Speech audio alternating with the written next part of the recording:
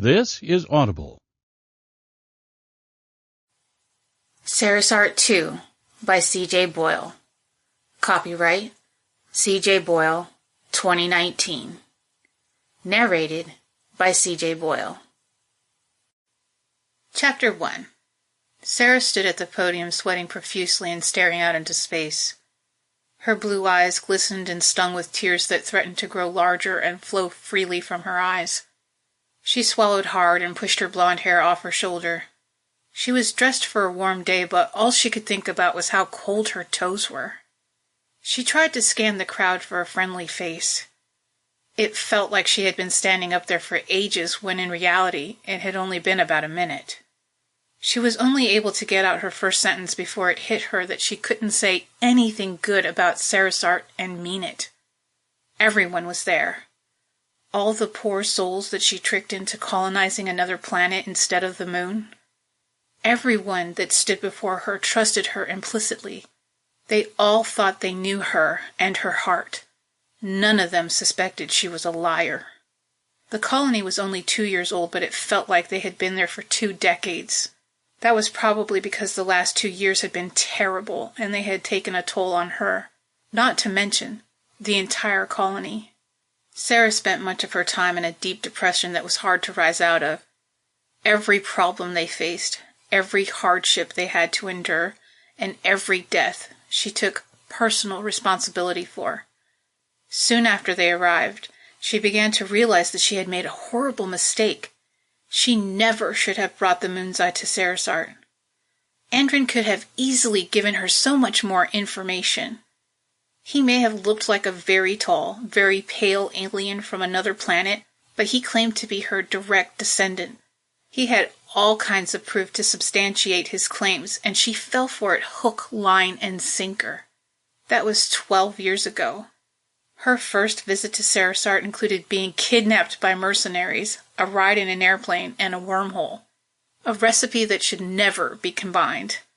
She had designed a rocket that could unfold into a self-contained colony. It was made in such a way that more could be sent up and connected to the existing structure. It was brilliant, if you were to ask her. Back then, she was so proud and so full of herself. Andrin had convinced her that when she got back to Earth, all her dreams about building her moon colony would come true. Except for one major change. After they blasted off, they would be sucked into the wormhole and planted on Sarisart 2,000 years into the past. He convinced her that she was single-handedly responsible for his entire civilization. Maybe it was her inflated ego. Maybe it was the fact that the scenario included a hunky husband named Andrew. But she agreed to go through with it. After all, it was fate, right? And you can't change fate, right? Her people spent most of their days working in the fields, either harvesting food or planting more. It wasn't a coincidence that they brought an abundance of seeds. They also brought over 200 fertilized chicken eggs to incubate and hatch. Even so, eating a chicken was rare. They were still cultivating the flock and trying to ensure its survival for generations to come. But they were very thankful for the eggs they produced. Cultivating the flock and trying to ensure its survival. She crunched the numbers several times. There was simply no way that 120 people could populate an entire species. Make that 111 because 9 people had already died. It didn't matter how they died. She blamed herself. It was her fault. All the scientists in the colony got together and decided that in order to propagate the species, each colonist had to agree to procreate with other people other than their spouses. Of course, the parents weren't to be chosen at random. They would be chosen according to DNA. Sara knew that more than likely, the children would be matched before they reached childbearing years. Scientists were assholes. They were blunt and point of fact. It didn't matter that some people didn't want to have children. What mattered was that it had to be done for the good of the people. They argued that the children could be created with in vitro and surrogacy. Technically, the parents didn't have to raise the child. But someone had to, and everyone agreed to do it. Everyone, including her. But that was before. Her eyes connected to Martinez. His dark curly hair was long and unruly, but it looked good on him. his gold badge reflected in the sunlight as he silently tried to encourage her to continue by smiling and nodding at her. It made her flash back to the time when they first met. He was one of the aforementioned mercenaries that helped to abduct her. Perhaps abduct was a harsh word. Back then the story, as she understood it, was that her father wanted her to come home. Her father was a general in the United States Air Force, and when he wanted something, he got it. He enlisted the help of a special ops team they called the Boy Scouts, and the rest was history. Literally. But the story, as she understood it now, was that Andrin had somehow convinced the general that his daughter was in danger. It was one of the now obvious ways that Andrin manipulated events so that he could ensure his people's future. She hated Andrin with every fiber of her being. She should have refused. She should have said no. Screw the fucking paradox. In all likelihood, she would have met and fell in love with Andrew in an alternate timeline, and they'd still have a son named after him. Drew was the light of her life and the only reason she was still hanging on.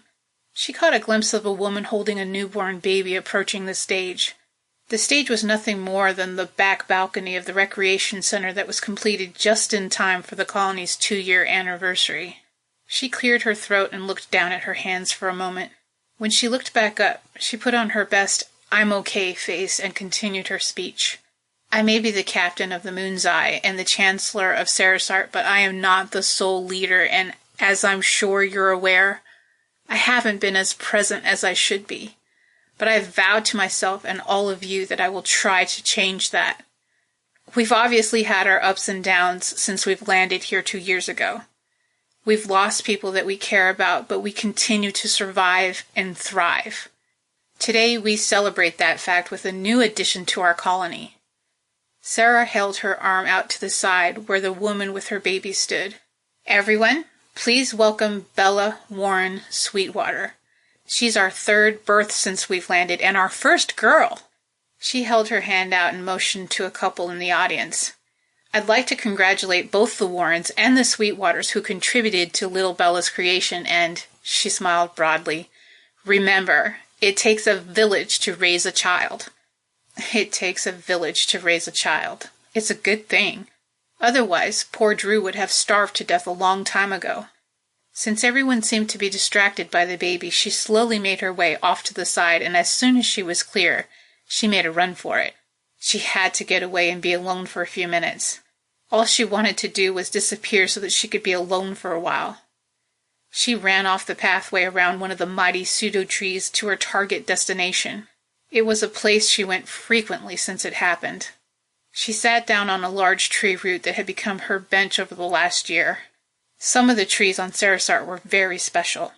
Just like the ones on her first visit to the planet, the trees were very tall with massive trunks, and all of them pulled moisture from the atmosphere, or anything wet that happened to touch them.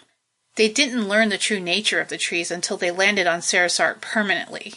They were almost entirely hollow, and the trunks were actually a type of air root. The deep blue and purple leaves were still one of the best parts of a sunset. She stared at the ground as tears began to stream from her eyes. She pulled a little tin pillbox from the inside of her jacket pocket and looked at it. I thought I'd find you here. She flinched and put the pillbox away as she looked up. Martinez was standing there looking down at her. He smiled softly. You okay? Sara rubbed her eyes and sniffed.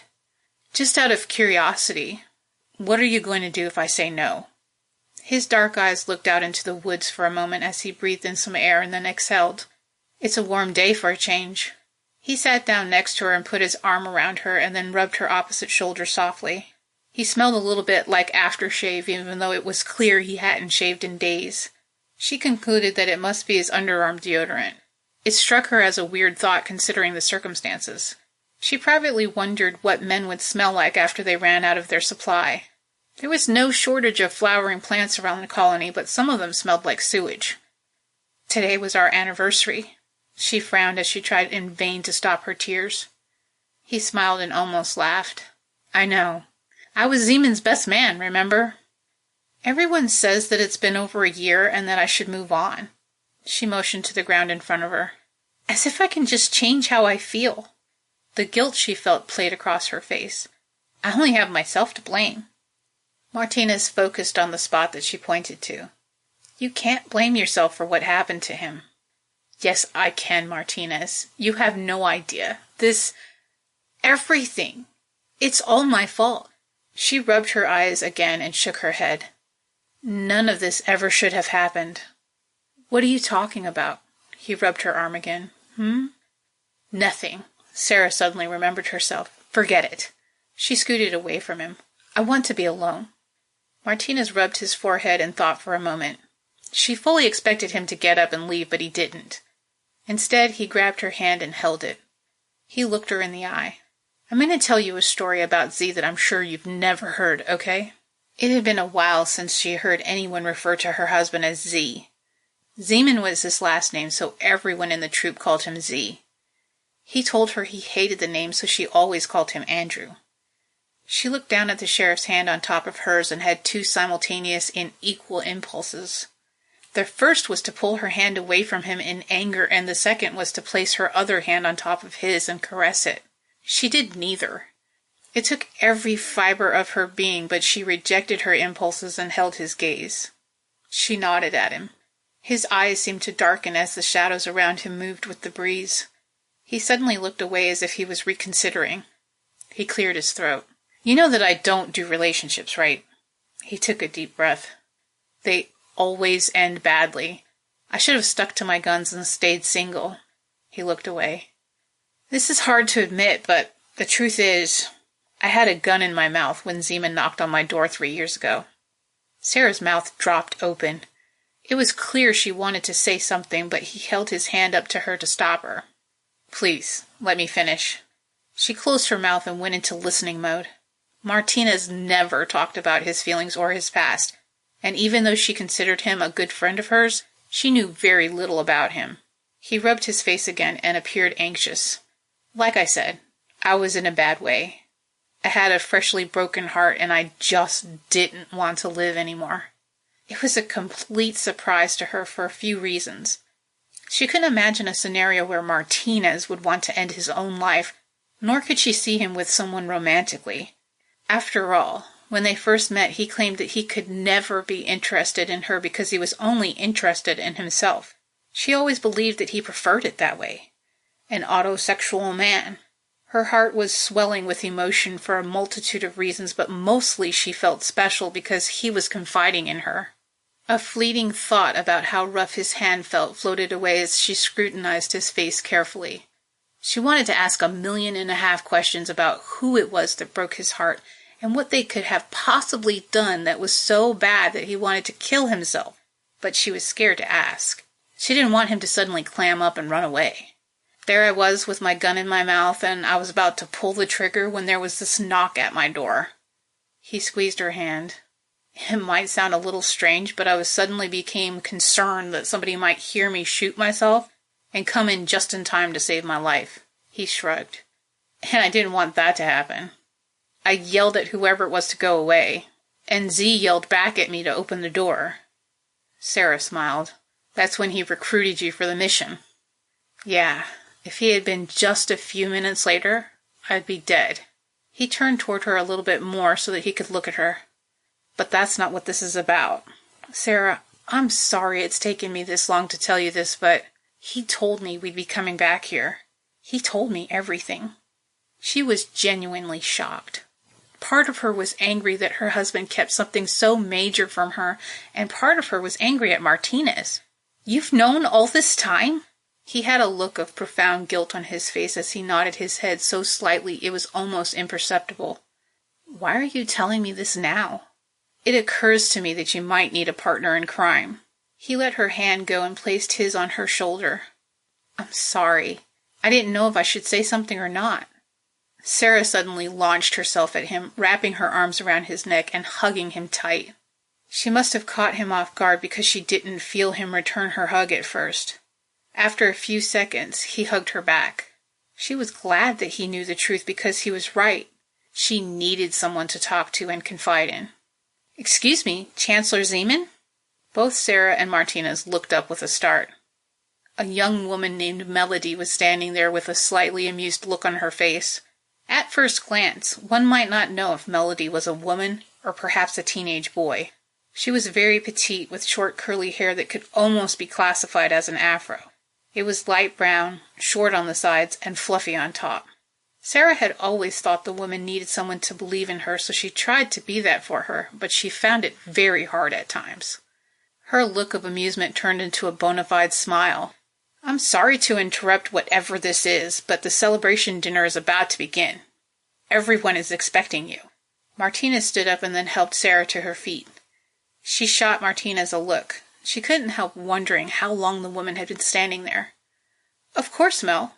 Lead the way." The celebration dinner wasn't as bad as she thought it would be. Just knowing that she had a confidant made her feel so much better. She and Martinez sat with a group of people on the balcony of the recreation center so that she could keep half an eye on her son Drew. The building was made with the hands of every able-bodied person who lived in the colony. It was log cabin style, but made with incredible workmanship. Once they landed on Sarisart, they had to locate iron deposits so that they could use it in their 3D printers. Sometimes, when she looked at something that the colonists made, she was thankful that they were all hand-selected for their skill. She leaned forward a little so that she could see Drew as he ran around in the grass below. He was playing with Travis O'Malley Jr., or just Junior for short. Even for a woefully depressed widower, Drew was and always would be the greatest love of her life. He was the cutest little 6-year-old you ever saw. The boy was as sweet as he was evil, but those big blue eyes of his could get him out of any jam. She watched him as he played catch with his brother, Junior. The boy couldn't catch a football if it gently floated to him like a balloon. But he sure tried.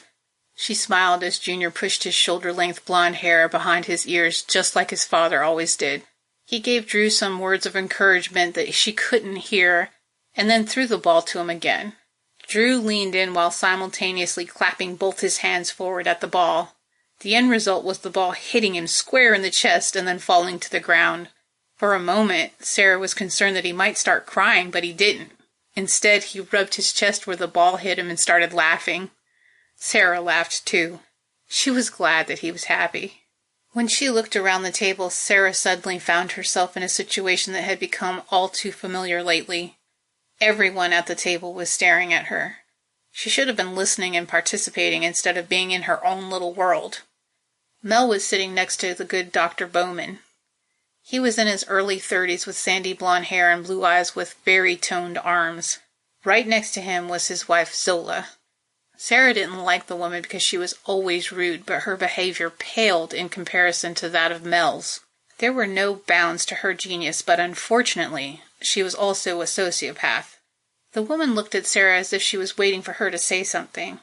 She finally turned to look at Martinez, who was rubbing one of his eyebrows. He was clearly uncomfortable. He winced at her and shook his head. Sara looked Mel in the eyes. "Did I miss something?" "No," Mel laughed. "I was just telling everyone that I found you and Martinez necking in the woods." Sara's mouth dropped open. "We weren't necking." She looked at Martinez, who couldn't help smiling. That only made things worse. She felt her face get hot with embarrassment.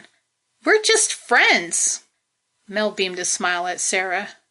The woman always made her slightly uncomfortable. She turned her attention to Martinez. "You're a real good-looking man, Sheriff. Why is it that I've never seen you with anyone?" "Yeah, Marty," Zola joined in. "Why is that?" Sara was horrified on his behalf, but she knew that he would never answer the question. He was a very private person, and it was rare for him to reveal anything about himself. Case in point, no one knew his first name, which was why people started calling him Marty. He rubbed his forehead right above his right eye again. It was as if there was an itch he always had to scratch, but only when he was uncomfortable or, perhaps, just trying to think. He cleared his throat. "Once I realized that my next relationship would probably end in murder-suicide, I decided to quit women altogether." Sara eyed Martinez. She wanted to grab his hand and hold it. It was the second time that night the man had mentioned suicide, and it concerned her greatly. Mel suddenly laughed and grinned at Sara. "Which one of you is murder, and which one of you is suicide?" The next morning when she opened her eyes, she became aware of one thing. She couldn't move. She was pinned in place and held closely by someone with far more body heat than should be possible. It took her a minute to realize that she was in her tiny living room and that she and the good sheriff must have fallen asleep on her couch. She tried to move again, but he didn't budge. She was comfortable and warm and felt safe. If it wasn't for the fact that she had to go to the bathroom, she might have stayed exactly where she was.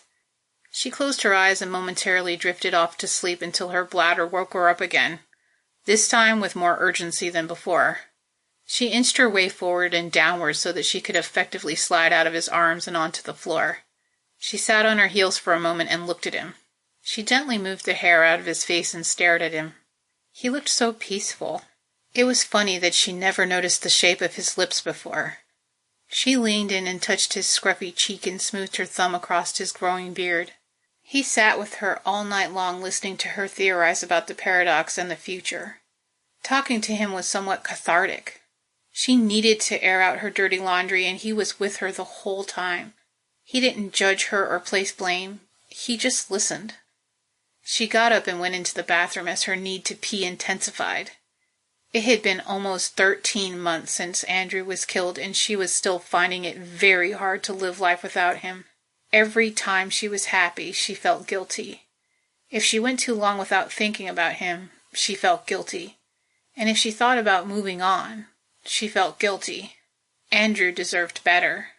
She leaned in the doorway and watched Martinez sleep. It was utterly remarkable, but if her calculations were correct, she actually got 5 hours of uninterrupted sleep. She shook her head and frowned. She decided to leave him where he was and go start her day. After all, the colony didn't run itself, and she promised to do better. Chapter 2. Uncle Marty! Martinez blinked open his blurry eyes, only to see an excited child bouncing up and down in front of him and yelling his name. Even though he had no clue what time it was, he knew it was too early to deal with that. The child jumped on top of him and proceeded to nudge his shoulder until he sat up. Even as he was being assaulted by the tiny yet adorable child, he couldn't help noticing that he could still smell Sarah's perfume. "Okay, Drew, okay," he laughed. He grabbed Drew and tickled him as he screamed with delight. Martinez had become his stand-in father over the past few months and enjoyed spending time with him. But he never had the pleasure or misfortune of waking up in the same house as him. The boy jumped off the couch and grabbed Martinez by the arm and tried with all his formidable might to pull him to his feet. He resisted at first, but when it was evident that Drew wasn't going to give in, he let the little pipsqueak pull him off the couch. He led him into the kitchen where Junior was preparing breakfast. The kitchen was barely the size of a small walk-in closet. It had a small stove, a refrigerator, and a countertop with 2 stools. Junior may have looked like a man in his mid-20s, but he was only 12 years old. When they traveled to Sarisart the first time, it was by way of an airplane and a wormhole. It was during that brief time that a biomechanical bug attached itself to O'Malley. It soon became evident that its function was to clone the host, and Junior was the result. But he was no normal child. He grew very quickly and was incredibly smart. He was 90% of the reason they were able to finish the Moon's Eye in the first place. Without the propulsion technology that he developed, there wouldn't even be a Sarisart. Martinez picked Drew up and set him down on the stool. "Where'd your mom go?" Drew reached across the table and grabbed a piece of fruit out of the bowl. "I don't know." Junior slid a bowl of oats across the table to Drew, but spoke to Martinez. "She went to see Dr. Bowman." He took a sip of water out of a plastic cup. "Why don't you call her?" Drew zoomed a spoon of oats into his own mouth. Each time Junior swallowed, he made a loud gulping sound that annoyed Martinez profoundly. "Why?" "Why are you here?" Junior set his cup down on the counter a little harder than necessary. "I don't approve, by the way." Martinez was by no means a stupid man. He surmised what Junior meant by his statement, and he found it insulting. "I've known Sarah since before you were nothing but a growth on your father's stomach. I don't need your approval for anything." Drew's eyes shot open. "You were a growth on your dad's stomach?" Junior pointed at Drew, but whispered to Martinez, "See what you did? That stuff is supposed to be kept secret." It was supposed to be kept secret, and he knew it. He never should have let the little bastard piss him off. To the rest of the people in the colony, Junior was a 24-year-old genius who developed new and exciting things. To Martinez, he was a creepy little kid that looked exactly like his namesake, O'Malley. His father loved him more than life itself, but after his child aged only 5 years but appeared to be 10 and was infinitely smarter than he was, he relied on Sara to raise him. O'Malley had all but abandoned him because he didn't understand him. Martinez bent over and smiled at Drew. No, he wasn't a growth on his dad's stomach. He ruffled his hair and hugged him to his chest. I was just teasing. He pulled his jacket on as he headed toward the door. Tell your mom that I'll talk to her later. As he walked out into the courtyard, he chastised himself for his slip of the tongue. He rationalized it by telling himself that even if he had said it in front of an adult, it would have been regarded as a weird joke. He watched his shadow creep across the dead grass in front of him as he listened to his footsteps crunch it flat. Since the days were much longer than they were on Earth, the sun wouldn't be up for another 4 hours. The weather on Sarisart was volatile and unpredictable. One moment it would be a pleasant warm day, and the next everyone is running for cover because ice shards are falling from the sky. A jacket was almost mandatory attire. If you didn't have one on, you better have one with you. A solar year was also very different and consisted only of 160 days. That was a fact that was easily determined while in orbit around the planet before they landed. He looked up and saw the very formidable, very large, and seemingly too close red giant planet in the sky. The Unan referred to it as Tavis, and it was only visible for about 30 days out of the year. Even though it was clear they were never going to get back to Earth, they all agreed that they would keep 2 calendars. They would celebrate birthdays and holidays as they normally would following the Earth's calendar, and they would keep track of Sarisart's seasons with a special calendar that reflected the days of the solar year. During his first visit to Sarisart, it was determined that the days were 34 hours long, but the solar system was very different then. It had 2 suns, a fact that confused the shit out of him. He wasn't a scientist, but he knew that a solar system had to have balance in order for life to exist on a planet within it. After the new sun appeared, that balance had to be dramatically disrupted.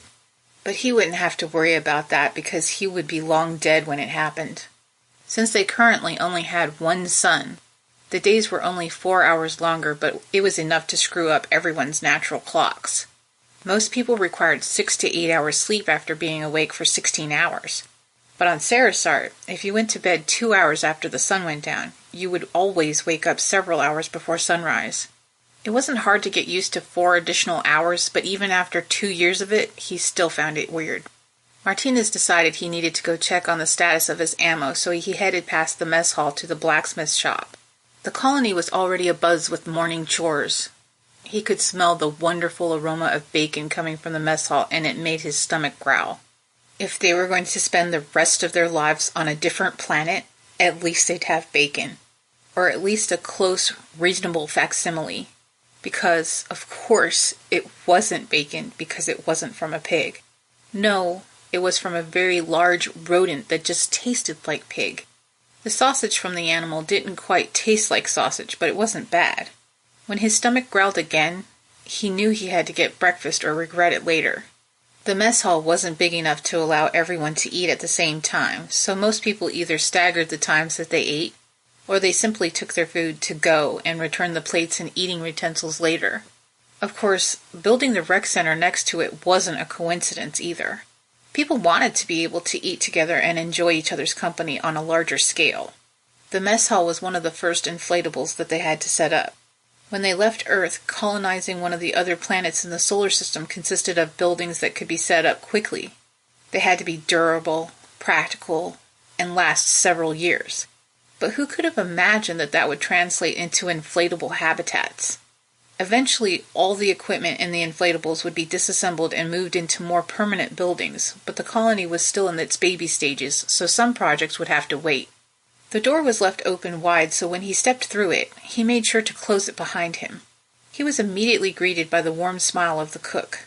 She was actually the only person over 50 that was allowed to board the Moon's Eye. Everyone else in the colony was under 45 years old at the time of launch. The only reason why she was allowed to join the mission was because she had a special skill. Not only did Agatha know how to make clothing using a loom, but she also knew how to make one. Moreover, she knew how to spin the cotton into yarn and make thread. Of course, when the woman applied for the mission, it was to be the head cook, not the sew master. No one knew it, but every aspect of everyone who applied was scrutinized in far greater detail than anyone could have imagined. When they first set out for the moon, the woman's hair was obviously dyed black and looked somewhat unnatural, but now it was dark gray with white highlights. She had deep laugh lines around her eyes and a mole square in the middle of her dark eyebrows. Martinez smiled. "Good morning, Aggie."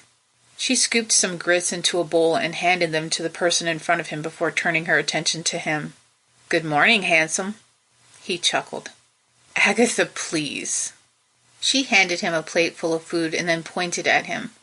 "We've talked about this hot stuff. It ain't sexual harassment if you like it." She winked at him. Martinez smiled and shook his head.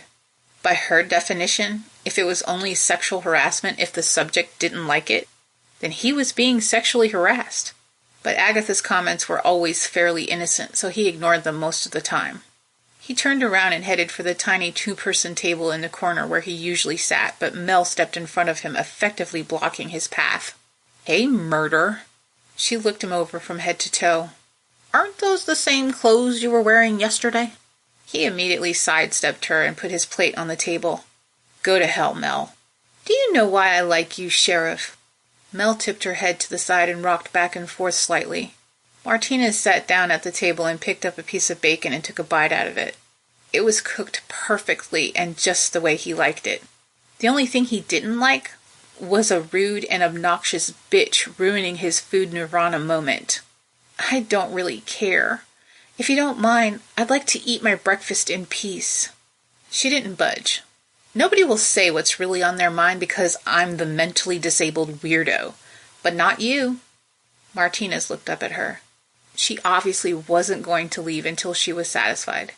They're not being polite because you're mentally disabled. They're being polite because they think you'll snap and go on a murdering spree. And since you're a sociopath, you won't even feel guilty afterward. I know the difference between right and wrong." He sighed and rolled his eyes.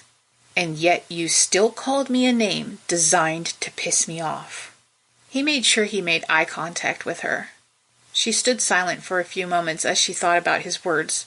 She suddenly smiled and walked away. "Whatever." Martinez watched her leave. The woman brought new levels to the word annoying. He was relatively confident that the first murder on Sarisart would involve her, and if he were a betting man, he'd bet that she would be the victim. He never liked the decision to let her come along, but it wasn't his, it was Sarah's. She felt that the knowledge that Mel carried in that beautiful mind of hers was well worth the risk. If anyone had bothered to ask his opinion, he would have been glad to give them an earful as to why it was a bad idea. After he finished eating, he went straight to the blacksmith shop. David Bear was one of the largest men he had ever seen, and most likely the strongest one, too. Every time he stood next to him, it made him feel small. He walked through the door expecting to see David 3D printing his bullets, but instead, he was pouring molten metal into some molds. Martinez stood still and tried not to make a sound because he didn't want to startle him while he was doing something so delicate. "I'll have your bullets for you by the end of the day, Sheriff."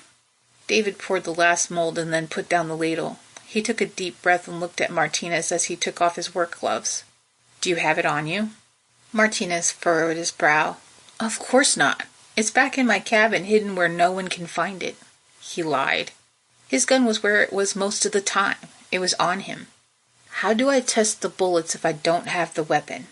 David's voice was so low sometimes it rumbled. Martinez had to tip his head up to look him in the eyes. He knew everyone in the colony better than they knew themselves. A mercenary had to study his targets. He had to know what made them tick. He applied those skills to his current job.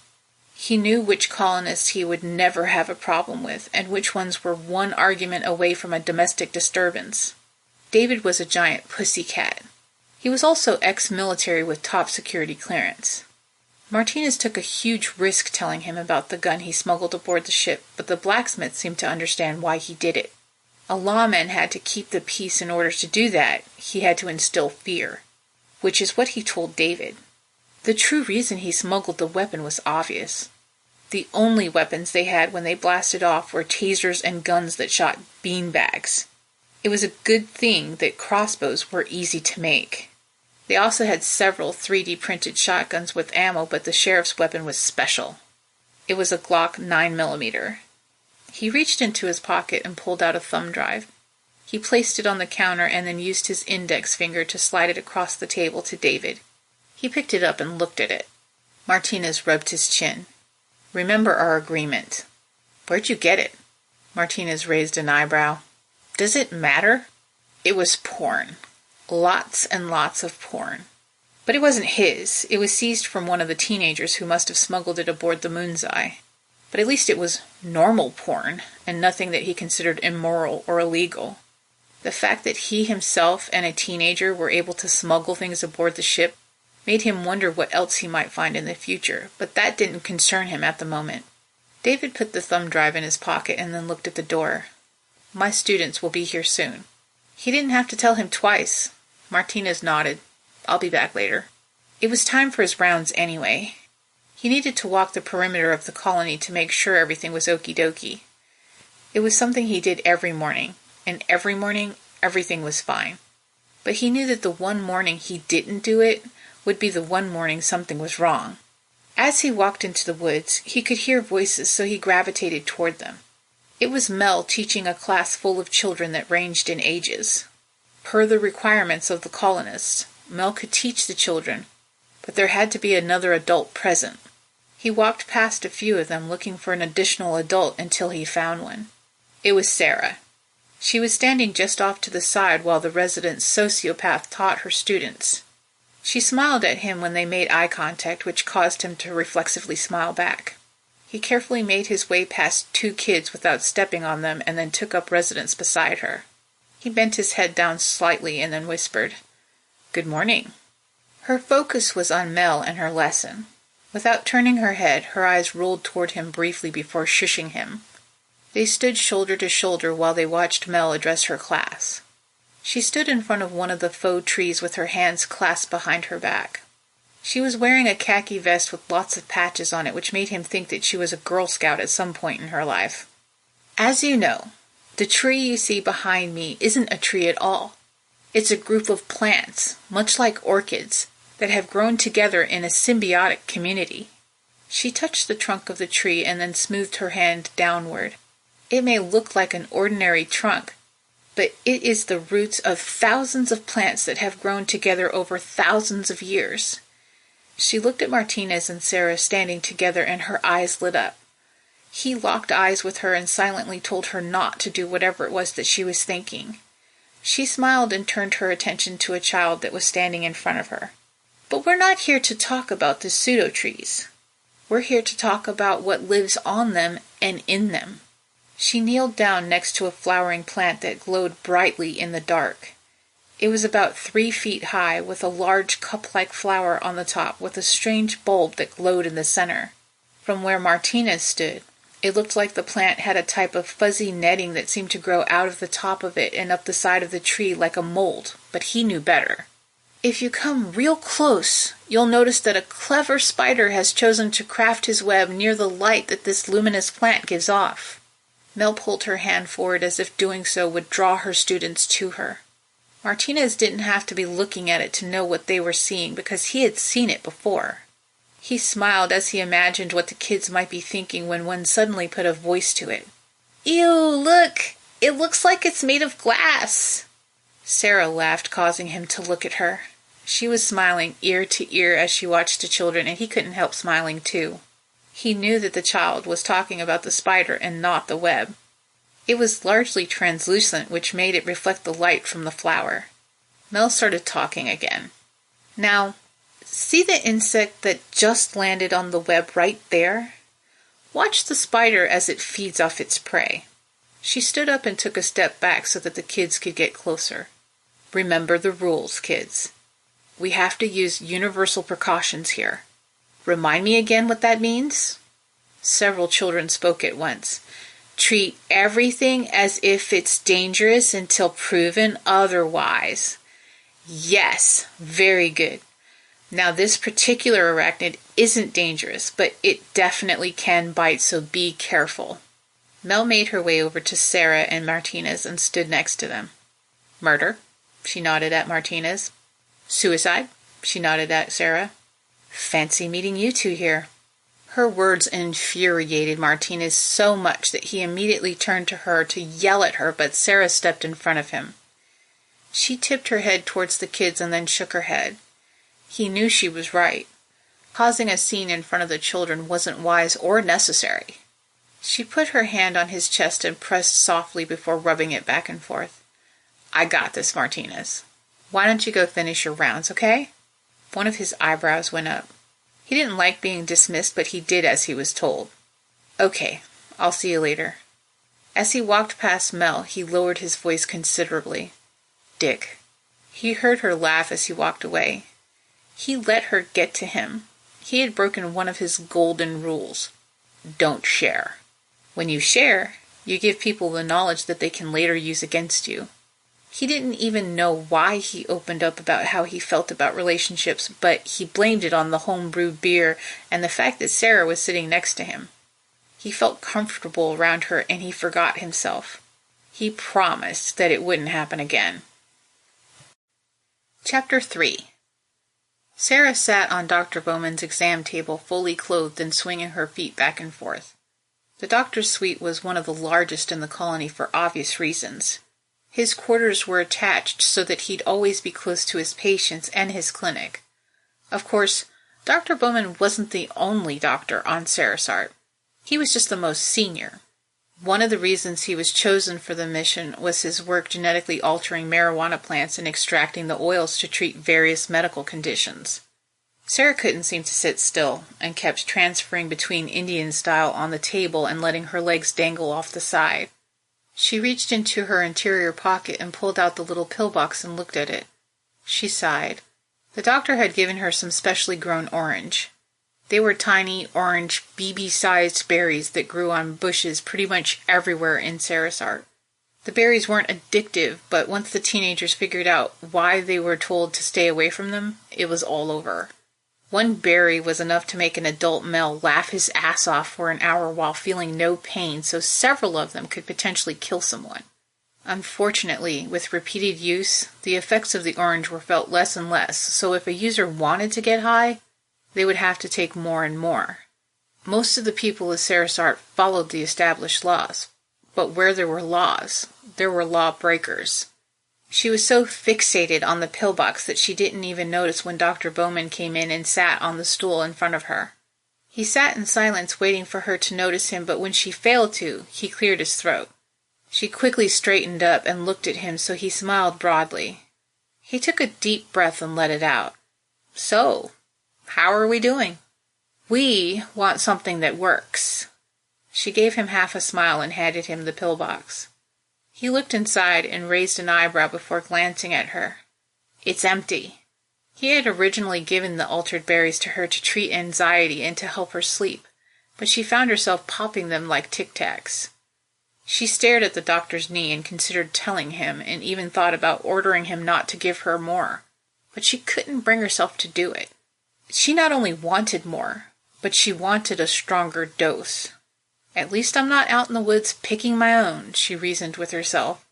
The doctor pulled his keys out of his pocket and stepped over to his medicine cabinet.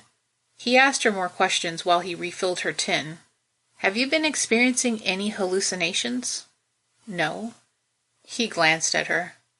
Dizziness? Loss of consciousness? No. He closed his cabinet. How are you sleeping? There was no way in hell she was going to reveal the fact that she actually slept 5 hours straight the previous night, because it wasn't likely to happen again. She rubbed her sweaty hands on her jeans and looked up at him. I don't. Not really. He held out the pillbox to her by holding it between his index finger and middle finger. She took it from him and immediately opened it up to see how many he gave her. She was hoping it would be full, but instead it only had 12 inside. She pushed the berries one by one as she recounted them, and tears started to sting her eyes. She looked back up at him, and he gave her a stern look. No more than 4 a day. I'm not refilling them early anymore. Not even for you. The doctor sat back down on his stool and took a deep breath and let it out slowly. Sara may have been self-centered, but she still had the capacity to recognize when someone had something on their mind. She put the pillbox back inside her jacket pocket and tried to blink her eyes dry. She knew whatever was on his mind, she wasn't going to like it. What? You're going to have to stop taking them sooner or later, especially if you're going to have another baby. Not this again. Sara jumped down from the exam table. The doctor stepped in front of her. Sara, everyone agreed, even Zeeman. She sidestepped him and continued toward the door. I don't care, Chad. I told you I'm not having... She stopped and turned around. Wait. Why did you say it that way? His eyes shot open and he blinked a few times. Sara, it is not what you think. If that was true, why did he look so goddamn guilty? She knew what was happening and she didn't like it. She ran out of the clinic at full speed with her heart racing and tears streaming down her face. She knew it to be true. She knew it.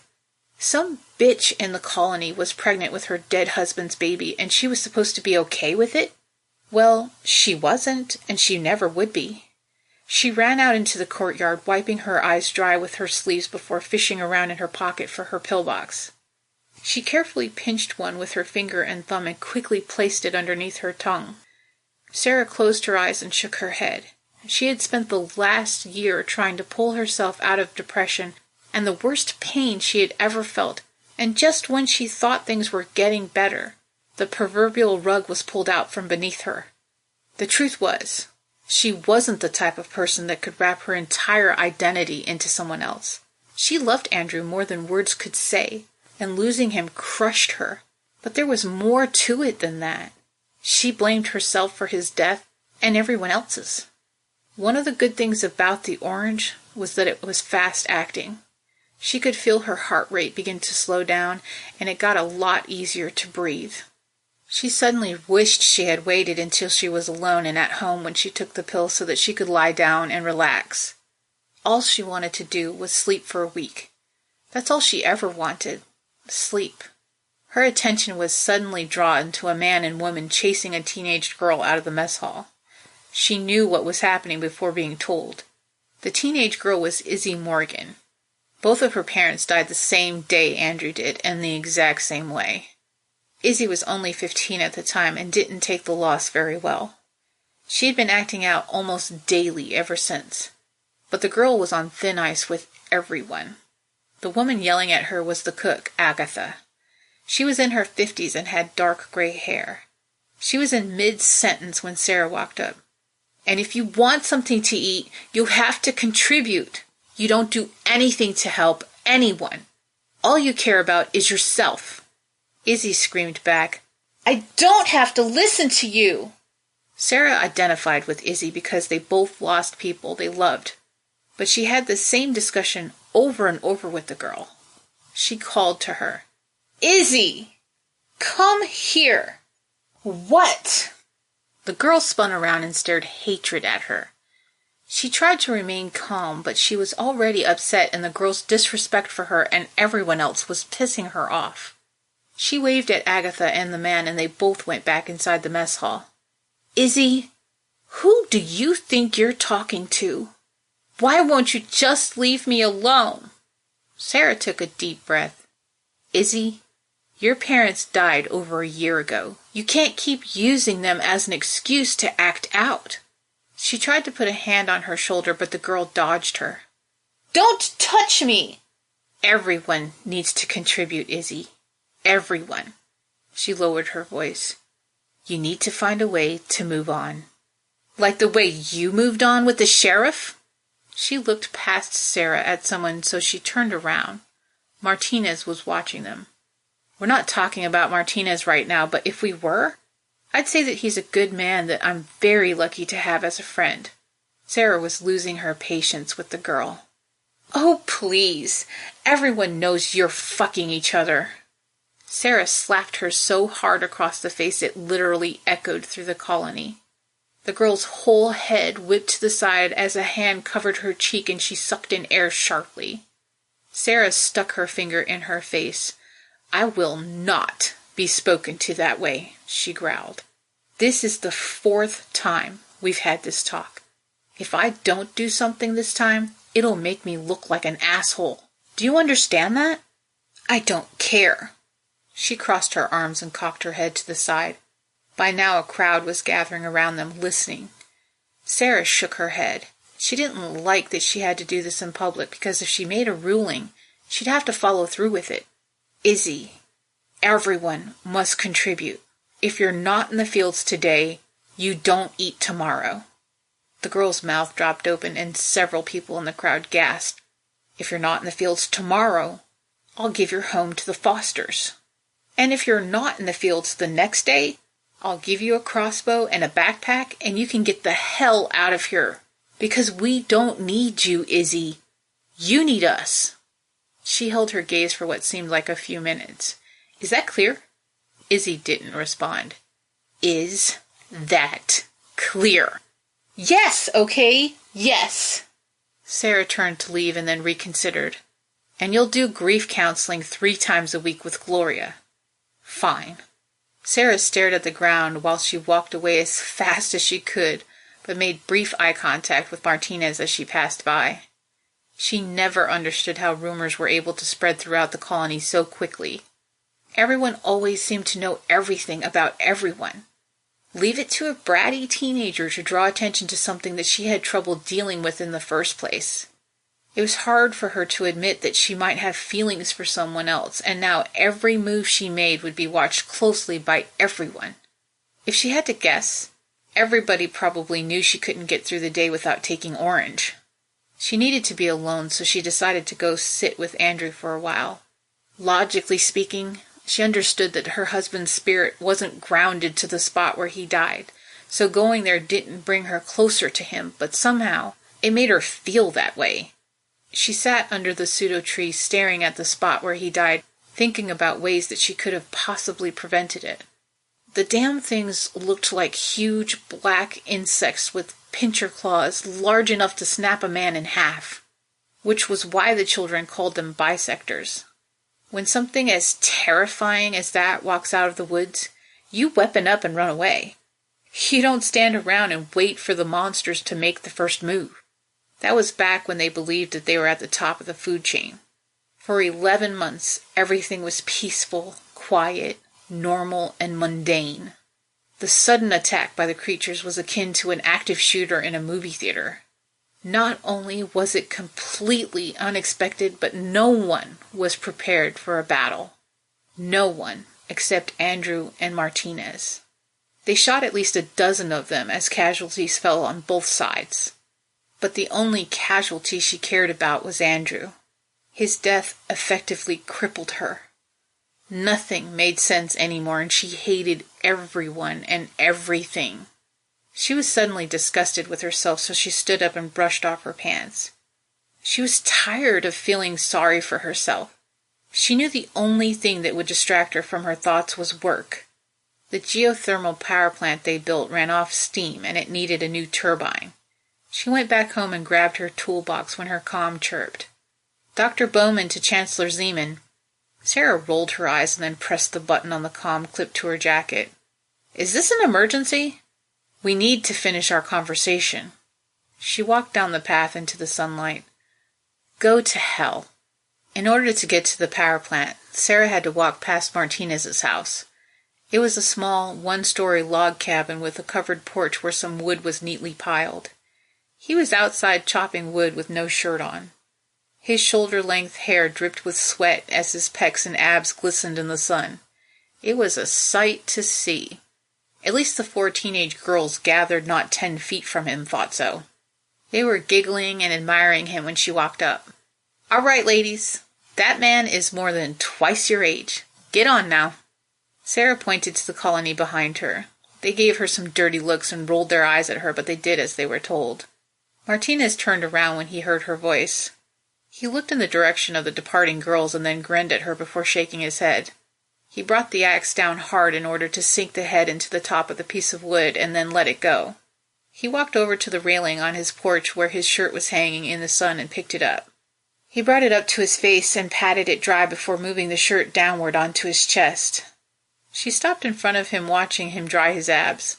He could tell that she was ogling him, so he pretended to be shy and held his shirt against his chest to cover himself. He tried his best to act demure. "What are you looking at?" She pointed at him. "I think your pecs might be bigger than my boobs." She laughed.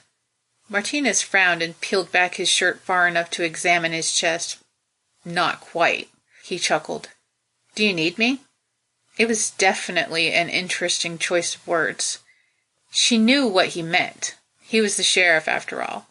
Her relationship with Martinez started over 10 years ago and 2,000 years into the future. It started out an honest one, and it hadn't changed. She was never afraid to say anything to him. She never had that type of relationship with anyone, not even Andrew. She watched him wipe his hands off with his shirt and then looked him in the face. "I don't know, Martinez. I'm starting to see you as the sexy beast that you are, and it's making me have thoughts." She managed to surprise even herself with her words and instantly turned red. Martinez laughed pretty hard until he realized that he was the only one laughing. He narrowed his eyes at her. "You're not laughing." She raised her eyebrows at him and eventually smiled. She pointed past his cabin. "I'm going to shut down Unit 3 and change the turbine to a slightly larger one." Martinez glanced over his shoulder toward the power plant. "By yourself? Why? You don't think I can?" He looked uncomfortable for a moment. "No, I know you can." He looked over his shoulder at the power plant again. It was roughly 200 yards away. "Keep your calm on you. I'll check on you later." He managed to make her feel all warm and fuzzy inside for wanting to protect her while simultaneously pissing her off for ordering her to keep her calm on. She continued past his cottage onto the power plant. Just looking at the small building made her feel bad about herself. Everything they accomplished in the colony was pre-planned years before they arrived. There was definitely no need for geothermal energy on the moon. Nor would there be a reason to put a satellite into geosynchronous orbit directly above the colony. But there was on Sarisart. It was literally the only reason the comm devices worked. Aside from her husband, poor Junior was her only confidant when they were secretly planning to set up life on another planet. Andrew listened to her rantings and ravings about all the things that were going wrong, and Junior helped her figure out the science behind the things they needed to do. She was very smart, but she couldn't hold a candle to Junior's level of intelligence. It was the nanobots that ran around inside of him. She often wondered if they ceased to function if he would suddenly be a normal 24-year-old kid. The building was made out of 4 different family units. They were sturdy and waterproof and would last at least 7 decades. She liked working with her hands. It calmed her down and allowed her to think. She picked up her automatic drill and pressed in the cross-tip attachment and then removed the cover over the circuit box. Of course, since she's forever unlucky, as she removed the metal cover, the corner cut her finger. "Ouch! Son of a bitch!" She watched the blood bead into a ball on her index finger before sticking it in her mouth and licking it clean. She looked at her finger again and watched it bleed again. It was a little cut, but the blood flowed freely. She went back to her toolbox and opened the bottom drawer. She was a mother, and as such, she always carried bandages. She smiled as she placed the Band-Aid on her finger. Every time she got hurt, she would often say or cry out, "Son of a bitch!" And every time she said it, it reminded her of her friend Crosby. He was as black as a man could be and so muscular he could put the fear of God into anyone. But he was also a giant teddy bear. He was the first of her abductors to befriend her and offer his protection. Hours had passed before she had realized that night had fallen. She was almost done, and she never liked to leave things unfinished. She liked to complete everything that she started, and if she could do it in the same day, all the better. It wasn't because it gave her a feeling of accomplishment. It was because if something happened to her, the job was complete. No one had to worry about it. After another hour had passed, She was watching her success spin so fast it was making her hair lift off her shoulders. She walked over to her jacket and found her pillbox. She wasn't feeling anxious or sad, but she knew if she didn't take one, she wouldn't sleep. She stuck one of the berries under her tongue and started to gather her things. "Sara?" She jumped about a foot into the air and spun around quickly to find Dr. Bowman standing there. She put her hand over her heart. "You scared the hell out of me." The doctor tipped his head to the side and laughed. "I'm sorry, I didn't mean to." Her heart was still racing. "How'd you find me?" "You're calm." His blue shirt matched his eyes perfectly. "We need to talk." She walked over to her toolbox and grabbed the ratchet. "I came here to get away from you." Sara tried her best to ignore him and went on with her work. The doctor was a good, caring man, but she didn't want to listen to him tell her who was pregnant with Andrew's child. Her eyes pleaded with him. "I don't want to hear anything you have to say. Please just leave me alone." "Look, Sara, I get that you're not ready to deal with this, but—" She quickly walked out of the building and away from him, but he caught her arm. "Chad, don't!" She pulled her arm away from him. He put up his hands. "Fine. I just came to tell you that you can't banish Izzy from the colony. And I don't want her working in the fields either. Doctor's orders." Sara's eyebrows shot up and her mouth dropped open. "Dr. Bowman, Izzy is only a teenager. Please tell me that she isn't the one that's carrying Andrew's child." Her heart thumped against her ribcage so hard it concerned her. The doctor looked at the side of the building as if the words he needed to say would be written on it, and all he needed to do was read them.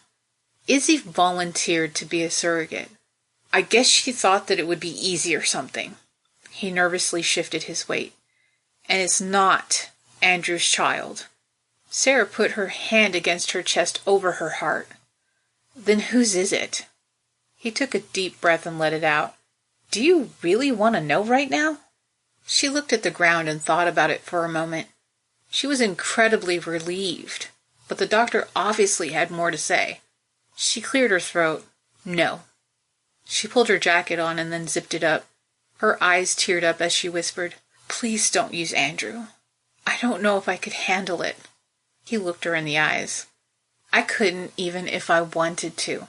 He took a deep breath again. When night had fallen, so did the temperature. His breath seemed to take form and float away from him. "I'm risking my life by telling you this, but Martinez came to the clinic a few months after your husband died and forced me to destroy his samples." He considered for a moment and then pointed at her. "And when I say forced—" "I get it," she interrupted. "I'm just saying that maybe you shouldn't tell him or anyone else that I told you." He turned to walk away. "We need to finish our conversation sometime soon, though." As the doctor was walking away from her, she closed her eyes for a moment. How could you do this to me?" He spun around quickly and pointed his finger at the ground. "Again." Everyone agreed. Everyone. Even you. He angrily waved his hand to the side. "You gave me your eggs, for Christ's sake." Sara stared at him. She had trouble coming to grips with the situation. "You didn't even give me a heads up." He took a step forward and looked into her eyes. He was obviously angry, but spoke low. "What part of this do you not understand? I already had permission. I didn't need to ask for it." His demeanor changed when he realized that she was crying. He jammed his hands in his pockets and then tipped his head to the side. "You could have come to me. You could have said something sooner," he shrugged. "Look, just because it's yours doesn't mean you have to raise it." "Of course it does." Her eyes shot open. "How would that look?" The doctor shook his head. "Is that all you're worried about? How it would look?" He turned around to leave again. Sara called after him. "Who's the father?" He didn't even bother to turn around. "I can't tell you until I've told him first." He waved his hand to the side. "I'll get back to you." She was stuck in place, watching him walk away until he disappeared into the darkness. She had a son made by love, a godchild made by a paradox, and a child on the way made by science and an asshole of a doctor named Chad. Chapter 4. Junior was working in his shop trying to fix a broken drone. If he wanted to explore the planet without actually leaving the colony, then he needed it to be working. He pressed the soldering iron to the circuit board while he thought about his first flight with it. Unfortunately, it was also his last. The planet had frequent ion storms that caused solar flares which fried the circuitry. Saying that he should have known better is a huge understatement. Protecting the electronics by hardening them was something you did as a rule, especially if you were talking about space travel or exploring unknown worlds. Something behind him made a constant low tone, so he put down the solder and turned around. His shop was small, but it served him well. It was full from top to bottom of bits and pieces of electronics. Some he harvested from now unused equipment, some he was crafting from scratch. The tone was coming from his tablet. He stared at it as his face turned pale. "That's impossible," he whispered. He pressed the comm that hung off his collar. "Junior to Chancellor Zeeman." He waited a few moments for a response. "Junior to Sara, are you there?"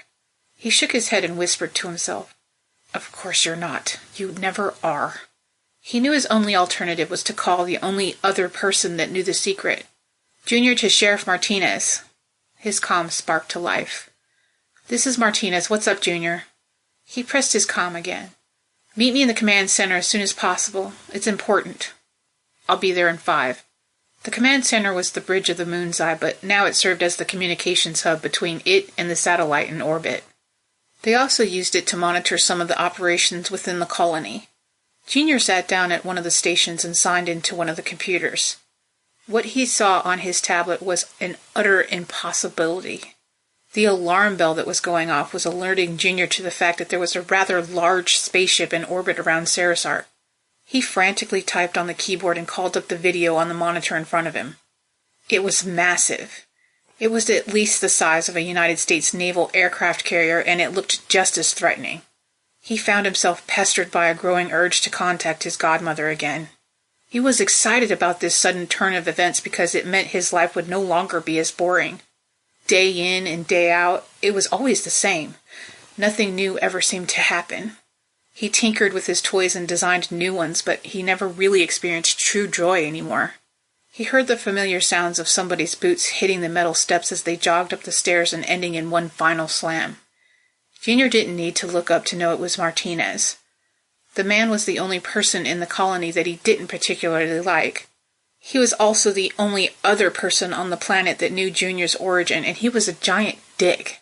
He always treated Junior like he was an annoyance because he believed that his relationship with Sara was unnatural. Logically, it was. He was a boy who aged 2 times as fast as normal children and was infinitely smarter. His father and his namesake loved him, but after a certain point, he no longer knew what to do with him. Imagine being the equivalent of a 10-year-old boy who never had a mother suddenly getting round-the-clock attention from a woman that he idolized and revered. She gave him the much-needed attention he craved, and he fell in love with her in some very confusing ways. Andrew treated him like a son and was a very understanding man. He knew how Junior felt about his wife and even had a few conversations with him about it. He said it was natural and nothing to be ashamed of, but that nothing would ever come of it. Even though he loved the man's wife, he also loved and respected Papa Z. He looked at Martinez as he walked up to him. Ever since his godfather died, he and Martinez had been co-parenting Drew when Sara was missing in action. And she was missing in action a lot. That's when Junior realized that Martinez hated him and why. It wasn't just because of his love for Sara. It was because he was jealous of his special relationship with her. Junior's nose was suddenly attacked by the smell of men's cologne and laundry detergent. The sheriff had obviously spent some time primping in the mirror that day because he was also clean-shaven, and his hair looked like it had actually been combed. Junior wasn't an idiot. He knew that his change in his personal hygiene had to be the direct result of his impromptu sleepover with Sara the night before. He tried to push down the anger it made him feel and be understanding, but he found it difficult. Martinez was the rugged, good-looking type that could have anyone in the colony he wanted, so why, pray tell, did he want his best friend's wife? "Where's Ma?" Junior asked. I tried to call her, but she didn't answer." Martinez grimaced. It was something the man unconsciously did every time Junior referred to her that way. Once he realized that it bothered him, he did it as much as he could. Last I knew, she was fixing a turbine. Junior looked back at his monitor and then pointed at it. He watched Martinez's face as he looked at it too. It shifted from partially annoyed to utter shock. The presence of a ship in space changed everything and flooded Junior's mind with a million questions. Were they human? Were they alien? What did they want? Were they there for the people of Sarisart, or was their visit just a coincidence? Have they already detected Sarisart? Those were just a few of the questions that he peppered Martinez with, but the man didn't have any of the answers. But the sheriff managed to surprise him with one question. "Can you contact them?" Martinez regarded him with interest. "Send them a message?" Junior's mind started working on all the ways that he might make that happen. The satellite wasn't rigged for first contact. There wasn't a need. The most he could do was use some of the exterior lights to send a message using Morse code. Of course, they wouldn't understand the message unless they were from Earth. Maybe, but I need Ma, Junior said as he started punching at the keyboard. Martinez grimaced again but nodded. "It's late. She's probably sleeping." Junior laughed. "You do know who you're talking about, right?" "I'll go find her." He turned to leave. Junior turned back to his computer and started feverishly typing away. He suddenly thought about something. If she's actually sleeping, don't wake her up. He stopped before descending the stairs. He glanced back at Junior briefly. "I won't." Martinez grabbed the rails and practically slid down the stairs. It was late, but he knew that Sara wouldn't be sleeping. He hoped that she would still be at the power plant, but even if she wasn't, the colony wasn't that big. She had to be somewhere close. The night air was crisp and cold, so he zipped his jacket shut. The damn weather did whatever it wanted. One day it felt like summer, and the next it felt like winter. He missed the seasons of Earth. He wanted it to be winter or summer, but not both at the same time. The colony was dimly lit by solar lights, but he knew it so well that he could have navigated it in pitch darkness if he had to. There were clotheslines pulled between two of the inflatable living quarters with clothes on them. He always thought it was a strange thing. Hanging clothes to dry in frigid weather seemed counterproductive. He decided to start his search at the power plant and work from there. He quickened his pace a little bit and headed toward his cabin. It had been a long day and he was tired. He was usually in bed at that time, but there was a domestic disturbance that he had to deal with. The Decker family was definitely trying his patience lately. Miss Decker was a very passionate woman who liked to hit her husband when she was upset, a fact that would have kept them both off the moon's eye if he had known beforehand. Martinez helped Zeeman do the background checks on everyone who applied for the mission. If any of them were dangerous in any way, shape, or form, they wouldn't have been approved. He stopped dead in his tracks when he realized that his search was over before it even started. Sara was sitting on the steps of his cabin. He was looking for her, and he wanted to see her, but he still found it weird that she was sitting on his doorstep in the middle of the night. And it didn't take a detective to figure out that she must be waiting for him. He had to assume that she was having some issue that she believed that he could solve. He watched her for a few moments. He couldn't see her face through the shadows, but her body language suggested that she might be upset. Martinez didn't like it when she cried, but it was a common occurrence these days. He walked up slowly and cleared his throat softly, hoping not to startle her. It didn't work because she flinched before looking up at him. He smiled softly at her. "You know, it's unlocked. You could have gone in. It's freezing out here." She sniffed loudly and looked away. He tipped his head to the side and tried to see her face. "Why'd you turn off your comm?" She rubbed the end of her nose with her bare hand. "Because the doctor used it to find me when I wanted to be alone." He wanted to tell her about the spaceship because it was eating a hole in his head and he wanted to get free of it, but he knew it probably wasn't the right time. And what'd he want? Her face turned angry. "To tell me that I'm going to be a mother?" Martinez's eyes shot upward and half a nervous laugh managed to escape his lips. I didn't even know you were," he motioned to her, "active. Congratulations?" Sara rolled her eyes up to him and stared at him as if he were stupid. "Izzy is pregnant with my child." Whoa. He sat down next to her. That's wrong on so many levels. He considered for a moment. Who's the father? She shrugged and shook her head. The silence of the night was as loud as the awkward pause was painful. Martinez wanted to say something, but he was never good at the touchy-feely stuff. People will be getting up soon. You need to go home and get some sleep. She almost laughed. I never really sleep. He put his hands in his jacket pockets because his fingers started to sting from the cold. His dark eyes twinkled in the light as he grinned. You seemed to sleep pretty good the other night.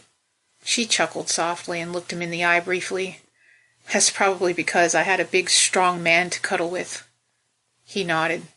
Come on, let's go. He stood up. Sara didn't budge. She just looked at him with her sad, bloodshot red eyes and waited for him to clarify things for her. Martinez wasn't an exceptionally smart man, but he knew people. The night before, when Sara unloaded her dirty laundry about Sarisart, it relieved some of her stress, which made her fall asleep. It probably had very little to do with his big, strong arms, but he was willing to give it the benefit of the doubt. In that moment, he convinced himself if cuddling with someone helped her sleep, it was probably because she was pretending that Zeeman was holding her. Martinez held out his hand to her. Come on, let's go cuddle. She looked at his hand for a few moments and then finally took it. He released it as soon as she was on her feet and then pointed to his door before ascending the 3 stairs. It suddenly hit him that it was the first time he had had company. He stepped to the side and let her pass as he scanned his living room for laundry or half-eaten food that he needed to either hide or put away before she saw it. It was very sparsely decorated. He would blame it on the fact that they were on a different planet with very little to go around, but the truth was, his apartment back on Earth looked much the same way. There was a handmade couch and a couple of end tables in the middle of the living room, and the kitchen appeared to be nothing but a counter with a wood-burning stove. It had a flat top with a pan sitting on top of it. He looked at Sara and wondered what she might be thinking. Her eyes seemed to twinkle a little bit in the low light. She took a few more steps into the room as he closed the door. Do you want some water? She ignored his question entirely and rubbed her eyes. Looks bigger on the inside than it does on the outside. If I had had a say in it, this room would be it. He pointed to the back of the cabin. They said we needed to think of the future and who might live here after I die. Well, that's morbid. He smiled broadly. Well, it's better than their original argument. She raised an eyebrow at him and tipped her head. He chuckled. They were trying to convince me I'd need it when I got married and had children. Sara yawned and then tapped him on the shoulder with her hand. It could happen. He motioned to one of the rooms as she exhaled loudly. She pulled her jacket off her shoulders and just let it fall to the floor before walking ahead of him into the bedroom. He watched her curiously as she kicked off each of her shoes on the way through the door. He suddenly found himself pestered by the fact that he just invited his best friend's wife into his bedroom. He and Zeeman had been friends since they were in their early teens. They were literally wards of the United States Army and raised to be killers. Children can be impressionable, and when you take a bunch of them who are desperate for attention and hand them guns, you got yourself murderers who want to keep Daddy happy. Or the Colonel, to be exact. But Zeeman was as good as they come. He was loyal, and his moral compass kept the Boy Scouts from misdeeds that could potentially send them to hell for all of eternity. Martinez took off his jacket and placed it on the hook on the wall. He looked at his small single-sized bed and began to think of the logistics of 2 people sleeping in it. He pulled his shirt out of his pants and pulled it off, revealing a white undershirt. He didn't intend to take off any more clothing except his shoes when he suddenly realized that she was taking off her pants. Seeing her unfasten her pants and pull them down past her rear scared him as much as it excited him, but he couldn't look away. It was then that he saw the black leggings that she wore underneath, and he was relieved. He pulled back the covers just enough for him to climb in and lay on his side. He had no ulterior motives for wanting to help her, but he was nervous nonetheless. Sara didn't seem fazed by the situation at all. She sat down on the edge of the bed before jamming her legs underneath the covers and then laying down next to him. She rested her head on his arm near his shoulder and made herself comfortable. Martinez watched her close her eyes and take a deep breath as if she was finally able to relax. He pulled the covers up and then tucked them around them and then put his other arm around her. He held her close as he closed his eyes and tried to sleep. This time, it wasn't as natural as it was the first. At least not for him. The first time, she was so exhausted that she passed out leaning against him. She needed to sleep, and he didn't want to wake her, so he simply stayed put. Now he found himself nervous and unable to sleep. He laid there, holding her and smelling her perfume, as he chastised himself for his newest form of self-torture. He must have eventually fallen asleep because the next morning when he woke up, he was on his back and she was holding him. One of her legs was laying on one of his, and her arm was over his chest. He put his hand on her forearm and rubbed it gently. "Sarah?" She hummed softly and then slowly turned over, a move that would make her fall off the bed if he didn't save her. He moved quickly and pulled her back onto the bed while turning toward her. She cried out in surprise and then laughed as she realized what was happening. Seeing her laugh instantly put a smile on his face. They looked into each other's eyes as the smile slowly dissolved into mutual wonderment. She placed her hand on his cheek. "You shaved your face." The combination of feeling her body underneath his and the warmth of her hand on his face was too much for him to resist. Their faces were so close. He could feel her magnetic pull. He wanted to kiss her. He wanted to, but he didn't. She kissed him. The kiss made his heart quicken and his body ready for the proverbial roll in the hay, but his mind was racing, predicting the ultimate end. He couldn't allow it to happen. He broke free of their passionate kiss and looked in her eyes. He could see that she wanted him just as much as he wanted her. He backed away from her. "We can't," he whispered. She grabbed both sides of his face and gently stopped his retreat. "Please," she kissed him gently on the lips and then whispered, "I need you." He found himself kissing her again. She was making him high and drunk at the same time.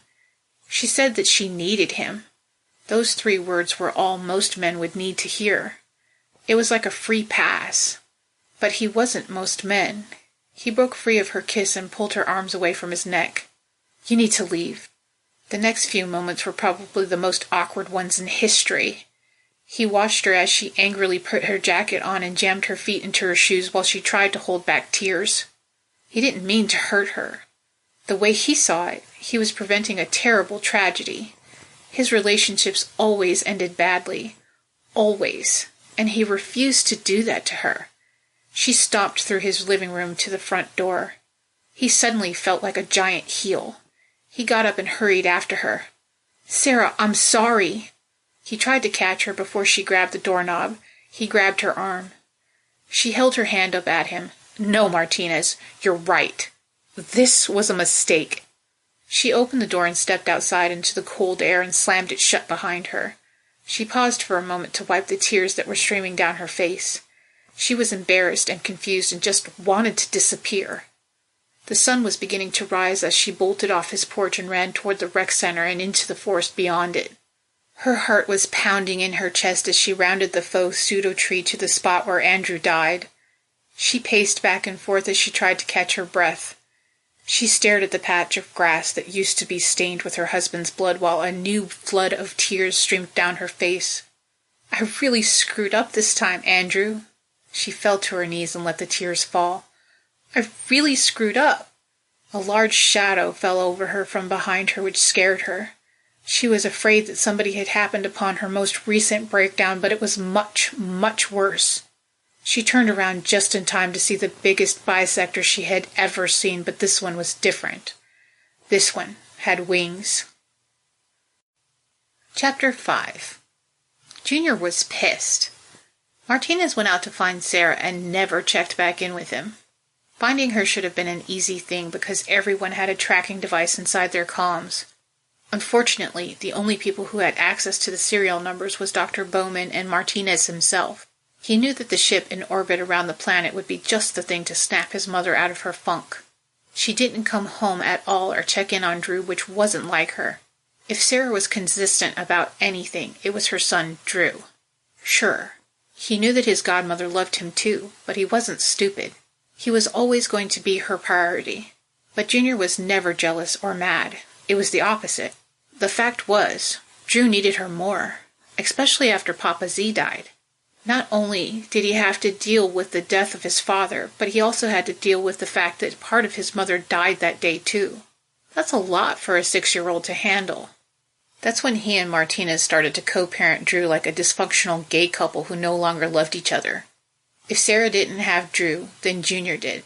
If Junior or Sara didn't have Drew, then Martinez did. Needless to say, Drew spent most of his time with Junior. Most of the day had gone by and there was still no sign of her. Throughout the day he must have asked everyone if they had seen her, and the fact that no one had scared him. Some of the men were working in one of the hollow pseudo trees behind the colony. The trees were perfect for constructing multi-level living quarters without harming it. The trunks were actually roots that drew moisture from the air and the ground, but they were incredibly sturdy. They would have to be in order to hold up such a massive plant. That's where he found Martinez. He was attached to the outside of the tree by some rope. Upon closer inspection, there was a hole in the trunk for a window. He was obviously trying to level out the window by tapping a cutting tool along the edge with a hammer. Junior didn't know how he felt about the choice to use the trees in that manner. Mel was the head botanist in the colony, and she claimed that the trees wouldn't be bothered by such an invasion, but he had his doubts. On Earth, humans did many things that they claimed wouldn't do any harm, only to find out years later that they actually did. "Hey, Sheriff!" Junior yelled at him. "Ya ever think you might be forgetting something?" Martinez stopped what he was doing and turned himself to look at Junior. "And what would that be?" Martinez's answer angered Junior. There was no possible way that the sheriff would forget about the goddamn spaceship, but he couldn't very well point that out in public. "Where the hell is Ma?" Martinez shrugged and then shook his head. "I just assumed that she was with you." Junior waited while the sheriff propelled down the side of the tree to the ground and then took off his harness. Say what you want about the man, but he was definitely useful. Junior kept his voice low and looked him in the eye. "When you went out looking for her, did you find her?" Martinez only nodded, but the look on his face said volumes. He looked guilty. Junior pushed away the urge to make accusations and decided to redirect. "When was the last time you saw her?" He never really got a straight answer to his question. Instead, he found himself in the command center, staring at the spaceship on the monitor and waiting for Martinez to bring him the serial number to his mother's comm. With every minute that went by, he got more and more worried. At least he knew Drew was having fun. There were 2 other children in the colony that were his age, and one of them was having a birthday party. He stared at the screen again and wondered what the spaceship might mean for their future. Andrin's notes never mentioned anything about alien spaceships. He knew about the paradox and studied it from every angle. Andrin said that Sara was the key to his civilization and that her altered DNA was part of it all. All that really meant was that she was now expendable. Drew was alive and on Sarisart, and Dr. Bowman undoubtedly had her eggs on ice in his clinic. He himself did his part in the paradox. He got the moon's eye to Sarisart. If he died that day, on the spot, it wouldn't matter. The paradox would still be intact. Of course, he didn't believe in time travel or paradoxes. If Spider-Man comics taught him anything, it was that multiverses were a thing. That and the fact that radioactive spiders could give you superpowers. The existence of multiple and similar universes in which the same people might live was far more believable than time travel. Every time Sarah Newman left one universe, one of her counterparts did too. And when they returned home, unless it was obvious, who was to say it wasn't their original universe? Certainly no one could. He queued up the tracker program as soon as he heard a pair of boots hit the metal steps. Martinez placed a small piece of notepaper next to him with the serial number written on it in pencil. Junior quickly typed it in, hit enter, and then watched the map on the screen. He expected a dot to appear near their quarters or perhaps in the rec center, but certainly not where it seemed to appear. His mouth dropped open as he looked up at Martinez. How in the hell did she get 56 miles away? Martinez stared at the screen in disbelief. Junior was the genius that could think outside the box when most people couldn't. Maybe she isn't 56 miles away. Maybe it's just her comm that is. They both looked at each other out of the corner of their eyes and they just knew. "She's 56 miles away." They both said it together. Martinez rubbed his face and then folded his arms against his chest. Junior eyed the sheriff carefully. He could plainly see that he was upset, but he refused to make his mother's disappearance a bonding experience with a man that he didn't like. Junior knew that the sheriff must be doing the same thing that he was, thinking about the steps he needed to take in order to track down Sara. Martinez cleared his throat and then hit his palm on his collar. "Martinez to Sara, come in." He eyed Junior for a moment. Junior suspected that the man wanted to say something to her, but not in front of him. "Sara, please answer. Everyone is worried about you." "Don't you think I've tried that?" Junior met his stare. "Do you think this has anything to do with our new friends? This can't be a coincidence." Martinez gestured to the monitor. "She's the Chancellor. Maybe they wanted the leader." "I don't know." The sheriff reached into his pocket and held out a thumb drive. "Well, before we do anything, we have to determine if anyone else is missing." Junior took the thumb drive and inserted it into his computer. The map in front of him suddenly populated with dozens of red dots that overlapped each other. The comms could be tracked even if they were turned off, but not if they didn't have power. He tapped the bottom corner. 98 colonists with active comms. These 8 purple dots are the brats with ankle bracelets. Martinez nodded. "And I have a few people to check on before we leave." He stuck his hand in his pocket again and pulled out a handheld device that looked like a cell phone. "Send the names to my unit." The sheriff left the command center in the same manner that he always did, by practically sliding down the handrails. He headed straight for Dr. Bowman's quarters. The doctor always had his comm turned on, but for some reason his wife's wasn't working. The way he felt about himself was taking a serious hit because at first he thought that Sara ran off in order to purposely worry him and make him feel guilty for what he had done to her. Sure, it was true that she often took time outs to be alone, but it was never to punish anyone except for maybe herself. The thought of never seeing her again was giving him a sense of urgency and desperation that he had never felt before. On the way to see the doctor, he was able to check off 3 people on the list. He made it a point to stop them and order them to find their units and charge them. Everyone knew the rules, and they were made for a reason. One of them didn't even have it on her. Tran was a young Vietnamese woman who specialized in small engines and machinery. She was taller than most Asian women, with a thin, muscular frame with blue highlights in her hair. "I don't see what the big deal is, Sheriff. No one ever calls me." Tran seemed slightly irritated because Martinez stopped her on the way to get dinner. Martinez had to stop himself from yelling. He took a deep breath and exhaled slowly. "The big deal is that Sara is missing." Tran's eyes immediately went wide. She walked with Martinez to the doctor's clinic while she briefed him on the status of her work. The only vehicle in the colony was a jeep that was designed to work on a planet with no atmosphere. It had to be altered for the new environment. Making the alterations weren't that difficult, but it worked on solar power and was completely electric. A vehicle such as that was okay for short distances, but you definitely didn't want to take it exploring across the planet. Especially without her. "I also have 2 motorcycles that I made myself," she said proudly. "So when do we leave?" Martinez didn't know Tran that well, but the fact that she just volunteered for a search and rescue mission without knowing all the facts spoke volumes about her. "It's almost dark, and we can't travel at night." He paused when it suddenly hit him that Sara would be spending the night, God knows where, in freezing temperatures. "Tomorrow morning at first light." Tran took off to parts unknown, presumably to prepare for the next day's journey, while Martinez continued his trek to the doctor's quarters. He knew that the jeep could carry 4 people and some supplies, but the more you packed it, the quicker it would run out of power each day. Considering the fact that Sara needed a place to ride home, the search party could only consist of 5 people. He knew Junior and the doctor would insist on coming, which meant, counting himself and Tran, he needed 1 more person. Unfortunately, that one person was the one he often fantasized about killing. The doctor was in his clinic working at his desk. Aside from the emergency at hand, there was the question in the back of his mind that he wanted an answer to, but he was afraid to ask it. Dr. Bowman was so engrossed in what he was doing that he didn't even notice when Martinez walked in.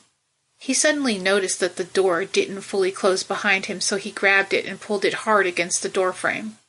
It made a loud clapping sound that caused the doctor to flinch so hard that he knocked his cup of coffee off the table and onto the floor. He looked up at Martinez briefly as he grabbed a towel and dabbed at the coffee on his desk and floor. "Sorry, Doc." Martinez stepped into the clinic. "I didn't mean to scare you. That much. What can I do for you, Sheriff?" Martinez walked across the clinic and pointed at the door that led into the doctor's quarters.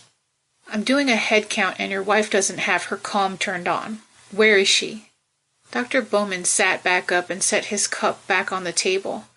"She and Linda went down to the lake with the kids." His eyes narrowed at Martinez. "Why are you doing a head count?"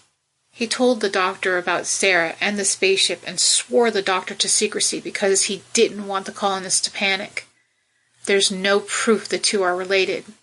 Checking off the other people wasn't very hard because they were all in the rec center. Everyone except Sara was present and accounted for, and he wasn't sure if he was upset or relieved about that fact. If someone had disappeared with her, at least they would have been able to rely on each other. He needed to go talk to the person that would complete the rescue team, but he wasn't looking forward to it. He walked toward the lake as the light from the sun began to fade. He knew that she liked to work as far away from the colony as possible, which meant she was working in the shop behind the barn. The shop had the strong scent of berries. It wasn't unpleasant, per se, but it was overpowering. She was obviously working on some kind of perfume or something. When he found her, she was standing over a large pot that was boiling the concoction inside as steam puffed above it like smoke from a volcano. Martinez briefly placed a finger under his nose and wished he had a mask. "Jesus, Mel, what the hell is that?" He stood beside her and watched as she poured some of the cooled potion into plastic jars. She didn't even turn to look at him. "Well, hey, Murder, how you doing?" She twisted the lid on the bottle and wrote something on the side of it with a magic marker. "It's shampoo." Martinez knew that Sara had managed to choose uniquely talented people for the mission, but he always wondered exactly how they knew what information to bring with them. There would be no way of accessing Earth's satellites for entertainment or information, so they had to have the foresight to know what they might need. It was a good thing that digital information didn't take up that much room. "Just out of curiosity, did you know how to make shampoo before we left Earth?" Martinez watched her set up a new bottle with a funnel in it. Mel's eyes rolled to look at him for a moment. "If that's your way of asking me if I knew we weren't going to the moon, the answer is yes." "Then Sara told you." She laughed as she poured the goop into the bottle. "Nope." She grabbed another bottle. "I can read lips." Mel was more than happy to tell him the story. It was almost 2 years ago, just days prior to the launch. All of the chosen colonists were required to stay near the moon's eye because they were not going to postpone the launch for anyone. She was actually very excited and committed to the mission because it meant that she would be needed. She knew that her status as a sociopath would most likely prevent her from joining the mission, but Captain Zeeman had signed off on her, and she wanted to thank her for it. She looked all over the mission control for her and almost gave up when she spotted her with her husband and Junior. They were all alone in the conference room that was surrounded by glass on 2 sides. Mel had no qualms about interrupting. She walked toward the room and prepared to talk to Sara when her lip-reading skills kicked in automatically. She stopped dead in her tracks and watched them, effectively eavesdropping on their conversation. Sara grabbed her husband's hand and held it. "I just don't know if I can do this. We're basically lying to everyone."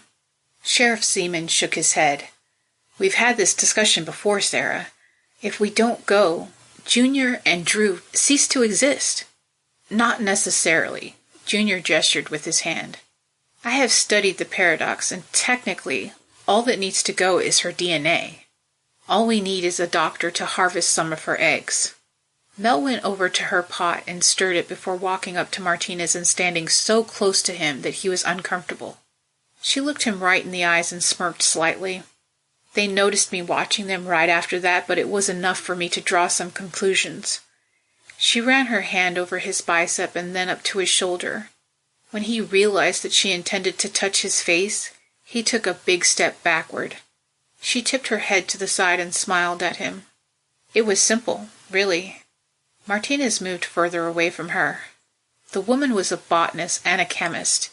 He wouldn't put it past her to drug him and have her way with him. Does she know that you know? She took a step toward him and held his glare. Nope. Now you and I have a secret. Martinez looked away for a moment. Sara is missing. Mel looked worried for a moment and then laughed. What's the matter? Is murder missing his suicide? She turned back to her work. That's so cute. It was hard for him to be in the same room with her without fantasizing about drowning her in the boiling pot of shampoo. He knew that even on his worst day he would never do such a thing, but the woman knew how to push his buttons. The main reason he wanted her on the search party was because of her knowledge of the area. He calmly told her everything that he knew about the situation, but purposely withheld the part about the mysterious spaceship orbiting the planet. He clasped his hands together. I'd like you to join us on the search and rescue mission. She stopped working for a moment and stared at her tabletop. She nodded. She's my friend. Fine. Be ready at first light. Martinez knew that if he was going to be of any use, he needed to get some sleep, but he decided to check in with Junior first. He was in his shop tinkering with the drone. He watched him for a few moments as he tested it. It slowly floated upward and hovered above the tabletop. Junior was definitely pleased. He gave Martinez a thumbs up as he walked in. His mind kept drifting to Sara and hoped beyond hope that his last moments with her weren't going to be his last moments with her. He had to apologize to her. He had to fix things, somehow. The temperatures were going to fall into the 30s that night. Sara knew how to survive in the wilderness of Sarisart. They all did. It was part of daily training for the first several months after they landed. He hoped that she was safe, but given the fact that her comm was on her and she hasn't used it, things didn't look good. As he walked to his cabin, he looked up into the night sky. If you looked carefully, you could see the satellite that was in orbit above the colony. He decided to try one more time. He pressed the button on his comm. Martinez to Sara. He listened for a few moments, but no response came. Sara, I don't know if you can hear this, but hang in there. Wherever you are, I'm going to find you and bring you home, I promise. Chapter 6. Captain Britt Mason walked down the corridor of his ship with a single purpose in mind. A group of his men had taken a shuttle to the planet below to gather some supplies, and no one had heard from them since. He was a handsome man who looked no older than 40, with a finely trimmed beard and a full head of thick amber-red hair. His mane was wavy, shoulder-length, and just above the right eye was a streak of white that made him look more distinguished than he actually was. He was wearing a dark gray jacket with the words USS Newman embroidered above his heart. It was standard aboard the ship, but he hated it. Mostly because it was no longer a military ship and he had changed the name of it long ago. He had been the captain of the Swagger for the better part of 3 decades, and he was no closer to bringing his people home than he was at the beginning. The missing men, while valuable, weren't as important as his shuttle. It was the only one they had, which meant they couldn't visit other planets without landing the Swagger. Unfortunately, landing the Swagger meant a permanent stay wherever they were forced to land. He needed to get the shuttle and his men back, and the only way he was going to do it is if he did it himself. He held his ring finger against the scanner that would open the door to his escape pod and waited. After a few seconds, the door slid open and he heard her familiar voice. "Hello, Captain Mason. Going for another stroll?" A female voice came through the speakers above. "Well, hey there, Lucy." He walked through the doorway as it shut behind him, and he heard the familiar hiss of the airlock. "No, this time we're going down to the planet." "Captain, I must warn you against such an endeavor. This escape pod does not have enough power to break through the gravitational pull of the planet when you wish to return." Lucy was an artificially intelligent companion who was always with him. He relied heavily on her because all he had to do was ask for something and she gave it to him. She was once offline for 3 days and he almost went insane. Every time he thought of life without her, it upset him profoundly. He wasn't in love with her or anything. That would be weird. He just needed her. There was a seat angled in front of him that was meant to be accessible from a standing position. He turned around and leaned against it before strapping himself in. "I'm aware of that, Lucy dear. I'll attach the pod to the shuttle when I find it." His seat began to move back until he was completely reclined and a glass dome slid in place above him. He couldn't help but smile because his escape pod looked exactly like a tiny one-man flying saucer. It was actually a massive advancement in engineering back in the day. The escape pod could either be flown around in space or landed on a planet. But like the Swagger, once you land, there's no going back. He would be able to use the pod to get around on the planet, but not to leave it. He had already stocked it with everything he might need for a few days. He hoped that he would find his men and his shuttle by then because he didn't intend to stay. Disengaging in T-10, 9, 8... Lucy counted down for him as he prepared himself. Going from artificial gravity to none at all, even when strapped down, always made him a little queasy. He watched as the Swagger got further and further away. He frowned when he got the sensation that something was crawling around on his head. He knew it was just his hair floating freely, but it still managed to creep him out enough that he had to run his fingers through his hair, just to be sure. He turned around to reach behind the seat and grabbed his cowboy hat. He smiled in appreciation while he used one hand to smooth back his hair and the other to put the hat in place. "Okay, Lucy Bay, let's go check out that satellite." He put his hands on the soft pads on the armrests and placed enough pressure on his palms to activate the thrusters, causing his ship to zoom away from the Swagger at an impressive speed. The satellite was an unexpected oddity. They tried to communicate with it from the Swagger, but the only information they could acquire was that it was made by humans. His right-hand man, or rather woman, Commander Hayes, insisted that it was simply an accident of nature. She believed that the satellite was sucked through the wormhole just like they were, and that somehow it managed to settle in orbit around the only habitable planet in the solar system. But Britt didn't believe in coincidences or accidents of nature, which was why he wanted a closer look at it. He pulled up alongside of it and let Lucy take high-resolution photos of it. He eyed the monitor closely. "Well, looky here." He touched the monitor and zoomed in closer. The words Moon's Eye 2028 were etched in the side along with the handwritten signatures of at least 12 people. Britt couldn't count himself amongst the smartest people on the crew, but even he could figure out that most satellites were placed in geosynchronous orbit. But they had already ran numerous scans of the planet below and couldn't find any signs of human civilization. That was most likely due to the multiple solar flares that were disrupting the magnetic fields inside the atmosphere. He didn't need to look up the reference to Moon's Eye or any of the names inscribed on it because he already knew the story, and he knew it well. If the satellite was from the doomed moon colony project, then the people were probably long since dead. But his people were alive. At least they were 2 days prior.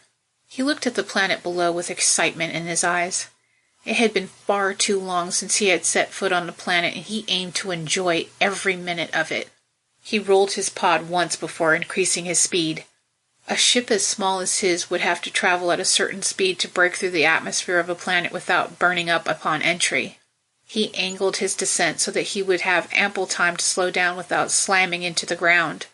The pod began to violently vibrate, which made him laugh hysterically.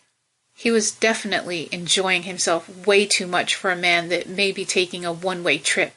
Once he finally broke through and leveled out, he found himself completely stunned by the planet's beauty. It was lush and green, with rolling hillsides and massive purple-blue trees that seemed to touch the sky. He reckoned that he could probably land his ship on one of them if he wanted to. "Lucy, scan the area for the shuttle, will you?" Lucy's voice was decidedly sexier. "Yes, master." Captain Britt laughed. "Lucy, we talked about this. That is inappropriate."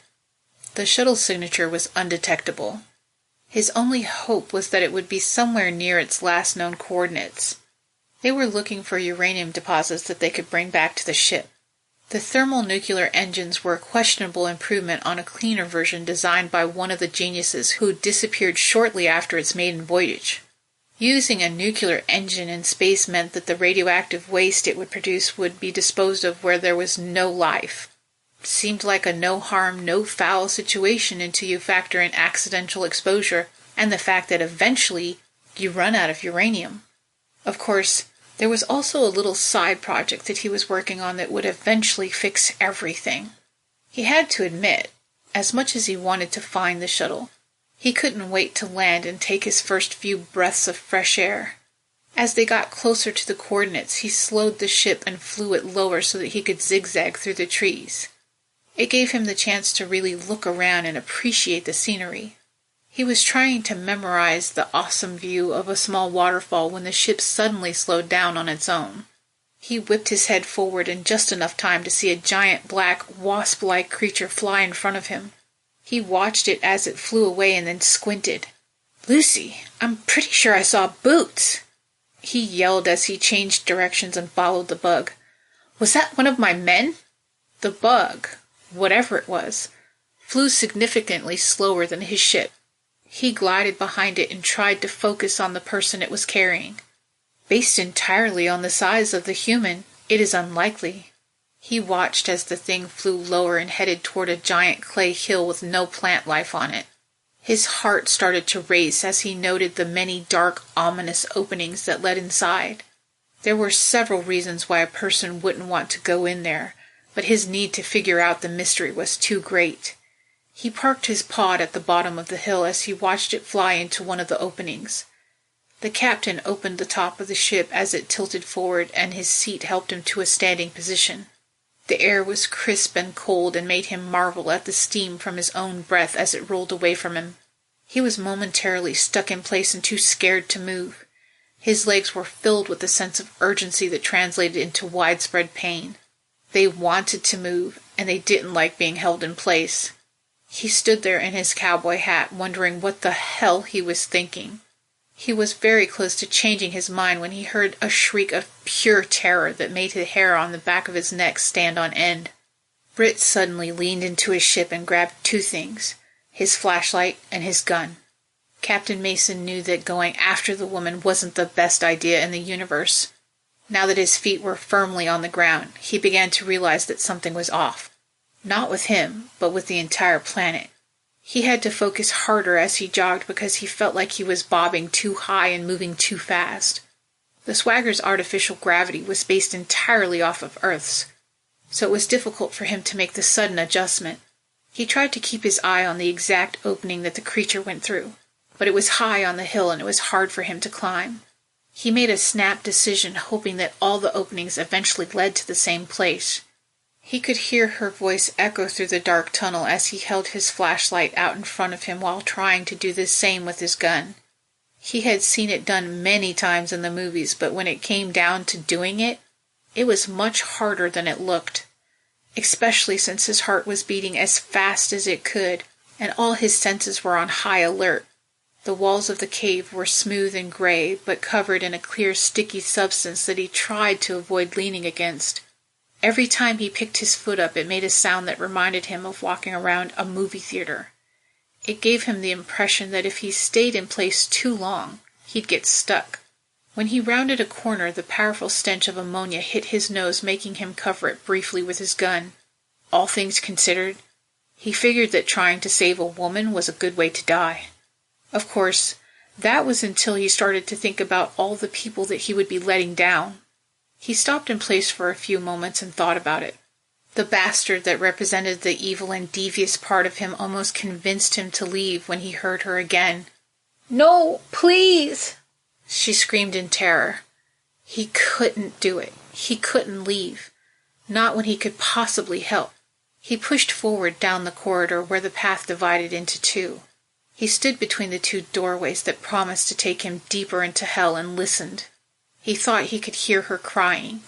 He stepped to the left and listened carefully to see if the sobs were louder or softer, and then he repeated with the right. He wasn't sure.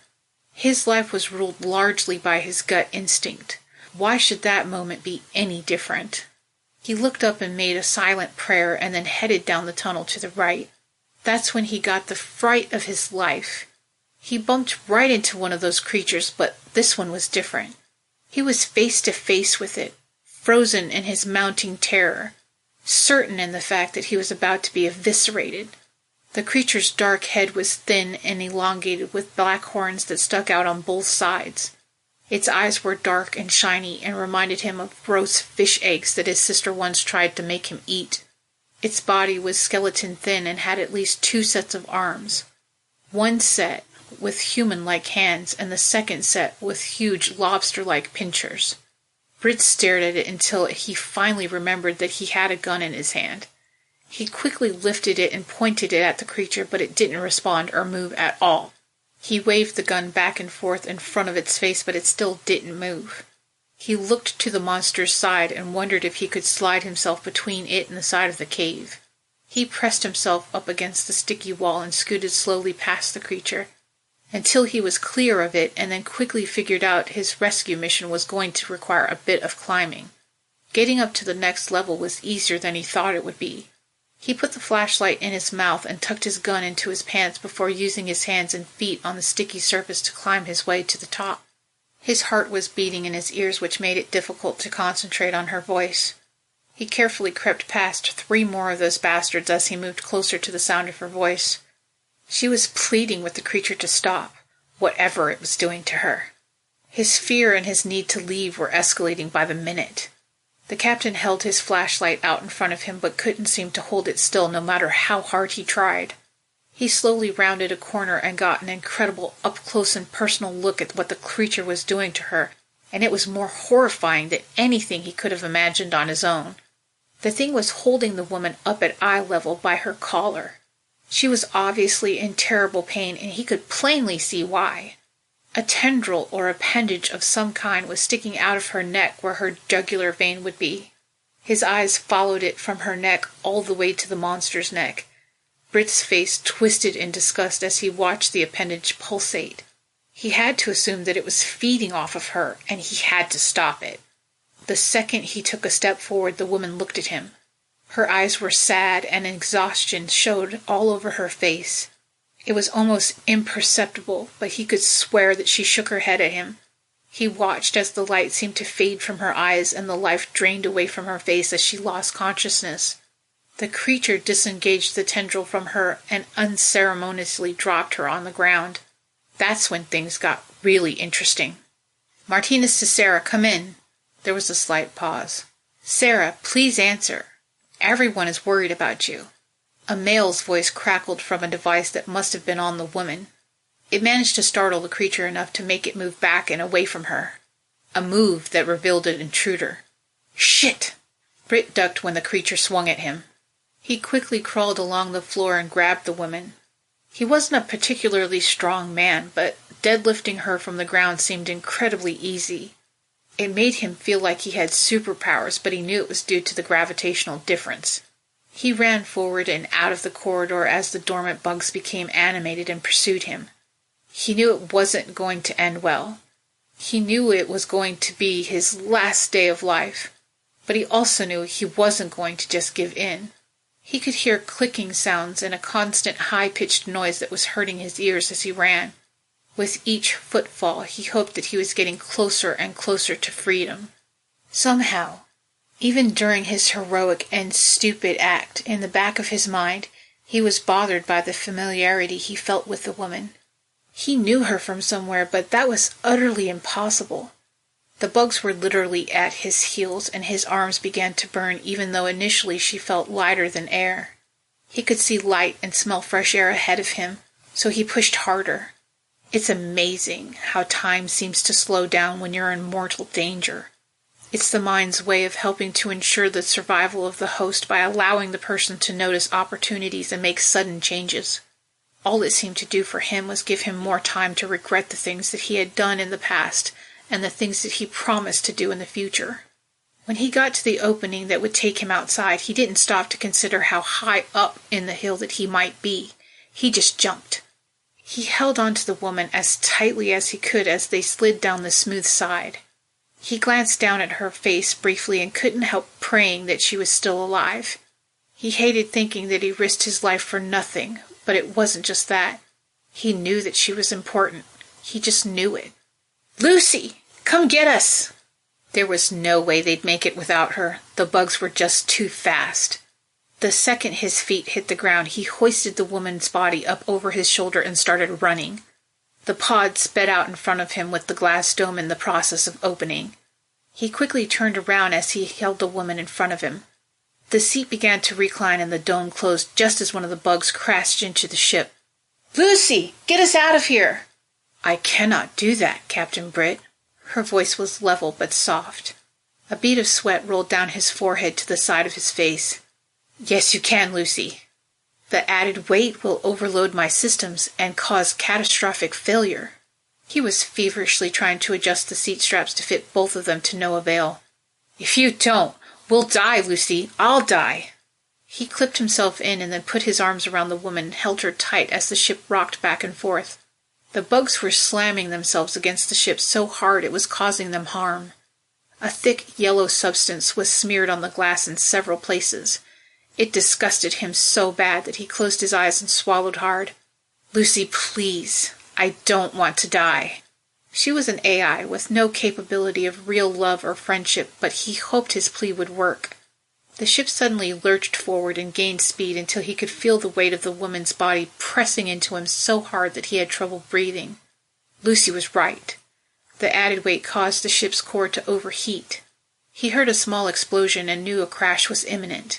He lifted his legs and pressed them against the interior of the pod to brace himself as he grabbed the pockets of the woman's jacket in his opposite hands and gripped as tight as he could and closed his eyes.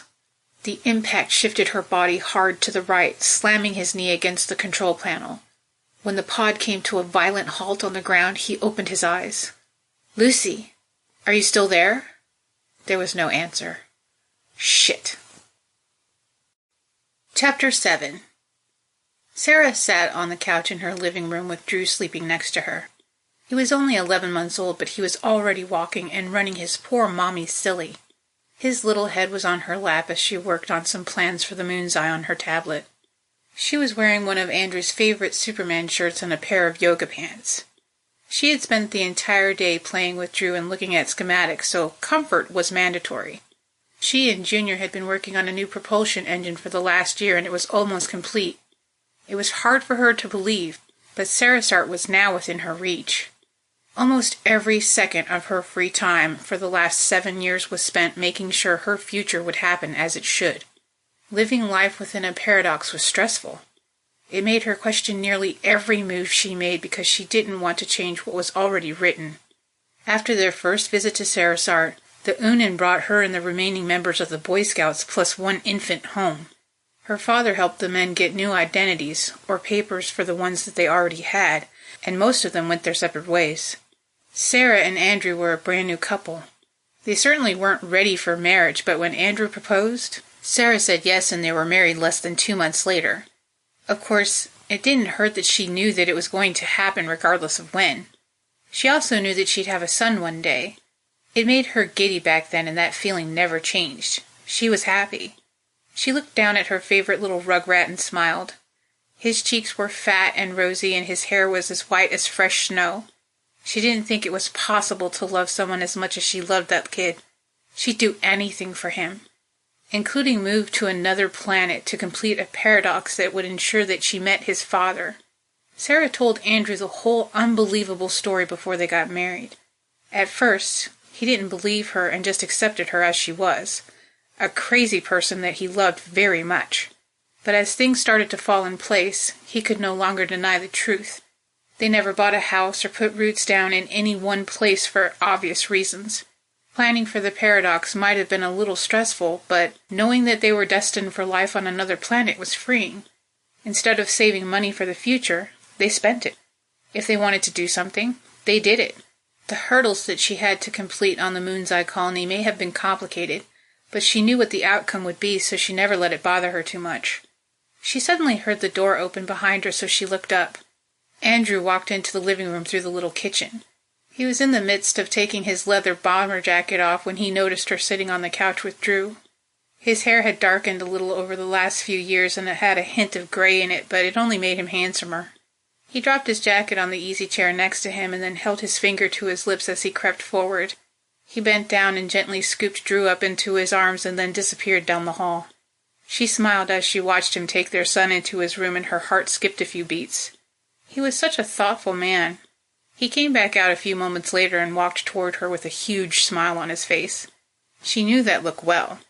She tried to make a straight face and looked back down at her tablet as if she was going to continue her work. She was barely able to save it before he gently took the tablet out of her hand and set it on the end table. Andrew leaned down and picked her up into his arms, causing excitement to run through her body.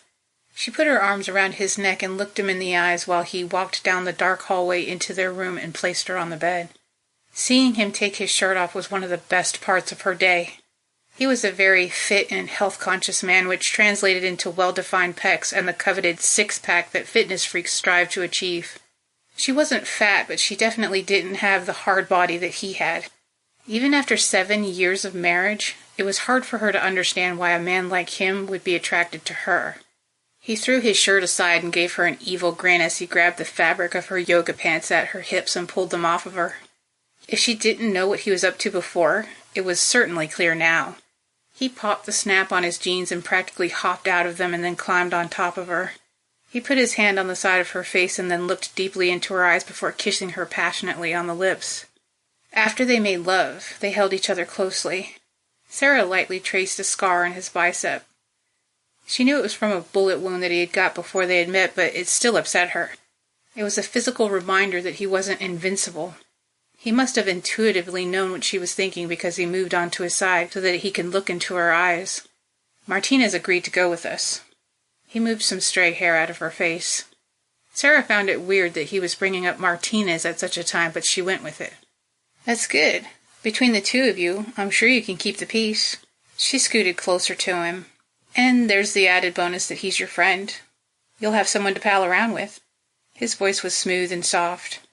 I just need you to know that if anything ever happens to me, you can count on him to be there for you and the kids. She laughed.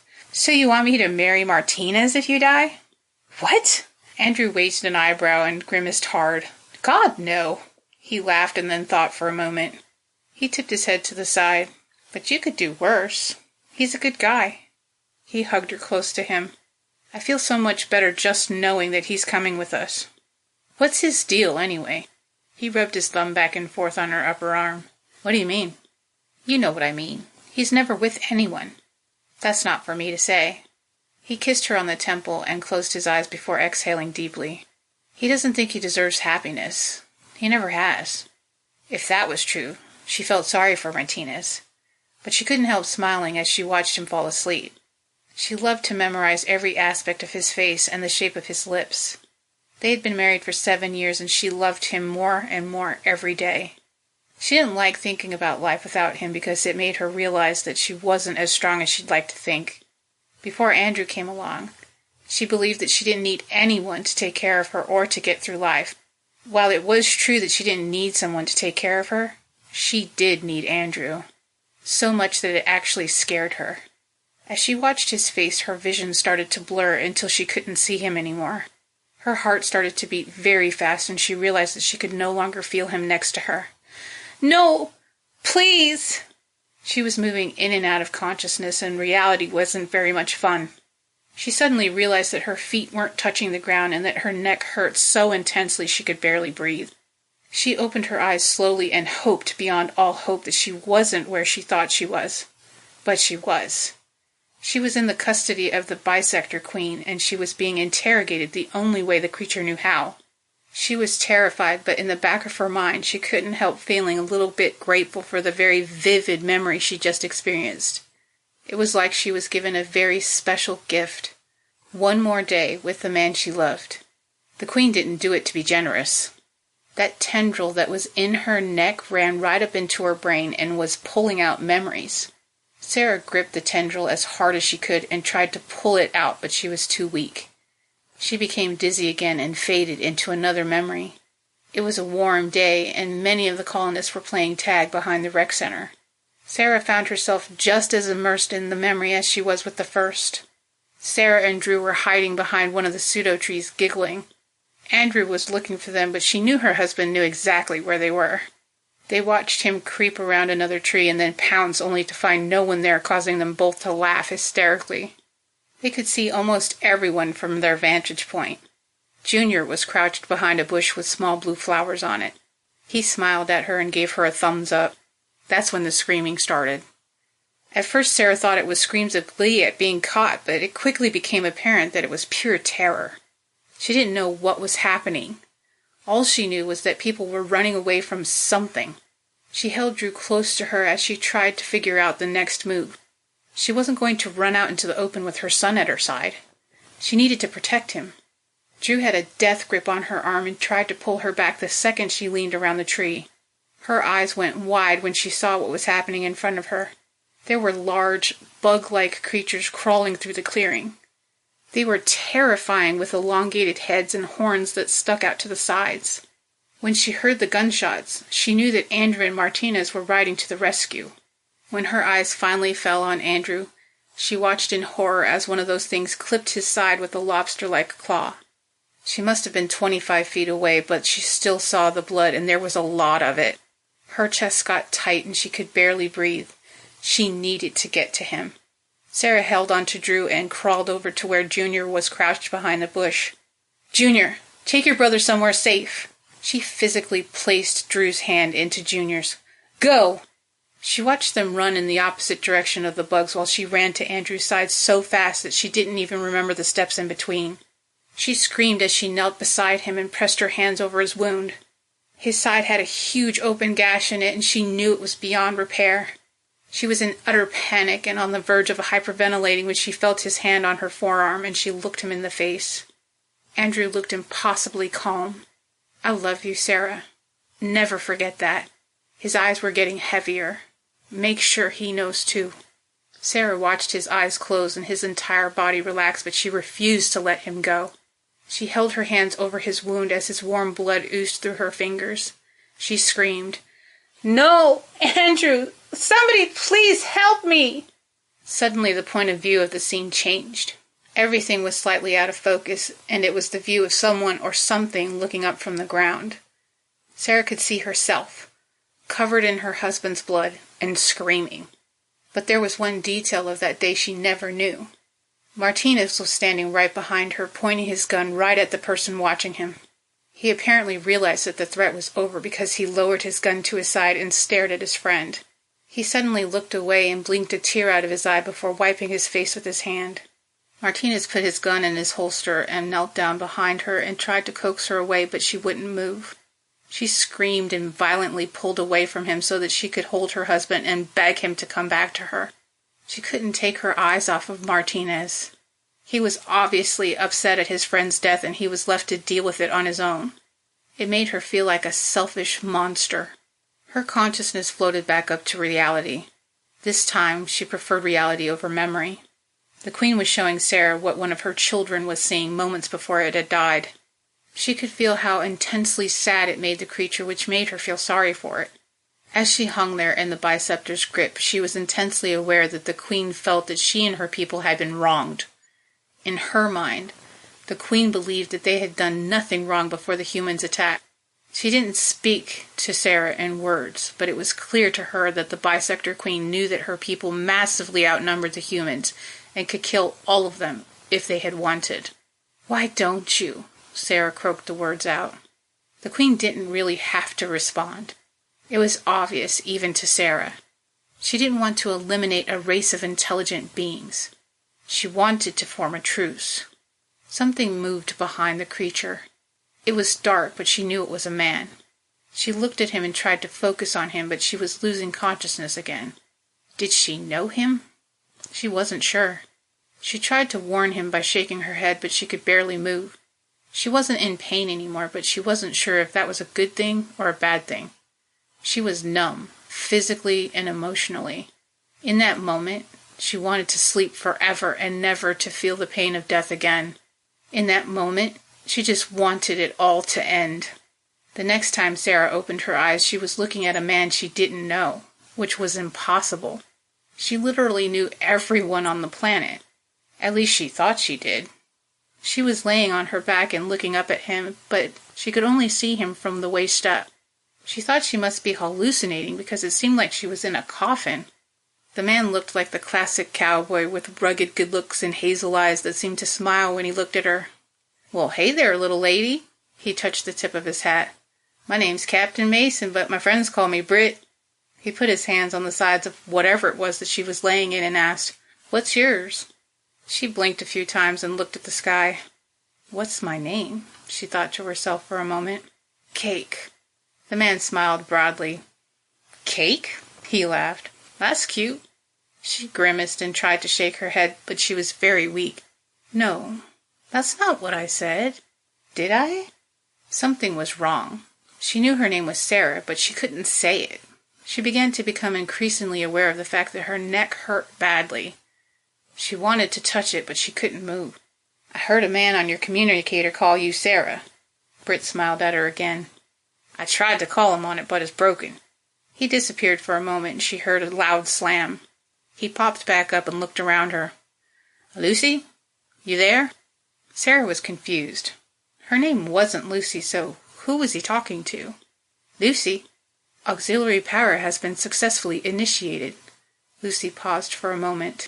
"This ship only has a few hours of power, Captain Mason." He looked Sara in the eyes when he spoke. "It's good to hear your voice, Lucy. Will you please scan our beautiful guest and tell me if we can help her? Our beautiful friend has lost nearly 3 pints of blood and will require a blood transfusion or she will die." Britt grimaced. "Well, that sucks." "There is more." Sara could no longer understand the conversation. Her new friend Britt was speaking with someone she couldn't see, but it didn't matter. She felt like she was floating away. She felt like she was dying. She tried to focus on Drew, hoping that it would help her hang on to life, but she was finding it hard to breathe. She gasped for air as fear started to fill every cell in her body.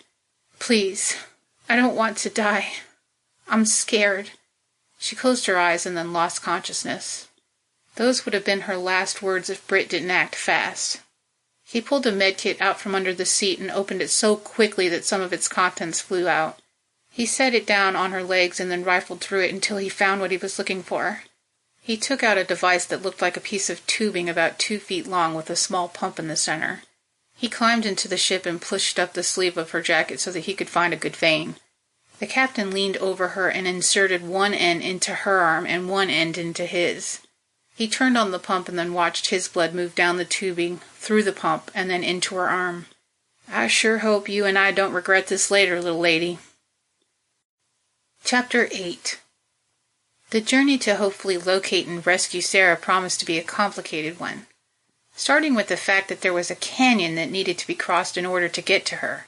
The canyon was 14 miles from the colony and was over 45 feet wide at its narrowest point. This, of course, meant that a jeep and 2 motorcycles wouldn't be much good. The canyon was discovered shortly after they arrived when the colonists started exploring. That was before the bisector attack, but the colonists still voted against building a bridge because it would change the ecosystem of the surrounding area. A bridge would allow any animal to easily cross to the other side and eventually lead them straight into the crops that the colonists worked so hard to plant. Being that they were still new to the planet and that there were much more pressing issues, a bridge across the void was placed on the back burner. It was 2 hours before sunrise, and the only light to see by was from independent solar lanterns. They weren't very bright, but they did the job. Mel sat outside the barn and watched as a team of men loaded a wagon with wood and the supplies that they would need to build a bridge. It was actually quite fascinating to watch Felix's team build anything. They were very efficient and knew each other so well that it was almost as if they shared the same mind. She likened it to watching Amish people raise a barn in just a day. She heard the familiar sound of air blasting out of a snout. She smiled, knowing that when she turned around she would see one of the crocs. It was the male croc named Clyde. She rubbed the animal on the nose, causing it to close its eyes and make a humming sound. The crocs looked like crocodiles but had longer dog-like legs. The bones of this type of animal were found on Earth, but no one could have imagined how playful and friendly the creatures would be. Their colors varied between dark gray and brown, and they stood as tall as a mule. They were very strong and could be very fierce depending on the situation. Mel loved the animals, especially Bonnie and Clyde. She helped Felix hook the harnesses to the crocs while the men climbed aboard another cart. Felix was a positive, happy-go-lucky man that acted like everyone's grandpa. His short white hair was always covered by a United States Air Force ball cap that he never took off. He sat on the seat behind the crocs and grabbed the reins. He looked at Mel and adjusted his cap. "You coming, kiddo?" he asked her with his gravelly voice. She shook her head. "That's okay, Gramps. We'll be right behind you."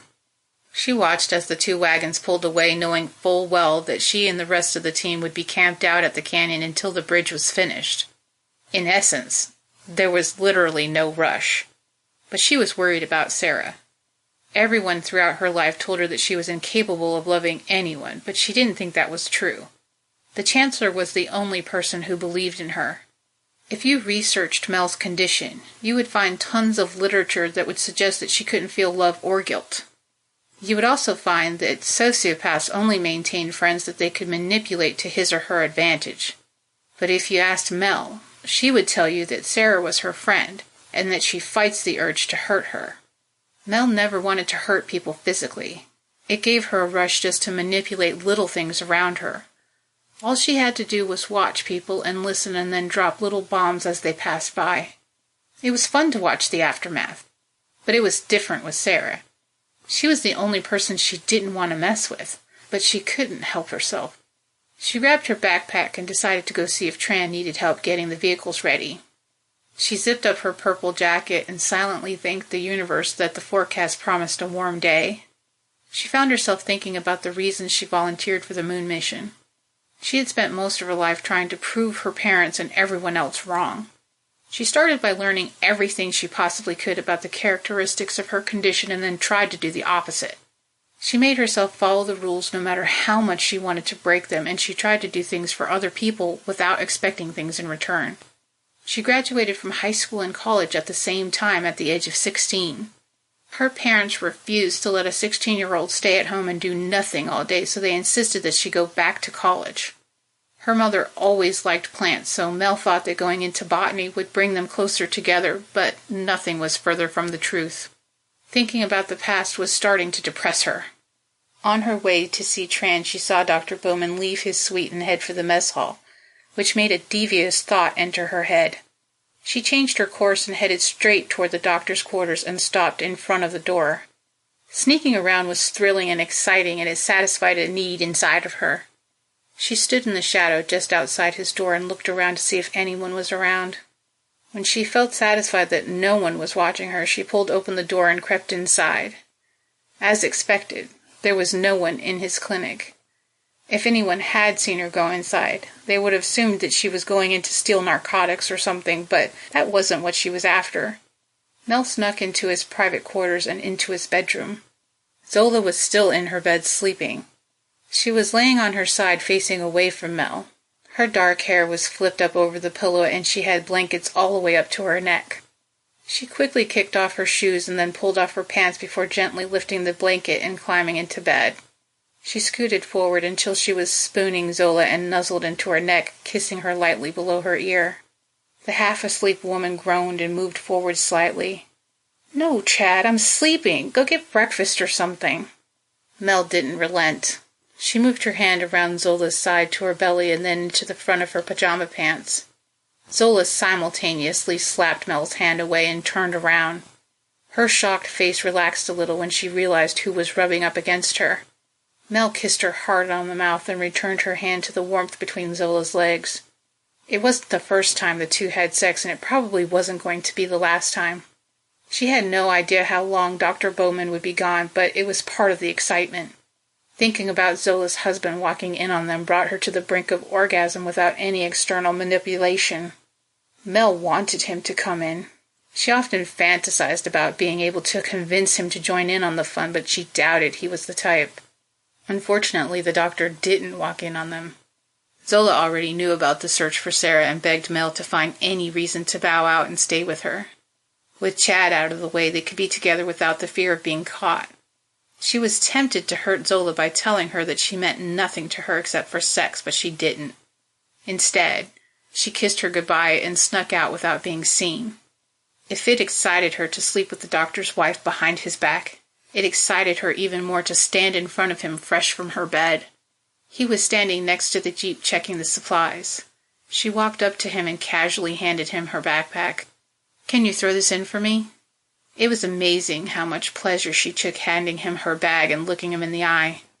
She privately wondered if he could smell Zola on her and watched him toss her bag into the Jeep. Thanks. It was literally the best day of her life. For the next 40 minutes she sat next to Dr. Bowman as he drove the Jeep. Junior sat behind her, complaining about the lack of legroom and kept wondering out loud why Mel took the front seat when she was clearly the smallest. Tran and Martinez followed behind them on the motorcycles. She just loved the fact that she was sitting next to him and that he had no clue. She decided she had to break the silence. How do you think Sara got so far away? She figured it was the most pertinent question of the hour. As far as Mel was concerned, there was no possible way that Sara could have traveled so far without flying, especially since there was a canyon in the way. She turned around and looked at Junior. I'm a genius, Junior. I know you're keeping something from us. That's when the little twit Junior rocked her world by telling her that there was a spaceship in orbit around Sarisart. So many questions peppered her mind, starting with the location of Sara's comm. Why was she 56 miles away? Why was she still on the planet? It was all so fascinating and ridiculous all at once. Was Sara in danger at all? What were they going to find when they found her? She suddenly forgot all about the fact that she was turned on simply by her proximity to her lover's husband. She was more infatuated by the possibilities of everything they might find and what it might mean for Sara's paradox. The doctor shot Junior many of the questions that she wanted answered. Unfortunately, Junior didn't have any of them. She was so focused on what she had learned that she didn't even notice when they had stopped. It would still be an hour before the sun came up, but light began to show in the sky. Mel watched Tran pull her motorcycle up next to the Jeep and then get off. She had to admit that her knowledge of machines was impressive.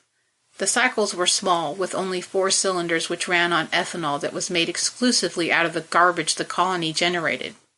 Martinez pulled up next to her, and she found herself a little miffed at him for not telling her about the ship. She got out of the Jeep and stomped her way over to him, but he made a beeline for the edge of the canyon. She crossed her arms across her chest as she followed him. They both looked over the side to the bottom. It looked deeper than it actually was. She was able to get across the canyon 8 months prior by climbing down one side and up the other. She at least had the foresight to tie a rope to a tree on each side. This allowed her to use the rope to easily pull herself across when she returned. The rope was still there, pulled tight across the canyon, making it easy for the builders to erect a temporary bridge. Unfortunately, it would also make it easier for the impatient sheriff who was hell-bent on finding Sara. Martinez made it look easy. He hooked one leg over the rope and then masterfully pulled himself across to the other side in no time at all. Felix and his team were making impressive progress on the bridge, but it still wouldn't be done for several more hours. He knew that he couldn't find Sara on his own, but he could do the one thing that he was employed to do: investigate. He looked around the ground hoping to find Sara's footprints. He wasn't an idiot. He knew that there was no way that Sara traveled by foot and on her own. Whatever happened to her, she didn't leave on her own. Every time he thought about her, he got a bad feeling in the pit of his stomach. He was afraid he was never going to see her again and that he'd never get the chance to explain. He walked toward the tree line as he scanned the ground for any signs that a human traveled through the area. He knew he wouldn't find anything, but he had to do something. His comm chimed. "Uncle Martinez, did you find my mommy yet?" Drew's voice cut through the air like a hot knife through hard butter. He smiled when he heard his voice. "Not yet, little man, but I will, I promise." Martinez talked with the boy for several minutes. The Andersons were a very nice couple with a little girl that was around the same age, but Drew didn't like her very much. He tried to reassure him that he wouldn't be staying with them very long, but children had a tendency to be a little self-absorbed. He wanted Martinez to come back and get him so that he could help him find his mother. "You know I can't do that," he laughed. "Your mom would kill me." "Make sure you tell her that I love her." Drew's voice broke a little, making it clear he was crying, but trying to hide it. "And make sure you bring her back with you." "I will." Martinez felt like he was lying. "I won't come home without her." He suddenly had visions of himself trying to explain to the boy why he came home without his mother. He literally had no idea what happened to her or if she was still alive, but he just promised to find her. He put his rucksack on the ground, opened the front pocket, and then pulled out his tablet. He poked it a few times and then frowned. Desperation gripped his heart as he realized that she was much farther away than she was before. He ran a hand through his hair as he tried to remain calm. Fuck. He pressed his palm. Martinez to Sara. If you're there, say something. His hands were tied. He couldn't go after her until the bridge was finished. The only thing he could do was grab a hammer and help. As he listened to the rhythm of the hammering, his mind floated back to a time when he last saw his grandfather. He was born in Mexico in the 1940s and became a naturalized citizen of the United States by joining the Army. After coming home from the Vietnam War, Angelo Martinez fell in love and married an American woman who already had a child, a daughter who he adopted. That single fact always slightly bothered Martinez. He was a fat white kid with black hair and light brown eyes with a decidedly Spanish name. But the only reason it bothered him was because he wished he was Spanish. He wished he was the direct descendant of Angelo's because he was a great man. He was also the only one on the planet who actually loved him. Rachel loved her adopted father very much and decided to follow in his footsteps, so she joined the Army straight out of high school. A little less than a year later, she gave birth to Martinez. Abu, I don't want you to die. Martinez leaned against his grandfather's hospital bed. He had dried tear tracks on his chubby cheeks. Angelo took his oxygen mask off and smiled softly. If I had my way, I would stay with you forever. Fresh tears fell out of Martinez's eyes as he briefly looked over his shoulder to the hallway. He lowered his voice. Without you, I don't know what will happen to me. Angelo put his hand on top of his grandson's. Your mother loves you, Martinez. She'll take care of you. No, she won't, Abu. He was getting more and more upset, causing him to be louder. She doesn't love me. I don't even think she likes me. Why, Grandpa? Why? You know why. Martinez looked down because he was suddenly ashamed. She didn't even give me a name. His grandfather wheezed and labored to breathe. Well, when you turn 18, you can choose your own name. And when that happens, it would be my honor if you would choose mine. That day was one of the hardest days of his life. He had to say goodbye to his only father figure and the only person that made sure he had all the things he needed. He spent most of his childhood hating his mother and blaming her for the way she treated him. But as he got older, he understood that it wasn't her fault. She never loved him and never hid that fact. But who could love a product of rape? It happened while she was in boot camp, and she wasn't even aware that she was pregnant until after she was assigned to her first duty station. She couldn't bring herself to name him and wanted to give him away, but his grandfather insisted that she keep him. He promised to help her, but that help ended the day he died. When Martinez reflected on his life, he knew that she tried her best. But he also knew that he paid for the sins of his father. If there was one thing that he knew, beyond the fact that his mother never loved him, it was that he looked like his father. His Abu should have let her get rid of him. It would have been better for everyone. She was only able to last a few more years. After that, she went AWOL and he never saw her again, which is how he ended up in the custody of the United States Army. The Boy Scouts were a gaggle of orphaned children that supposedly had no other family to take care of them. Looking back now, he realized it was just a convenient story that the boys were given. Zeeman had been with the Scouts for a few years before Martinez joined them. He was like a brother that he never had. He protected Martinez from the other kids and took him under his wing. He was literally the only living person that Martinez considered family, and he vowed never to betray him. Not even if he was commanded to. Martinez suddenly leaned back on his heels and looked up at the hot sun. It was a warm day and he was beginning to break a sweat. He looked down around him at the people working on the bridge and determined that it was probably good enough to get the motorcycles over. He was too impatient. He knew he couldn't take off without the medical supplies in the Jeep. He stood up and balanced himself on one of the boards as he walked across to the vehicles. He took off his jacket and draped it over his bike as he got himself some water. The doctor walked up behind him with his own water. He was sweating profusely. "So, there's something we need to talk about." Martinez leaned on his bike. Would this be about the spaceship in orbit, or Sarah's baby?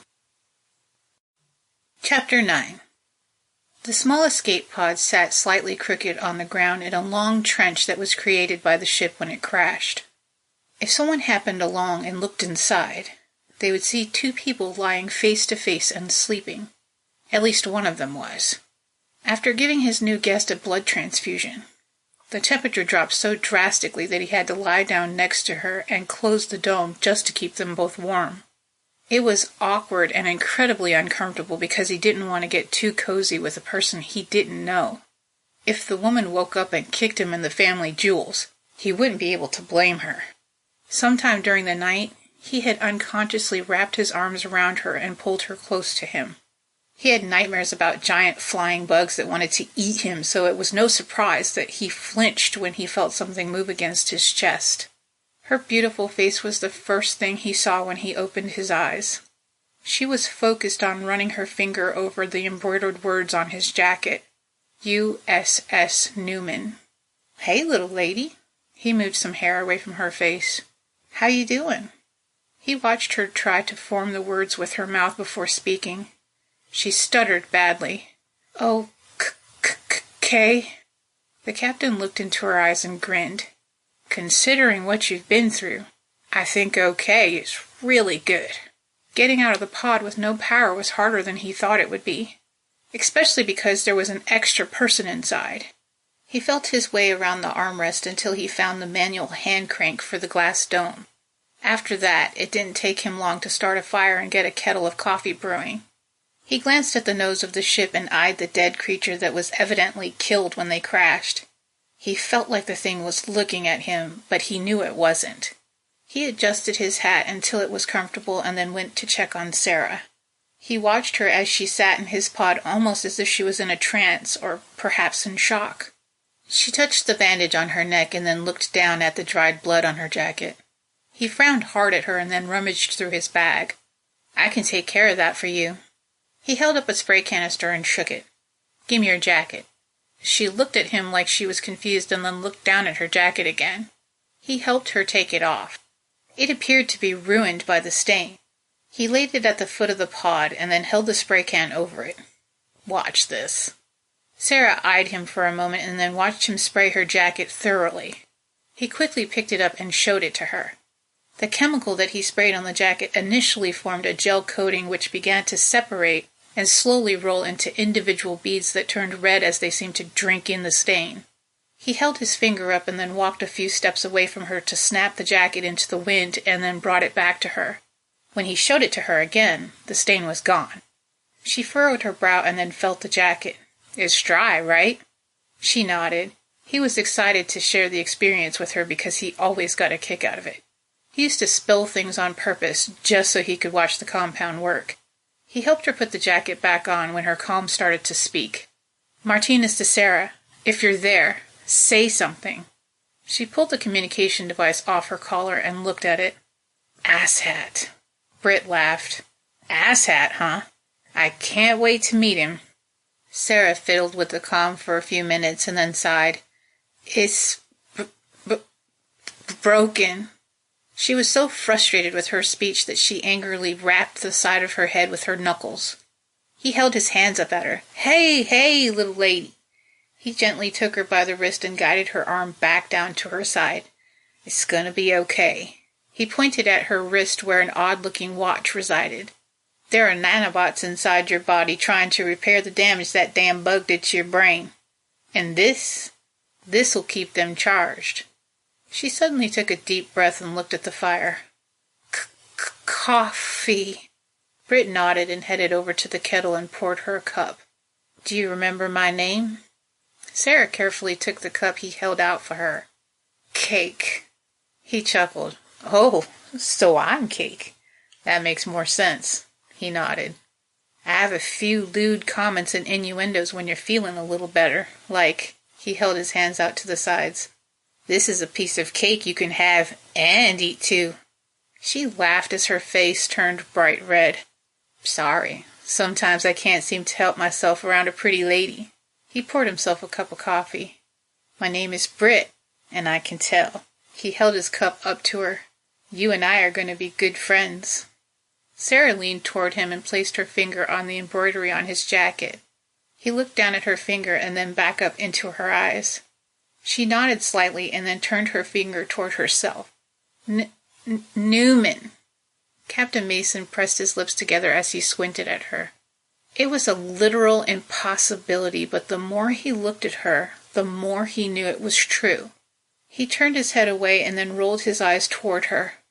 Captain Zeeman? Sara exaggerated a nod. The USS Newman was commissioned to find you. Britt was somewhere between shock and amazement. I can't believe this.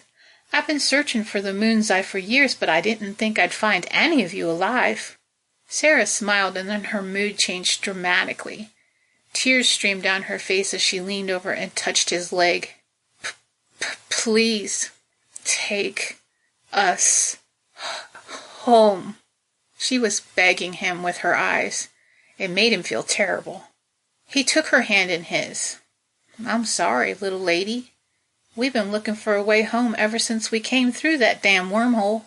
He leaned over and looked her in the eye. But I'll do my best. You have my word. Sara tried hard not to whimper but failed. Her voice broke. I want to go home. Her face suddenly turned pale as she began a slow tilt backward. Britt dropped his coffee and lunged forward to catch her. He watched in fear as her eyes rolled into the back of her head and she started to shake violently. The seizure lasted less than 30 seconds, but it was long enough to render her unconscious. He gently picked her up and carried her back over to his ship to lay her down and make her comfortable.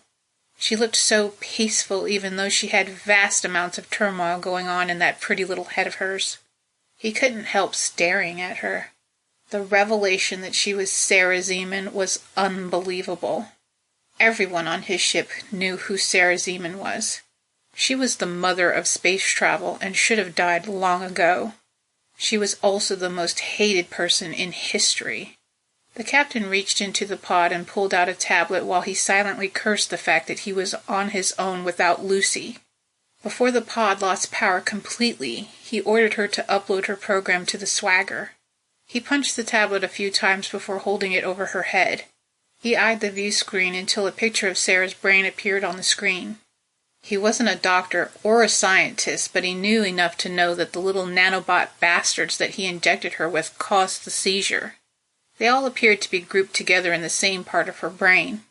He could only surmise that being fully conscious while they tried to repair the damage wasn't a very good idea. You live, you learn.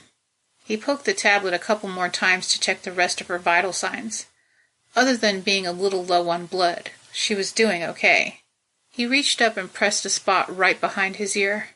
Commander Hayes, are you there? Aren't I always? Her voice floated in his ear. The captain gave her a brief rundown of what happened since he left, but held back one minor detail. The fact that he not only met the famous Sara Zeeman, but that she was currently unconscious in his pod. Any word from the shuttle? Britt couldn't help thinking of Hayes' first day as his second in command. There were nearly 5,000 people living on his ship, and he felt like he knew all of them, at least a little bit. He basically watched her grow up. She was a scrawny child who was as black as space with one silver dead eye.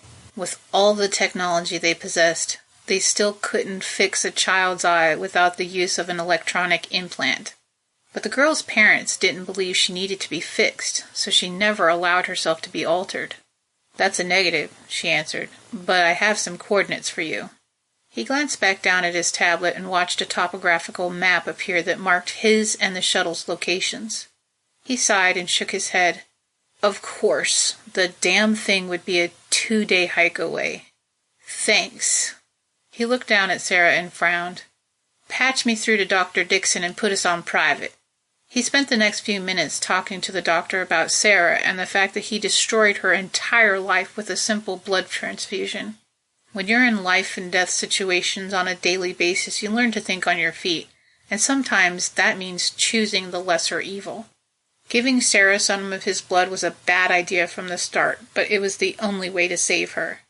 You need to find the shuttle and bring her back here before the incubation period is complete. The doctor's voice sounded grim. It's different for everyone, but if she goes past 5 days, you might as well dig a hole for her.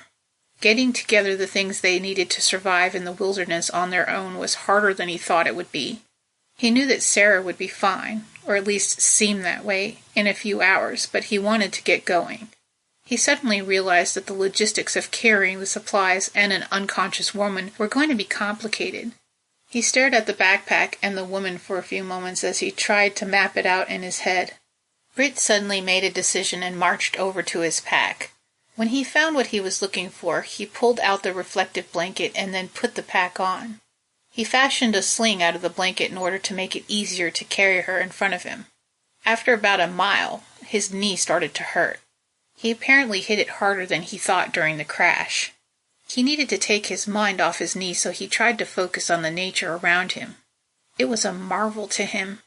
There was an arboretum on board his ship, but the trees dwarfed in comparison to the ones before him.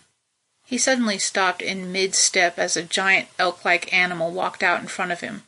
It regarded him with minor interest and then casually walked away. Britt was in awe. He smiled to himself. Wow. He found himself immersed in the fact that his feet were walking on a planet. His steps started to get slower and slower, but not because his cargo was heavy, but because his senses were on overload. The air smelled like a combination of damp dirt and fragrant flowers. He stopped and smelled deeply through his nose and found himself starting to tear up a little. The park-like setting in the arboretum aboard his ship was impressive, but it was nothing like the real thing. The sounds around him were silent and loud at the same time. A bird suddenly caught his attention, so he looked up and squinted into the sun. The warmth on his face was enough for his body to believe he was falling in love. The captain felt Sara slipping a little, so he bobbed upward and pulled her into place. He knew there was no way that he'd be able to carry her the whole way, but he couldn't just sit around and wait for her people to find them. He shook his head when he thought about it. When the moon's eye blasted off, the whole world watched at the edge of their seats. And when it disappeared without a trace, no one knew what happened. When it was discovered that a wormhole was to blame, it caused widespread panic. The messages the crew sent back were classified and not released to anyone except for family for years. The prospect of a wormhole leading to another galaxy with a viable planet gave a lot of people hope for their future, especially after the war. It didn't take long for the military to use Captain Zeeman's plans to colonize Mars. They were hoping to save lives, but all they did was prolong the inevitable. He wasn't a scientist, but even he could figure out a few things based on some key details. Details, such as the fact that she looks exactly the same as she did the day she left. Either Captain Zeeman fell into the fountain of youth, or he and his crew traveled back in time to the tune of a few hundred years. He was born on Mars 100 years after the moon's eye disappeared. The only time he ever experienced fresh air was on Earth in one of the huge biodomes. There were several of them built around the world when it became apparent that the world was dying. That was around the time the military and several private companies started building massive spaceships. Everyone hoped the ships would eventually lead to the discovery of a planet like Earth. Britt eventually joined the United States Space Force. He passed all the physical fitness and health requirements, which was no accident. His parents had his DNA altered when he was a child, so not only would he be physically fit, but he'd live an exceptionally long life. Such things were illegal, but he figured if no one ever found out, there would be no harm. No one ever did find out. Until the plague. It happened 13 years after he was stationed on the USS Newman. One might think that the ship was named after the mother of space travel, but it wasn't. It was named after her father, General Charles Newman. When Patient Zero started to show signs of hemorrhagic fever, it created widespread panic all over the ship. The young man was quarantined immediately despite the fact that everyone wanted him jettisoned out of the nearest airlock. But when more and more people fell sick, it caused pure chaos. Innocent people were killed if they showed any signs of being infected. Sometimes all it took was an accusation. Britt was scared like everyone else, but since he was a part of the enlisted crew, he had to help keep the peace. Hundreds of people were quarantined to their quadrants for weeks while the scientists and doctors tried to come up with a cure. 400 people had died, and it didn't seem like they were getting any closer to a cure when Britt became infected. He had never been so scared in his entire life. Dr. Dixon was a promising young physician who tried to learn everything related to medicine. Unfortunately, he was also a self-identified pedophile who leaned more towards little girls than little boys. The man could never hurt anyone, let alone a child, but he insisted that someday his unholy desires would overpower him. He spent his time locked up in sickbay and was never allowed to go anywhere without an escort. And Britt was often his escort. He genuinely liked the man and often argued that he wasn't a pedophile unless he actually acted on it. But Dr. Dixon's fear always prevailed. It was the doctor that noticed that Britt was sick in the first place. At first, it didn't seem like the same illness, but several tests revealed the truth about both Britt and the virus inside him. He remembered the doctor's response. "There is no way you'll be able to keep your secret any longer, but the good news is, I don't think people care anymore." He slapped Britt on the shoulder. "The bad news is, I'm going to give you a bad case of super herpes." That scared Britt a little more than the fact that he contracted the plague. "Will this be done in the traditional sense, or?" The doctor explained that there were several different types of herpes viruses and that contracting them actually served a beneficial purpose. Of course, Britt's main concern was which virus he intended to give him. The doctor frowned. "There's about a dozen kids in Sector 12 that have 6 disease, which is a form of herpes." Dr. Dixon wasn't allowed to examine children, but he often conferred with the pediatrician who did. Apparently, Britt's altered DNA changed both the viruses in his body, allowing the doctor to synthesize a cure for the crew. But for some reason, it didn't work on Britt. Instead, his body was forever at war with itself. Both the virus and the cure continuously fought for sole ownership of the body, but neither side ever won. It wasn't ever an issue, because thanks to him, the entire crew was immune. It made him the hero of his own story and put him on the fast track to becoming the captain of the ship. Every time he looked back on his past, he was somehow able to convince himself that he actually deserved it. After all, he worked hard and he was an advocate of the people. When the military ships were decommissioned and basically became home to thousands upon thousands of people, his shipmates elected him as captain. He found out rather quickly that even good captains have to make unpopular decisions or bad alliances. But all in all, he believed he was doing a good job. The sun was high in the sky and it was getting hot. As he was walking through the trees, he swore he could hear water, so he continued forward until he found the source of the noise. He could smell something fragrant in the air that reminded him of honeysuckle. The river was wide enough that it would be hard to cross. It was moving rather quickly and most likely got deeper in the middle. He set Sara down in the shade under a tree and then checked her vital signs. Her heartbeat was strong and steady, which was a very good sign. Just as he moved her hair out of her face, her eyes opened and she made eye contact with him. He smiled broadly. "Hey there, little lady. How you feeling?" She rubbed her forehead. "Head hurts." He helped her sit up and watched curiously as she reached into her jacket and pulled out a small tin box.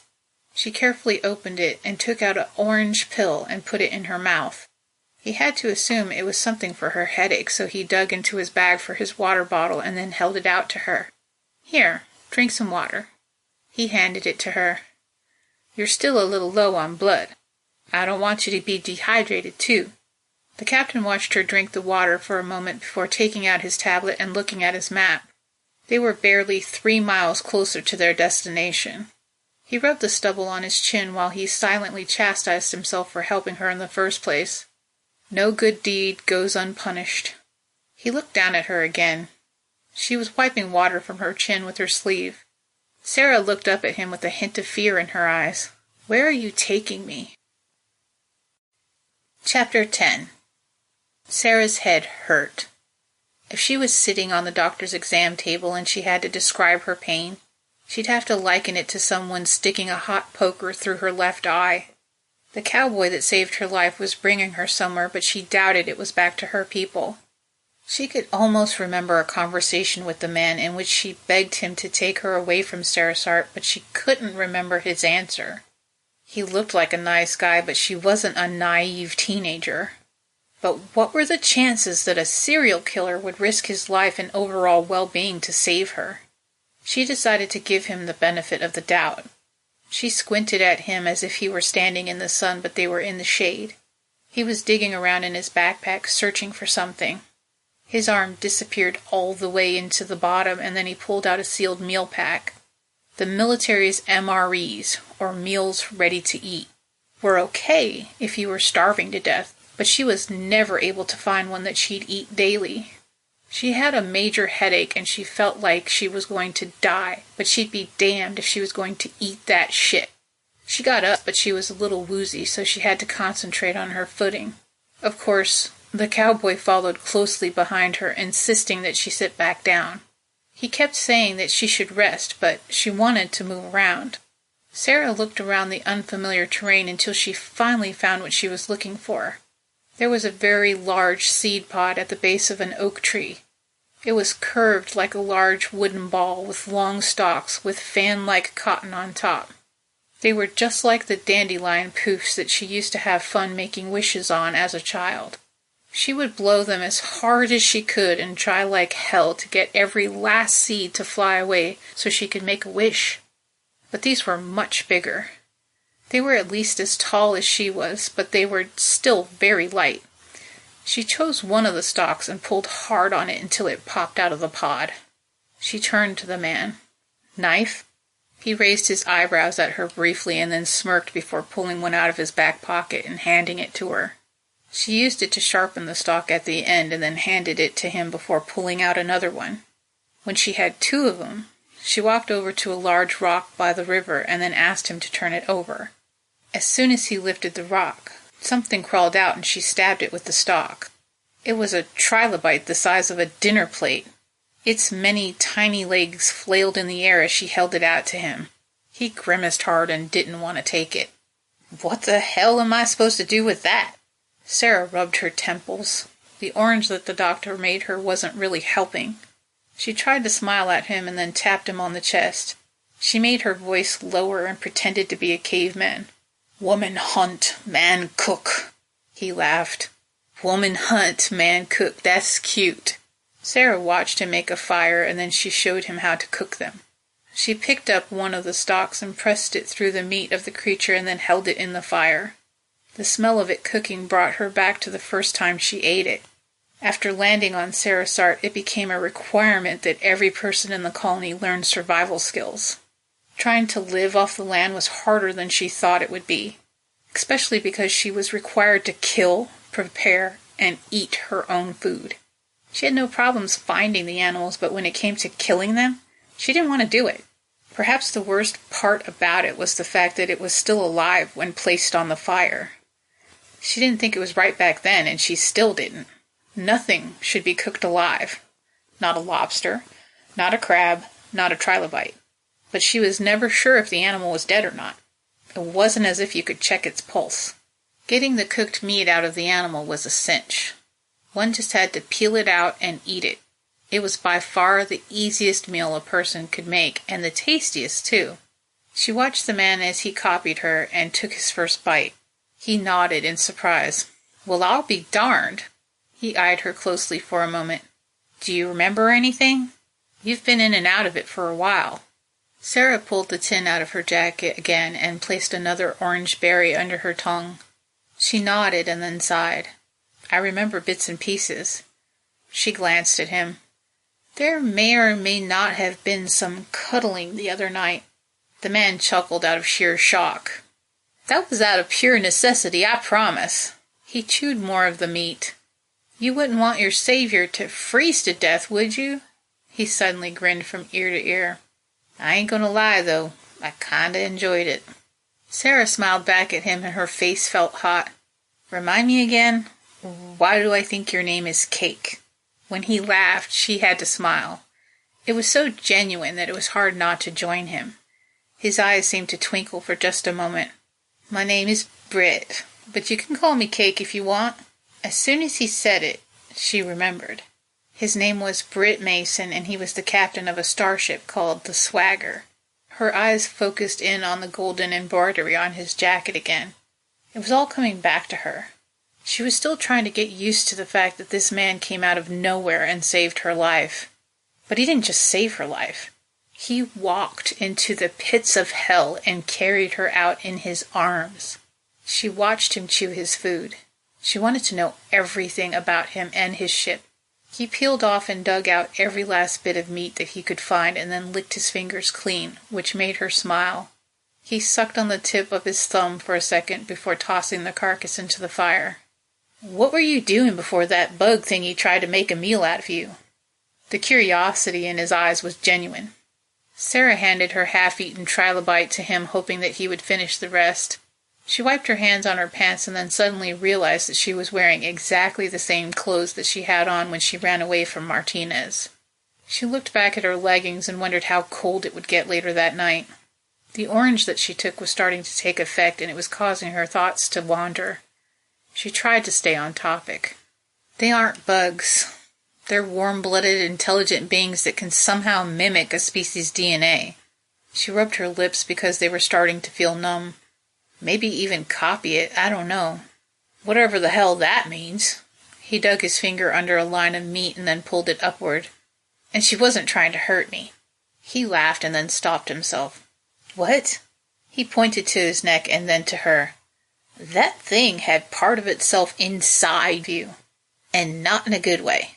Thinking about the experience made her eyes sting and a tear trickled down her cheek. She wiped it away with her sleeve with a sniffle. It was trying to communicate, and it was the only way it knew how.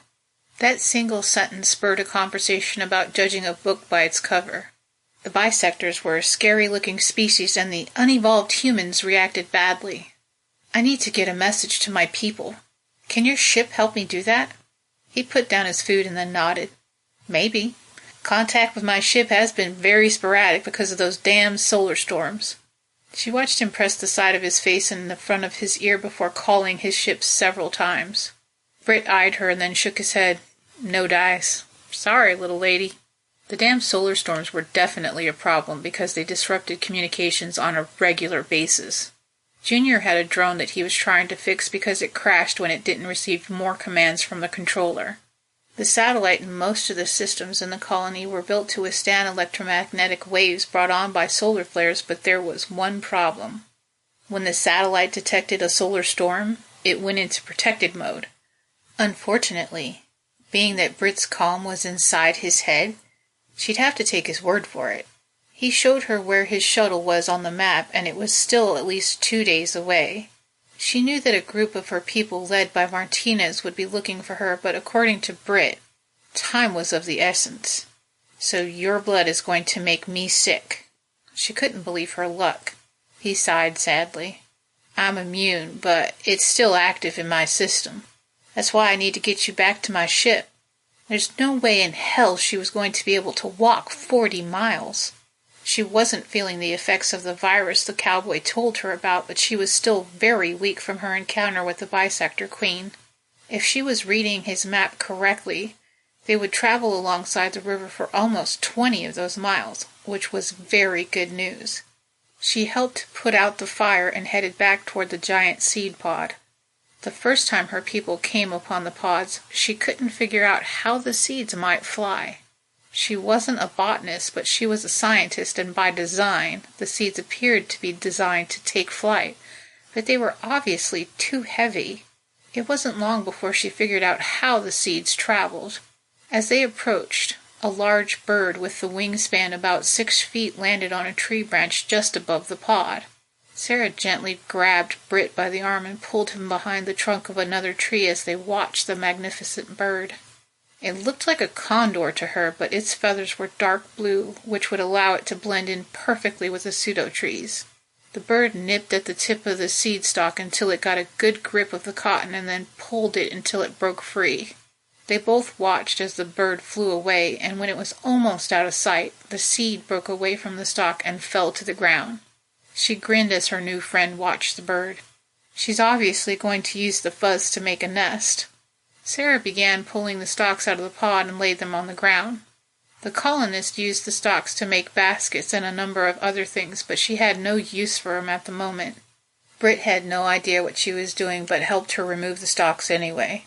After they pulled all of them out, the pod was nothing but a large mound with a bunch of empty holes where the seeds used to be. By the time they freed the pod from the ground and turned it over, the captain figured it out. He watched as Sara took half a dozen of the seed stalks and stabbed them into the sides at an angle so that they would create shade, and then they both stepped back to look at it. "I'm guessing that you already know it will float." He looked at her briefly and then back at it before smiling broadly. "Looks like we'll be doing some more cuddling." He winked at her. He wasn't wrong. The long ride down the river was going to be a little bit uncomfortable because the makeshift raft was very small. She used his tablet to figure out the speed of the current, which was roughly 5 miles per hour, which meant they had to end their trip in 5 hours or else risk being miles off course. Being a little uncomfortable for a few hours was a lot better than trying to walk that distance. She picked out 2 long and thin branches that they could use to push the raft away from the rocks while Britt pulled the pod raft into the water. No one from her colony had explored the area yet, and she hoped beyond all hope that they wouldn't run into any surprises. But with her luck, they were bound to cross paths with the devil or one of his minions very soon. The raft was slightly concave and reminded her of the top of an acorn if you turned it upside down. This meant that if they tried to sit at the sides with space between them, eventually they would end up squished together in the middle. Captain Mason, the cowboy that he was, couldn't bring himself to step into the water with his boots on, so he took them off and shoved them into his backpack. He seemed happy that he didn't have to walk, but balked at the method of travel. The blue of the water reflected in his eyes, making them infinitely lighter. They showed the deep concern that he felt as he waded into the cold water and held the raft into place for her. "Would you think less of me if I told you that I don't know how to swim?" She managed to climb in without getting wet at all. She sat so that she was facing him with her feet at his side.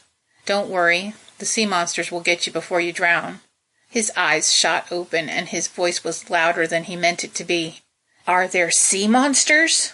Sara laughed. "I have no idea." The combination of floating down the river and the orange that she took made her drowsy, and she ended up falling asleep for a few hours. When she opened her eyes again, it was noticeably cooler and the sun was setting. She felt terrible for leaving him alone for the entire trip, but she couldn't help herself. She was tired. In fact, virus or no virus, she was always tired. Sleeping or being unconscious in general was a miracle. The sun was just beginning its descent behind the horizon. She was laying on her back looking up at the sky and thanking God that her head didn't hurt anymore when Britt's face leaned into her field of view. Somewhere along the line he had taken his cowboy hat off and placed it on his lap, which allowed his beautiful red hair to blow in the wind. His eyes seemed to smile before his lips did. This might sound a little weird, but this has been the best day of my life. He looked away from her and took a deep breath. "Beautiful place you've got here." She sat up and looked at the land as it passed. Colorful trees lined the sides of a river which was moving a bit faster than it was before. It was absolutely her favorite time of day. It wasn't too hot, it wasn't too cold, and on a clear day, the sunset managed to remind her that there had to be a God. The cowboy was talking to her, but she wasn't listening. She was too busy trying to figure out where the slight humming noise was coming from. She could barely hear it over the water, but she could hear it, and it was bugging her. She pulled her comm off and put it up to her ear. It was definitely responsible for the noise. Every once in a while she could hear part of a voice, but she couldn't understand what was being said. She knew it was him. Martinez. The mere thought of him made her feel sick to her stomach. Kissing him was an impulse that felt right at the time, but considering the result, it was a bad idea. She kept blaming herself for making such a stupid mistake, but at the same time, she was incredibly pissed at him for how he reacted. It made her feel like a stupid teenager who put her heart on the line only to get it stomped on. She tapped the comm against her hand a few times, but the noise it was making didn't subside. That's when she remembered one key feature of the comms. Each comm was paired with another for easy comm-to-comm contact in case of an emergency. Hers used to be paired with her husband's, but after his death, it was paired with Junior's. If his unit was making the same annoying noise, then perhaps she could use it to her advantage. She pressed the transmit button repeatedly and then concentrated on her message. She repeated it over and over until her thumb got tired. There was no way of knowing how much time had passed, but when she finally looked up at Britt, he was still talking. "I saw a dinosaur." His eyes showed the excitement of a child. She smirked and then started clicking the button again. "You didn't see a dinosaur." He tilted his head and looked at her for a second. "Yes, I did." Sara tried to focus on clicking the button, but the look on his face was distracting her. He was looking at her like a confused little puppy dog, and she found it adorable. His whole body became animated as he described the beast to her. He said it had a body of an elephant, only much larger, with a long, thin tail. It also had a long neck that could reach up into the tall trees. She had never seen the creature he was describing before. Her first trip to Sarisart was through a wormhole or vortex that was inside the atmosphere of the planet. It made her think of an article she had read about a popular theory in the 1930s about how planets could be interconnected by way of wormholes, like cells inside a body connected by veins. It was the way the author explained how plants and animals ended up on the planets in the first place. What color was it? She paused for a moment to glance at him. He put his arms up around his head and fanned his fingers out. It had these blue and purple branch-like things that came out of the sides of its head and neck. Sara frowned and then nodded. "There's a very good reason most of the animals on this planet are blue or purple or both." "Yeah? Why's that?" She resumed her message. "Fucking sky piranha." He furrowed his brow and frowned. "What's a piranha?" Chapter 11. Martinez sat down on the ground in between Junior and Tran. They were forced to stop their journey when it got too dark for the solar cells on the Jeep to charge. He was incredibly frustrated by the fact that they got a very late start. Something deep inside his gut told him that Sara was in trouble, but the universe was trying to make sure that he couldn't help her. The bridge took longer to build than they expected. He got so upset by the delay that he got on his bike and rode it across 2 pieces of wood to the other side. It took all the self-control within him to stop himself before driving off without the rest of the party and looking for Sara on his own. He had no doubts that he would find her, but if she needed medical help, he wouldn't be able to give it to her. They traveled for about 6 hours, but it was slow going in a lot of places, so they were only able to get 32 miles closer to her. He dug into his pack and took out the tracker interface, and it revealed that Sara somehow put even more distance between them. Since the first time they tracked her location, she managed to travel an additional 70 miles. If he didn't know better, he'd think she was doing it on purpose. Martinez knew this meant that she had to be with someone. He didn't know if this someone was human or not, but they were definitely responsible for her disappearance. Tran handed him a package of jerky that Aggie made. The cook might have been a dirty old lady, but she definitely knew how to make jerky. It was spiced just right in the perfect degree of chewy, but he wasn't hungry. He watched the doctor as he chewed the jerky and noted the new bruising around his right eye. He didn't feel bad about punching him, not one little bit. He didn't like the way the doctor was playing God, and he needed to be taught a lesson. He looked back down at his jerky. He reached inside to the bottom just to retrieve the smallest piece and then put it in his mouth. On any normal day, he would have savored it for a minute or two before chewing it. But it wasn't a normal day, and he was a little stressed out. He chewed it into oblivion before swallowing it and then glanced at Junior. "If we leave at first light, we might be able to catch up to her." He sealed his bag and shoved it back into his backpack. Mel scoffed. "That's if she's even alive." The sheriff looked down at his hands. "I think you're severely underestimating Sara." He picked at his fingernails. "I'm not supposed to tell anyone this, but honestly, I don't give a shit anymore." He took a deep breath and sighed. "Zeeman and I were part of an elite special ops team." Dr. Bowman raised his eyebrows for a moment and then frowned. "I have no problems believing that." He tipped his head to the side briefly. One of our missions, our last mission as it turned out, was to escort General Newman's daughter back home. She didn't want to go. We basically kidnapped her and forced her onto a plane. Mel's eyes were wide and she seemed to be listening carefully. I didn't know that. He got a far-off look in his eyes as he smiled. Back then, she was this hard-headed and stubborn woman who wouldn't take any shit from anyone, not even my commanding officer Strickland. Tran shook her head. Are you sure we're talking about the same woman? Martinez ignored her. The plane crashed, and we were in the wilderness for a number of days. He made eye contact with Tran briefly. A couple dozen mercenaries and one woman stranded. You do the horrible math. He rubbed his eyebrow. 3 of my team members beat her up and tried to rape her. I don't want to hear this. Junior placed his hands over his ears and shook his head like a child. Martinez waved his hand to dismiss him. Not to mention the fact that Strickland was a psychopath. She kept getting in his face and defending herself, which scared the living hell out of Zeeman. He smiled and then laughed, obviously nostalgic. They liked each other right away, you know. Tran poked a stick into the fire. What happened? Eventually we had to choose between Sara and Strickland. Guess who won? Martinez locked eyes with Mel. It was a simple look, but it was intended to be a small threat. Believe it or not, she saved us all. If it wasn't for Sara, I wouldn't be here. He couldn't help smiling again. I mean, we're out here trying to find her, but mark my words, she's going to be the one to save all of us. He started to talk again, but Junior shushed him. He shot him an ugly look. Did you just shush me? Junior tipped his head to the side like he was trying to hear something. He threw up his hand at Martinez. Shut up! That got everyone's attention. Everyone had the same surprised look on their face as Martinez. They all looked on in fear and waited for the sheriff to pound the life out of the kid, but nothing happened. Everything was silent except for the occasional chirp of a bird or a bug. As he listened to the white noise, he realized why Junior wanted silence. Martinez let it go on for about a minute before speaking again. Junior? Junior's mouth dropped open. My comm is paired with Ma's.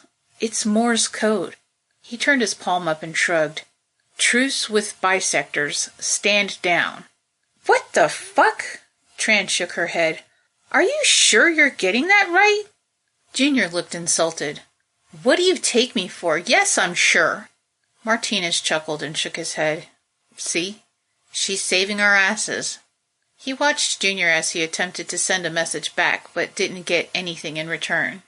His small team spent the twilight hours setting up a communication relay so that they could send messages back and forth to the colony without relying on the satellite. Martinez was the best climber and most likely the only one with enough muscle and stamina to make it to the top of one of those pseudo-trees quickly.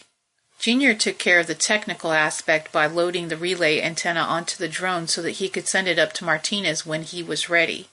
The sheriff had been to the top of one of the pseudo-trees once before, but it was on his first visit to Sarisart. The tree had served as a landing pad for the Unin, but it also had several levels where the orchids grew and children played. It was all so magnificent and wonderful back then. He remembered being in utter awe of the alien people, only to find out much later that they were actually the descendants of the Moon's Eye colony. Martinez still had a lot of trouble trying to wrap his head around that fact. Apparently, when they blasted off in hopes of colonizing the moon in 2029, they got sucked into that wormhole and ended up traveling 2,000 years into the past. He didn't spend too much time thinking about paradoxes, because he simply didn't care. It wasn't as if he could do anything about it. If the past could be changed, then after Andrew died, all they needed to do was place a message inside the Chancellor's desk where Andrin could find it centuries later. Of course, Sara tried that. If it had worked, then Andrew would have avoided death. It meant that either the past couldn't be changed or that Andrin only told Sara certain facts and declined to inform her of others. As he neared the top of the tree, he stopped to rest and have a look around. From his vantage point, he could see a few miles in each direction. He scanned the horizon for any signs of smoke from a fire, but there was nothing. Martinez knew she was still too far away to catch up in one day, but that didn't stop the feeling of urgency that was constantly pestering him. He broke through the top of the canopy and went to work setting up the relay. The relays were designed and planned months ago because it was obvious they'd be necessary. Each relay needed a solar panel to provide it power. He carefully pulled the panel off the drone and fastened it to the canopy. As soon as he had the antenna in place, he hit his comm. "This is Martinez with a colony-wide announcement." He waited for the familiar tone that would tell him that over 70 members activated their comms. "Chancellor Newman has secured a truce with the bisectors. I'll say again, we have a truce with the bisectors, effective immediately." He paused for a moment, knowing that at least one person would object. The comm cracked with white noise for a moment. "Martinez? This is Deputy Baxter. Did I hear you right? A truce? That's crazy." Martinez assured everyone that they did indeed hear him right. Deputy Baxter wasn't the only one to object. After 10 minutes of arguing back and forth, he became positive that the entire colony would be decimated by the time they returned home. It was progressively getting dark, and he needed to climb back down out of the tree soon or be stuck up there until morning. He addressed them again. "Look, they massively outnumber us. A truce is a good thing. I don't care if one waltzes through the middle of town. Do not engage." Getting down from the tree was easier than getting up, so he was back on the ground in no time. Everyone was sitting around the fire as Tran cooked 2 of the large rodents on a spigot. Junior and Chad had already made a small opening at the base of the pseudo tree and cleared out some of the roots so that they could sleep in it for the night. He looked down at Mel as he passed and noticed that she was sketching a picture of a bird. He didn't like the woman, but she definitely had talent. The bird she was drawing was so realistic it looked as if it could fly off the page and into the darkness. He sat down next to the doctor and looked him in the face. The black eye that he gave him was looking a little worse as time passed. Martinez knew it was part of the healing process, but the more he was faced with it, the more it started to bother him. The doctor looked angry, but it wasn't directed towards him. He looked back and forth between them. "What the hell did I walk in on?" Dr. Bowman ignored him completely. He leaned forward slightly and glared at her. "She doesn't love you. She could never love you." He threw a small twig into the fire. "No one could ever love you because you don't deserve to be loved." Martinez suddenly felt like he was punched in the gut. The words weren't aimed at him, but he felt as if they were. He stuck a finger in the doctor's face. "Don't you ever say that to her again." Chad's mouth dropped open. "She's sleeping with my wife." The sheriff's eyebrows shot up as he glanced at Mel. She didn't even look up from her drawing, but her face glowed as she chuckled. She was obviously having fun. He turned back to the doctor and sighed as he placed a hand on his back for a moment. "Sorry, I didn't know that." He aimed his entire arm at Mel. "Carry on." He left the two to argue. As long as they weren't killing each other, he didn't care. He crawled through the opening of the pseudo tree and began stringing up his hammock. Those awful words kept haunting him. They stemmed from memories that he wished he could forget. Apparently, just hearing someone say them meant that he was doomed to have nightmares that night. He was that pudgy child again with that curly black hair that was so long it was always in his eyes. He was only 8 years old, but he was left alone daily and had to fend for himself. This meant that he had to make his own dinner most of the time, and most of the time that was okay with him.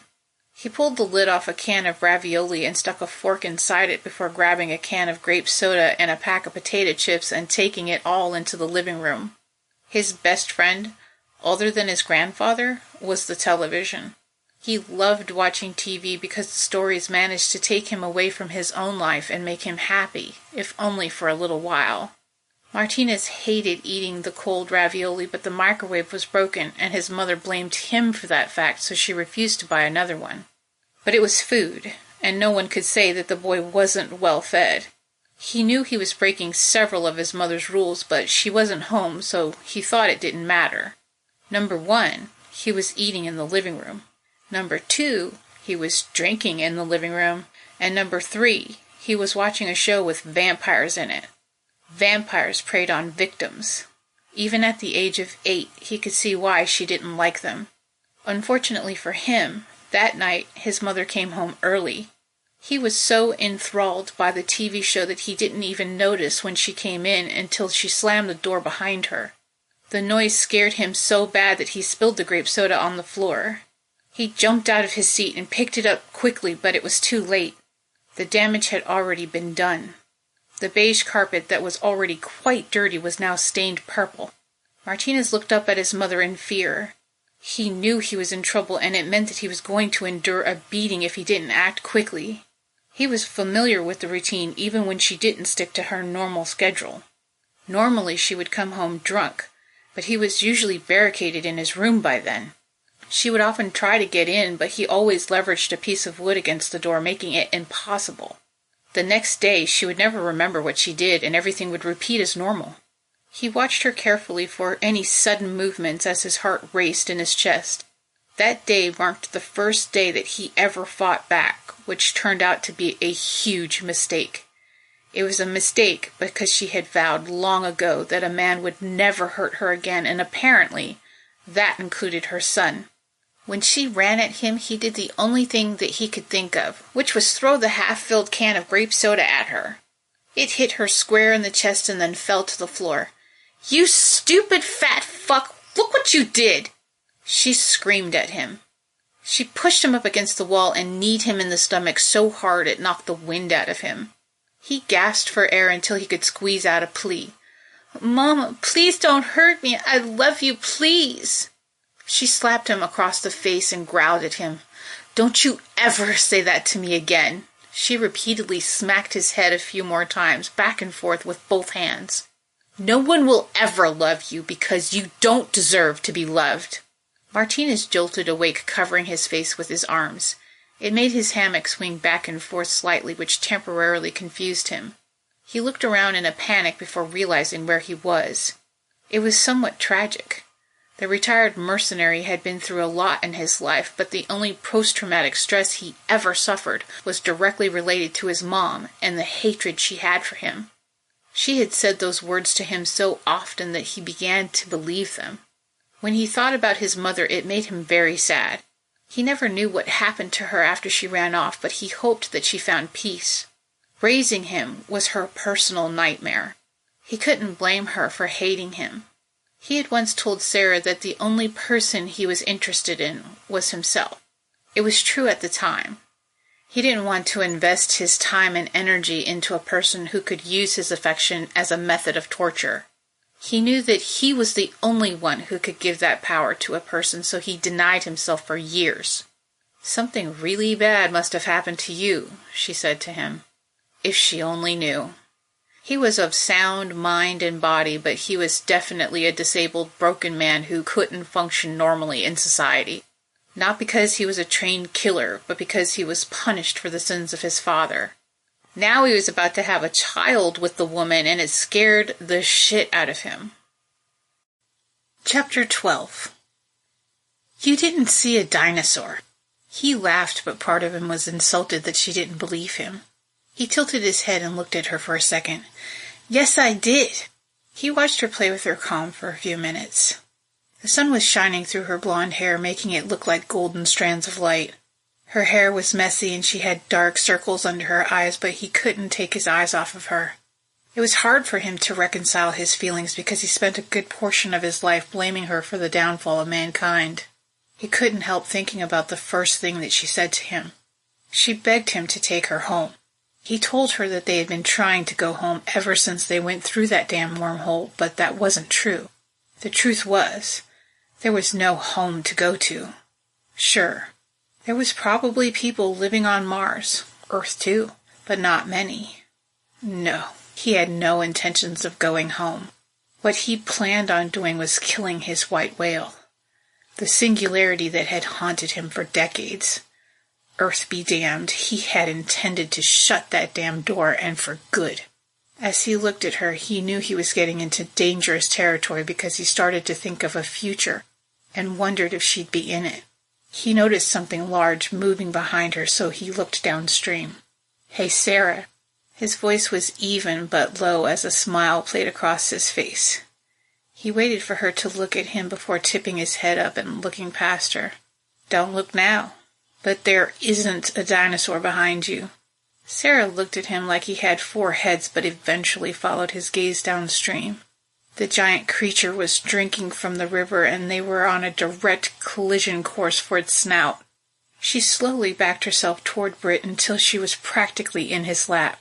He suddenly felt her hand grab his, and he marveled at the fact that she made him feel like a teenager with a crush. The massive mountain with eyes had branch-like appendages growing around its head and down its neck. Each one had blue and purple feathers that resembled leaves. Sara never finished what she was saying about the sky piranha, but he suddenly realized the reason behind her comments about the colors. It was obviously camouflage, and the realization terrified him. If the giant animal he saw before him needed camouflage against a foe from the sky, then what the hell were they going to do? "It's a giraffe," she said softly. "It's not a giraffe," he chuckled. "They may be extinct, but I know what one looks like." Its eyes zeroed in on them as it suddenly raised its head and watched them as they passed by. Sara exhaled loudly. "Wow!" It was only a whisper, but he could see her excitement when she looked at him. She smiled. "It's a giraffe titan. It's a type of bronchiosaurus." She turned to watch it as they got further and further away. "My son's going to freak out when I tell him." Getting out of the boat proved to be harder than it was getting in. He had to get into the water and pull the pod and Sara to shore. Unfortunately, once the pod was close enough to touch ground, he tripped on a rock and fell face first into the water.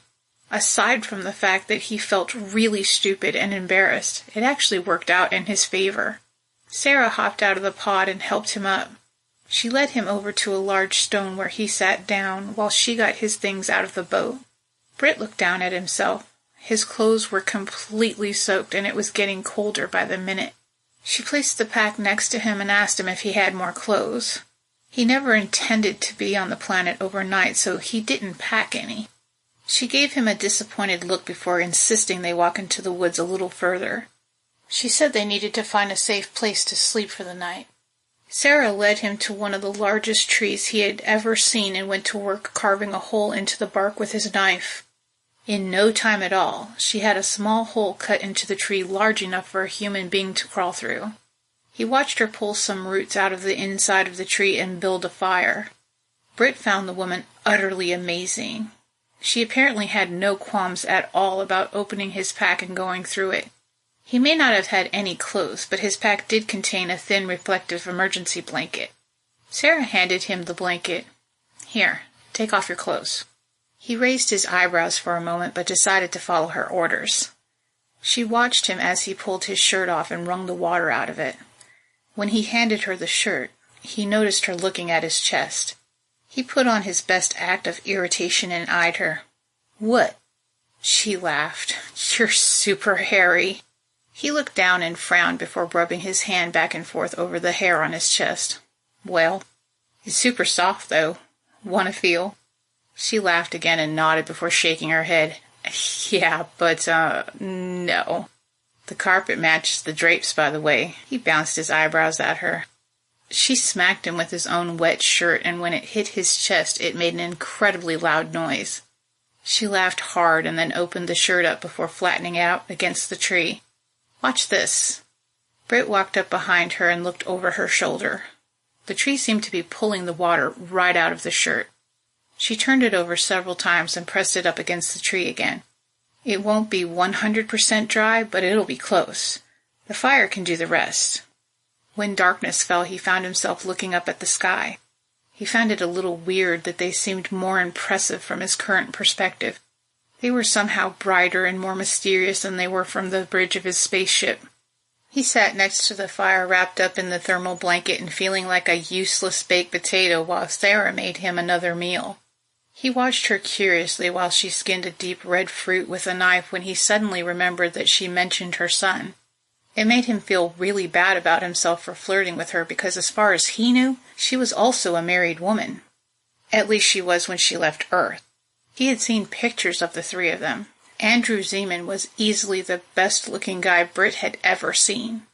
a fact that made him doubt he could ever sway her to his side. He watched her press some sticks through the fruit and held one in the fire. Apparently, the fruit can be eaten raw, but tastes better cooked. He figured he'd trust her judgment on that. She was right. It tasted like warm cherries to him. It was delicious. He nodded at her. "Thank you for taking care of me." "I kind of owed you." She knelt down next to his clothes. They were drying on some rocks next to the fire. She put her hand on his shirt to see if it was still wet. She picked it up and tossed it to him. He caught it in his hand and immediately pulled it on. When his head popped through the hole, and he got a good look at her again, she seemed upset. "I'm not an idiot, you know," she said. "Of course not." He was obviously confused. "Where's this coming from?" She cocked her head to the side. "It took 70,000 workers on 3 different round-the-clock shifts nearly a decade to complete my ship, and we've only been here for 2 years. She rubbed the end of her nose with her index finger. "And I would have known if other ships were being built." Britt took a deep breath and held it for a moment as he tried to find the right words. Her eyes never left his face. He was suddenly aware of every move he made, however slight, as if she was trying to read him. He finished pulling on his jeans and then gave her the blanket. The light in his darkened blue eyes danced along with the fire. He was stuck for the moment. He had to tell her something. He stared at the ground before suddenly smiling. "There are several self-proclaimed wormholeologists on my ship, some of them actual scientists, who insisted that time travel through the wormhole was possible." He gestured toward her. "I never imagined that it could be true." He watched her face closely when he told her what year he was from. 200 years is a long time. Long enough for a planet and its people to destroy themselves.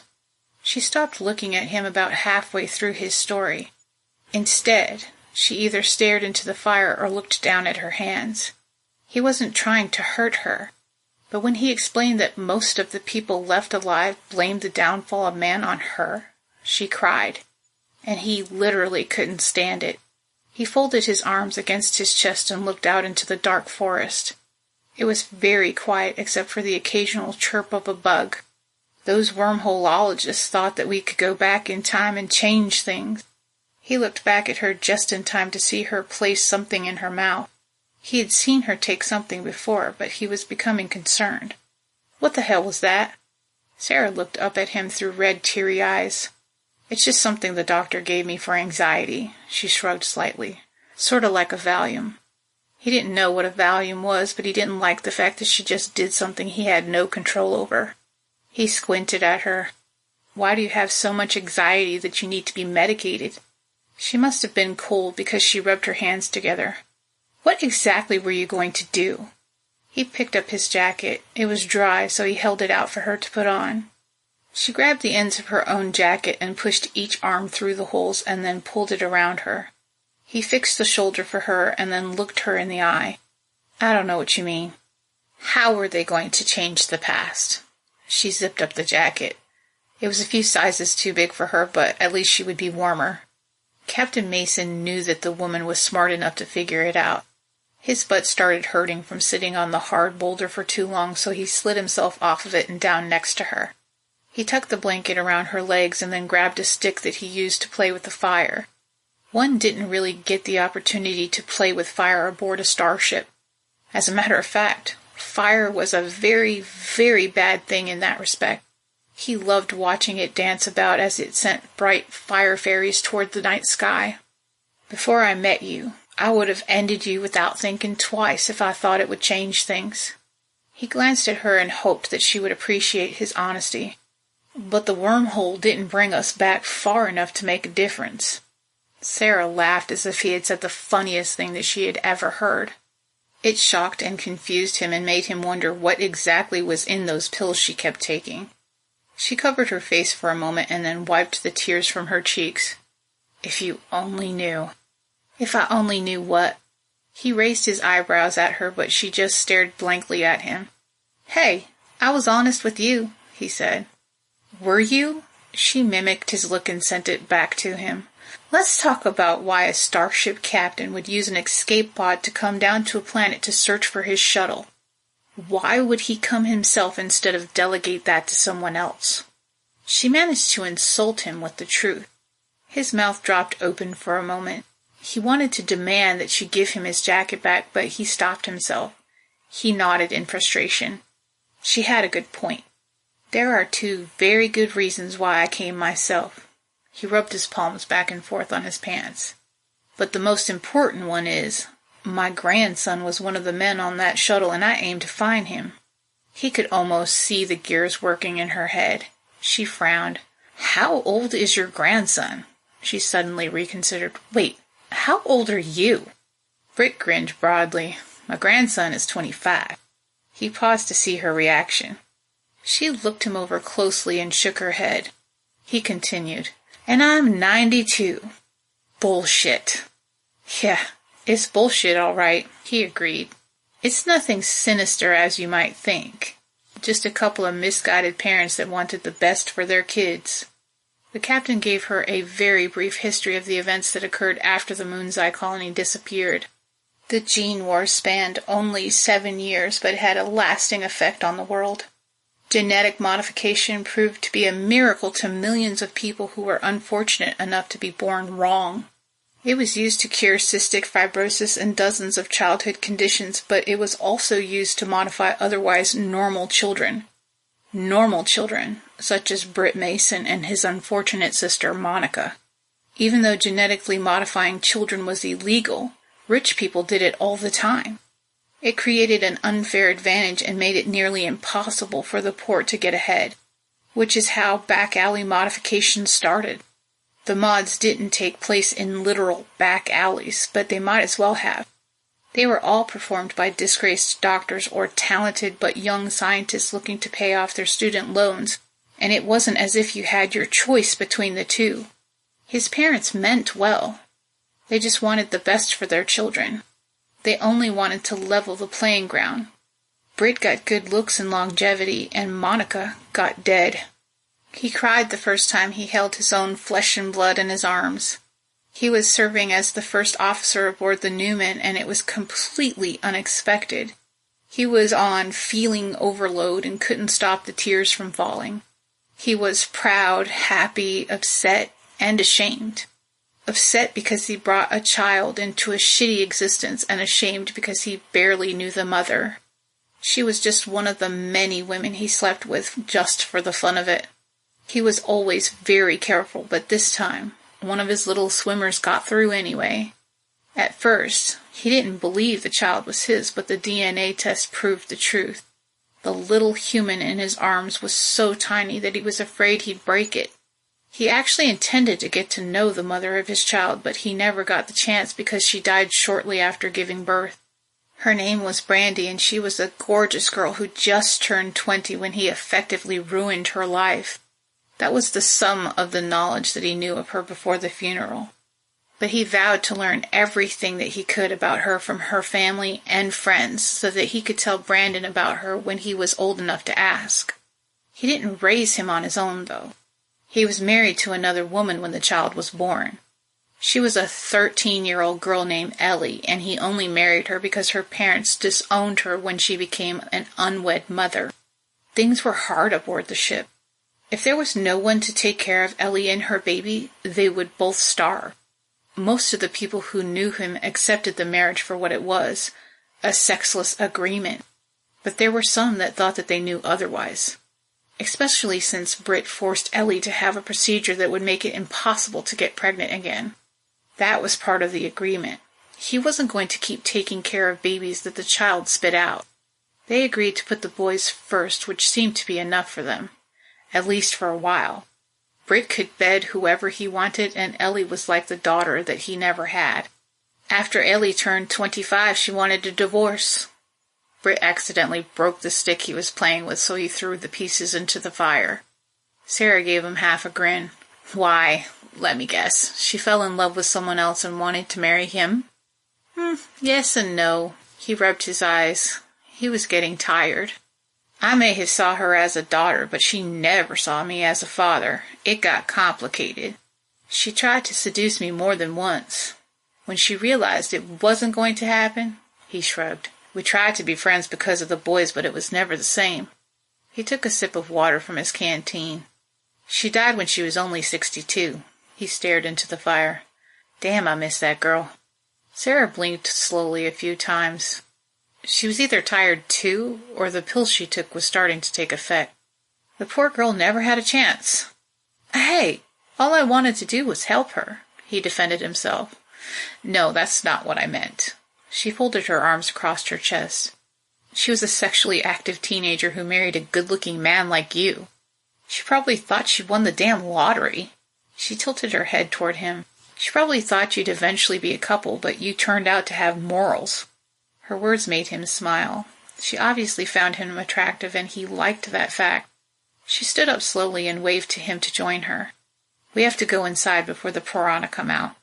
Every time she mentioned the things, it worried him a little bit more. He stood up and followed her inside the tree. It was dark and creepy. There were flowers that seemed to glow in the dark all around the inside of the tree.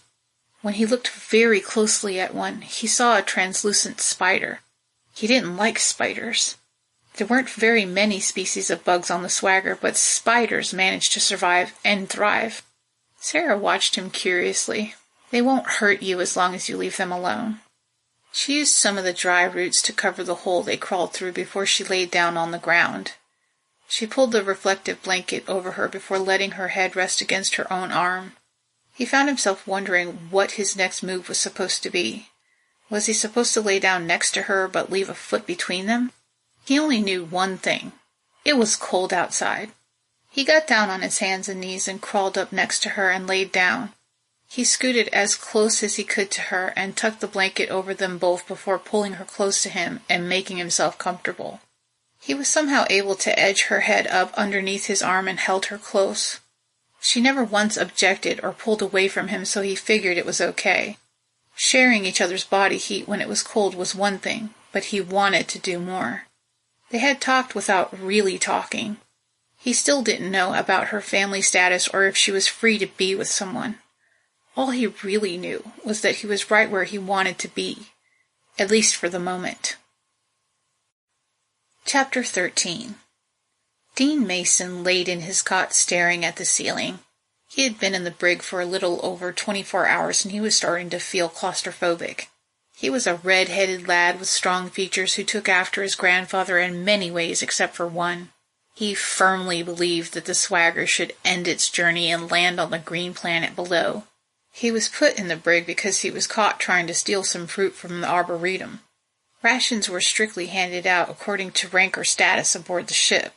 One would think that since Dean was a Mason, he would get a higher priority, but he kept insisting that he was no better than anyone else. It was the topic of many arguments until Grandpa Britt told him to prove it. He loved his grandfather very much, but he wished that he'd see things his way. People weren't meant to live in space, and he aimed to prove it. He could feel her eyes looking at him, but he ignored her. He was too busy trying to plot his next move. Dean knew that Britt would never keep him in the brig, but he was on the planet below looking for James. The sarcasm in his mind seemed to radiate out in all directions when he thought about his twin brother and his grandfather. They were working on something that they didn't want anyone to know about, including him. Whatever it was, it probably wasn't good. He and his brother James were 25 years old, and for a pair of twins, they couldn't be more different. When they were children, they were like celebrities because twins had never been born on the ship before. It didn't hurt that the two of them took after their grandfather. Their hair was more brown than it was red, but their resemblance to Britt was remarkable. Dean and James were inseparable brats that loved to cause trouble. When they grew older, James started to take after his grandfather more and more. They always seemed to have their heads together, talking about the wormhole and theorizing about time travel. It was also ridiculous. He didn't care about wormholes or time travel. All he cared about was Ava and giving her the life that she deserved. He wanted nothing more than to marry her and have dozens of children with her. But he wanted to do it in a place where they could be together without having to worry about the quality of air or if there was enough food to go around. The two of them had known each other since they were old enough to talk. Dean couldn't quite pinpoint exactly when it was that he fell in love with her, but he knew it must have been around the same time. There was never any other person for him. She, on the other hand, dated a few other men before realizing that she loved him too. Unfortunately, the swagger had a strict policy on children. Prospective parents had to obtain permission to have a child, and even if it was granted, the process took longer than normal. Pregnancies were all achieved by artificial insemination in order to choose the best outcome. It had been decades since a child with disabilities had been born. Dean knew it was a good thing, but there was something to be said about throwing caution to the wind and just doing it the old-fashioned way. He let his eyes roll to the side so that he could verify that she was still looking at him. Commander Hayes stared at him with her only working eye. Dean had known her all of his life, but still found it hard to look her in the face for more than a few seconds. Someone once told him to focus on her nose instead, but he found that just as hard. She was standing just outside the metal door looking at him through the window. He watched her sigh and then frown at him. "I'm letting you out." She lifted her hand, which disappeared briefly. He knew she was hitting buttons on the keypad. She continued, "But I'm taking away all your privileges. From now on, the only thing you have access to is your room and the canteen." Dean swung his legs down and off the cot so that he sat up in one fluid movement. He pretended to be excited. "Oh my gosh! Thanks, Auntie Hayes!" "Don't call me that." She opened the door and then stood to the side. She folded her arms across her chest and watched him as he walked past her. "You may disagree with your grandfather, but he's still the captain of this ship." He stopped in front of her and grinned so hard that his dimples made an appearance. "Thanks for the reminder." He left her and the brig behind as he headed for his quarters. It wasn't his first day in the brig, and he imagined it wouldn't be his last. He didn't like being stuck in the same clothes without being able to bathe, so that's what he intended to do. His little piece of the swagger was just that, little. When he thought about it in depth, he was certain that the cell he'd just vacated was bigger. That fact alone was one of the biggest reasons he wanted to leave the swagger. As he walked through the door, he was greeted with the familiar smell of damp and moldy dirt. He rolled his eyes and sighed. Living directly above the hydroponic bays was bound to give him a bad case of wet lung, but he had no other options unless he and Ava got married. He wanted to marry her more than anything, but not for something as silly as more room. No, he was going to give her the world, literally. Dean pulled open the drawer that was just beneath his single-sized bed and picked out some clean clothes. He officially only had one more outfit before he had to spend a day waiting in line to wash his clothes. It was easily his least favorite thing. He stripped down to his boxers and stepped in front of his sink and grabbed a towel. People in his class were only allowed one shower per week, and it wasn't time for his yet, so washing off in the sink would have to do. He wet the towel and went to work cleaning his most foul parts until he was satisfied he could be in public without grossing himself or somebody else out. He planned on meeting up with a few friends. It was Tuesday, which meant he got to bust out his Dungeons & Dragons holomat and get lost in Fantasyland for a while. That, and discuss a little bit of mutiny. The holomat was a fucking stroke of genius. He didn't know who invented the damn thing, but he thanked God for him every time he used it. He placed the mat under his arm and headed for Umi's quarters. As far as status, you couldn't get any higher than Umi. That's why his grandfather married her. As far as Dean was concerned, there shouldn't be different classes aboard a starship, but his grandfather always argued a valid point. If no one held a higher status than the other, what would people strive to be? A captain certainly wasn't equal to a deckhand, but the addition of Umi's people changed things. The swagger needed supplies that her people could provide for a price. Not only did they want aboard the ship, but they wanted to retain their hold on some of their supplies. This meant they had a controlling interest in who got what. Umi was a crass, dirty-minded little old lady who Britt married strictly for the power. Half the ship voted him captain on his own merit, and the other half voted for him because of Umi.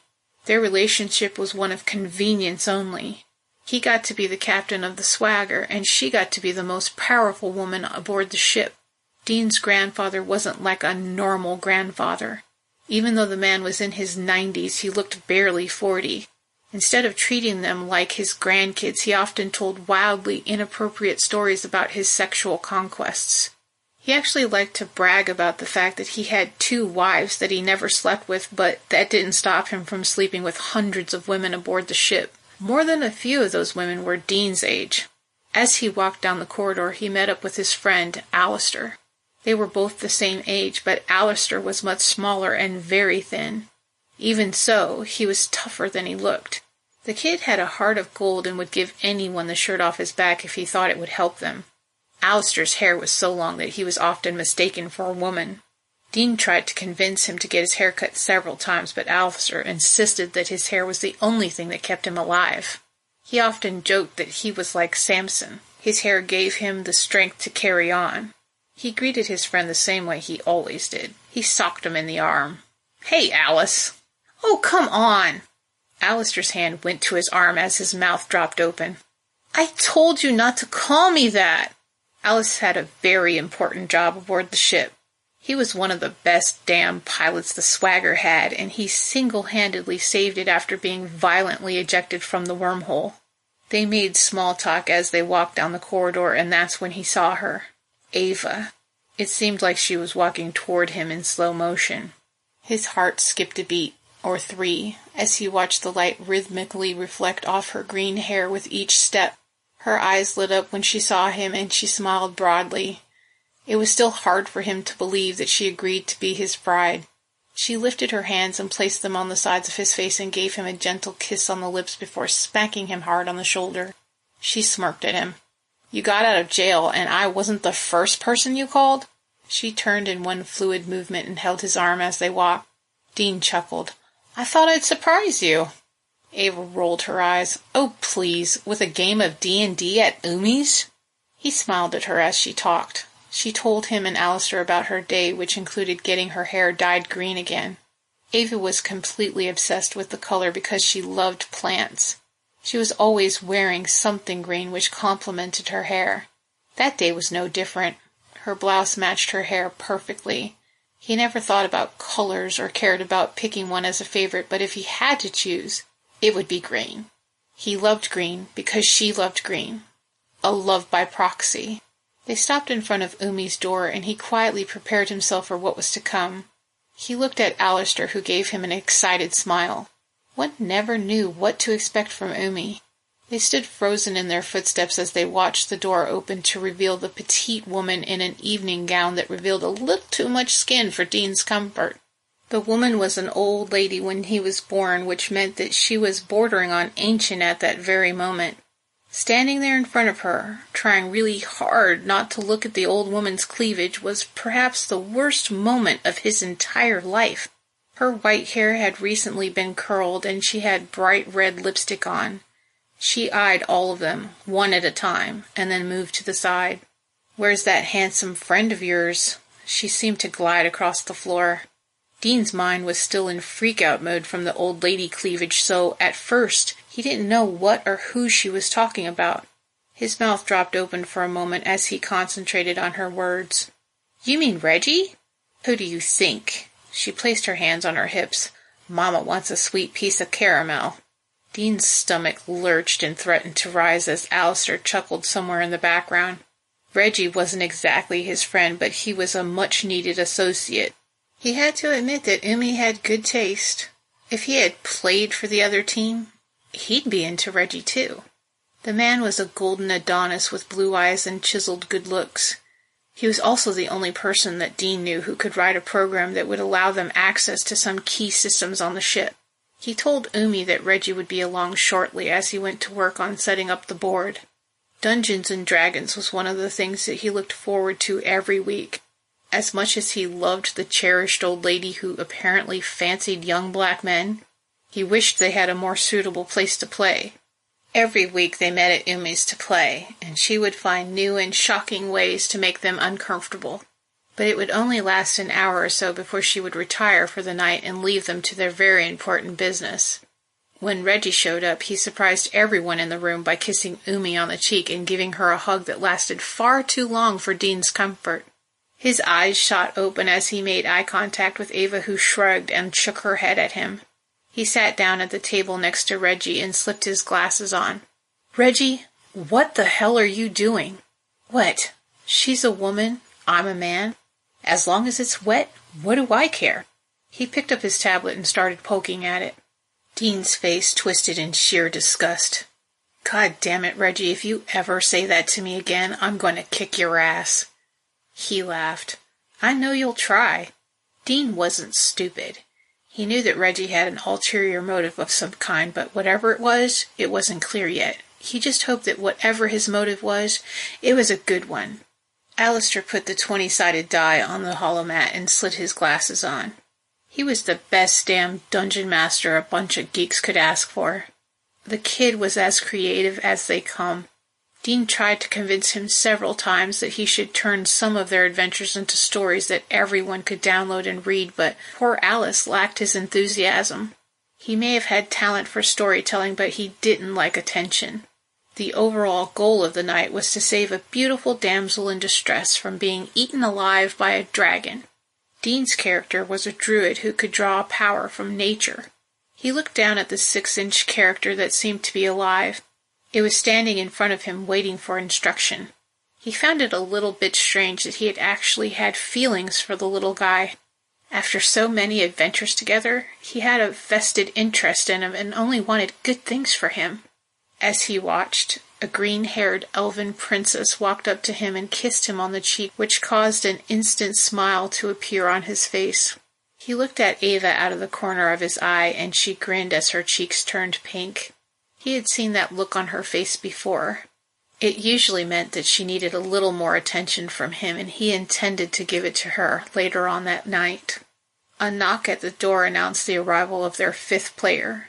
Kaylee was a brilliant woman who was older than the rest of them, except Umi. She was in her mid-30s and seemed to have a thing for Alistair, who was completely oblivious to that fact. Ava made sure there was an empty seat next to Alistair so that Kaylee would have to sit next to him. The two of them made brief eye contact until she visibly got nervous and turned away. She put on her glasses and picked up her tablet. "Let's get this show on the road." Umi held out longer than usual. 2 hours after they started playing, she walked up behind Reggie and put her liver-spotted hand on his shoulder. "It's time for me to go to bed." As she walked away, she let her hand slip to his back and she gently let her fingers run across it until she ran out of real estate. Reggie turned and looked at her as she walked away. He winked at Dean. "I'm going to go tuck her in." Dean swallowed the vomit that managed to reach the back of his throat. Good God.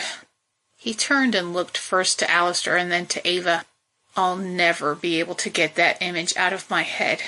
He didn't want to picture them together, but it was kind of hard not to when Umi's voice penetrated the walls and into his ears. Thankfully, tucking Umi in didn't take very long. Reggie came out and sat back down at the table as if nothing happened. "She won't bother us again for the rest of the night." Dean tried to hold back, but he couldn't help himself. He pointed to Umi's room. "What in the hell could possibly be worth that?" "What do you care?" Reggie opened his arms out to the sides. "Do you want my help or not?" He didn't just want Reggie's help. He needed it. He picked up his tablet and changed the holomat to a schematic of the chip. He couldn't help lowering his voice when he spoke, even though he knew that they were alone and that Umi was sleeping. The plan was a fairly simple one. Dean and his friends wanted to land the swagger on the planet below. The people of the swagger had been living aboard the ship for the last 70 years because there was no other option. Earth was dead and Mars was overcrowded, so the warships had become home to thousands upon thousands of people. When the ship made the trip through the wormhole, it rocketed through the solar system so fast that it missed the lush green planet on its first pass. Once they found the planet, everyone assumed that they found their new home, but Captain Mason had other ideas. He told the people that it would be irresponsible to land the swagger on a planet they knew nothing about. In truth, at first, Dean agreed. It would have been wholly irresponsible to land the ship without investigating first. But instead of using the shuttle to do just that, Dean found out that he sent James after uranium. It seemed that the good captain had plans of his own. "We need your granddad's ring." Reggie stuck out his index finger and placed it through the hologram at the rear of the ship. Otherwise, this isn't going to work. Chapter 14. Martinez stood next to what could only be described as the crash scene of a toy spaceship, which apparently included the dead carcass of a bisector drone. The tiny ship sat in the long and deep wound that it made when it hit the ground. The unfortunate bisector must have been hit mid-flight and lay dead at the head of the ship. He eyed the charred wood of the now extinguished fireplace and noticed a piece of cloth with blood on it. He tried not to jump to conclusions, but given the circumstances, it was very hard. He kneeled next to the fireplace and took a close look at a shoe print in the sand. It was definitely small enough to be Sara's, but further investigation showed that only one set of footsteps left the scene. The prints were bigger than the others and managed to tell him 3 things. Whoever made the prints was human, male, and wore cowboy boots. He looked sidelong at Junior, who met his stare. With that one look they exchanged their mutual fear and dread. He looked down at his tablet, which revealed that Sara, or at least her comm, was still 20 miles away. "We should be able to catch up to them by nightfall," he said. They were all silent, but took their cue and headed back to the vehicles when a bisector suddenly stepped out in front of them. Before Martinez even realized it, his weapon was drawn and pointed at the beast. It was massive and towered above them. Its black body was almost reflective, and its pincers were large enough to snap any man in half. Both the creature and Martinez were frozen in some kind of a weird science fiction standoff that neither one of them could break free of. It was strange to him. The creature obviously knew that he was holding a weapon that should be feared. "Psst! Martinez!" Junior Whisper shouted at him. "Truce!" Martinez looked the thing in the face. It was impossible to read. It didn't have a human face or expressions. The round ant-like eyes on his head gave no hints as to what it was thinking. He hated the bisectors more than words could possibly express, but he trusted Sara. Against every instinct he had, he lowered his gun. He let his arm relax at his side and hoped like hell it wasn't the worst decision he has ever made. The creature slowly turned and walked toward the fallen bisector and stood at its side for a moment before bending over and picking it up. When Martinez realized what was happening, it shook him to his core. The monster that he saw in front of him was collecting its dead. Fascinating. Mel stepped forward and watched it closely. "I've never really gotten a good look at them before." She pointed at it.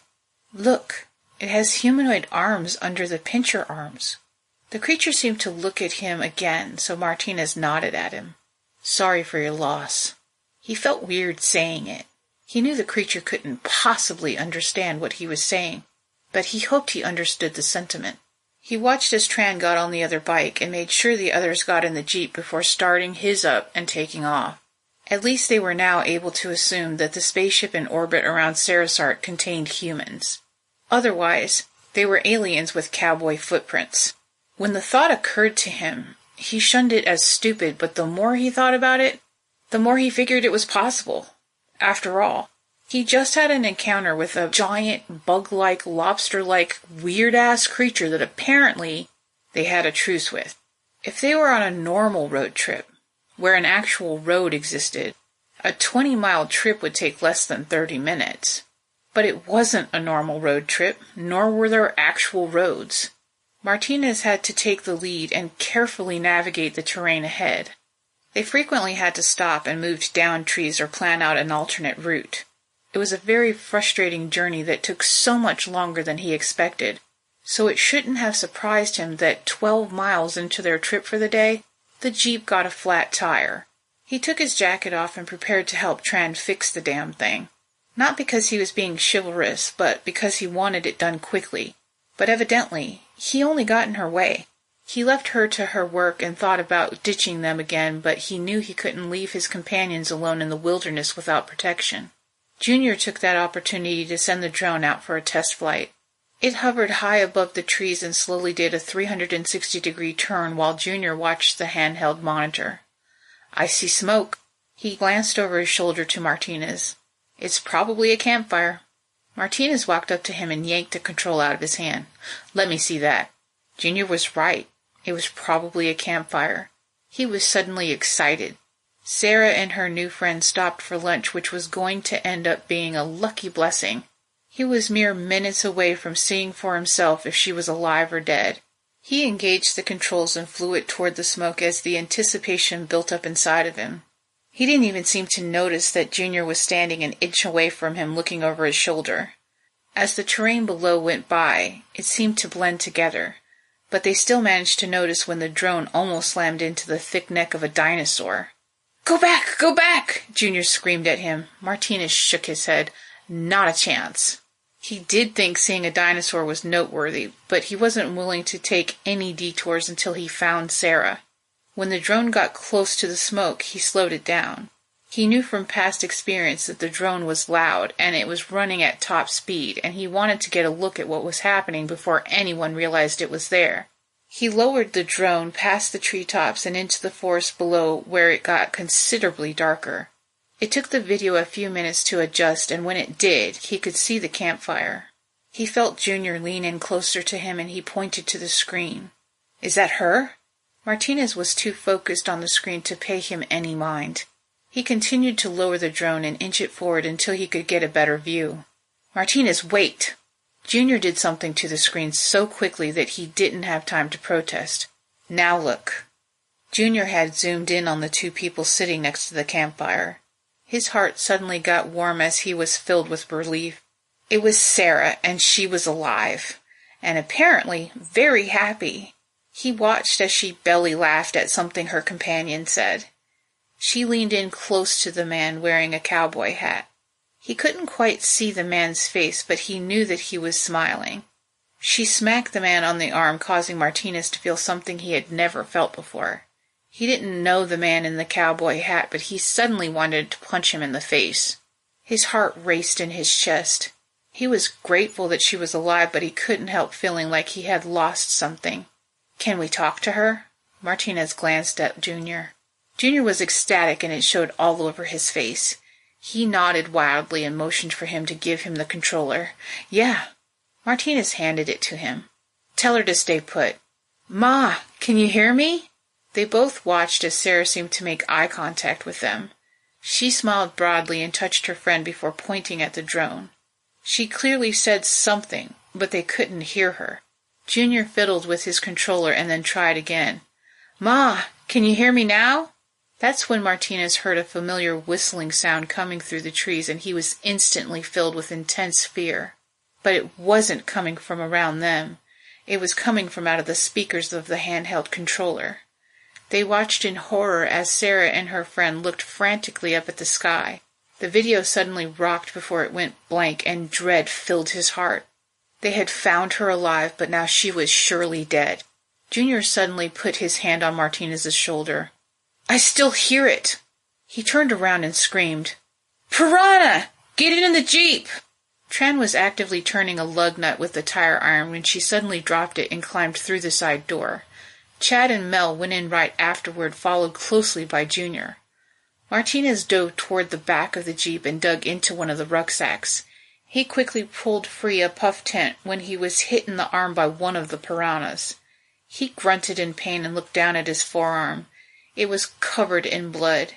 He stepped to the side and opened the tent quickly, and another one flew past him so fast that it hit the back of the Jeep with a sudden thud, making Tran scream. The stunned creature fell to the ground and flapped wildly. The damn things were a disturbing cross between a bat and a crow. Their beaks were concave, which they used to carve out a strip of meat from their prey as they flew past them at top speed. His lip curled up as he looked at the tiny creature before he stomped the life out of it. "Martinez!" the doctor screamed.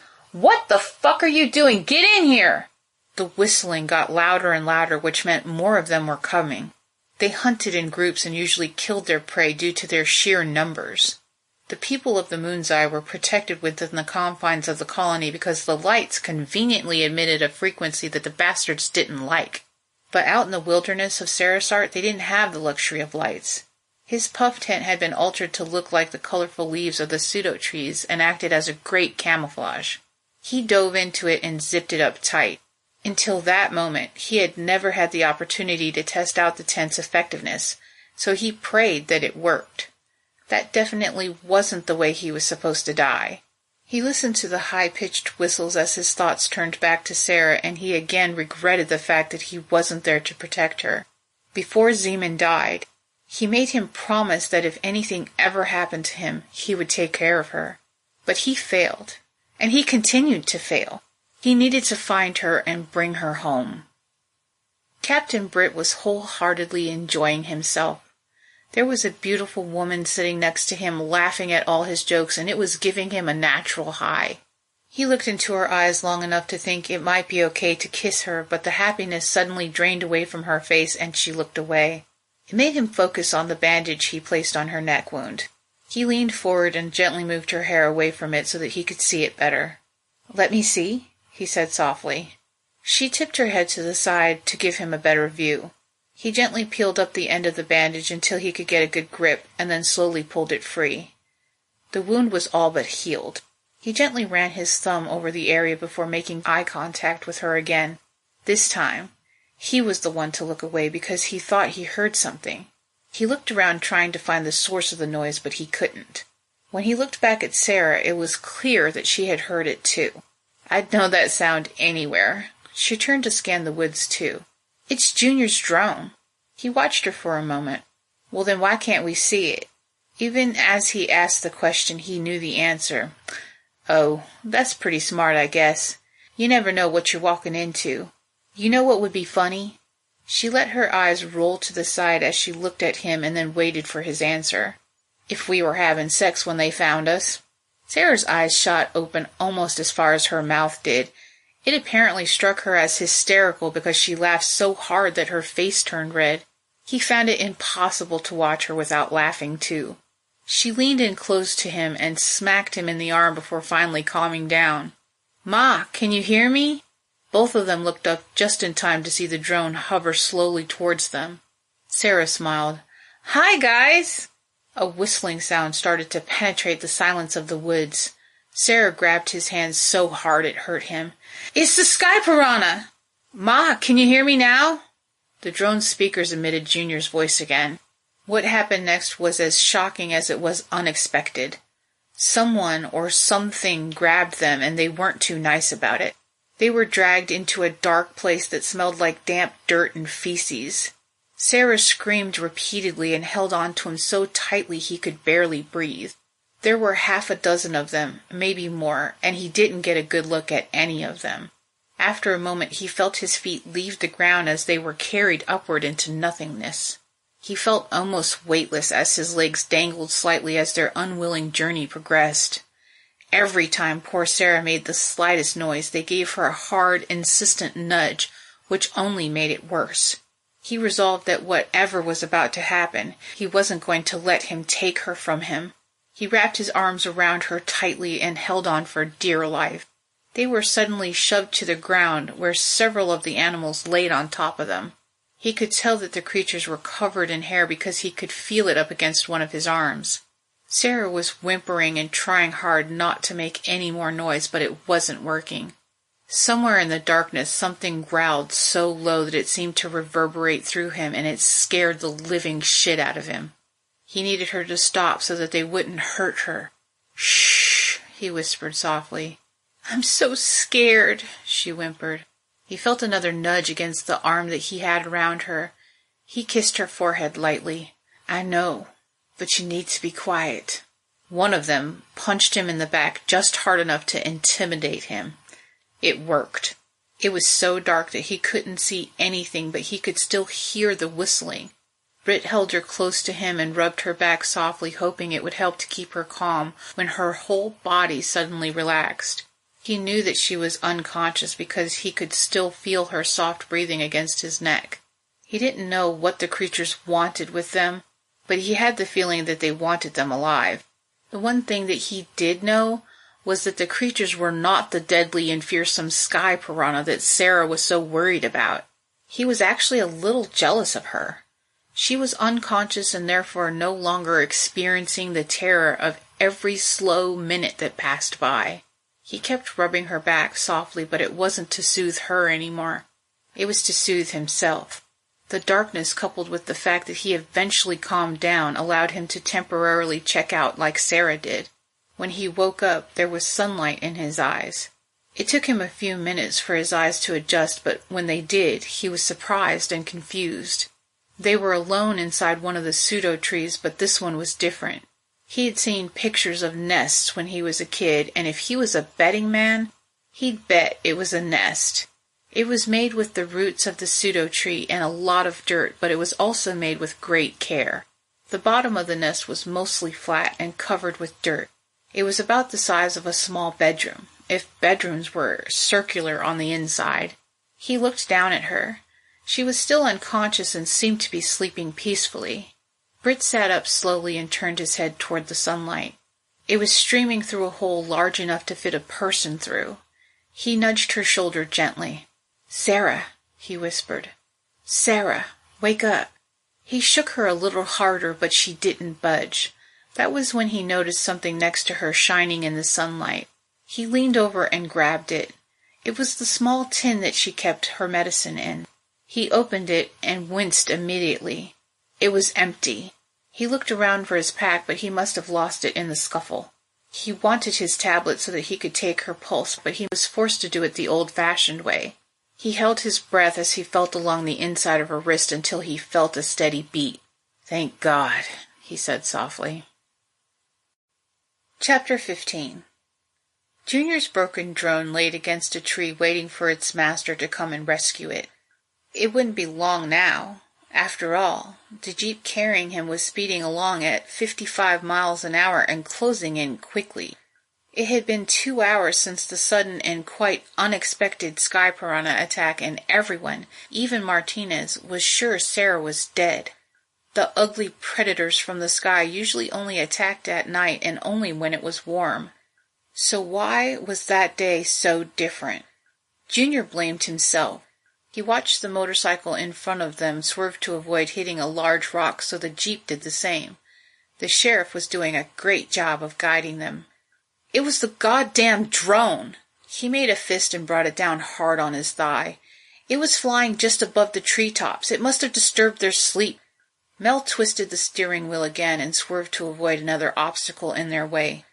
"Will you quit the boo-hoo I killed my mommy shit? I'm trying to fucking drive here." Junior was overcome with the urge to backhand the bitch in the face, but he resisted. He watched the 2 motorcycles ahead of him swerve again as they approached a moving mountain. He leaned forward and placed his hand on the dashboard as he looked up. "Dinosaur!" He pointed as he screamed it again. "Look out for the dinosaur!" He was like an excited and scared little child that was being forced to do something dangerous. He watched, wide-eyed, while Martinez and Tran rode their motorcycles underneath the Giraffe Titan. "No! Are you crazy?" Mel didn't alter the course at all. The jeep bounced and sped forward as she drove it right under the creature without it even noticing them. He immediately turned around to look out the back window. Chad looked at him with excitement that he could barely contain.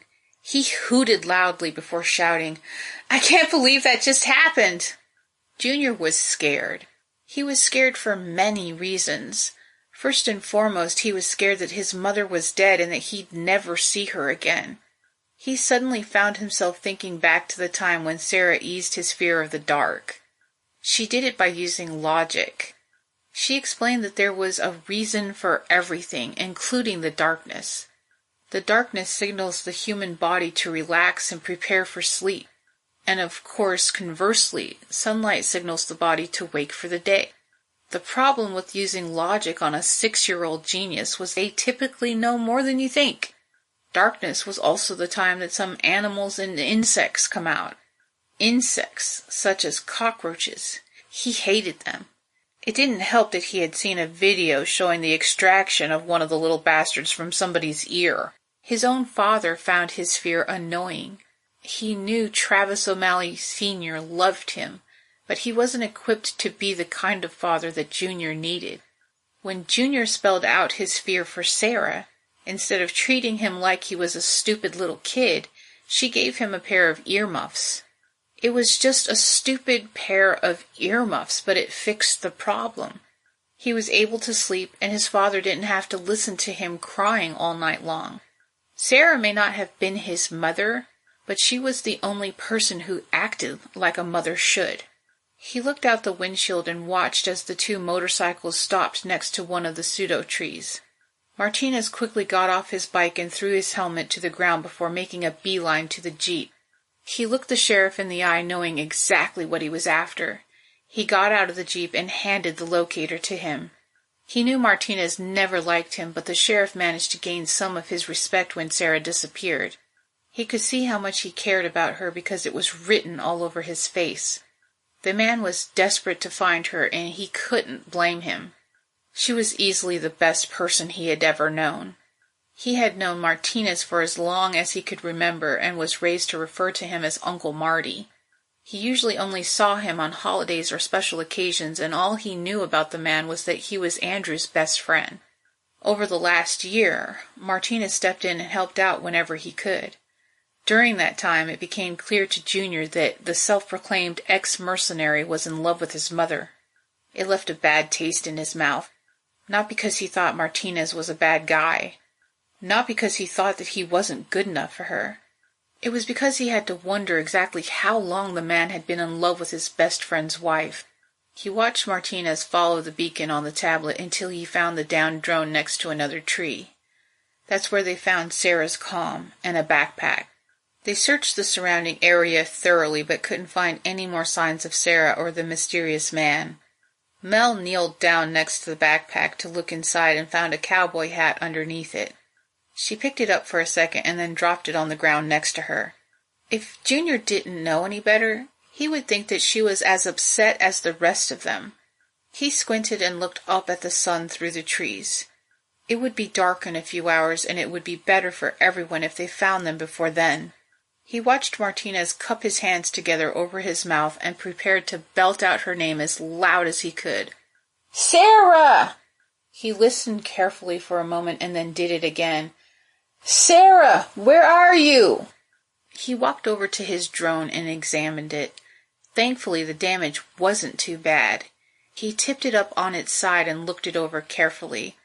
One of the propellers was broken. He needed to fix the drone if they had any hope of finding his mother. He grabbed his toolbox from the Jeep and quickly removed the drone's broken wing. It was easy to fix and only took a few minutes. While he worked, he could hear Martinez calling out to Sara without any response. He picked up the drone's controller and hoped beyond all hope that when he hit the start button, it would fly. A still-frame picture of Sara and her new friend was on the digital screen. He played it hoping that it would give him some clues. It was clear to him that Sara liked the man. They were sitting fairly close together and were laughing at something. Then the scene suddenly changed. It was like watching a horror flick starring someone you knew and loved. Seeing the fear on her face was almost too much for him to handle, and hearing her scream was even worse. The video suddenly darkened and bounced around so badly it was impossible to see what was going on, but it definitely seemed like something attacked them. He tried to shake the thought he was having out of his head and started up the drone. Seeing it rise up off the ground made him happy. He walked behind it as it floated through the woods. Martinez yelled for her again. "Sara!" The sheriff held a 3D printed shotgun across his chest. He was ever prepared for anything. Junior had no doubts that Martinez would find her. He called out to her again. "Sara, if you're out there, please say something." "Here!" A man's voice called out to them. "We're up here!" It came from about 20 feet away and up high. Everyone hurried towards the pseudo tree and stopped in front of it. It was massive and easily the largest he had ever seen. Everyone looked up expecting to see something, anything. Martinez called out again. "Hello?"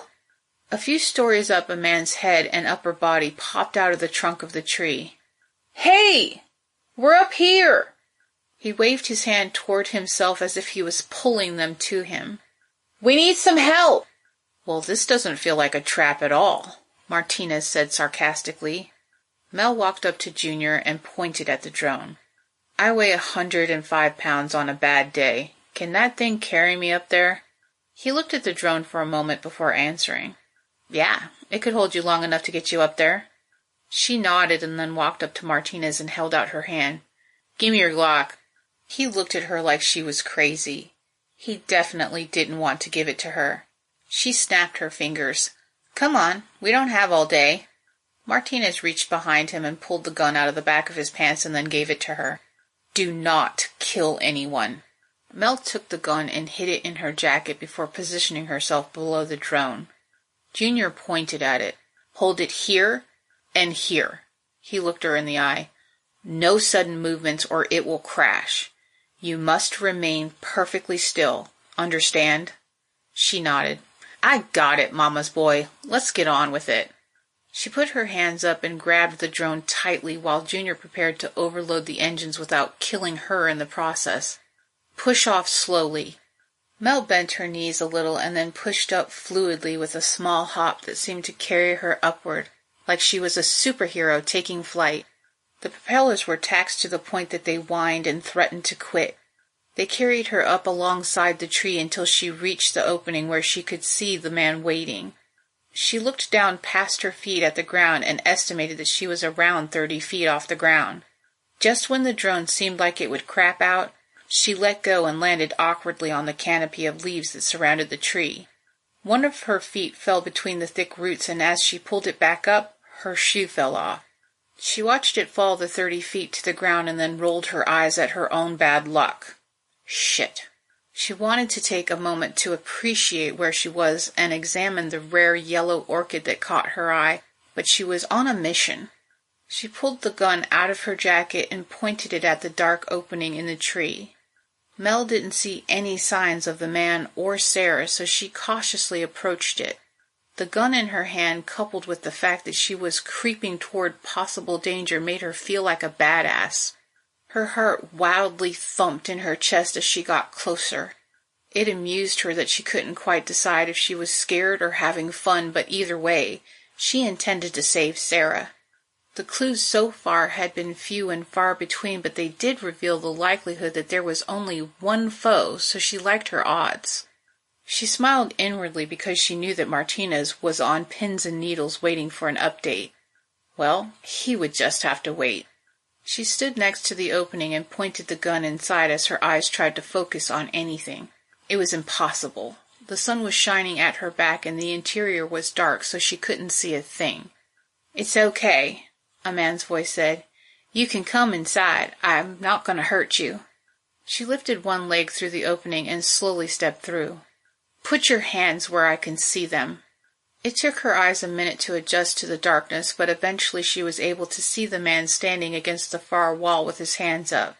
She pointed the gun at him while she assessed the situation.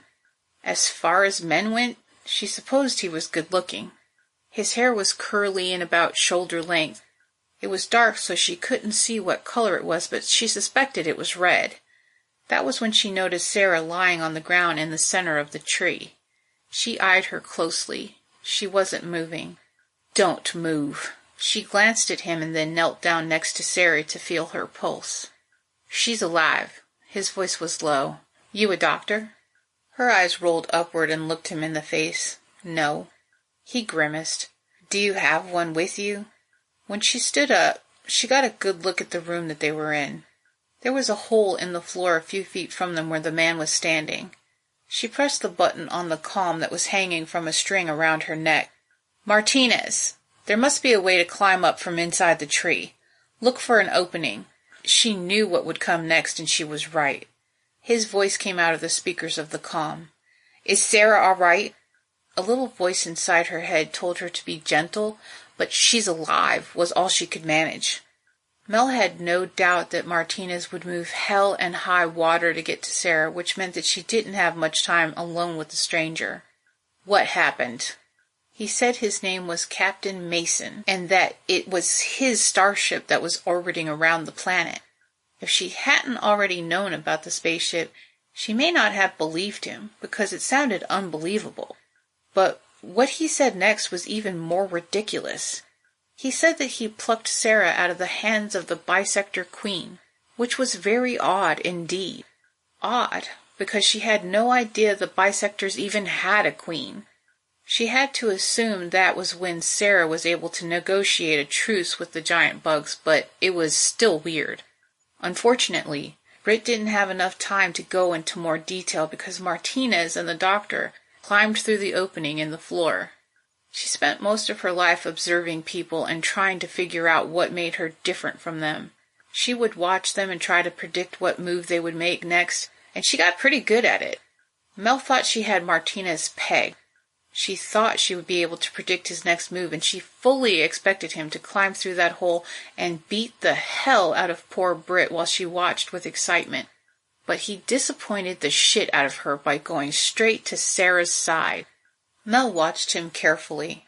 He showed no signs of anger at all. His eyes were wide with worry as he picked up her hand and held it. He didn't even look at the man or acknowledge him. What happened? Britt gestured to Martinez. "Are you the doctor?" Dr. Bowman glanced up at him as he picked Sara's hand up and pressed a medical USB against her finger firmly. "No, I am." The doctor inserted the USB into his tablet and frowned as he read the results. "Her kidney function is very concerning and her red cell count is pretty low." He made eye contact with the stranger. "What happened?" Britt looked uncomfortable. He looked away for a moment and then placed his hand inside his jacket pocket and pulled out a small tin. Mel noted the recognition on the doctor's face and then watched the man put the tin back in his pocket. Dr. Bowman looked back down at Sara. "Oh." Martinez looked up, but it was too late to see the exchange. "What?" The doctor looked uncomfortable and then shrugged slightly. "Nothing. She's going to be okay." While the doctor worked, the man explained how they got inside the tree. Mel found the story very intriguing. He said that even though he had been inside the bisector's nest and witnessed the Queen's interrogation of Sara, the experience was nothing in comparison to what happened to them a few hours prior. He said that Sara was so scared that she passed out, which was obviously a lie based on the exchange she witnessed between the man and the doctor. The sky piranha were terrifying, but they were very predictable. They usually hunted in groups at sunset. The birds could smell blood from a mile away. This meant that if they shed blood from an animal somewhere, they may smell it the next day and return. She suspected that whatever it was that abducted Sara and Britt knew that too. Mel reasoned they must be primates of some kind. She had explored much of the surrounding area of the colony, but she had never seen any signs of intelligent life until now. She put the gun back in her jacket and discovered the box of chalk she had in there. She always traveled with the box so that she could mark her path. She looked at it and thought for a moment while she watched Junior and Tran climb up through the hole. "Ma?" Junior called over to Sara. "Ma? What's wrong with her?" "Don't worry, she's going to be fine." Dr. Bowman stuck a capped syringe in his mouth while he prepared her arm for a shot. He bit down on the cap and then freed the needle from the cap before burying it into her arm and pressing the plunger. He spit the cap next to him and then activated the safety on the needle before letting it go. He rubbed her arm a little and then watched her. "Give her a minute." Mel turned to the interior of the tree and began to draw a bird with her chalk. She liked Sara, but she found it irritating that everyone else did too. The woman was just as flawed as she was, yet no one seemed to like her. She finished her bird and moved on to a sun and then a flower. It may have seemed like an odd time to doodle, but Mel's intentions were pure. Sort of. If the inhabitants of the tree really were primates, the pictures were sure to confuse the shit out of them. But she hoped they would like them too. Junior's voice came from behind her. "She's waking up." Chapter 16. She woke up terrified. It was almost as if someone had hit pause during her torment and now it was active again. Someone or something was touching her, which made her remember the hairy creatures that had grabbed her and her friend. She opened her eyes to a dark room, but she was too afraid to think straight. She was laying on her back and felt very heavy, as if she couldn't move, but she knew someone was holding her hand. Her heart was beating so fast that she felt dizzy and was afraid that she may pass out again. She blinked a few times trying to clear her vision, but it didn't seem to help. When someone touched her shoulder, she panicked. In her foggy mind, she was being attacked, so she fought back. She slapped at whoever it was and screamed. They tried to hold her still. She knew who it was, yet she didn't. "Sara, it's me, Martinez." Those words didn't make the situation better for her. If anything, they made it worse. Before she passed out, she was experiencing the most terrifying moment of her life, which made her do something stupid. She was at the mercy of some violent animals, and she didn't know what was about to happen, but she knew her only escape would be drug-induced. There really wasn't much thought involved. It seemed logical, so she did it. Her eyes looked up at the center of the tree, and she thought she saw something move. "Cake!" Someone grabbed her and tried to hold her still. "Cake! I want cake!" Why the hell is she talking about cake? Martinez looked around at everyone and only received shrugs in return. She tried to get up, but he held her tight. What the hell's going on? Sara was suddenly desperate. She kneed Martinez in the side so hard he let her go. She got up and rushed over to Britt. He placed his arms on her shoulders and tried to calm her down. "It's okay, little lady. Your friends are here to help." She put her hands on his chest and looked up at him. "We have to leave," she begged him. "Please get me out of here. We have to leave." "Behold, our savior," Tran said sarcastically. "Shut the fuck up," Junior yelled at her. Sara was beginning to recognize the people around her, but when Junior yelled, it only managed to set her off more. "Please, Cake, please, we need to leave." Martinez walked up to her slowly. "Sara, it's okay.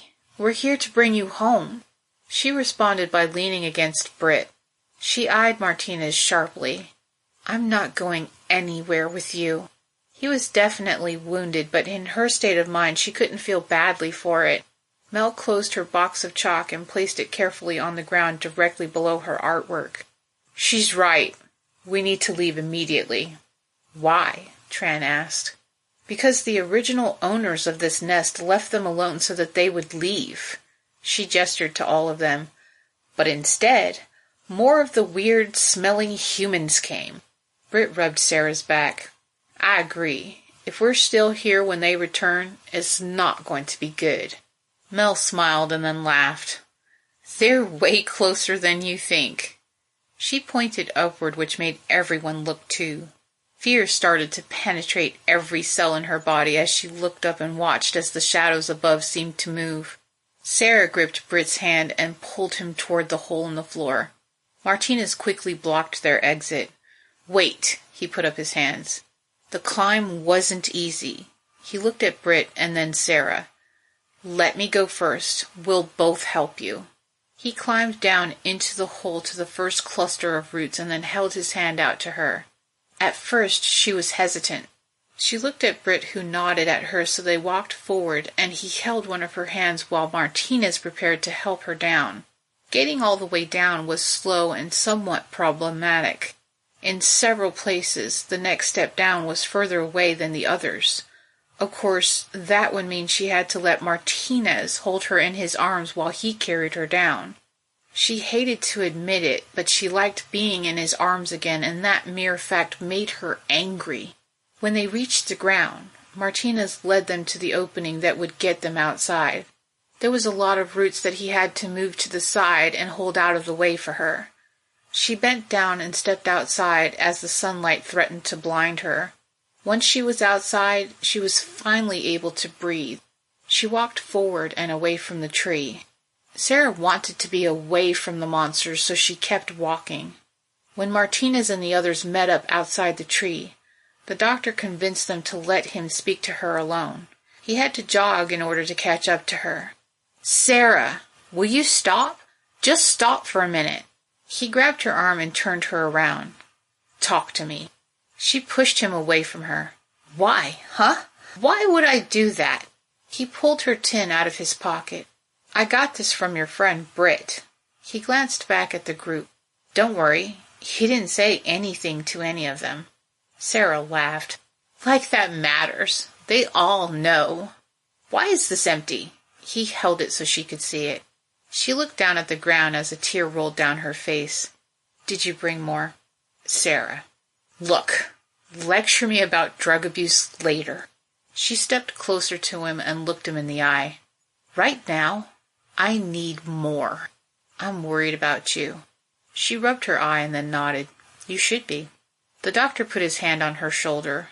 Look, I know you've been having a hard time, but there are people who care about you. He looked past her at the group behind her. He chuckled. And most of them are right there. Sara scrutinized his face closely. Who gave you that black eye? He grimaced and absent-mindedly ran his finger lightly under his eye. Martinez. Why? Chad scratched at the back of his neck. Because I deserved it.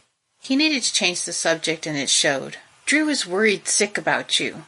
Sara turned around and looked at them, and for the first time noticed that Junior was with them. If Martinez and Junior are both here, who the hell is taking care of him? Is that all you have to say? Sara, what the hell is wrong with you? She pointed at him. You are. She pointed at Martinez. He is. She pointed at Mel. She is. She pushed him. Now do you fucking have more orange, or do I have to go find some for myself? Jesus Christ, Sara. Chad stared at her in disbelief for so long it became uncomfortable. She looked away for a moment and then back. Tears started to fall freely, and she was having trouble keeping a straight face. I was taking them as prescribed, I swear, she sniffed. But I was so scared. You don't know what I've been through. He looked back at the group again, specifically at Britt. Explain it to me then. He looked down at her and nodded. And I'll give you more. It wasn't something that she particularly wanted to do, but it seemed like a fair trade considering the alternative. Fine. She folded her arms across her chest. But I want to get away from here as soon as possible. She looked back at the group and watched Martinez take Britt's gun from him. Anger filled her veins as she stomped toward them, but the doctor got in her way and put his hand up. This isn't something you can get out of, Sara. He pointed at the group. Me first, then that. Sara knew that she would have to tell them what happened at some point, but she didn't think it would be so difficult. She made eye contact with Britt and suddenly became fearful about the things that he might be telling them. He grinned and then winked at her, a gesture that didn't go unnoticed by Martinez. He turned his head and looked at her, too. She could feel the doctor's eyes on her, waiting for her to speak. She swallowed hard. I hate you. She was true to her word. She explained everything in painstaking detail and was very clear on the points that she felt were doctor-patient confidentiality, but Dr. Bowman didn't agree. In his opinion, her current predicament was everyone's concern. The possibility of being infected with some kind of plague changed everything. At least she didn't have to worry about Martinez dragging her back to the colony by force. She sat in front of the doctor and let him examine her, but she wasn't being a good patient. She didn't want any of them there, especially Junior. If she had had the ability to tell them not to come after her, she would have. Now they were all in danger, and it was very possible that her son Drew would grow up without them. Chad placed her palm on his tablet and checked her vitals. Your blood pressure is okay, but your pulse is a little high. He glanced at Britt. Are you sure we can trust this guy? She looked at Britt, who was chatting with the machine expert. He seemed to be looking at Tran the exact same way that he looked at her. It must have been his natural talent, to look at someone like they were important and special. She watched Tran blush and wondered what he had said to her. Sara, the doctor was waiting for his answer. She sighed. I have no reason not to. He saved my life, and managed to doom you and everyone else at the same time. He reached into his bag and pulled out her pillbox and handed it to her. Don't make me regret this. Martinez joined them and made it a point to look over his shoulder at Britt before saying, I don't trust him. When he turned back, his face changed to concern. How are you doing? Are you okay? He tried to touch her, but she blocked him with her arm. I'm fine, she said curtly. He glanced at the doctor and then back to her. Can we talk? Sara stared through him with her piercing blue eyes. No. He was taken off guard by her answer. Sara, please. I said no, she growled. Martinez looked at the doctor and then nodded before walking away. Chad looked at her sympathetically. "What's going on between you two?" "None of your goddamned business." Sara said it through gritted teeth. She wanted one of her pills, but she didn't want to take one in front of him. She began searching her mind for a feasible reason to step away and be alone. She only had 2 options. She relaxed her face and tipped her head to the side. "I don't suppose someone brought me some clothes. I've been in these for 3 days." As it turned out, someone did think to bring her some clothes. It was the one person in the group that probably cared about her more than anyone else did, Junior. He packed her a bag with everything that she would need, including feminine products. Thank God it wasn't that time of the month, but she still appreciated the thought. She put the bag on the ground and hugged him tight. "Thanks for coming to get me, kid." She loved Junior like a son, and she was very proud of him, but she wished he had stayed at home. Drew was going to need someone who cared about him as much as she did to raise him. But unfortunately, everyone he considered family was with her. "I love you." "I love you too, Ma." He rubbed her back as he hugged her. She couldn't see his face, but she knew he was crying. Sometimes she forgot that he was only a 12-year-old boy who needed a mother. "It's going to be okay, Junior," she cried too. "It's going to be okay. I promise." The sun was setting, but it would still be an hour or so before it was dark. Mel had informed her that there was a hot spring about 100 yards to the east, so she headed that way. It was good to be alone, but it was also incredibly terrifying. She was learning that Sarisart was a much scarier place than she thought it was. The sky piranha weren't likely to attack again that day because it was getting cold. She took out her pillbox and fished out one. She placed it under her tongue as she counted the others. The doctor had only given her 8 berries. She grimaced hard and put the box back in her pocket. If she wanted or needed more pills, she was at his mercy. When she gave the problem some thought, she wondered if the number of pills she had really mattered. She apparently only had about 3 more days to live, if that. That's when she knew for certain that she was addicted, because she became anxious. Not because she may die in 3 days, but because on that 3rd day, she'd have no orange. She could tell she was getting closer to the hot spring because she could feel the change in humidity and smell the water. There were a lot of boulders in her path that she either had to climb over or around until she could see the steam from the spring. When she was finally able to see it, she was surprised. Captain Britt was sitting in the water with his arms out to the side as if he were sitting in a hot tub at a spa. He looked incredibly relaxed with his head laying back against a boulder with some moss on it, and his eyes were closed. Her eyebrows went up a little when she saw his clothes and noted the fact that his boxers were folded nicely on his jeans. A small fire burned a few feet away, making crackling sounds and sending sparks into the sky. It was something she had planned to do once she arrived because it would be cold when she got out of the spring. His red hair was wet, which made it look black, and the hair on his chest was matted flat. She tried like hell to see lower, but the water obstructed her view.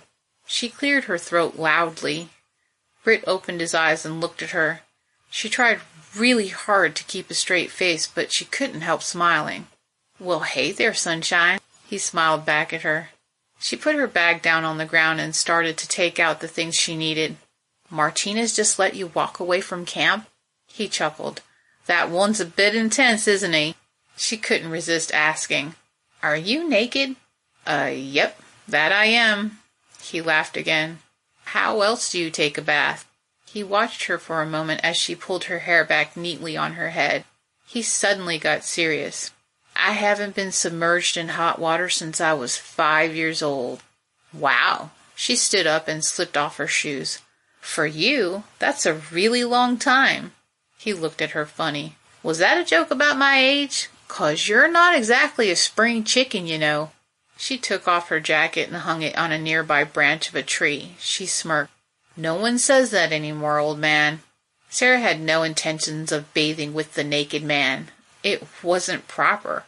At least that was what the little voice inside her head kept saying. She put her thumb inside her pants at her hips and prepared to pull them down, and then paused to glance back at him. Just looking at him was enough to make him look away, so she continued to undress. Her underwear was a faded pink from being old and washed too much, but they would be a sufficient barrier for wandering eyes. She pulled her shirt off and was privately glad that she switched from wearing traditional bras to sports bras years ago because they weren't sexy at all. Britt frowned at her. No fair. He nodded at her. Be careful. The rocks are slippery. She sat down at the edge and put her feet in first before easing herself into the hot water. Once she was up to her waist, she bent her knees and let herself sink up to her neck. Oh my God, it feels so good, she groaned with pleasure. Britt cleared his throat. If you keep making noises like that, it's going to be a bit uncomfortable for you when I have to get out. She ignored him and hummed softly. She was in heaven.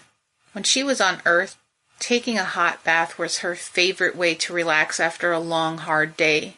She scooped some of the water into her hands and brought it up to her face. I think I'm going to build a house right here just so I can do this every night. He laughed. I'm right there with you, my friend. He gave her a devious grin and then winked.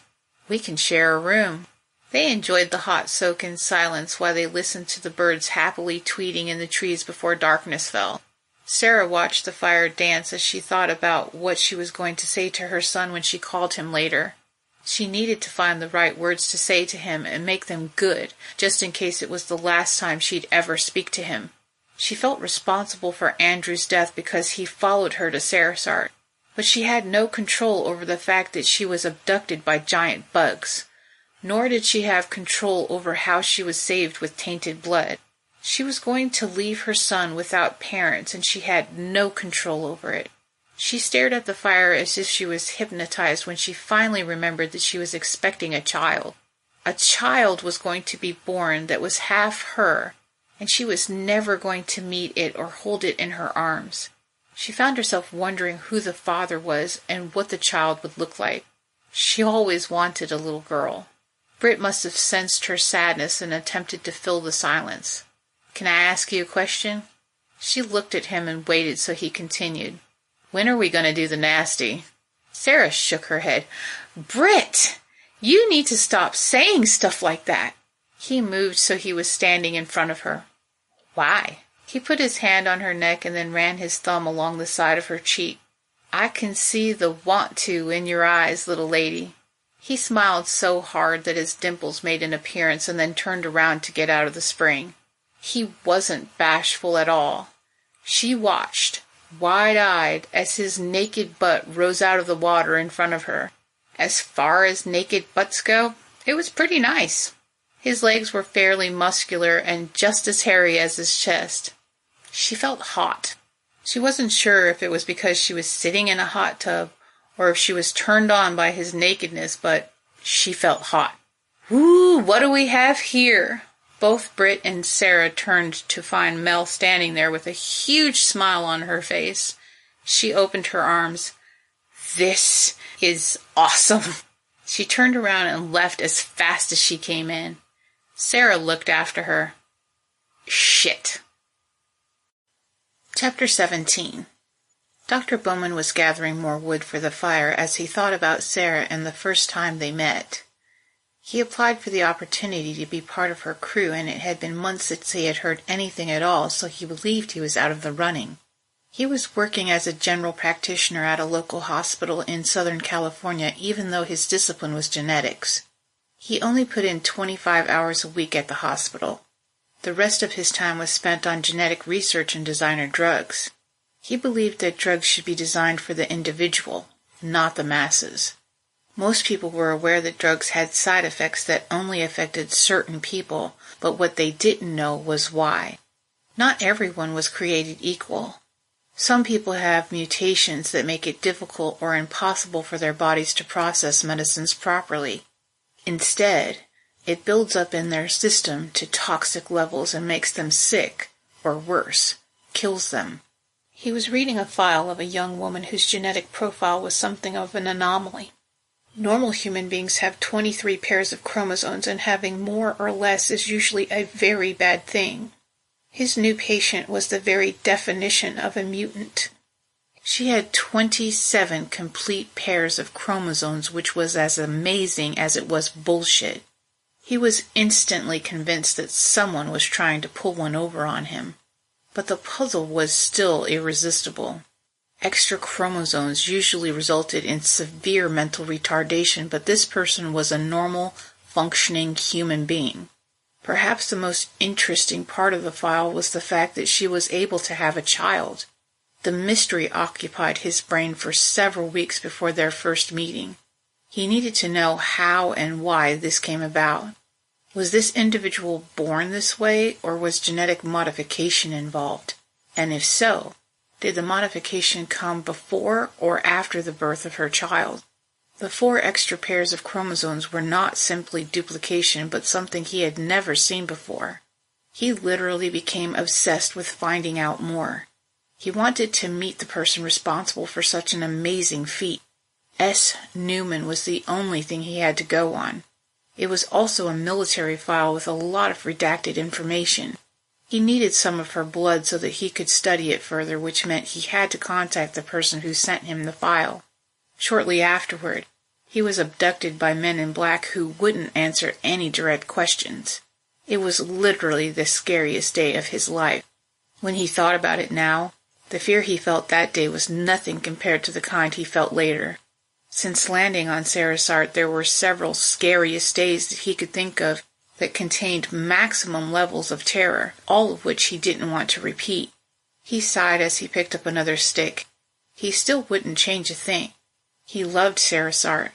There was no way he'd ever leave the planet permanently, not even to go back to Earth. When he finally met Sara, he was struck dumb and couldn't string an intelligent sentence together.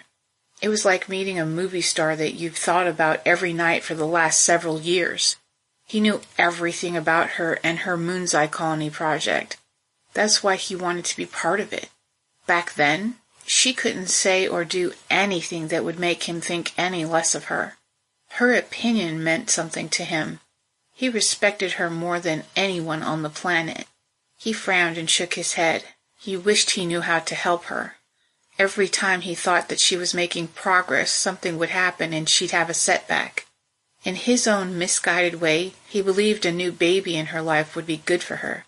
He had made a serious mistake and he regretted it, but it wasn't as if he could take it back.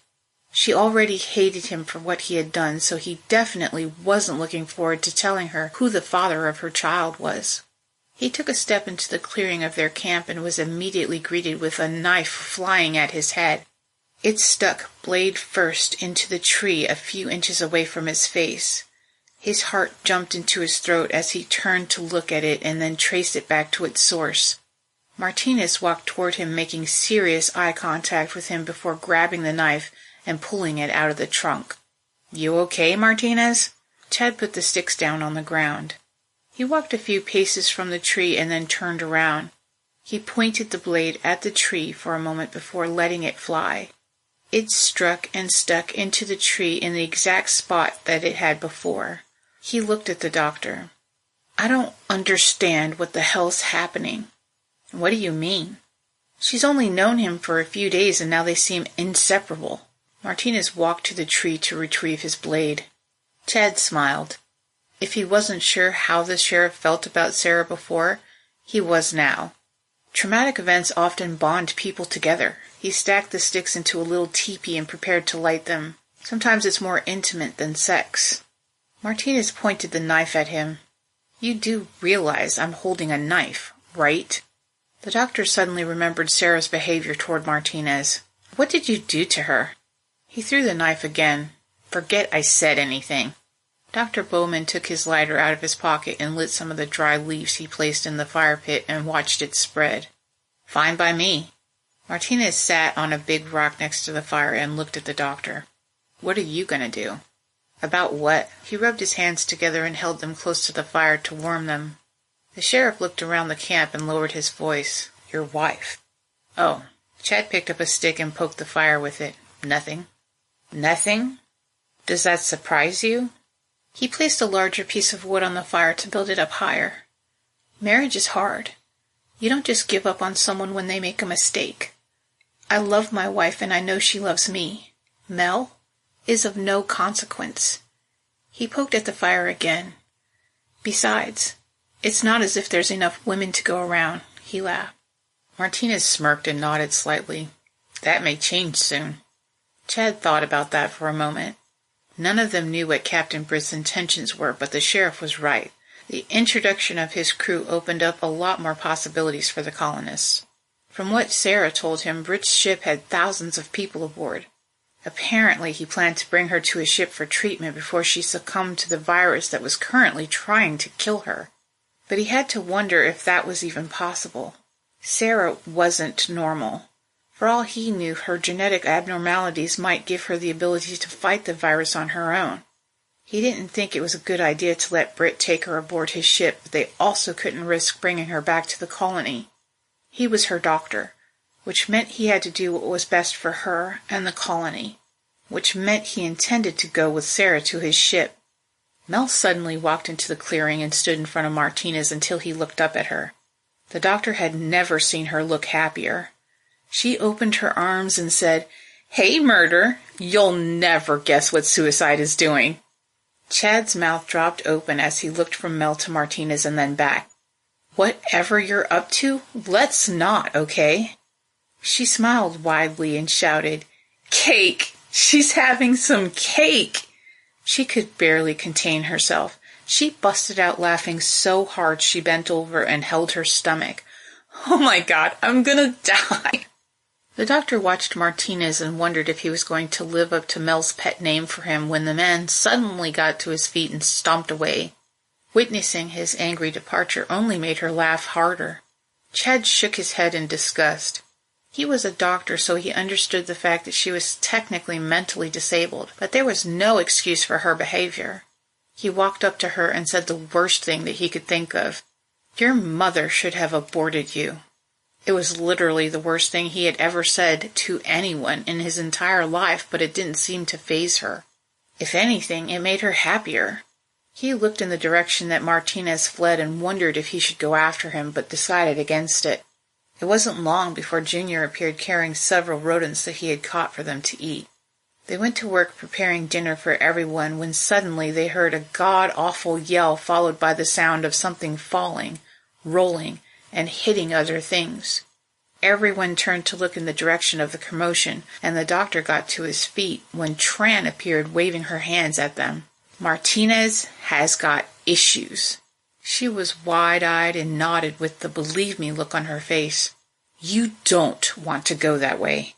The doctor sat back down. What a fun day. It was almost dark when Sara and her friend came back to camp. She looked a lot better than she did just an hour prior. She was dressed in some stone-washed jeans and a burgundy t-shirt, and her hair looked neat and combed. Her cheeks actually had color in them, and she looked good. It certainly seemed like she may have had sex because she also looked a little guilty. And of course, as if on cue, another one of Martinez's half-growls, half-yells scared everyone in camp. Sara looked at Junior. What the hell was that? Junior pointed toward the noise. Martinez. Sara looked past them all into the woods. She walked up to her godson and held out her hand. "Can I borrow your flashlight?" Without even saying a word, he handed it to her. Despite the fact that Tran warned her not to, Sara set off to find Martinez. It was dark and she was a little afraid of being alone, but she had to find him. She heard him groan loudly as something rolled and fell down what she assumed was a hillside. She assumed wrong. Even though she had a flashlight, she nearly stepped off the side of a cliff. She stood at the edge and looked both ways before turning just in time to witness him hurl a boulder the size of a basketball off the side of the cliff. It hit several rocks below and rolled down the side of the cliff until she couldn't hear it anymore. She carefully made her way over to him and stood a few feet behind him.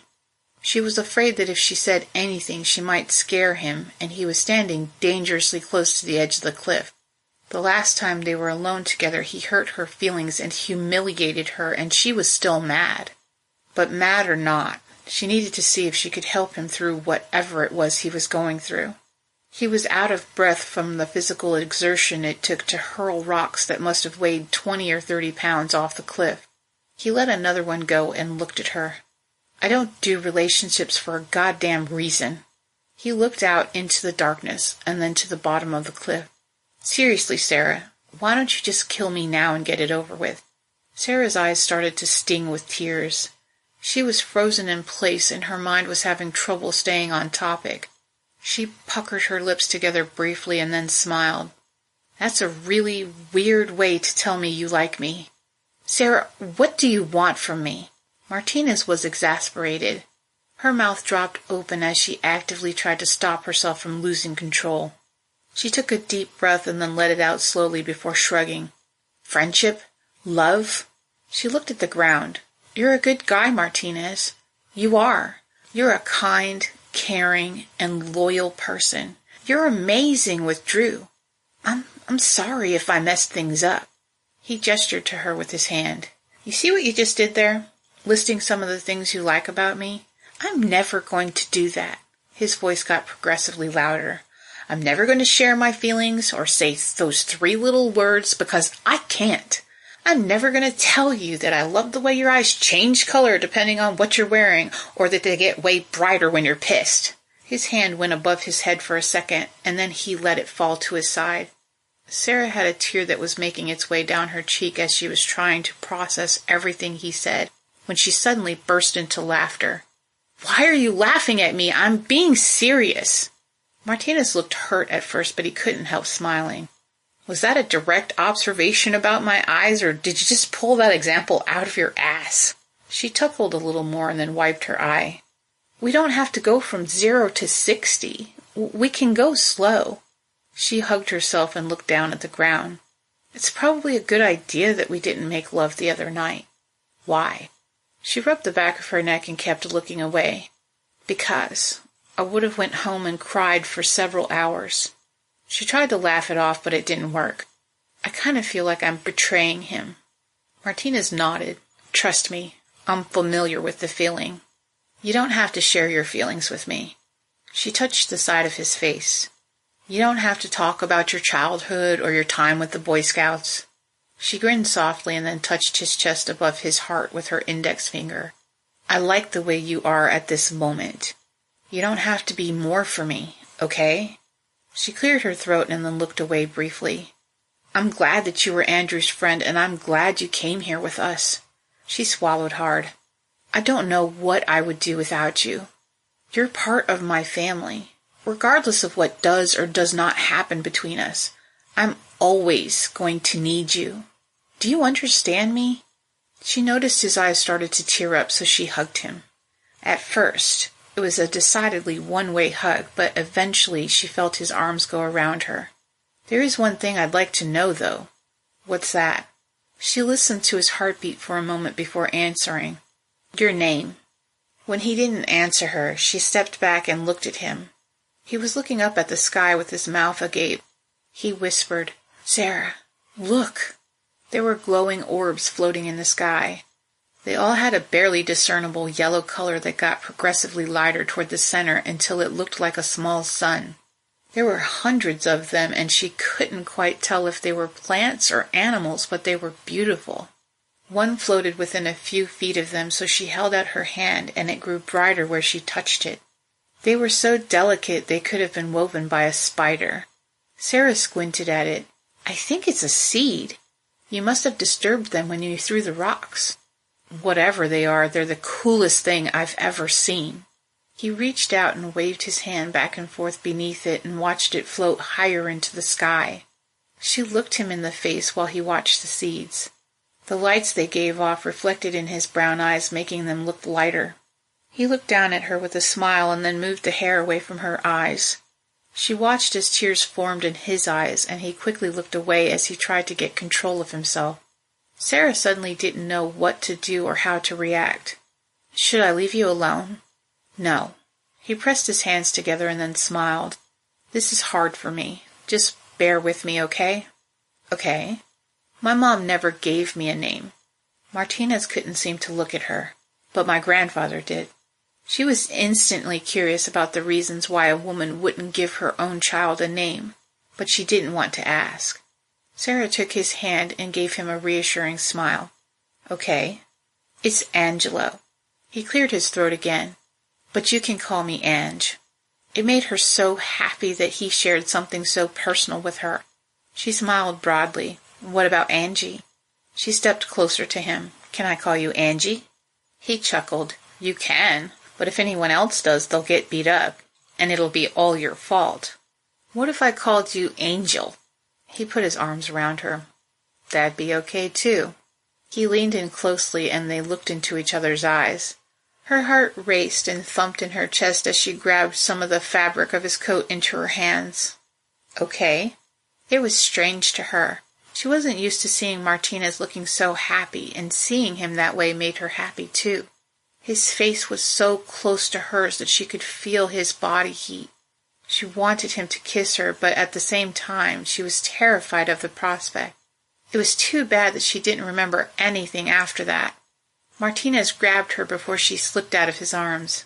"Sarah?" Her eyes were closed and her breathing was shallow. He shook her gently. "Sarah!" Seeing her unconscious scared him. He knew he needed to get her to the doctor, and he needed to do it fast. He scooped her up in his arms and quickly set out for the camp. "Doc!" Chapter 18. Dr. Dixon sat at his desk playing holographic chess with Lucy. He was staring at the board and hadn't made a move in over 15 minutes. It was his idea to play in the first place, but he found that he wasn't in the mood anymore. His sickbay served both as a medical clinic and his quarters, and was easily the cleanest place on the ship.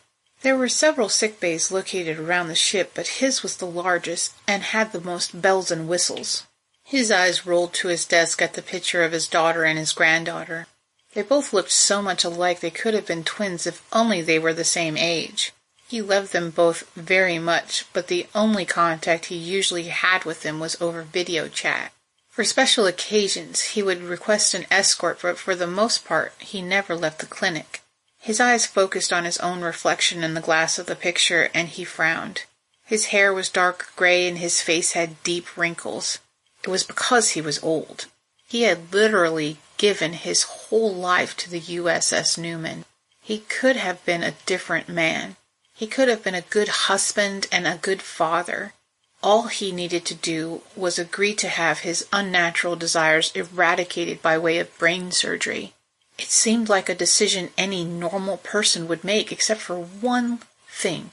There was a 60% likelihood that he would never be able to practice medicine again. Dr. Dixon had the utmost confidence in the other doctors aboard the Newman, but when he thought about what might have happened during the plague without him, he wondered if anyone would have survived. He was the one that figured out that Captain Mason was special, and he was the one to synthesize the cure. Without him, all would have been lost. He thought about getting the surgery many times, but he couldn't bring himself to do it. He wanted to be different, but he also didn't. He knew that every normal person hated something about themselves and would love to be able to change it. But how many of them would cut it out of them knowing that it may change them more than they intended? He once read an article about an opera singer who had brain surgery to stop her hands from twitching. The surgery was a complete success. Her hands didn't shake and her fine motor skills improved 100%. But the woman never sang in opera again. Perhaps the most interesting part of her story was the fact that the woman could still sing just as beautifully as she had before. She just didn't want to. Singing no longer brought her the same joy as it had before. But now his life was nearing its end. If he had the surgery now, he could live out the rest of his life as a normal grandfather who wanted to spend time with his family. All things considered, he was a good person who deserved to be happy. The doctor pointed his finger at the Queen, knowing that all he needed to do was say his move out loud. Queen to Rook. Check. Lucy's disembodied voice immediately countered. There is no way you can protect your king. I win, Dr. Dixon. The doctor knew she was going to win. Not only was his mind distracted, but he was playing against an artificial intelligence. His mind drifted back to the day he met Britt. He was a young recruit that had to report to sickbay for some booster shots. The crewman was very charismatic and funny, so he was easy to like. When the doctor asked him how old he was, he didn't hesitate to answer. He said he was 25, and Dr. Dixon never questioned it. Admittedly, that was due to the fact that Britt was a smooth-talking, personable guy who made the doctor feel special. He wanted to be his friend. After all, they were the same age. Or so he believed. When the doctor found out that Britt was nearly twice his age, he felt deeply betrayed, but he understood why he lied. "Dean Mason is at the door, Dr. Dixon." Lucy's voice was soft and smooth, just the way he designed it. "Shall I let him in?" Lucy's continuous evolution always amazed him. Not only was she able to hold a thoughtful conversation, but she was also able to break the rules. He blamed Britt for that fact. "That depends. What is the proper protocol?" "The proper protocol for entering this sick bay is to obtain permission from security." "Unless?" The doctor couldn't help treating her like a child. "Unless it is a verifiable emergency." Lucy's voice was matter-of-fact. "Very good, Lucy," Dr. Dixon nodded. "And is it an emergency?" "No, it is not. Shall I explain the proper procedure to him?" Her answer made him laugh. He shrugged while he shook his head. "It's okay, Lucy." He glanced at the sliding doors at the entrance. "You can let him in, just this once." "Okay." It may have been his imagination, but he could have sworn he heard confusion in her voice. "I will let him in, just this once." Dean sauntered into the clinic like he owned the place. The lad was the very definition of swagger and one of a kind, even though he had a twin brother. The captain's grandkids may have looked alike, but they were completely different. Aside from the fact that they chose to have different hairstyles, they had very different personalities. Britt once regaled the doctor with a story about how the twins tried to trick him by switching places. They were only 12 years old, which should have aided them in their plan, but it didn't. Because even as youngsters, they were too different to pull off the switcheroo effectively. Dean had plans with his friends to go see a rock band performing in the Arboretum, but he had been grounded for cursing at his mother. His brother James felt sorry for him because he knew how much Dean wanted to hang out with Ava. They soon hatched a plan that ended with them getting caught because James wasn't scowling enough. In the end, they both got their butts blistered and spent a week on kitchen duty washing dishes. But Dean was happy. He got to see his favorite band and kissed a girl for the first time. To him, it seemed like a fair trade. Dr. Dixon looked at the lovable brat in front of him and crossed his arms over his chest as he leaned against his desk. They stared each other in the eyes for a minute. The last time they were in the same room together, they got into a pretty serious argument. The doctor rubbed the end of his nose and waited. He knew if he remained silent, eventually Dean would tell him why he was there. He didn't have to wait long. Dean squinted at him for a moment and then sighed. "If you're trying to drive me slowly insane, you're doing a good job." The old doctor knew exactly what he was talking about. He grinned slightly. "I told you I wouldn't say anything, and I didn't." Dean waved his hands to the sides. "I get that you're loyal. I love him too." He stood next to the window that featured a great view of the green planet below. He gestured to the window. "Do you even know what he's planning? Because I do." The doctor shook his head. "I don't care what he's got planned. I won't help you." Dean was obviously frustrated, but the doctor remained firm. He wouldn't betray his friend, not even if it was the right thing to do. Dean looked out the window again and frowned. "Are we getting closer to it, or is it getting closer to us?" Dr. Dixon walked over to the window to see what the lad meant. Sure enough, it did appear that the swagger was getting closer to the planet. As he stood there in front of the viewport trying to figure out what was going on, he used the heel of his foot to rub up against his right ankle. The ankle bracelet that would alert security if he had left his quarters was chafing his skin again. He was beginning to believe he was developing an allergy to the metal housing on the alarm. He shared a quick look with Dean before returning his eyes back to the planet. A tone pulse sounded twice, then a female voice filled the room. "Commander Hayes to Dr. Dixon." He quickly responded. "Yeah, Faye, what's up?" "Captain Mason has been trying to hail us, so I'm moving the swagger closer to the planet to improve our chances of picking him up." She paused for a moment. "He said he needs to talk to you. I'll be patching him through momentarily." As soon as the calm blipped out, he looked at Dean. "You need to leave." Dean locked eyes with the doctor. He considered defying or challenging him, but he couldn't see how that would do any good. His eyes wandered back to the beautiful planet below. When he noticed that the swagger was getting closer to it, his first thought was that someone figured out how to execute their plan and land the ship. He couldn't bring himself to leave. He wanted to know if his brother was okay. Everyone always believed that he and James had a special connection.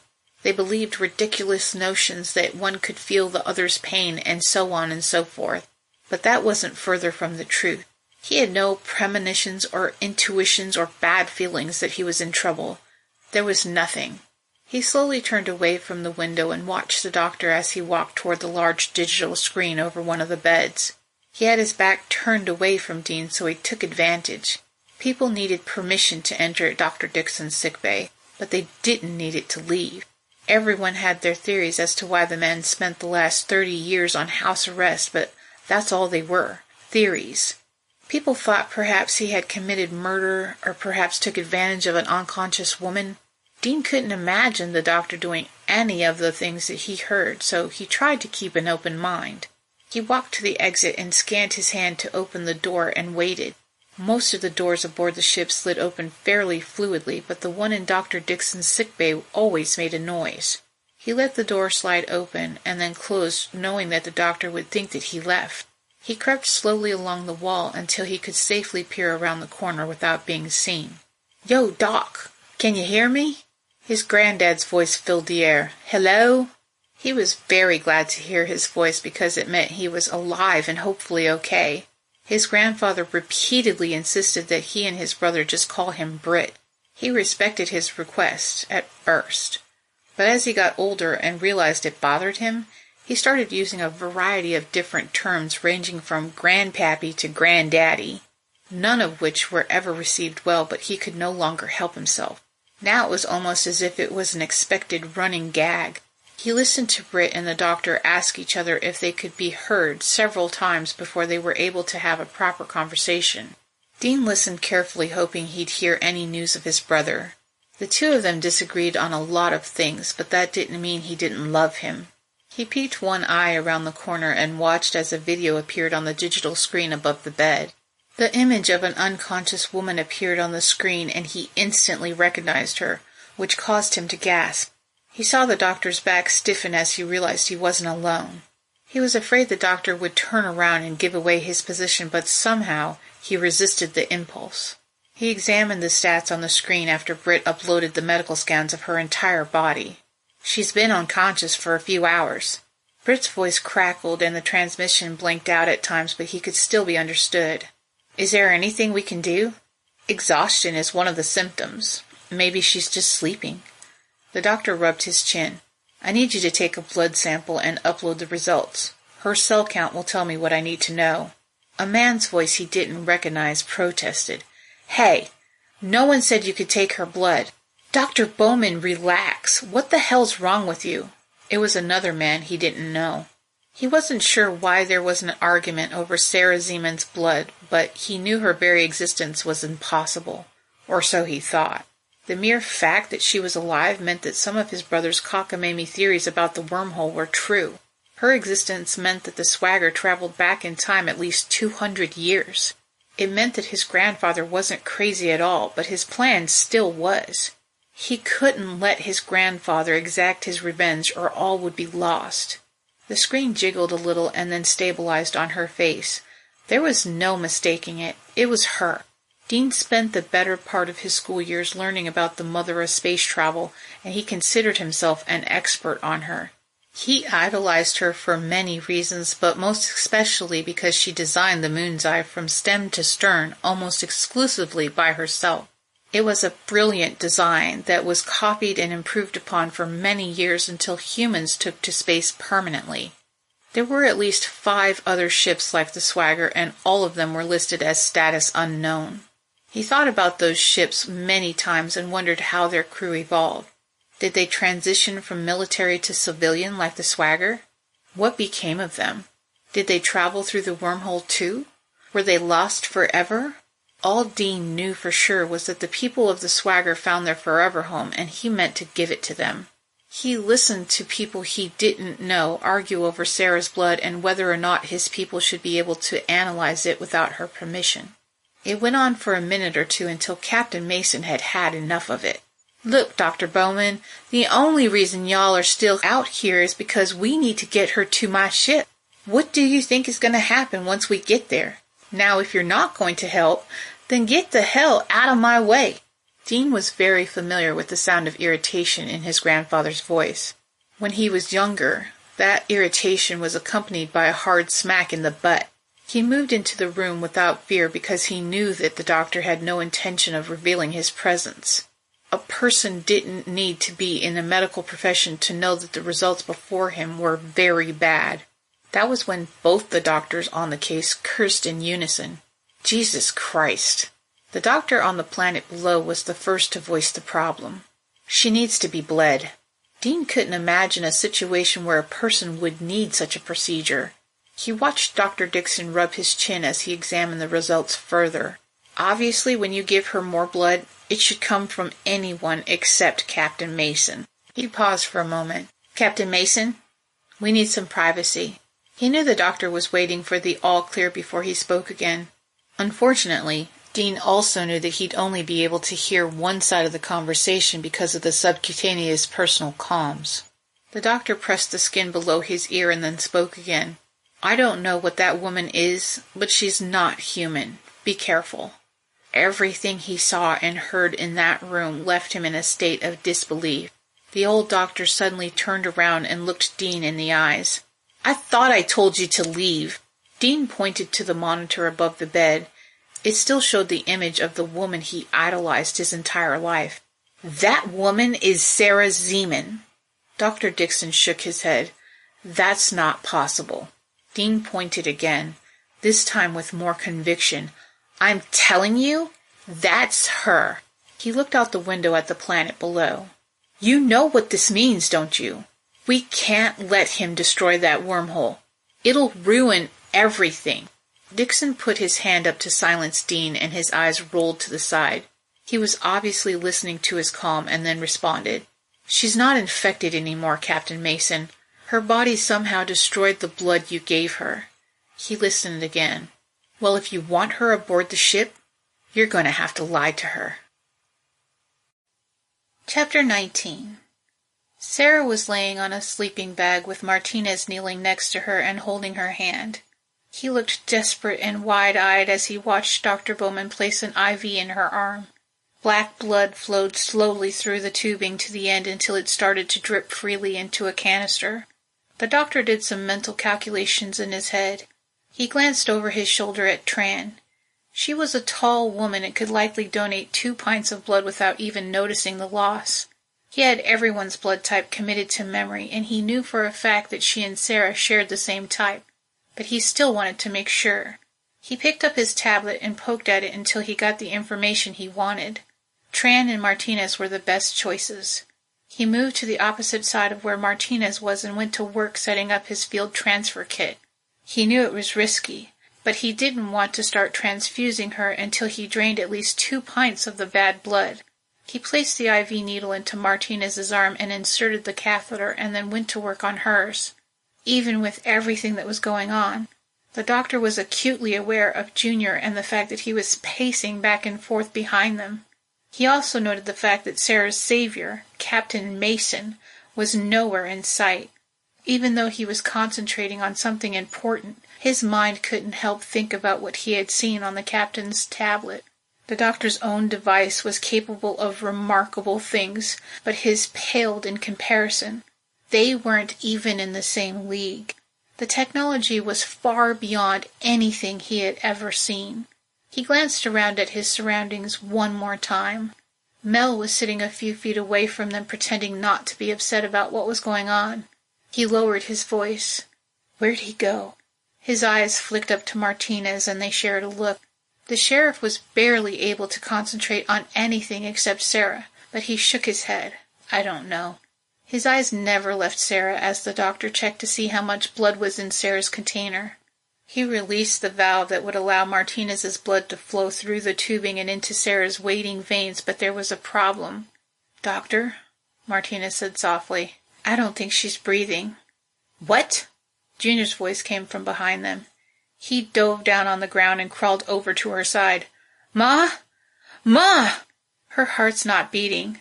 Dr. Bowman positioned himself above her and placed one hand over the other on her sternum and began chest compressions. Junior, get ready to give her breaths. He counted out the compressions until he got to 30. Now.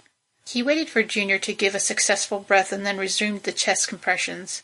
After a few minutes he was sweating profusely and bordering on muscle exhaustion, but he knew he needed to keep going.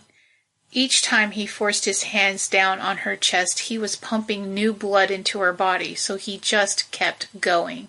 He felt someone brush up against his side. It was Mel. Get ready to switch, Doc. She placed one hand over the other and held them in the air, preparing herself for the switch. Every adult in the colony was trained and proficient in cardiopulmonary resuscitation. It was a necessary evil and has proven useful many times already. Junior gave Sara another rescue breath while the doctor and Mel switched places, and they continued until everyone, except Martinez, had a turn. After 10 minutes had gone by, Dr. Bowman was ready to call it. He told everyone to stop while he felt for her pulse again. They all waited in silence and watched her chest for signs that she was still breathing. She wasn't. The doctor sat back on his heels and tried to catch his breath. I'm sorry. No. Junior had tears running down his face. He sniffed hard and stared down at her. This isn't happening. Martinez acted like he didn't know what was going on. What are we doing? Let's go. Keep going. When he saw no one moving to help, he placed his hands on her chest and started compressions.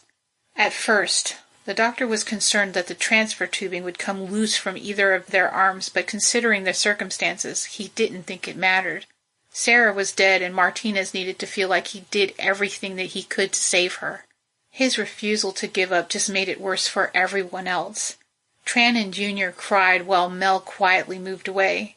He thought he might have seen the fire reflecting off the remnants of a tear on her face, but dismissed it as hallucination brought on by emotional stress.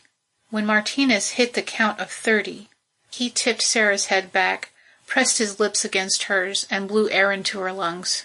The doctor watched the sheriff's face and knew he was about to lose control. Martinez, you need to stop. No, he said between counting. You need to help me. Junior moved back into position. I'll help. Tran suddenly put her hand on Martinez's shoulder. I think I just saw her head move. Stop! Everyone was still. They watched her. The doctor couldn't help mentally noting how intensely quiet it was. It was like the universe was holding its breath along with them. That's when the doctor noticed Britt standing just out of sight in the shadow of a tree. His hands were jammed in his pockets as his sad eyes met his stare. Cowboy or no, it was obvious the man had feelings for her.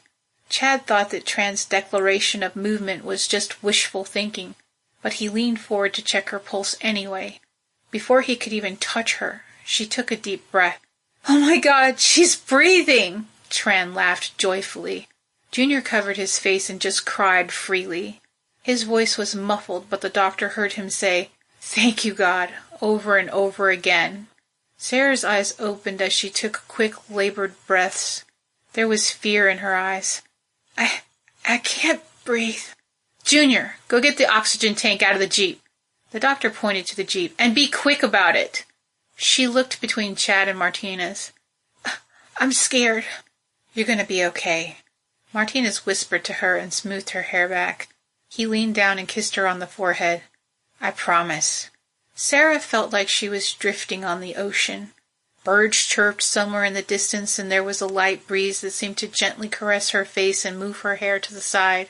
It seemed like she was stuck between the dream state and reality, but she was working hard to resolve that. She felt somebody's warm hand on top of hers, and for a moment, during her time between, she thought it was her husband's, and it made her happy. It made her heart beat a little faster, which made her journey back to consciousness a little bit quicker. In that moment, she squeezed his hand.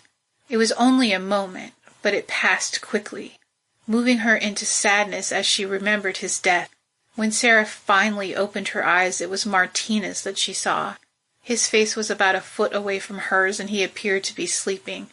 It took her a few seconds to realize that they were lying side by side facing each other on the ground. She was wrapped pretty snugly in a sleeping bag with her hand sticking out the side so that he could hold it. She didn't know exactly when it happened, but she liked the man. If she allowed herself to think about it a little too deeply, she might think that she was trying to self-sabotage herself. After all, Angelo Martinez was a bit screwed up. But then again, so was she. She squeezed his hand again and he opened his eyes. She watched his eyes adjust to the low light of the morning until they focused in on her. They laid there silently, looking into each other's eyes for a few moments before she whispered to him, "I'm sorry." Angelo's eyebrows crinkled in confusion. "For what?" Sara searched her thoughts for the right words. "Leaving you to grieve alone." She felt tears rising up within her, but she pushed them away. "We both lost him. We all did. But I was too self-centered to acknowledge anyone else's pain but my own." He looked at their hands and watched her thumb as it moved back and forth over his. He scooted closer to her so that they were only inches apart before lovingly moving some hair out of her face and smoothing it behind her ear. When he settled back down, he took her hand in his and brought it to his chest and held it there. "You know, a couple of days before he died, we were fishing together and just shooting the shit." He smiled softly as his eyes seemed to focus on the past.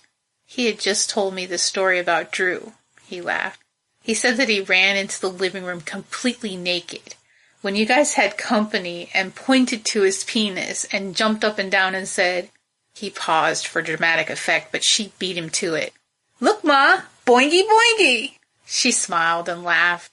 Her eyes shot to the side as if she suddenly became aware that there were other people around and that they were sleeping. She snickered softly. "Oops." Angelo stifled a laugh, too. He was so proud of Drew.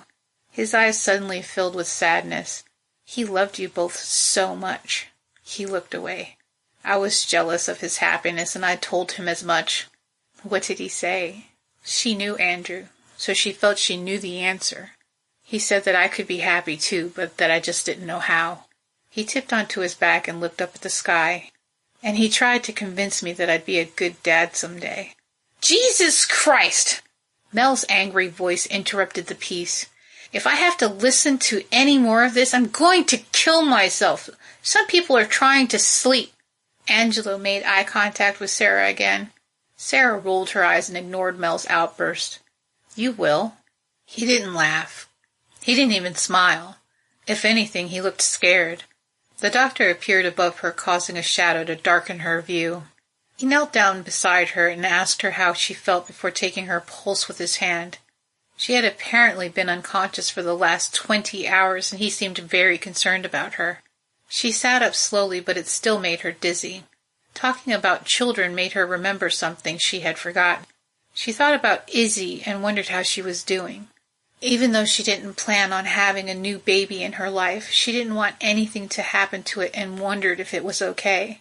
She looked at the doctor as he placed her hand on his tablet to read her vital signs. The bruising on his face was beginning to fade away, but it was still there. She glanced at Martinez for a moment. He was watching what the doctor was doing and patiently waiting for a report. "Hey, Doc," she squinted up at him. "Yeah?" She looked around the camp to see if anyone was listening. "Did you have a chance to speak with the baby's father?" Dr. Bowman's head didn't move, but his eyes rolled toward Angelo and then back to her. She slowly turned her head to look at Martinez, too. The tension was unmistakable. The doctor nodded. "Why don't we talk about that when we get back to the colony, okay? Why did Martinez give you that black eye?" Her eyes grew wider, and then she focused in on him. "Is it you?" She held her breath. The doctor smiled. "As much as I would like that, I wasn't one of your matches."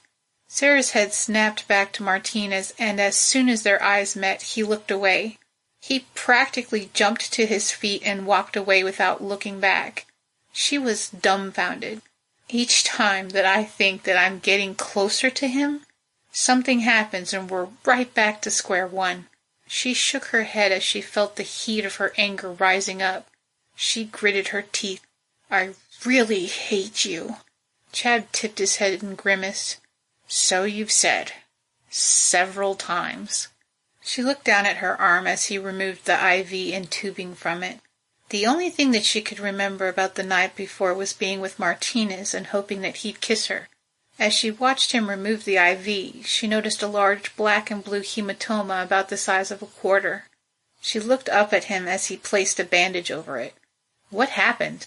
He glanced over his shoulder at Britt and then lowered his voice. We need to talk in private. The doctor took her by the elbow and helped her up. Sara felt a little lightheaded and almost fell, but he caught her. Martinez stood up instantly and took 2 steps toward her, but Chad put his hand up to stop him. Don't worry, I've got her. Martinez sought her agreement with his eyes.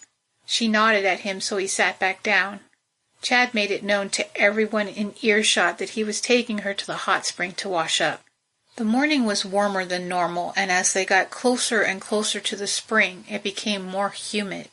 It made her remember when she was a young girl visiting her grandmother in Louisiana. As much as she loved the woman, she didn't believe in air conditioning.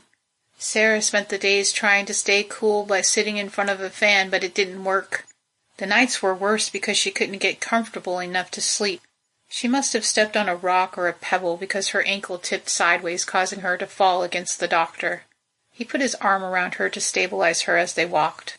The hot spring looked so much more impressive in the daylight. The water was so clear the rust-colored rocks at the bottom could be seen. Steam rose off the surface and then slowly dissipated into the air. The doctor helped her sit down on a large rock next to the water and then took a towel out of his bag. He knelt down and dipped the towel into the hot water and then wrung it out until he was satisfied and then brought it to her. Sara took it and then dabbed it on her face. He watched her for a moment before turning around to seek out a place to sit. Your sudden and severe medical issues brought a few things to light. Chad sat down on a tree trunk that had long since fallen and put his elbows on his knees. Sara had an idea of what he might mean, but she didn't want to have certain conversations until she was forced to. What things? Well, for starters, even though your new friend speaks English, he seems to have technology that far exceeds ours. He weaved his fingers together and pressed his lips flat for a moment. That tablet he has showed us a view of what was happening in your blood on a cellular level. He shook his head. There is no way Earth's technology has advanced to that point in only 2 years. He waited for her to say something, but she didn't. She just stared at him blankly. Her heart was beating so fast that she felt dizzy. She was scared that he had figured it all out. She looked down at her hands and then started picking at her fingernails. Instead of addressing his current concerns, she decided to shift his focus.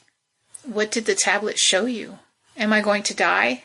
Chad suddenly gave her a half grin and shook his head in disbelief. There's literally no reason why you should be alive right now. He waved his hand from one side of him to the other. None. She became more insistent. What happened? He was silent for a moment. It made her wonder what he was thinking about.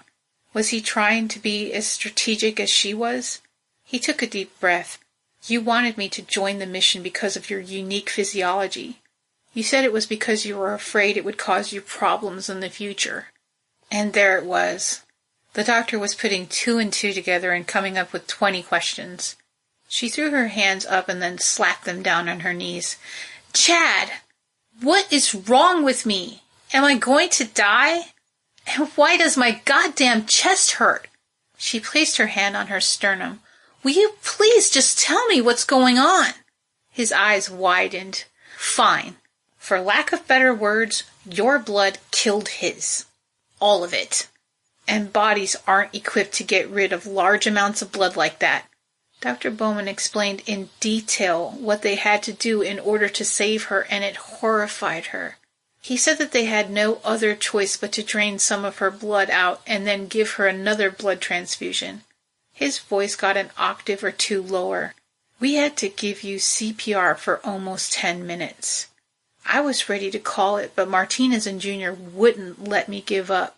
He shook his head. I wasn't sure who I should be more concerned about, you or Martinez. He got more and more frustrated as he spoke. And while we're on the subject, I didn't mean to screw up your budding relationship by forcing you two into parenthood. Martinez wasn't just on your compatibility list. He was the goddamn list. There was no one else on this planet that could have fathered a child with you. He turned his palm up and then bounced it slightly. And about 4 months back, there was a containment issue. I lost almost all your eggs. I had to fertilize the surviving ones or risk losing them. And guess what happened? He didn't wait for her to ask. They all died except one. She squinted at him and shook her head. So you decided to implant it in a teenager who hates me. Chad looked surprised. Yes, I did. I did because I didn't want it to die too. His mouth dropped open as if he was shocked by her audacity. I didn't expect it to live. I didn't. So I chose not to tell you until she entered the second trimester. He took his tablet out and called something up on the screen before handing it to her. It took her breath away. The tablet featured a computer-generated image of a beautiful little girl around the age of 3 on it. She had shoulder-length black hair and striking blue eyes. Sarah's eyes began to sting with tears. It's a girl? Yes. A tear trickled down her cheek and then dropped off her chin to her shirt. She held the tablet out for him to take. Don't let him name her Sarah. Are we going to talk about this or not? He stood up and looked around as if he was afraid of being heard. I don't trust that guy. Sarah rubbed her eyes. Look, I know that things don't really seem to add up, but to tell you the truth, I haven't really had much time to talk to him. She frowned hard. I've been unconscious most of the time. The doctor nodded. Yeah, well, we need to be careful. Something's off about all of this. He yanked his comm off his collar and then gave it to her. You need to call your son before anything else happens. Sarah took it and held it in her hands. Something about what he said and how he said it upset her. The harder she tried not to cry, the more the tears fell. The doctor stood next to her and rubbed the back of his neck awkwardly before deciding to give her a hug. She felt so childish. Crying seemed to be part of her daily routine, and she was tired of it. She put her head on his shoulder and let the tears flow as she vowed to herself and God above that she wouldn't cry any more. She knew it wasn't something that she could pull off forever, but she wanted to put the past behind her and move forward. Whether that would be alone or with someone else didn't matter. She wanted to get back to the strong, independent person she used to be. Dr. Bowman rubbed her back before letting her go and then looked her in the eyes. I'll leave you alone for a few minutes. She watched him walk back toward the camp as she held the comm in her hands, wondering what she was supposed to say to Drew. It was hard. She had to force herself to press the button on the comm and make the call. Her heart pounded in her chest as she made contact with the woman who was taking care of him. Miss Anderson was delighted to hear from Sarah and gushed over her son's wonderful behavior. When she heard his little voice, she felt the love in her heart could physically travel the distance between them and touch him. He was so glad to hear from her, but he was only interested in one thing. When you coming home, Mom? She didn't know what to tell him. Given her current state of health, she wasn't 100% sure she'd ever see him again. But she couldn't say that to him, could she? She didn't want to lie to him, so she told him the one true thing she knew. I'm not sure, Drew. But as long as I'm alive, there is nothing that could stop me from getting back to you. You gotta just be patient, kiddo. I'll love you. Talking to him gave her renewed strength and conviction. No matter what, she needed to get back home to him. She took a deep breath and tipped her head up to the sun for a moment. It shined brightly through her eyelids, causing her discomfort, but the heat felt good on her skin. She looked back down and opened her eyes. She watched the steam from the hot spring dance above the water and then dissipate into the air before getting up. Her legs were still a little shaky, but she actually felt a little better. She kneeled down at the edge of the spring and scooped some water into her hands and gently washed her face. Getting back up from the ground proved to be more complicated than she thought it would be. The world started to spin and she felt dizzy, but someone caught her. Ma? You okay? It was Junior. He helped her up and then held her close so that she wouldn't fall. When she looked at him closely, she noticed that his eyes were red and puffy. Her godson may have looked like a fully grown adult, but she knew better. Poor Junior, barely 12 years old, had a front row seat to her near-death experience, and he was doing everything he could to hide his feelings. Sara smiled up at him and smoothed some of his hair behind his ear. Are you? Those words were all it took for him to lose all composure. Tears fell freely from his eyes. Ma. He shook his head at her. I know. She hugged him tight and let him cry. I know. Chapter 20. Britt stood at the edge of a wide canyon with a huge frown on his face. There was a dense forest on the other side with a looming dark mountain in the distance. He looked down. He didn't know how far it was, but he figured 5 or 6 stories was a good guess. The center of his ship featured an atrium where exactly 25 trees grew. All of them were hybridized, which grew an interesting array of fruit. It was a wonderful little park-like area where birds chirped and bees buzzed. His favorite place on the ship was his balcony. It overlooked the fruit trees below and allowed him to feel like he was actually outside. If he was a betting man, he would wager that the bottom of the canyon was about as far down as it was from his balcony to the floor of the atrium. 6 stories was a very long way to fall. The canyon was very colorful with some red and orange rocks. A deep blue river raged at the bottom and was very likely how the canyon was sculpted in the first place. Very beautiful indeed. But it was a huge problem. He looked down at his tablet at the topographical map that was displayed on it. If they couldn't find a way to cross it, they would have to travel 30 miles to get around it. He sighed and frowned again. His shuttle, and hopefully his grandson, was only 5 miles from where he was standing. The captain was incredibly frustrated by the fact that he could be there in minutes if it wasn't for the damn obstacle in front of him.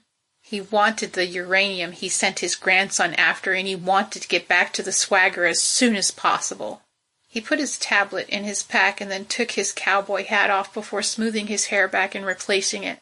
He didn't hear her or see her when she walked up, but somehow Sara appeared next to him. Maybe it was his imagination, but she looked better than she had in days.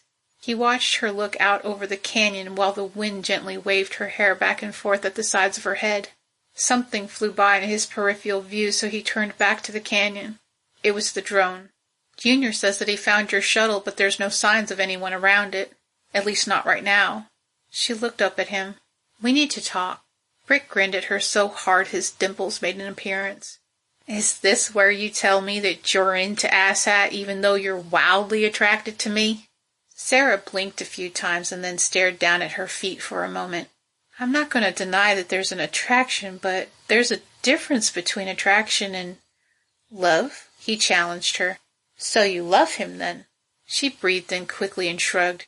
It's complicated. He smirked at her. He knew he was making her uncomfortable, and he was enjoying every minute of it. What's so complicated about it? You either love him or you don't. She folded her arms across her chest. I love my husband. That momentarily stunned him. He completely forgot about Andrew Zeeman. Oh? Where is he? Shouldn't he be here too? As soon as he asked the question, he regretted it. He watched her struggle with her emotions for a moment before making eye contact with him. He's dead. He died over a year ago. She suddenly flipped her palms up at him. This is not why I wanted to talk to you. Britt felt about 2 inches tall. He should have been able to put 2 and 2 together and figure out that if her husband was alive, he would have led the search party to find her. Instead, it was asshat. He watched the mother of space travel try to blink away the shiny tears that glistened in her eyes and wished that he could fix everything that was wrong in her life. I'm sorry, he said softly. I didn't know. Sara stuck a hand inside her inside pocket and brought out her little pillbox, causing Britt to involuntarily grimace. He turned his head and pretended not to notice as she placed one of the berries under her tongue. He wanted to confront her about it. He wanted to yell at her and ask her if she was stupid. But he didn't. Instead, he moved closer to her and touched her forearm. I didn't know your husband, but I know he'd want you to move on. He'd want you to be happy. She shrunk away from him and jammed her hands into her pockets. He was the love of my life, she shrugged. I guess I'm just scared. Of what? She laughed. What if no one else ever measures up? Or worse, what if someone does? Then what? Does it somehow mean that it was all meant to be? I mean, fuck that! She suddenly shoved him, which caused him to take a step backwards. The look of shock on his face turned hers to guilt. She said it again, but softer. Fuck that. She tipped her head to the side. I don't even know who I am anymore. Britt stepped closer to her. You're Captain Sara Zeeman. You're a strong, brave woman who's been dealt a bad hand. But you'll get through it. He had to resist the urge to kiss her. In his younger days, he may have used her vulnerability to his advantage, but he wasn't that stupid, selfish kid anymore. He was attracted to her, but he also respected her. That single realization stunned him a little. He was putting a woman's well-being above his own. That wasn't like him at all.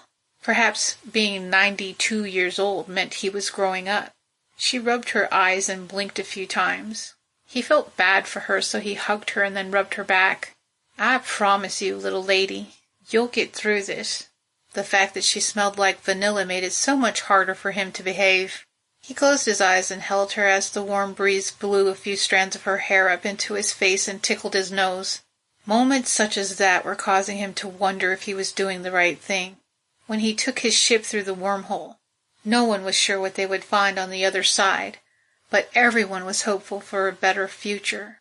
But once they exited the anomaly, the ship was traveling so fast that it overshot the solar system so far that the sensors almost missed it.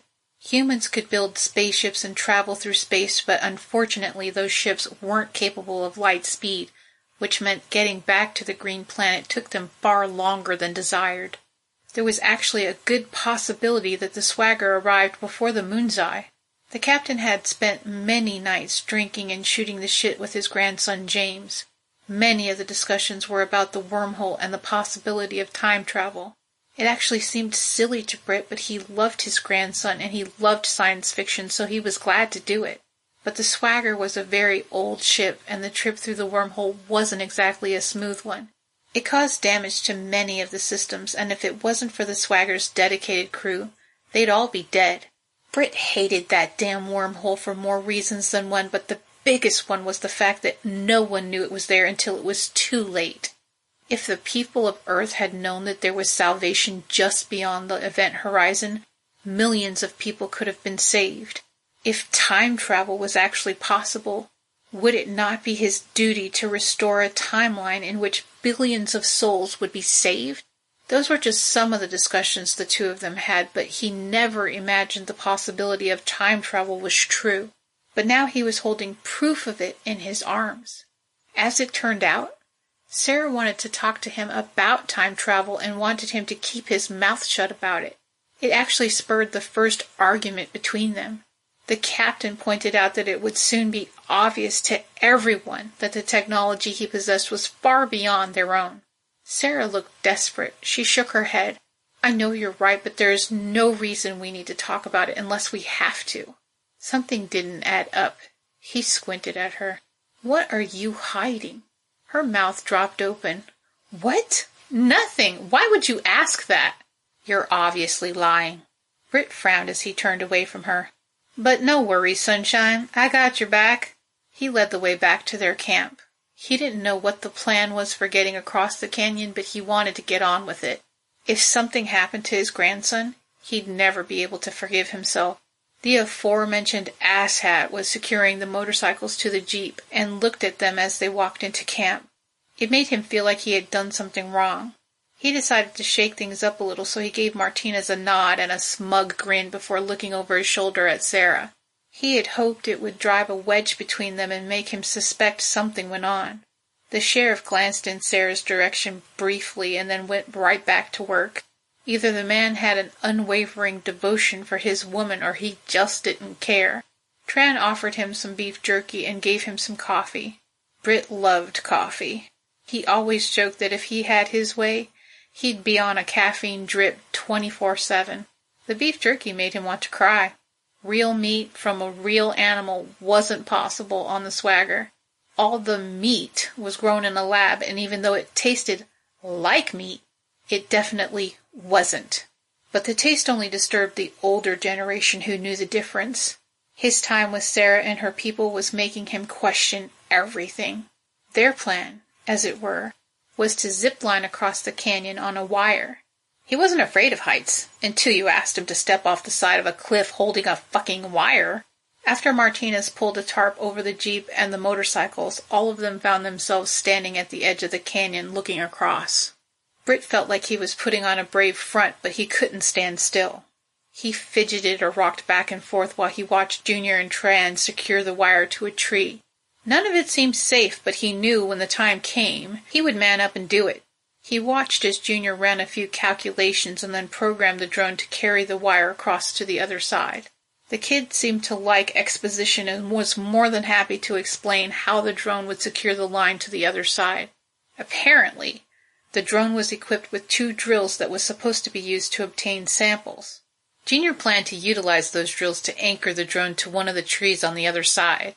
As he listened to the kid talk, he found himself distracted by Tran as she dug into one of the packs. If he was going to do something so foolhardy, he was going to do it well-informed. She was easily the tallest Asian woman he had ever seen. He found it both strange and alluring. She had her hair pulled back into a messy ponytail which made him focus on the many piercings she had in her left ear. He watched her pull 2 harnesses out and place them on the ground before reaching back into the bag. Her search produced something elongated and shiny. The space cowboy was no stranger to things of mechanical nature. He could tell by looking at it that it had a handbrake on it, which led him to an educated guess. He wasn't wrong. Tran pointed at the mechanism and explained how it worked. This is the trolley for the line. Normally, it's just a wheel that uses gravity to move the rider across to the other side. She motioned over her shoulder to the canyon behind her. But this little baby is motorized and can ferry the rider across even on an incline. She stood on her tiptoes and snapped the trolley on the line and then showed Britt the harness. It all seemed simple enough, but it made him nervous. As the day progressed, he expected it to get hotter, but it was noticeably cooler than the last couple of days.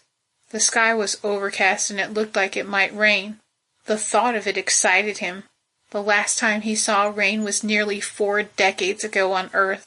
He suddenly got the feeling that someone was watching him, so he turned around. It was Martinez. He was staring at him so intensely that he had the humorous and fleeting thought that the man was trying to shoot lasers out of his eyes. He wondered what was going on in the sheriff's head. Did he want to kill Britt because he obviously had a thing for his woman and sees him as a threat?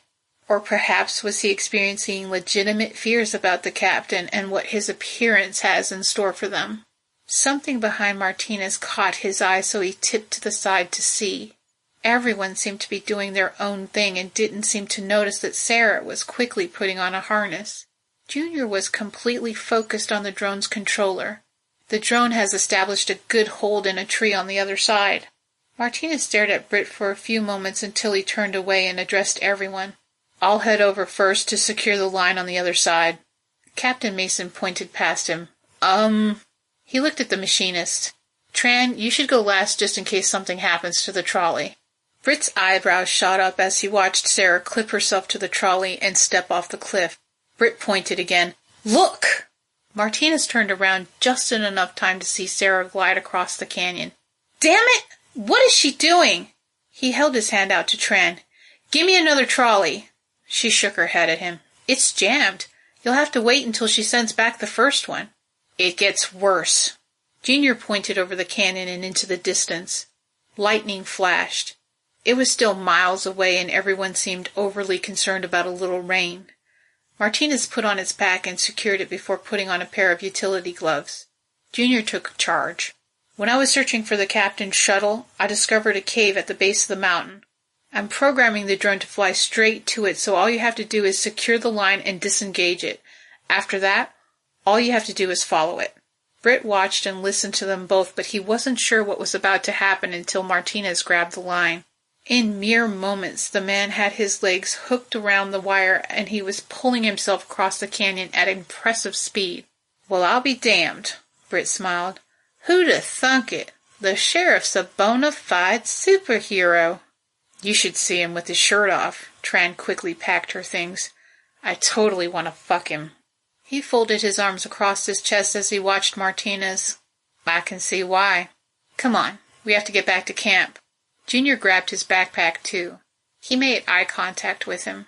"Let's go." Britt let everyone else go ahead of him and brought up the rear. He watched the doctor in front of him and kept a step behind him until the brush got thicker. He pretended to have difficulty navigating the path until he was lagging so far behind he felt confident that he was alone. As the minutes passed, it became darker and darker, and he could hear thunder in the distance. Apparently, the storm was going to be a little worse than a light, enjoyable rain. He pressed the comm under his ear and contacted his grandson. He briefly re-established contact with James the night before, and if the incoming storm worried his new friends, then it worried him too. He looked around for a moment to make sure he was truly alone before making his other desires known. "I just want her. Be careful of him. He's dangerous." He paused for a moment, noting the severity of his words. "Do whatever you have to do." Chapter 21. Martinez pulled himself across the wire as quickly as he could. It was a pretty cool day and getting colder, but that didn't stop the sweat from dripping off his brow. He was angry. He was angry at Sara for being so selfish, careless, and stupid. Being mad at her was a new thing for him, and he found it extremely difficult to reconcile. He had never been mad at her before. The last few days had been completely insane. She was apparently kidnapped by the Bisector Queen and then rescued by a cowboy from space. It sounded like a plot line to a high-budget blockbuster movie. He could smell moisture in the air and hear thunder crack in the distance. As he neared the other side of the gorge, his anger melted into a combination of worry and fear. The wind started to pick up and blew his black hair into his face, making it hard for him to see. The storms on Sarisart were dangerous and unpredictable. They often produced ice shards large enough to kill anyone they hit, a fact they learned the hard way only a month after landing. There was no warning at all, no obvious warnings of impending doom, nothing. The colonists were still busy trying to set up perpetual survival. Perpetual survival was one of those impossible things that every scientist hoped to achieve. A self-contained colony with enough crops and supplies to last indefinitely. They didn't waste any time. From day one they started planning and planting fields. It was hard work and very stressful, but such was the nature of the beast. It happened out of nowhere. It was an hour or so before sunset and the colonists were having a picnic. That was before the cafeteria was completely set up and before the rec center was even a thought in the designer's mind. It was a peaceful setting, a tranquil day. And then it was utter chaos. A large ice dagger from above struck a promising young botanist in the shoulder. Unfortunately, Martinez had an up-close and personal view of it because he was standing less than 6 feet away from her at the time. He sprang into action immediately and tried to stop the blood, but it was no use. Her shoulder had all but been severed, and stopping the blood with his bare hands was impossible. It didn't take long for them to set up barometers to help predict the weather better. Not all storms were deadly, and it was important to know what to expect. But Martinez and his small team of rescuers didn't have the ability to measure what kind of storm was coming. All they had was a healthy fear of all storms, which was why it was so important to get to Sara before it arrived. He pulled himself into the tree that the drone was anchored in and lowered himself onto a large branch. He took a moment to catch his breath before accessing the drone's casing in order to free the cable. His heart still thumped wildly in his chest from the massive physical exertion, but that didn't stop him from taking a moment to scan the ground below. "Sara!" he called out for her as he worked. "Sara! Angie?" He saw her walking toward the tree carrying her harness. Martinez pulled the wire around the trunk of the tree and tightly screwed the clamp shut. Knowing she was safe caused a wave of relief to wash over him. He made sure he sent the trolley back before jumping down. There was a humming sound behind him, so he looked up. The drone's drills were retracting so it could disengage from the tree. His anger returned. "Sara, why the hell did you do that?" "Because I'm freaking out!"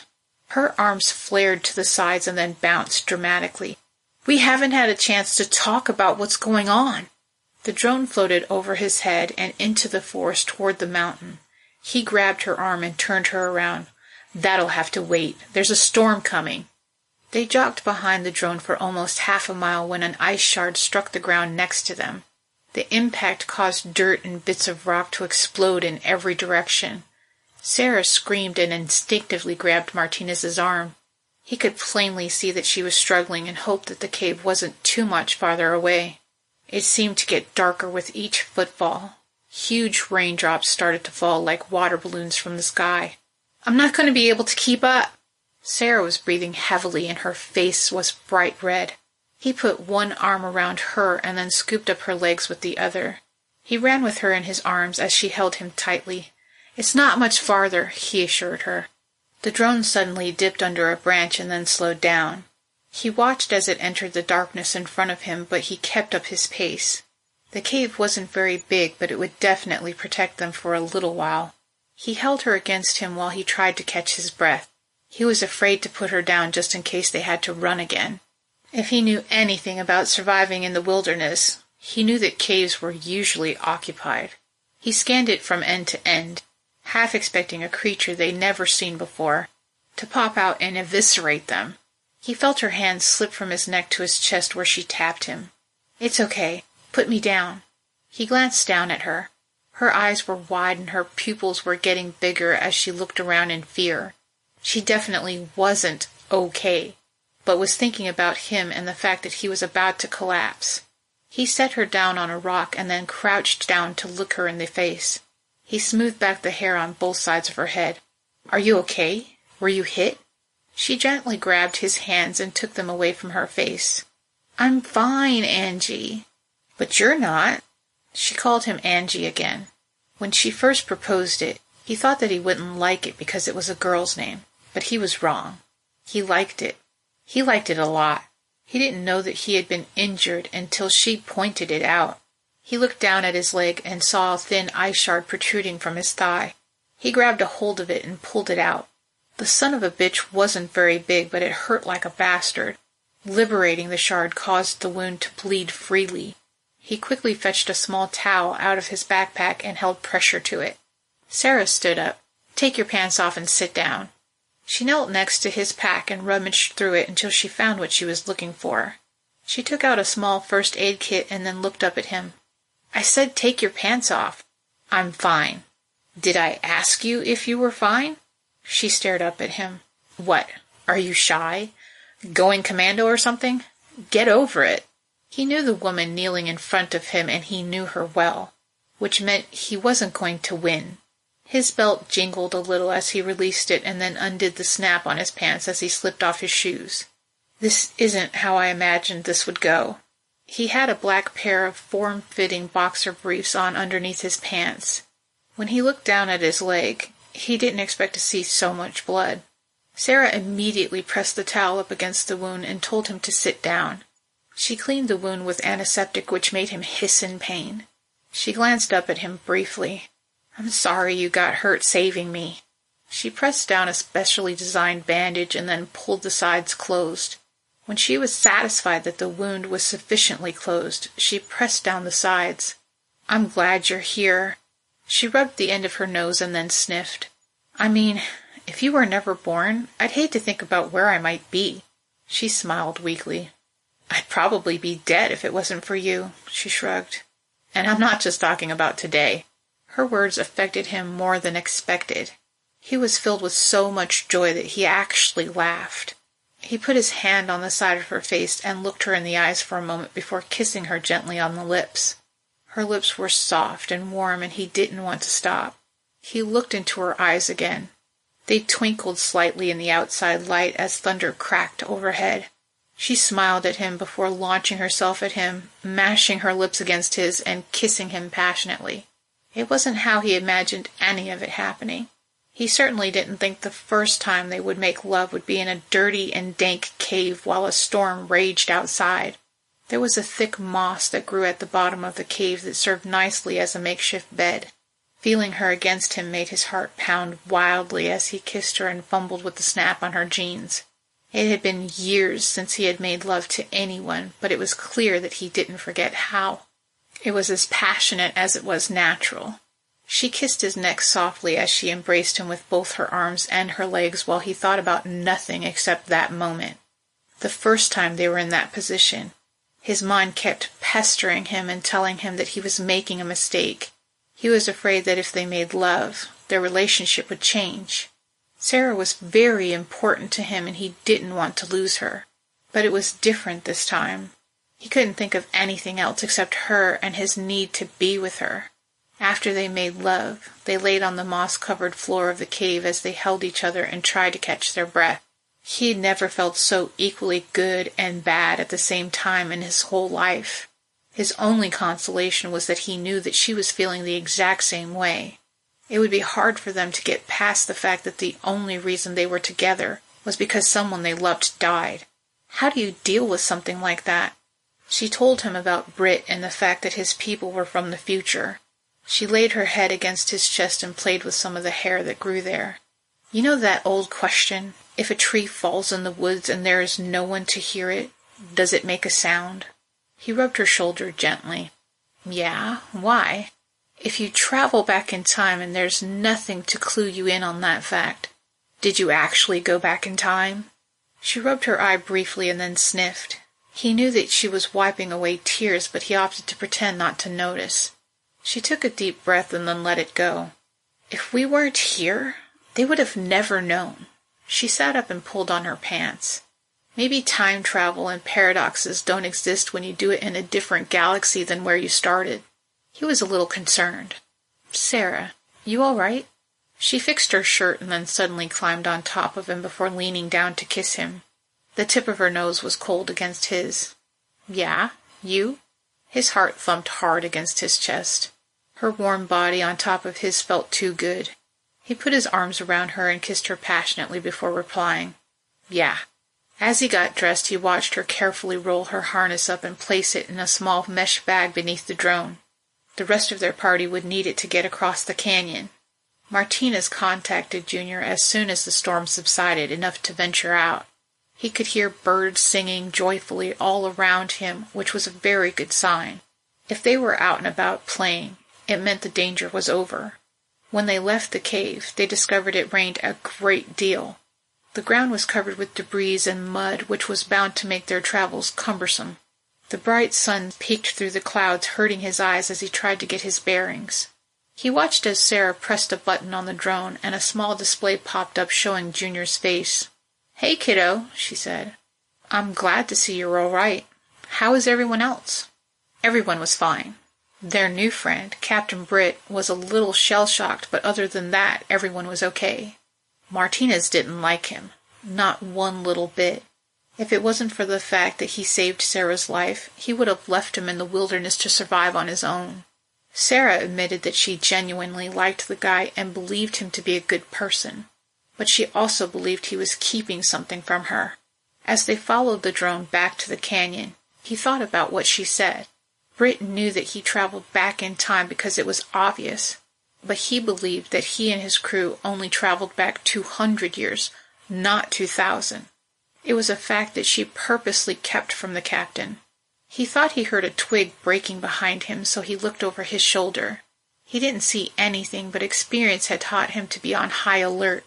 If there was one thing that their little impromptu trip had taught him, it was that they didn't know Sarisart as well as they thought they did. He checked his Glock and took another look around. He had fallen back a few steps behind her and found himself staring at her hand. Not because there was anything wrong with it, but because he wanted to hold it. His mother showed him no affection at all. Holding hands wasn't exactly something you did with a kid you hated. But if he wanted to be happy, he needed to learn from his past relationships and try to get beyond his upbringing. Sara turned around and grinned at him. Are you staring at my butt? Martinez laughed. So what if I am? She laughed, then grabbed his hand and held it while they walked. He squeezed it and then leaned in close. He whispered, We're being followed. When I say run, run. Most people would think developing the ability to detect when you're being stalked is alarming. Because if one develops an ability like that, it means they've spent an abnormal amount of time being in danger. He knew there were at least 3 of them in different locations. It was a classic ambush. He knew they had to be Captain Mason's men because no one else would be out there. That realization also meant that their new friend wasn't their friend at all. They were all approaching from the rear, but 2 of them were coming from opposite sides. This only left one way for them to go. They were being corralled. He looked at Sara. If he told her to run too early, it would tip off the enemy that they knew about them. He had to maintain the control as long as possible. He could tell that she was scared. He carefully assessed his surroundings and determined a good hiding spot. He squeezed her hand and then pointed to it. "Run!" As soon as she started running, he saw someone dressed in a black jumpsuit running after her. He had to make a decision and make it fast. The smartest thing to do would have been to turn around and disable the 2 coming after him, but Sara was in danger. His emotions got the best of him as he ran at top speed for her pursuer. The sheriff watched helplessly as the man in black caught up to her, grabbed her by the hair, and then pushed her to the ground. "Sara!" he yelled. Someone grabbed him from behind. He instantly went into mercenary mode. He grabbed his attacker by his arm and yanked him forward while simultaneously sweeping his knee. After the man was on the ground, he grabbed him by the head and turned it until he heard that familiar crack. He had hoped that going to Sarisart meant that he would never have to kill anyone ever again, but that obviously wasn't true.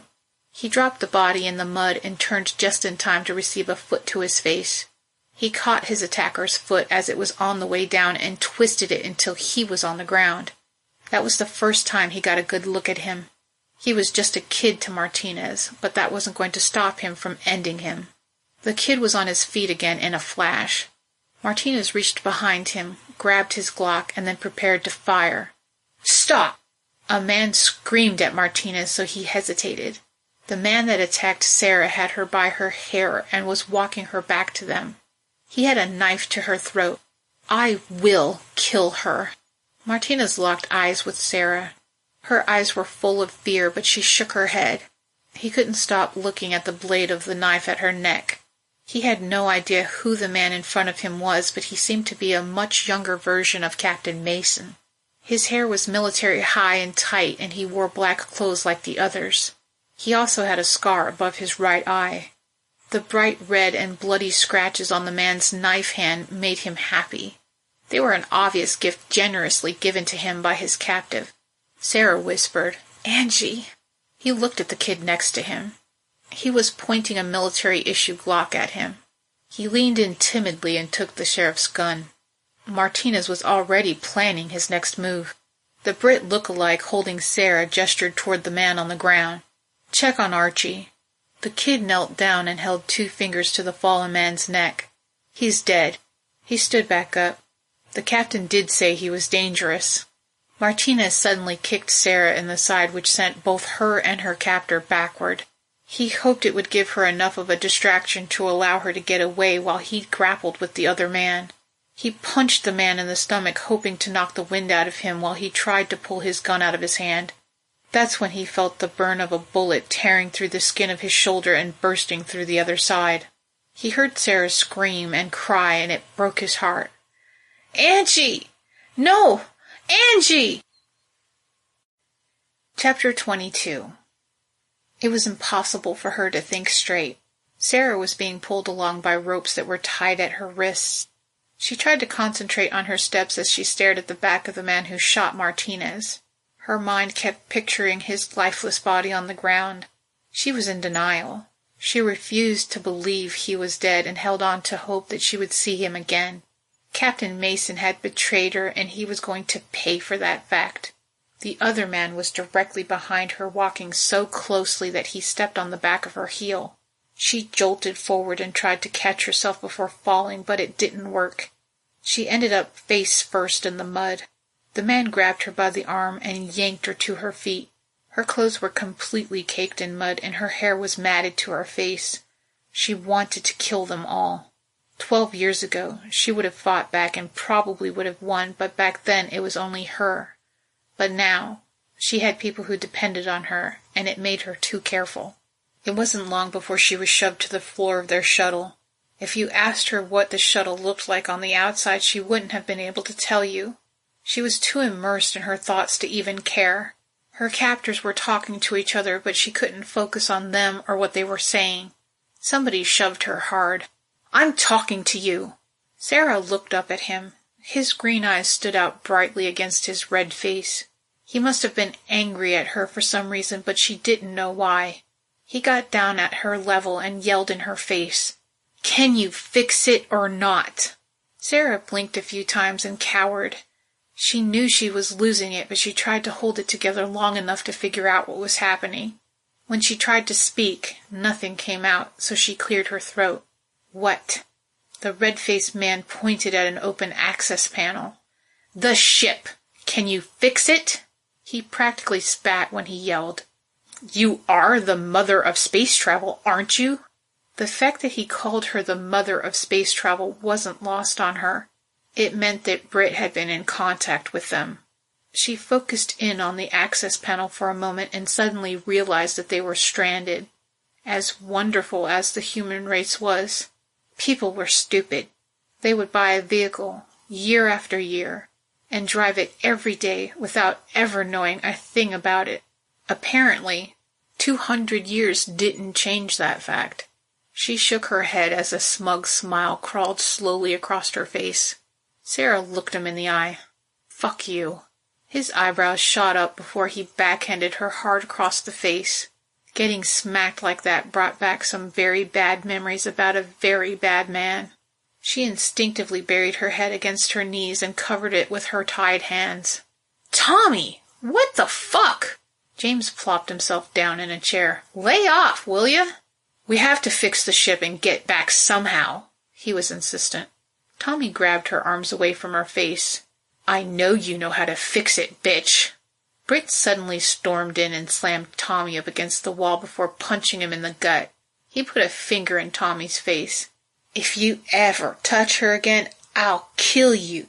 You understand me? I'll kill you." He immediately knelt next to Sara and placed his hand on her shoulder. "Are you okay?" He noticed the ropes on her wrists. "What the hell is this?" Britt took his knife out and cut the ropes. Tommy's face turned redder as his anger built up inside of him. "Her boyfriend killed Archie." Sara slapped Britt across the face as hard as she could and then stared hate at him. "They shot Martinez." Britt looked hurt and then turned to his grandson. "Is that true? Is he alive?" James shrugged as if the answer didn't really matter that much. "How the hell would I know? We left him where he fell." "I told you he was dangerous, but I didn't expect you to kill him." The captain looked at James as if he were a disappointment. Sara growled at him. "I hate you." "That hurts, little lady." Britt frowned. "It really does." He pointed to the access panel. "Now, how's about you fix my ship before the rest of your friends figure out where I disappeared to and we have to kill them too?" And there it was. The threat that was guaranteed to get her to help them. There was no way she was going to let Britt kill Junior and the others. They kept calling her the mother of space travel, but Junior was responsible for the propulsion technology that they still used. As his guardian, she was with him every step of the way and helped him when she could. Sara considered herself an honest woman, so she had no problems giving credit where credit was due. Unfortunately, considering Junior's origins, she had to protect him. She crawled over to the access panel and looked inside. She knew if anyone was going to tell her what was wrong with the shuttle, it would be the shuttle itself. After all, she came from a time where cars told the owners when it needed an oil change. She scrolled through the computer and read the last maintenance report. She turned to Britt. "If I do this, will you let me go?" He winced and shook his head. "No. I'm sorry, Sara. You're too important to me. I need you." "For what?" She was genuinely curious. What could he possibly need with her? James chuckled. "We found out that the wormhole is omnipotent and that it sends people where they need to be." "If that were true, it would just send me right back here." She glared at James. The shuttle had a problem with a power coupling, which meant that it wasn't getting any power to a key system. She pushed her hair back behind her ear and leaned through the small door into the engine as far as she could.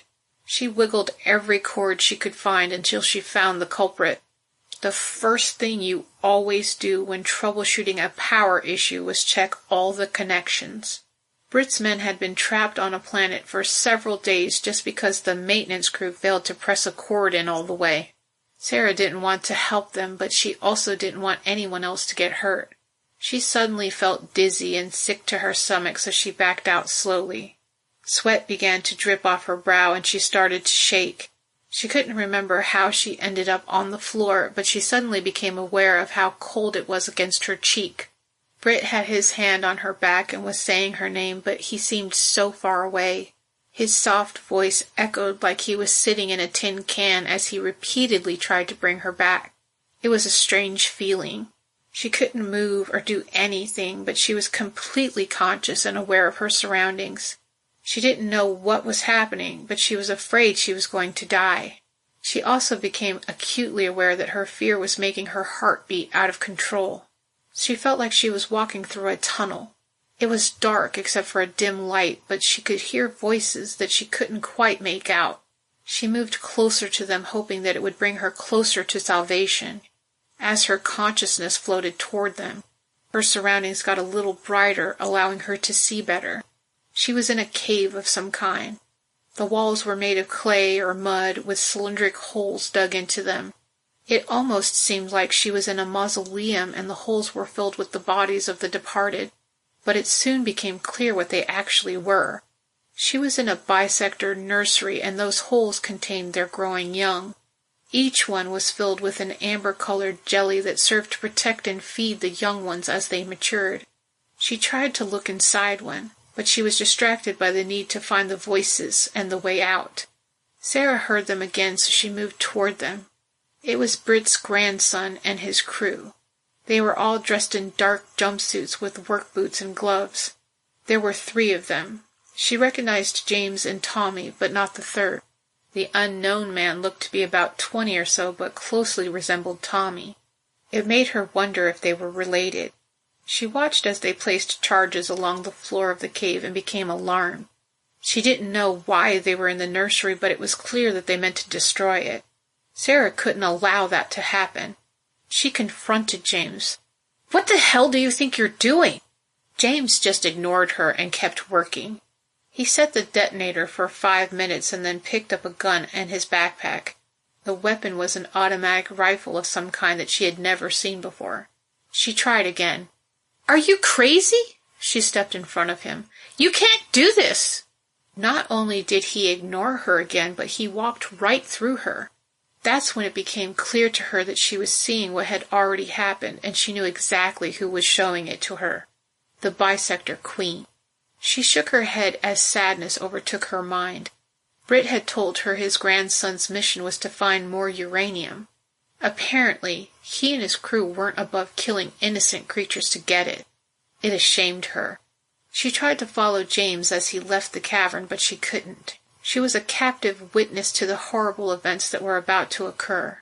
It didn't feel like a full 5 minutes had gone by when the cave exploded around her. If she thought her first conversation with the Queen was terrifying, it paled in comparison to this one. Not only did she watch as the cavern caved in around her, but she heard the high-pitched screams of the bisector young as they were injured or dying. Her heart ached for them and she wanted to help, but she knew it was too late.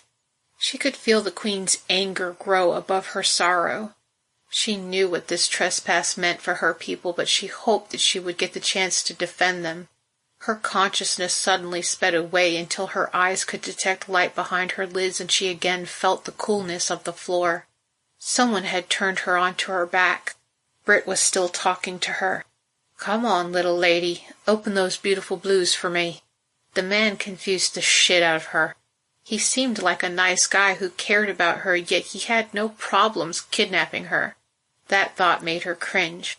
Wasn't that what Andrew had done to her the first time they met? The light hurt her eyes and her head was pounding. Britt was leaning over her, looking worried and somewhat scared. "Sara?" He smoothed her hair back. "You okay? What happened? You get zapped or something?" She slowly sat up and then rubbed her face. Britt was looking at her like a worried man about to lose his true love. She looked from him to Tommy and then to James. She shook her head in disdain. You fuckers just signed a death warrant for my people. Britt flashed a look at James. What are you talking about?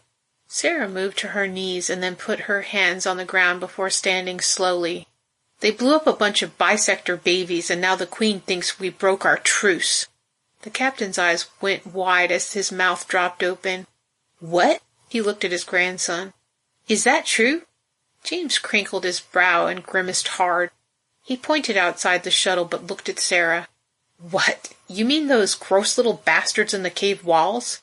He shrugged. He pointed to the metal crates stacked along the wall. So fucking what? Who cares about bugs? We needed the uranium.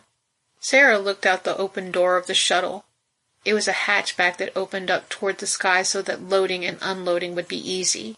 She's here, and she's gonna kill us all. Tommy's voice erupted behind her. How does she know this shit? Britt stood next to her and scanned the tree line. Shut up, Tommy. Sara took his hand in hers and held it. I need to talk to her. She begged the captain with her eyes. Please. He nodded sadly and whispered, Go. As she stepped out of the shuttle, she heard James. Gramps, what the hell are you doing? You're letting her go? She ignored the stupid brat and kept going. Her main concern was pleading her case to the Queen. The sun was setting behind the trees as she stepped out into the clearing. Sara couldn't see her, but she knew exactly where to go. She walked to the tree line and waited for the Queen to come out. Her heart was pounding in her chest. The bisector Queen was scary and formidable and made her feel like a frightened little girl. Moreover, she felt responsible for the loss of her nursery even though she had nothing to do with it. Perhaps it was because humankind was still stupid enough to believe that there was no intelligent life in the universe other than their own. They were despicable and deserved her wrath, herself included. She cowered and wrung her hands together as the Queen walked out of the shadows. She was just as big as she ever was, but somehow managed to evolve since the last time she had seen her. Both her pincers and her arms had small spikes or stingers on them. It made her wonder if the Queen intended to use them on her. Britt and his crew watched from the shuttle, but she could hear movement from the woods behind the Queen. She was finding it hard to stay in place because all she wanted to do was run and hide. Before that day, she could count the number of times she felt sheer terror on one hand, and they were all tied to Sarisart. The first time was when the plane she was on got sucked through the wormhole and crash-landed on another planet. The second time was sitting in the command tier of the Moon's Eye and blasting off. The third was her first meeting with the bisectors where she watched her husband die. And the fourth was her intimate conversation with the Queen. All of those events paled in comparison to the terror she felt at that moment. She clasped her hands together under her chin almost as if she were praying and looked up at the Queen's massive ant-like head. That's when something caught the corner of her eye. James stepped out of the back of the shuttle with his gun and started firing at the Queen. When you're facing death, everything seems to slow down. It's a defense mechanism of the mind that is supposed to give you enough time to plan your next move and possibly save your life. As she turned back to the Queen, she saw him. Martinez jumped in front of the bisector and held his hands up at James. No! Stop! A few of the bullets hit the Queen, but they only ricocheted off of her as if she were bulletproof. It must have been another advancement she added in order to protect herself from them. Unfortunately, Martinez wasn't so lucky. He was hit in the abdomen and fell to the ground at Sara's feet as the Queen prepared to do some firing of her own. She held up one of her arms and pointed it at James and let a flurry of those stingers loose. She watched in horror as Britt kicked his grandson in the side, causing them both to fall to the ground as the stingers flew past them and hit Tommy squarely in the chest. Everything was happening so fast. The doctor stepped out of the woods and knelt next to Martinez while the bisector Queen aimed one of her stingers at him. Sara held both her hands up at her. Stop! Stop! Please! The Queen's attention was suddenly on her. Please. I know you can understand me. Her bottom lip trembled. They weren't my people. We didn't break our truce. She felt like she couldn't breathe. She looked down at Martinez. There was so much blood. She kneeled down and held his hand. "Angie!" she cried his name. His eyes were sad, and it seemed like he wanted to say something, but he lost consciousness. She looked at the doctor, who sadly shook his head at her. "He isn't going to make it without surgery." She stood back up as tears streamed out of her eyes. The Queen seemed to be looking down at him. "Was he trying to protect you or me?" Sara was finding it hard to speak. She swallowed hard. "He was trying to protect you. He knew about the truce and didn't want anyone to jeopardize it. This trespass will not go unpunished." She tried to remain composed as she noticed Junior and the others behind the doctor. She looked up at the Queen again. "Please let us go. I promise you will get your justice."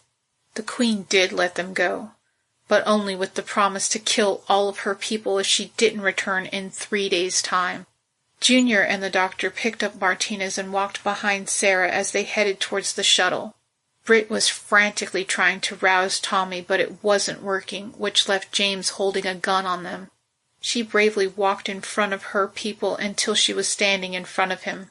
She stared hate into his eyes. He was the reason Angie was bleeding to death behind her. Her eyes flicked over to Britt and then back. She knew how the captain felt about her, and she decided to use it to her advantage. "Cake, can I get your attention for a minute, please?" Sara knew what was going to happen, but she was glad to see it just the same. When Britt looked up and noticed that James was pointing a gun in her face, he launched toward him, pulled the gun from his hands, and then smacked him upside the head. "What the hell's wrong with you? Aren't you the one that said we needed her?" She stepped aside so that he could see Martinez. "You need me? I need you to fix him." She blinked new and heavy tears out of her eyes. "Please," she whispered. "I'll do anything." Britt looked past her at Martinez and the rest of her group. He sighed and then nodded. "You know I can't refuse you, Sunshine." He pointed behind him. "Fire her up and let's go." Chapter 23. Dean watched the shuttle arrive on the monitors and knew it was time to put their plan into action. He had to find Ava as soon as possible so she could do her magic. He hurried down the corridor, wishing his boots were made of pillows. He hated the way they clanked against the metal grating that covered the floors. They were a necessary evil on a spaceship. The access panels allowed them to easily get to and fix components between the floors. Components like water lines, air channels, or electricity. It made him think of the dark year. 15 people in Sector 10 died of asphyxiation because of a short in the air filtration system. Not only was the short very hard to locate, but the only people who knew the system like the back of their hands had died long ago. The line had to be traced from the source to the break, which took nearly 8 months, which meant everyone in Sector 10 had to double up with other people. Some had to live in the bulkheads while others lived in the hangars. By the 6th month, the residents were ready to kill or be killed. As a matter of fact, one man shot himself out an airlock because he wanted space. Well, he sure got it. He pressed the skin just beneath his right ear and called Reggie. "It's do or die, man." "Hope it's not do and die. I'll get him," Reggie responded. Dean wished things didn't have to get dirty, but he was left without any options. He picked up the pace. Ava was right where he expected her to be. She was in her quarters. She shared it with her aunt and her uncle because her parents died when she was young. She was in her room laying on her bed watching an old TV show that was filmed on Earth over 200 years ago. He used to spend time watching those shows too, but at a certain point, you run out of things to watch. Ava was always fond of pointing out that that's when you started over. It wasn't as if they made any new live-action shows. There were a few people on the ship who thrived at making animated movies. Some of them were quite realistic. It was why he was so hell-bent on landing the Swagger instead of remaining in space forever. One of the animated shows that he watched took place on a green planet that depicted tree houses and sunsets.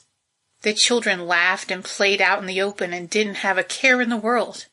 That's what he wanted for the children he planned on having with Ava. Dean was by no means stupid.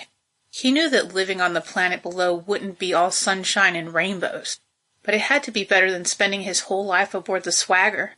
Landing the ship on the planet would give them a whole new set of problems, but it was the right thing to do. Ava deserved to spend the rest of her days in a beautiful place with fresh air and infinite possibilities. He stood in her doorway for a few moments watching her. She smiled as soon as she saw him. She had obviously darkened her green hair and it looked good.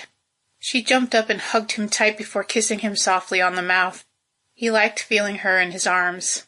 Dean looked down at her and smiled. Today's the day. Ava smiled broadly. Really? She frowned as she touched his hair and let it pass through her fingers as she brought it down to his shoulder. I'm gonna miss it. You've got the stuff? He slipped his hand around to her butt and gave it a squeeze. She instantly pulled his hand away but gave him a seductive smile. Of course. The game was on. Dean knew that it wouldn't be hard for Reggie to get James to visit Umi. The old lady was having issues with her health due to her advanced age, and guilt always worked on his brother.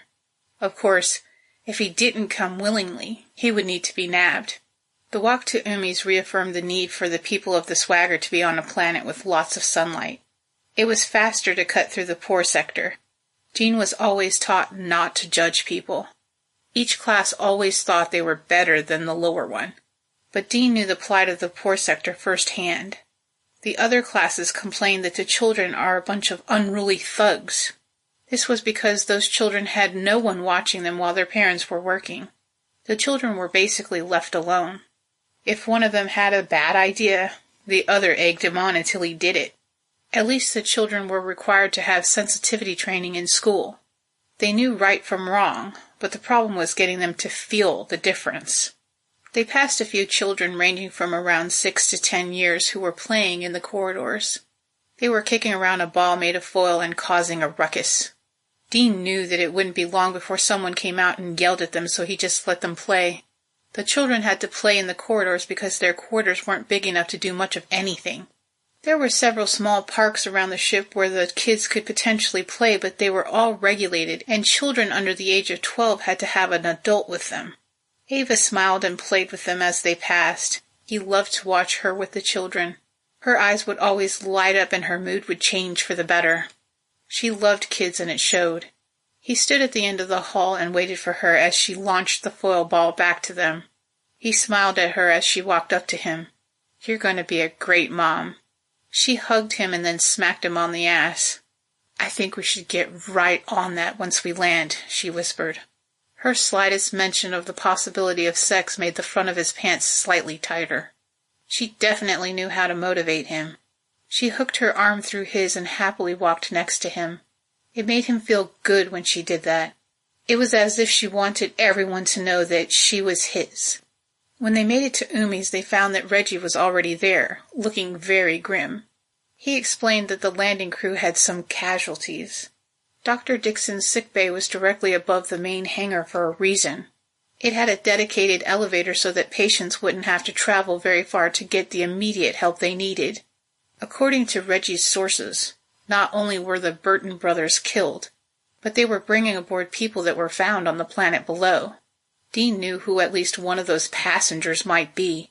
He looked at both of his friends and took a deep breath. Look, guys, there's something I need to tell you. He had known them for a long time and hoped that he could trust them. He filled them in on what he witnessed while he was hiding in the sickbay, and both of them were shocked. The fact that time travel was actually a possibility was astounding. Reggie had the most to say about it. He spouted theories about how time travel was only possible when it didn't affect the timeline of that particular galaxy or universe. But it was what he said next that scared the shit out of him. Reggie leaned back in his chair. This new revelation is much worse than you think it is. I've studied quantum mechanics and physics, and I've talked to more of those wormhole quacks than I'd like to admit, and he shook his head. If he detonates a nuke in that wormhole like he wants to, it'll likely reset the timeline. Dean's mouth dropped open as he gave Reggie a dumb look. I don't understand what you mean. Reggie smiled. That's not surprising, man. He looked at the ceiling for a moment. Think of it like this.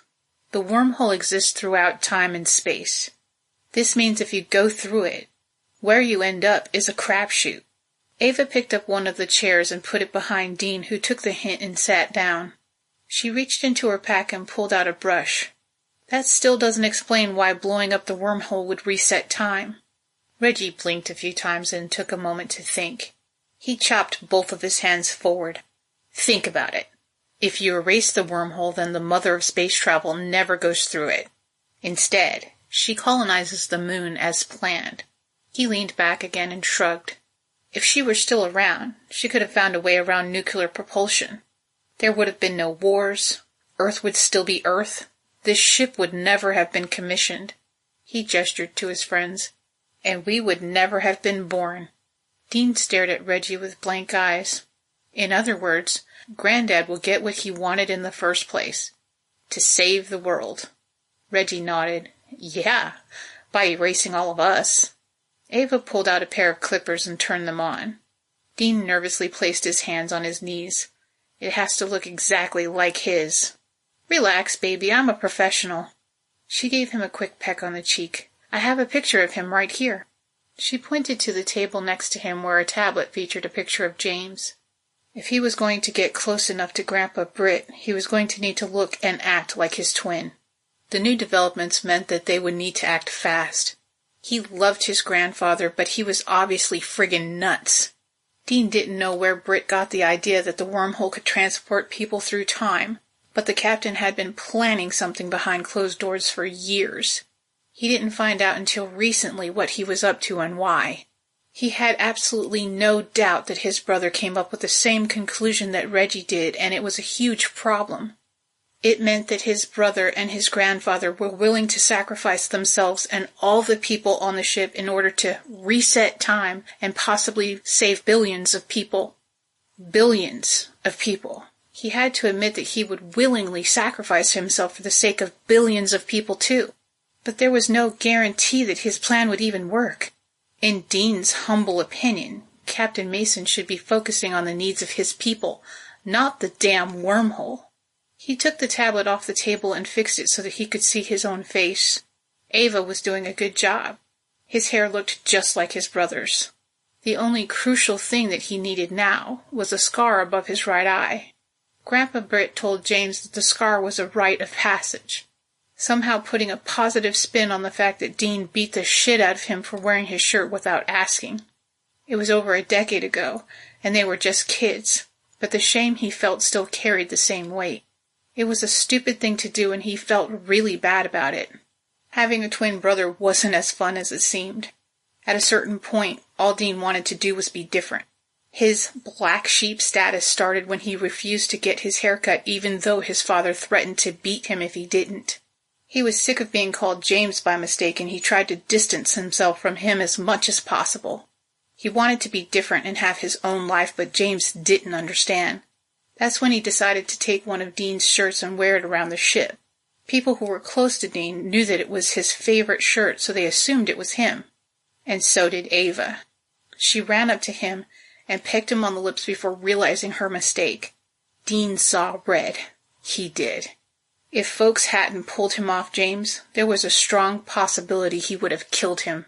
Ava tipped his head back and kissed him on the forehead before holding a small piece of clear, thin plastic in his view. He didn't know exactly how she made the fake scar, but he was grateful that he had such a talented girlfriend. He couldn't help staring into her eyes while she was affixing it because he literally had nowhere else to look. It was one of those silent moments where they both knew what the other was thinking. That goddamn scar had come back to haunt them. He spent his adult years trying not to look like James, and now a fucking scar, a scar he put on him, could be his undoing. Of course, despite the fact that he apologized at least 100 times. Their relationship was never the same after that. They hung out with different people and tried to steer clear of each other. The only times that they would find themselves in the same room together was usually some kind of family function or special occasion. The twins only had one friend in common, and he was currently sitting across from Dean, trying to figure out the best way to lure James into their trap. He was entirely too focused on his laptop computer. Looks like the doc called Onegs to the infirmary. Reggie's voice suddenly pierced through the silence. James? Dean felt dread building up within him and churning in his stomach. Gramps? Reggie shook his head. Nah, man. I hacked into the feed. It's some guy I've never seen. He turned the computer to face Dean. See? The computer screen featured a view of Dr. Dixon's sickbay. The video was full color and high definition and showed the doctor tending to a man in one of his beds. A small blonde woman in clothes caked with mud was standing next to the bed holding his hand. He scooted his chair over to Reggie, but Ava protested. Babe, I wasn't done yet. Dean leaned in close and looked at the video. He pointed at the woman. That is Captain Sara Zeeman. Reggie rubbed his face. This is some pretty fucked up shit. Dean looked up at Ava and then nodded at his friend. Yeah, it is. Reggie gave his friend a serious look. Our friend on the bed has 2 bullet wounds. He tipped his head down but kept his eyes focused on his friend. That means somebody shot him. I know what it means, Reggie. I'm just pointing out that they want this bad enough to kill people. He watched the laptop. How hard are we willing to play? Reggie definitely had a valid point. How far was he willing to go? Was he willing to kill his brother or his grandfather? He suddenly had visions of hand-to-hand combat with his granddad, and he didn't like it. Not one bit. If he had his way, everything would end with everyone still intact. He also wondered exactly what would happen to him and his friends once they landed the ship. He may be the captain's grandson, but he would also be a mutineer, which is punishable by death in any time. He pressed his palms together and looked at his friend. It'd be one thing if everyone on this ship was aware of his plan and willing to sacrifice themselves right along with him. He stood up and put his arms around Ava. But no one deserves to be erased. Someone needs to fight for them. Reggie pointed at the laptop. Look. James appeared on the video. He found it very weird that he was wearing a standard utility jumpsuit from the ship. He knew that his brother wouldn't be caught dead in such an outfit. He watched as he stepped up to Sara and grabbed her by the upper arm. She obviously didn't want to leave the man in the bed, but she reluctantly let go of his hand. What did they want with the mother? It didn't make sense to him. His plans to destroy the wormhole shouldn't change either way because of her. Her presence would just verify what they suspected all along. He wished he knew what was going on, but at least they knew where his brother was. Dean smiled. This actually got a little bit easier. Chapter 24. It felt good to be back aboard his ship. He just wished that he didn't have to betray his new friends in order to do it. Captain Britt looked around the sick bay's waiting room. Everyone except the doctor and Sara were sitting on the 2 sofas. He was impatient. He wanted to get Sara alone so that he could talk to her. Perhaps the word interrogate was more appropriate because he intended to get to the truth. He looked around the medical bay and grimaced inwardly when he saw the armed guards at the door. They were both wearing dark military uniforms that featured an American flag and the USS Newman imprinted on them. He hated the fact that they were armed, but it was necessary. He felt someone watching him, so he turned his head. It was Tran. As soon as he made eye contact, she quickly looked away. After the storm, it was fairly easy to convince her to let him zip line across the canyon first. He didn't tell her that he didn't intend to send the trolley back so that they could use it too. Of course, he had no doubt that she would find a way to fix the one that was broken. Their mere presence on his ship was proof of her impressive skills. He looked sidelong at James, who was leaning against the wall with his arms across his chest. The kid was seriously trying his patience. Britt was willing to do what had to be done, but not if it involved murder. He turned his head to look into Dixon's trauma room and took another hit to his heart. Martinez nearly died because his grandson shot him. Not once, but twice. He watched Sara dote over him as the doctor placed a surgery disc over his wound and then pressed the button. The surgery disc would extract the bullet and then inject Martinez with nanobots. The bots would spend the next several days pretending to be part of him while he healed. Dr. Bowman hung another bag of blood on the IV pole and then checked his patient's vital signs the old-fashioned way. It made Britt smile because all the information the doctor needed was on the display above the bed. When he really thought about it, he couldn't blame the doctor for not trusting them. In theory, the digital display could be altered to reflect whatever they wanted him to see. He felt like he was being patient. They had already been aboard the ship for several hours and he wanted to get things moving. His eyes wandered to one of the exam rooms where a sheet covered Tommy's body. It had several stingers, or whatever the hell those things were, in its chest, and the doctor wanted to examine them as soon as possible. Britt shook his head. It seemed like such a senseless death, but realistically, if he accomplished what he wanted, none of it would matter. He listened carefully while Dr. Dixon assured Sara that Martinez would be fine, and then moved into the doorway. "Sara, we need to talk." The captain tried to be gentle, but he was afraid of how it sounded. She shook her head. "No, I need to stay with Angie." Dr. Bowman smiled at her. "Okay, I gotta ask. Why do you keep calling him Angie?" She rubbed her eye and sniffed without ever looking away from Martinez. "His name is Angelo." Britt glanced over his shoulder at his grandson. It was all too easy to make him the bad guy. James instantly took the hint by walking into the room and grabbing her by the upper arm. She tried to pull away, but he held it firm. Dr. Bowman protested. "Hey, what the hell do you think you're doing? Let her go." Britt had to intervene before things escalated. "Sara." She made eye contact with him. "You promised." The way she looked at him made him feel like he was worse than a criminal. It made him feel like the worst human who ever lived. She reluctantly let go of Angelo's hand and let James lead her out of the room. Dr. Dixon followed them out. "Where do you think you're taking my patient?" "Actually, she's my patient." Dr. Bowman stepped forward. "And I'd like to know, too." Britt got hot. "Doctor, this is my ship." "Captain," Dr. Dixon cut him off. "I need to examine her. Or have you forgotten that fact?" He was taken aback for a moment. He tipped his head and eyed the doctor. A day ago, Dr. Dixon claimed that Sara was out of danger, and to get her aboard his ship, he may have to lie. Now he was insisting that he needed to examine her. The man was a good friend who he trusted, which meant circumstances may have changed. "I'm sure your examination can wait a few minutes, can't it? Take a look at her." Dr. Dixon pointed at Sara. He met the captain's stare.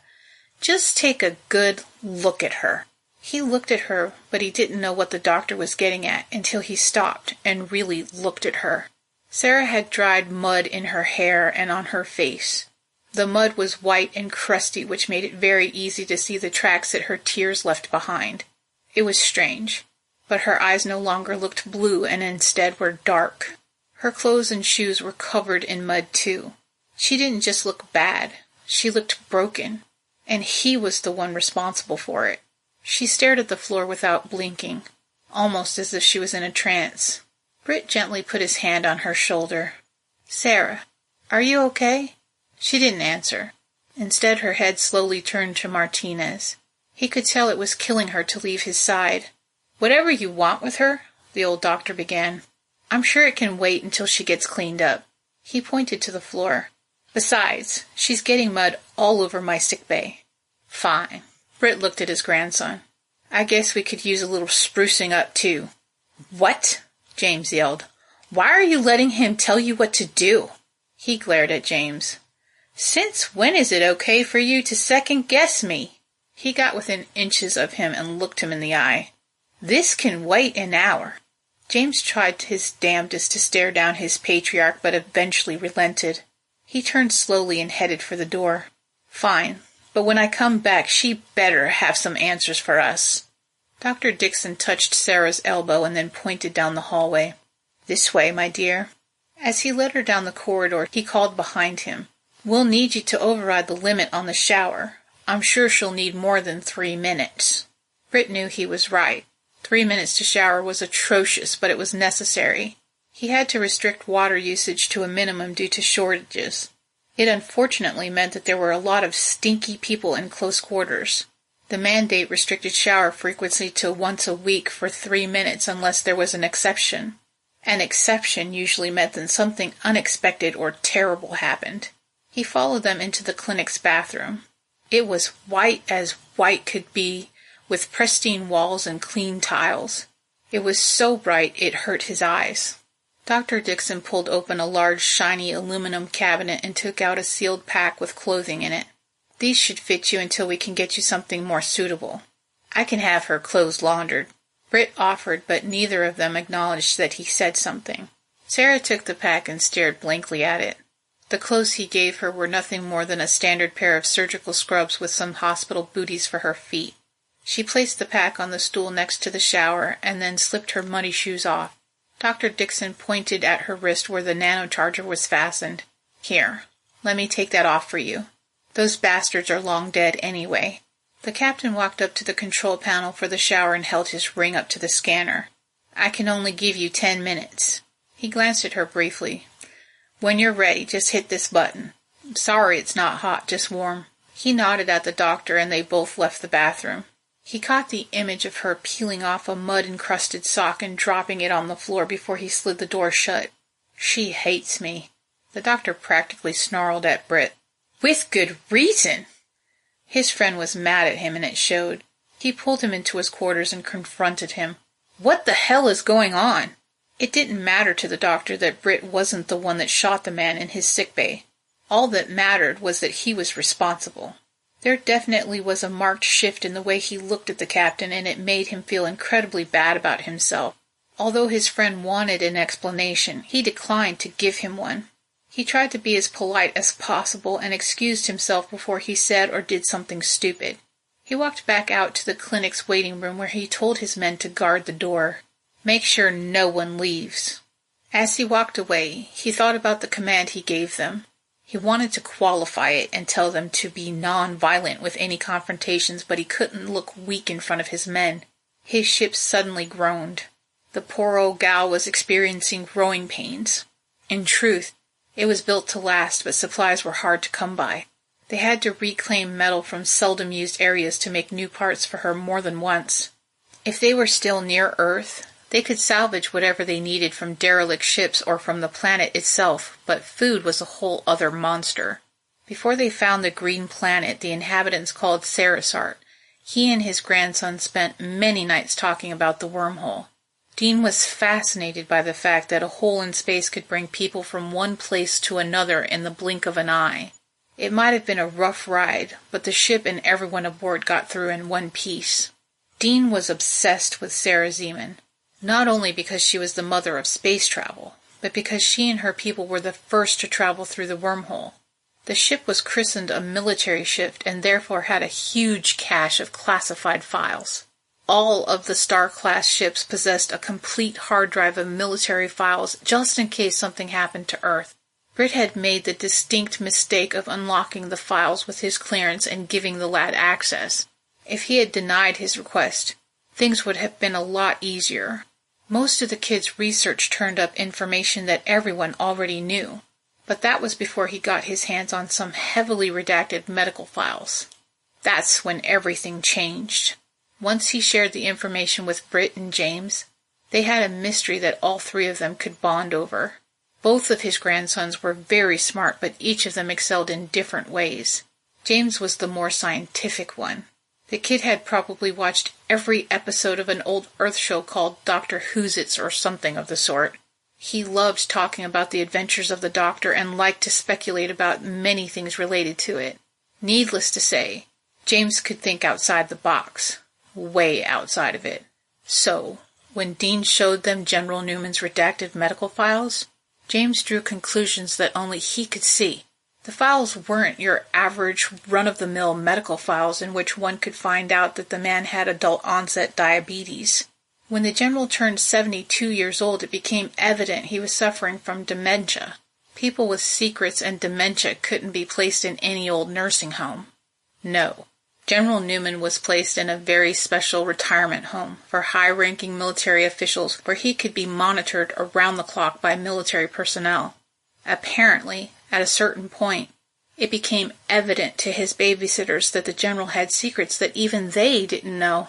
They began to record the odd things that he said and place them in his digital files. Britt watched all of the recordings just like his grandsons did. They really were remarkable. And terrifying. The recordings were the reason they risked flying through the wormhole in the first place. He stopped in front of the elevator that would take him to the top of the ship where his quarters were. When the elevators opened, a black woman and her young daughter stepped out. They were both dressed in gray drab clothing and looked dirty. Their mere presence made him instinctively hold his breath as he passed. The woman looked at him as if he was about to yell at her. It made him cringe inwardly. He knew it was because his own men treated the lower class like animals. He didn't like it, nor did he condone it, but he failed to stop it. She put her arm around the child and pulled her close. "Good morning, Captain," she said. He tried to smile at her, but it probably looked as awkward as he felt. He nodded and tipped his hat at them. "Good morning." He had been off the ship long enough to forget what time it was. When he left the planet below, it was getting dark and it would soon be time to sleep. The ride in the elevator seemed to take longer than usual, leaving him with his own thoughts. He had spent his entire life loving women without actually loving any of them. When he wanted company, it was never very hard to find. He had been with more women than he could count, and he never felt sorry for it. But for some reason, riding in that elevator up to his room, he felt lonely. He kept thinking of Sara and the way she looked at him. He betrayed her, and it was weighing on him. When he arrived at his quarters, he stood looking at the sliding metal door for a moment. He sighed and shook his head before holding his ring up in front of the scanner. The door made the familiar squeak that it always made as he walked inside. It was his home, but it didn't feel right. Somehow it was bigger and more empty. He took a deep breath and looked from one end of his quarters to the other. It was spacious, but very bland and ordinary. It consisted of exactly 2 rooms. His bedroom and living room were basically the same room, which featured a kitchenette, and of course, his bathroom was separate. His place was always spotless, not because he was a neat freak, but because someone cleaned it every day. He walked into the kitchenette and opened the refrigerator. He grabbed a bottle of water and gulped it down as if he hadn't had anything to drink in days. "Welcome home, Captain Mason." Lucy's voice suddenly broke the silence, scaring the shit out of him. He wiped his mouth with the back of his arm. "Hey, Lucy, how's it hanging?" There was a long pause. The last time he asked her that question, she asked him to clarify, and he spent nearly 20 minutes explaining that it was just a way of asking how someone was doing. He took his cowboy hat off and placed it on the hook next to the door. As he took his jacket off, he got a good whiff of himself. He smelled like a mixture of dirt and sweat. "I won't be able to tell you how it's hanging until you take your pants off." She sounded matter-of-fact, but added a cute little laugh at the end. Britt's eyebrows shot up as his eyes rolled to the side. He was both shocked and a little weirded out. "Wow, Lucy, that was almost funny." He pointed at the bathroom. "I'm going to go take a shower, but I don't want you in there looking at my junk, okay?" "Yes, Captain." He headed for the bathroom. "Captain?" He stopped outside the door. "Yes, Lucy?" "I missed you." He smiled. "I missed you too, Lucy girl. I missed you too." Before he could take another step, she spoke again. "Captain?" Britt exhaled loudly and rubbed his face. "Yes, Lucy?" "Can I come in if I promise not to look at your junk?" His mouth dropped open. "No, you can't." He knew he sounded rude and wondered if she noticed too. "Look, Lucy, I just need some time to myself, okay?" "Yes, Captain." When he finally got into the bathroom, he found himself wondering if Lucy was watching him. She could be anywhere and he wouldn't know it. But the doctor had it right. He wanted to clean up. He had been wearing the same clothes for almost 4 days and he was ready to throw all of them out, especially his unspeakables. He dropped everything to the floor as he made his way to the shower. Even the shower made him feel guilty. He was the captain, so he had the luxury of bathing in hot water with no time limit. He may have felt guilty about it, but not enough to take a lukewarm shower or get out before he was completely satisfied. He let hot water pour over the top of his head as he closed his eyes. He thought about his endgame and wondered if he'd actually be able to go through with it. He had nearly 5,000 souls aboard his ship, but that was nothing compared to the billions he could save. If he was fighting a war, 5,000 people lost in the name of a nation was an acceptable loss. But these were his people. It was his ship, and it was his family. He ran his hands through his hair and let the water flow down the front of his body. "What the fuck am I doing?" he whispered to himself. Chapter 25. Sara paced back and forth in the bathroom, actively concentrating on breathing. She put on the clothes that the old doctor gave her, which turned out to be green surgical scrubs and didn't include underwear. She felt like she was going to have a panic attack. Somehow, she had to return to Sarisart within 3 days with James Mason, or else all her people would die. That little bastard was responsible for killing the bisector Young and for shooting Angie. She needed to find out what they wanted from her and escape as soon as possible. Her heart was pounding in her chest and she was literally incapable of staying still. She looked at her mud-caked clothing on the floor and then suddenly dove for her jacket. She frantically searched through the pockets until she finally found it. Her pillbox. She opened it and stared at the contents. There were only 5 berries left. It made her feel like someone had gripped her heart in their hand and started squeezing it. She wanted to take one more than anything, but she needed to have a clear mind. She needed to remain in control. She slipped the pillbox inside her pocket and then nervously rubbed her hands together. Someone knocked on the door. "Sarah, it's Dr. Bowman." There was a pause. "Are you okay?" She walked over to the door and pressed the button to open it. When the door slid open, he stood looking at her as if he was seeing her for the first time. He grinned slightly and tipped his head to the side. "So, these people are from the future, huh?" She shook her head back and forth and whispered, "I don't know what's happening." Chad turned his palms up for a moment and then let his hands fall to his sides. "A couple of days ago, we set out to find you and bring you home. Now, we're in a spaceship from 200 years in the future." He put his hand on her shoulder and she tipped her head forward until it was resting against his chest. "I just want to go home." I know. He rubbed her back. "Come on. We need to get you checked out." He gently nudged her toward the door. On a normal day, in a normal situation, she would have elbowed him in the ribs. "I still hate you." "As you should." Home. She didn't just want to go home. She wanted to go back to Earth. But the goddamn wormhole was the only way to get there, and it wasn't likely to bring you where you wanted to go. The ship she was in may have been from the future, but it wasn't capable of light speed.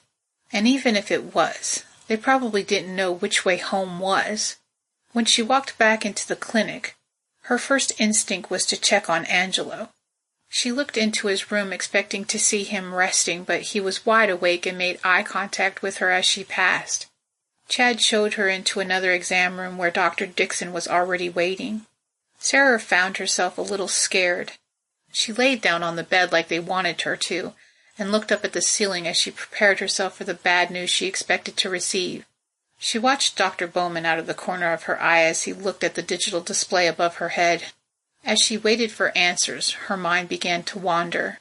She wanted to see her son Drew and his sweet little face. If she had known the last time she saw him might be the last time she saw him, she would have hugged him a little bit longer. She couldn't bear the thought that he might meet his end, being terrorized by the bisectors, and his mother won't be anywhere in sight. She needed to get back to the planet. She needed to protect her son. If she had to grab him and run away, that's what she would do. She would do anything for Drew. Anything. Including turn herself into the bisector queen and hope beyond hope that she would take her as payment. Dr. Dixon's face appeared above her. His old, tired eyes showed genuine concern for her, but she barely noticed when he drew her blood. She was too busy worrying about her son and what might happen to him. She half listened as the doctors talked. "I can't believe technology has advanced this far in only 200 years. Dr. Bowman said as he grabbed her wrist to take her pulse. He pointed at the screen. "Is this accurate?" The old man moved to see what the doctor was pointing at. "Yes. Her telomeres are exceptionally long." Dr. Bowman furrowed his brow at her. "Damn." Sarah rolled her eyes. "What now?" He looked back up at the display and shook his head. "Nothing. Everything's fine. You're going to be fine." "What the hell's a telomere?" Angelo's voice came from the door. Sarah immediately sat up with a look of shock on her face. He was standing in the doorway with no shirt on. The sergo disc was attached to his stomach just to the left of his belly button. The center glowed slightly and seemed to be moving. A white bandage was wrapped snugly around his right arm just beneath his shoulder. Her mouth dropped open. "What the hell are you doing out of bed?" "It's okay. He's fine." Dr. Dixon waved his hand at her as if she was being overprotective. Martinez smiled and then looked down at the disc. He touched it lightly. "It kind of makes me feel like Iron Man." Sara jumped down from the bed and walked up to him. She stopped within inches of him and looked him in the eyes. Watching him get shot was very traumatic for her, and she wasn't handling it well. Her bottom lip trembled as the tears shined in her eyes. She really liked Martinez and really wanted to be with him, but she couldn't bury another man that she loved. He moved her hair behind her ear and then let his hand rest at the back of her neck. She suddenly felt like she couldn't breathe. She had to get out of there. She turned on her heel and ran down the hall toward the doctor's quarters. The only thing she wanted to do at the moment was come up with a better plan. She either needed to get off the ship and get back to her son, or she needed to convince Britt to evacuate her people. She stuck her hand in her pocket again and let it enclose around her pillbox. It somehow made her feel better just to hold it in her hand. A commotion came from the clinic behind her. She could hear her friends yelling at someone in protest. Her first instinct was to go see if she could help. Just as she turned around, James grabbed her and pushed her all the way into the doctor's quarters. It was very small, with nothing but a sofa and a coffee table in the living room. It faced the wall, which had a large monitor on it that served as his entertainment. Once they were inside, James shoved her forward, which almost made her trip. He suddenly put both his hands up at her. "Wait!" His eyes were wide and he waved his hands back and forth. He lowered his voice. "I'm not James. We need to talk, and we don't have much time." Dr. Dixon rushed down the hallway and grabbed James. "Hey! You can't just burst into my clinic and just go wherever you want." "It's me, Doc. It's Dean." Sara looked at the man closely. He definitely looked like the man who attacked her and shot Martinez. The doctor squinted at him and then reached up and tried to touch his eyebrow, but the man slapped his hand away. It was that move that revealed the truth to Sara, because she got a good look at his forearm. She grabbed it and pulled it closer to her so she could inspect it. She clearly remembered digging her fingernails into his flesh and pulling back as hard as she could. She looked at the doctor. "This isn't James." She pushed his arm downward and away from her. "I scratched him pretty badly when he was holding a knife to my neck."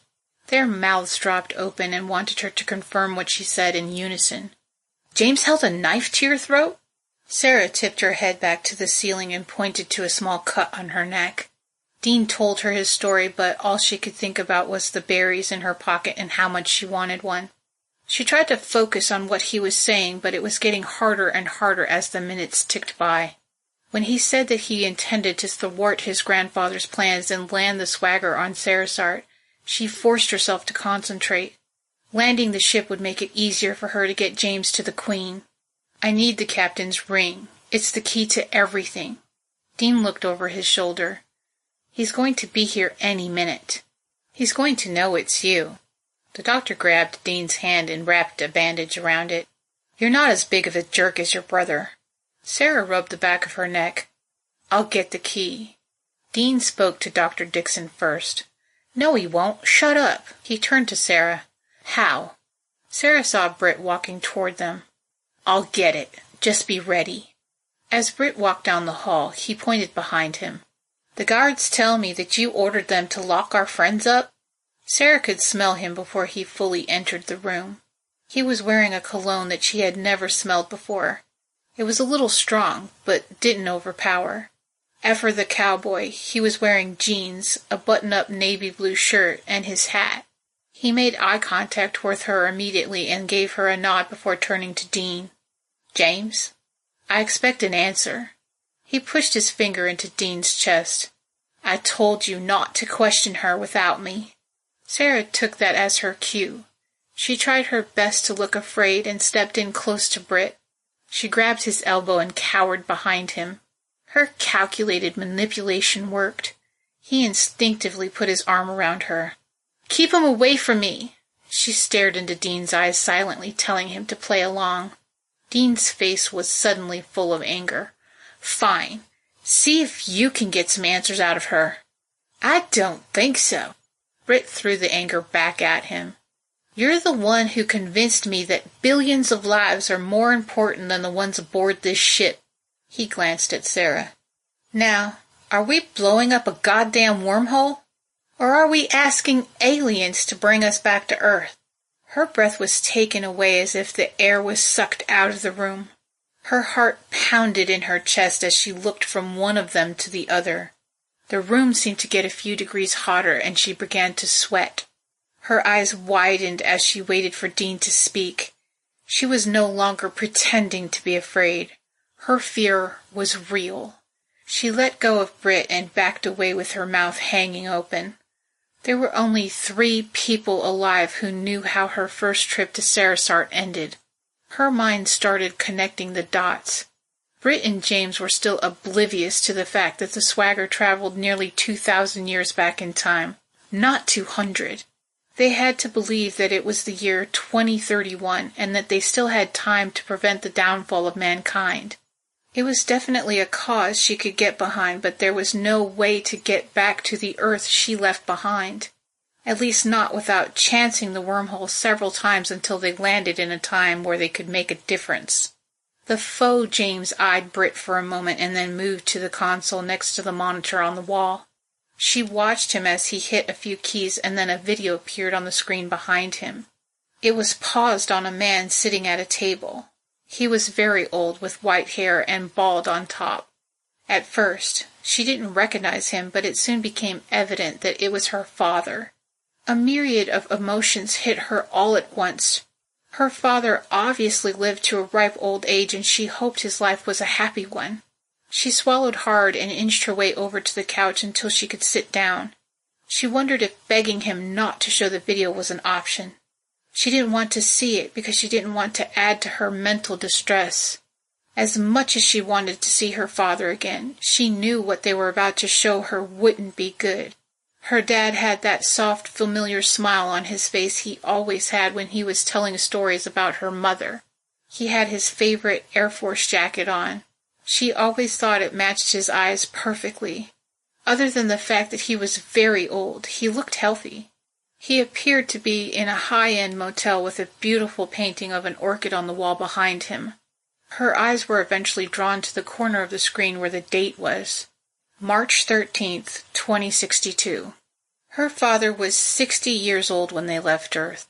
The man she was looking at was 93 years old. His eyebrows were white just like his hair and almost just as long and bushy. Tears stung her eyes and threatened to fall, but she fought them off. She glanced at Britt, who was already looking at her.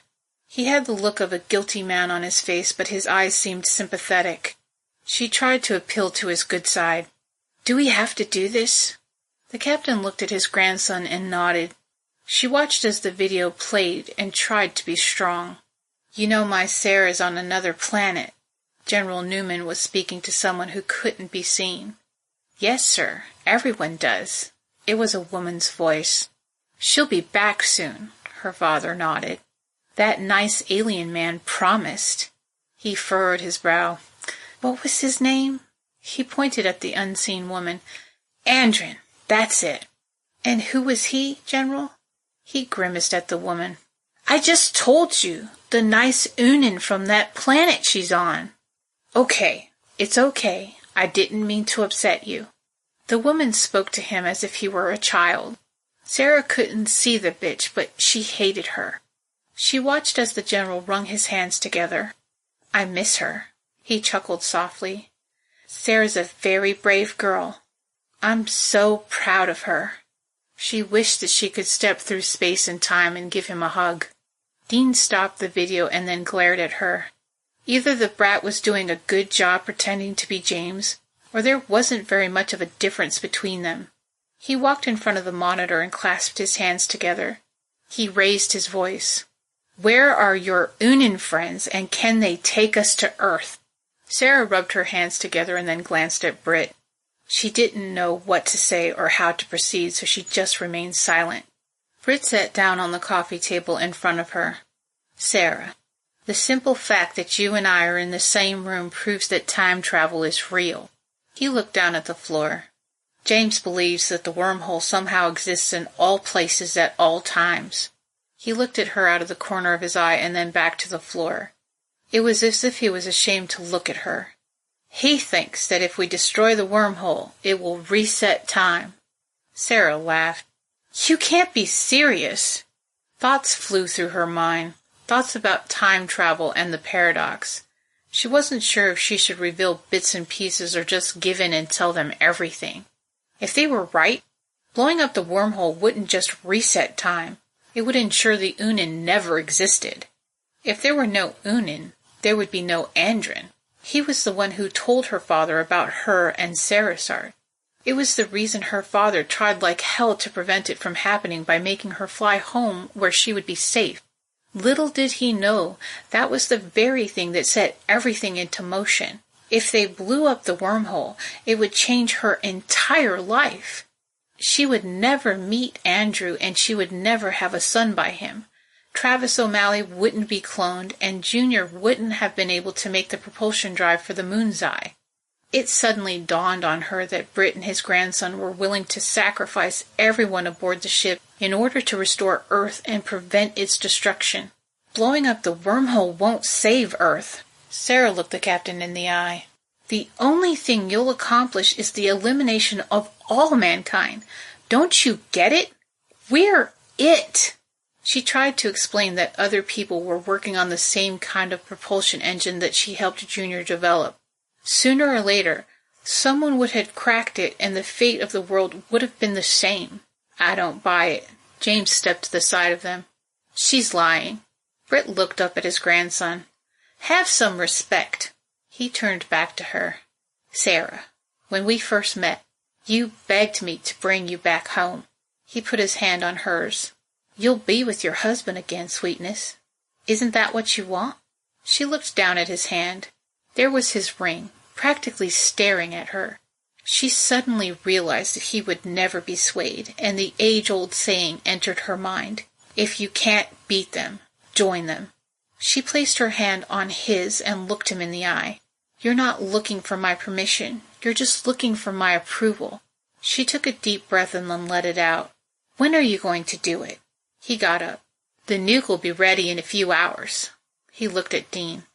I guess we'll see if your plan works. The captain walked down the hall toward the clinic, leaving Sara alone with Dean. He played James well. He smiled smugly at Sara. I guess we will. She looked down the hall after Britt and then whispered to Dean, Make sure my people know the plan, before running after him. What plan? He shouted after her. He looked at Dr. Dixon. I don't know the plan. Chapter 26. Junior was worried about Sara. One of the men with Captain Mason came back into the clinic and locked them all up before he could get to her. He stood at the door and looked through the window, but he couldn't see anything. The guards had separated them. The men were locked in one room, and the women were locked in another. The doctor insisted that Martinez lay back down and rest, but he definitely didn't seem to be resting. He adjusted the bed so that he was reclined, and he kept glancing toward the hallway where Sara disappeared. It was painfully obvious to him that the sheriff was going to be a close and permanent fixture in their lives from then on. At least he was able to get a little information. The second they arrived on the ship, Dr. Bowman was firing off questions, and Junior took note of every answer. Junior already surmised that the ship was from the future of an alternate universe. Believing in time travel was ludicrous and impossible. However, travel to a different universe that was the same, only different, was. There was never any danger of messing with timelines or paradoxes. Junior was 100% sure that there was a universe out there somewhere in which Sara and the Boy Scouts never made it back to Earth because the Unin never existed. Conversely, there was probably another one in which they did make it home but never completed the Moon's Eye and decided to scrap the project altogether. The little disc that Dr. Dixon placed over Martinez's bullet wound was truly remarkable. It removed the bullet and was repairing the damage it made by using nanobots. Just that little piece of technology would tip off even the dumbest person that perhaps they weren't from the same Earth. 200 years was apparently long enough for people to figure out space travel and destroy the world. He had known for some time that his mother wanted to go back home, and now he wondered if it actually might be possible. It might not be the Earth they left, but maybe it would be close enough. He looked over his shoulder at Martinez. What do you think they want with her? He leaned to the side a little to see down the hall better. Martinez was busy trying to maneuver his wounded arm through a shirt that the doctor had given him, but he wasn't doing very well. I don't know. He grimaced as he pulled it over his midsection. But she told me they blame her for the downfall of man. Chad's mouth fell open. What? Why? Martinez shook his head as if he didn't quite understand either. It was something about the propulsion engine that she helped Junior to develop. Junior loved his godmother very much, but she took more credit for the engines than she deserved. She always said that it was to protect him by drawing attention away from him. He had no reason to doubt what she had said. After all, he was a clone who aged twice the normal speed as a regular human. She said that if anyone found out about him, they would take him away from her and they would never see each other again. His ma did help him, though. He finished much faster than he would have otherwise. He was more analytical, but she seemed to think outside the box. She was always there when he got stuck. She'd make him a sandwich and help him talk it out. What else do mothers do? Ma regrets coming here. Junior looked sidelong at Martinez and then shrugged. Maybe these people can take her home. Martinez's eyes rolled to the side as if he was wondering whether he should voice what he was thinking out loud. She wanted to talk to me alone. That's why she zip-lined across the canyon first. She knew I'd follow her. He sat up at the edge of the bed. Apparently, once they found out time travel was possible, they figured if they went back in time far enough, they could save the world just by changing one thing. Her. Junior's eyes shot open. Are you saying they're going to kill her? Martinez looked at him as if he was genuinely stupid. Junior had been so distracted by the thought that someone wanted to kill Sara that he missed the part where killing her at that point in time wouldn't change a thing. If the Swagger had been able to get back to an Earth prior to liftoff and kill that universe's Sara Zeeman, then it would definitely affect the future of that universe. Except for one little thing. Several teams around the world were working on the same technology, and Junior was continuously leaking information to 3 of them. He looked down the hall again. Being on a ship from the future was a dream come true for a person like him. A huge part of him wanted to explore the ship and reverse engineer a few dozen things. Too bad he was currently a prisoner who was too worried about his mommy to think straight. Everyone's attention turned to the hall again when the heavy clop of Britt's cowboy boots echoed toward them. He stopped in front of the room that the women were in and hit the keypad to unlock it and then repeated the process on Junior's room. I'm sorry my grandson locked you folks up. You're free to roam about, but you still have to stay in here for the time being. He continued to the exit. So make yourselves comfortable. Where's Ma? Junior demanded. Ask and you shall receive. Sara rushed down the hall with James close at her heels. She appeared to be desperate. Britt, wait! He turned around just before he reached the door. She looked him in the eye as she walked up to him and stood within inches of him. Where are you going? I have a bomb to check on, sweetness. You said it wouldn't be ready for a few hours. She touched his bicep. I thought we could spend some time together. Junior retched inwardly and glanced at Martinez. The man's eyes were full of betrayal or confusion, or perhaps both. He turned back to the horrid train wreck before him, hoping that he heard her wrong. Captain! James used a commanding voice to get his attention, but it didn't work. Britt visibly sized her up and then smirked. Define, spend some time together for me. Sara lowered her voice, but Junior could still hear her. I want some cake. The captain slipped his hand around her waist to her back. You want some cake, he repeated. She pointed her finger toward her face and made an invisible circle with it. Yeah, all over my face. Britt! You can't be falling for this. James motioned to Sara. It's obviously a stall tactic. Junior watched Sara's face turn deep red as she kept her focus on the captain. He knew she had something up her sleeve, but the whole thing was making him physically ill. Britt said something so low to her that he doubted anyone could hear it and then started to lead her out of the clinic. James ran after them. "Captain!" Britt turned around and then sighed before rolling his eyes. He took 2 steps to the side and pressed a button on the console on the wall. "Captain Mason to Commander Hayes." "This is Commander Hayes." A female's voice seemed to come from all around them. Britt winked at Sara. "I'm going to be spending a few hours with the lovely young lady." Junior knew the captain had a communication device implanted under his ear. The fact that he didn't use it meant that he wanted them all to hear the conversation. Her voice filled the air again. "Since when do you need my permission to spend time with a woman?" "Well, Commander, as you know, I'm an old man." Britt couldn't seem to take his eyes off of Sara. They both genuinely seemed infatuated with each other. "And things are gonna get freaky, so if I have a heart attack and die as a result, my last wish is for you to carry out my last order and blow up that goddamned wormhole." "Understood, sir." Britt finally looked at James. "Satisfied?" James nodded. "Yes, sir." "Good boy." He took Sara's elbow. "Give us 2 hours and then come to get me." Junior couldn't believe it. His godmother made it painfully obvious to everyone that she wanted to bed the captain and then disappeared with him. Every child eventually figures out that their parents like to do things behind closed doors. He clearly remembered one specific occasion when he was only 5, where he walked in on Sara and Papa Z. It caused him a lot of distress and sleepless nights because, at the time, he couldn't understand what he was seeing. Over the next few years, he came to the understanding that humans were nothing but animals with slightly higher brain function. When animals need something, they go after it. The main question currently occupying his mind was whether or not his mother was answering the call of the wild, or if something more nefarious was going on. Mel slid into the room where Martinez was still sitting on the exam bed. He was blankly staring off into space. She stepped into his view with the biggest smile on her face. "Hey, Murder. Are we going to have to put you on suicide watch now?" Martinez suddenly breathed in swiftly and then jumped down from his bed.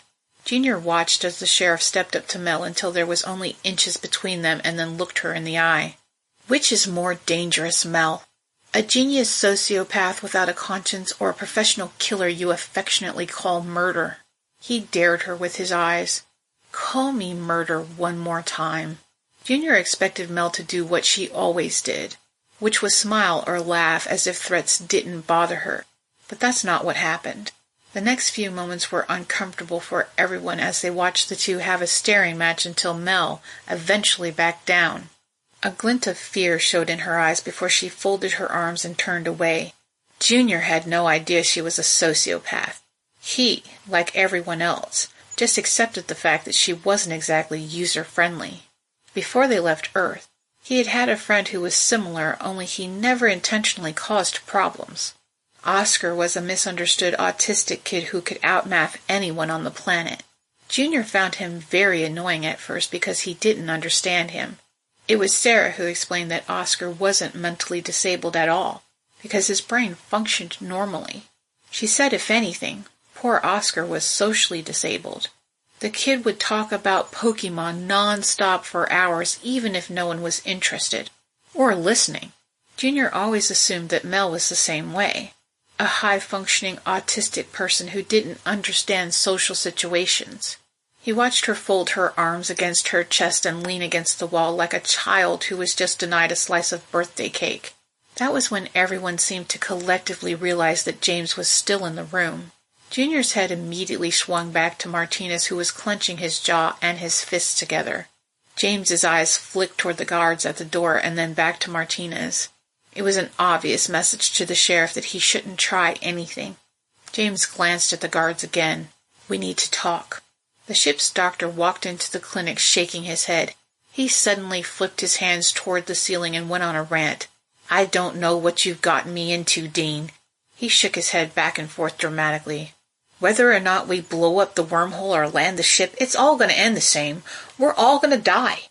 Junior's mind instantly started to calculate all the ways blowing up the wormhole could end in everyone's death. He always believed a very unpopular theory about the relationship wormholes had with the universe. If you thought of the universe or universes as a giant animal, then wormholes would be the veins that brought important nutrients to and from them. It stands to reason that removing or closing off one of those veins might make the giant animal upon which they live very ill. Would it simply just chew off its own leg and continue on with its new normal, or would it kill the animal and everyone who resides within it?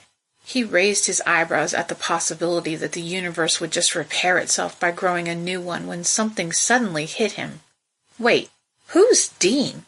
He looked from the doctor to James and then back again. Start talking, kid, Martinez began, because I'm sure I could kill you before those guards even realize what happened. Apparently, Dean was masquerading as his twin brother James, who was currently hogtied and gagged somewhere safe. He immediately and simultaneously brought relief and torment to everyone's mind by informing them of Sarah's true intent. Junior found himself overly concerned with how Martinez was taking the news.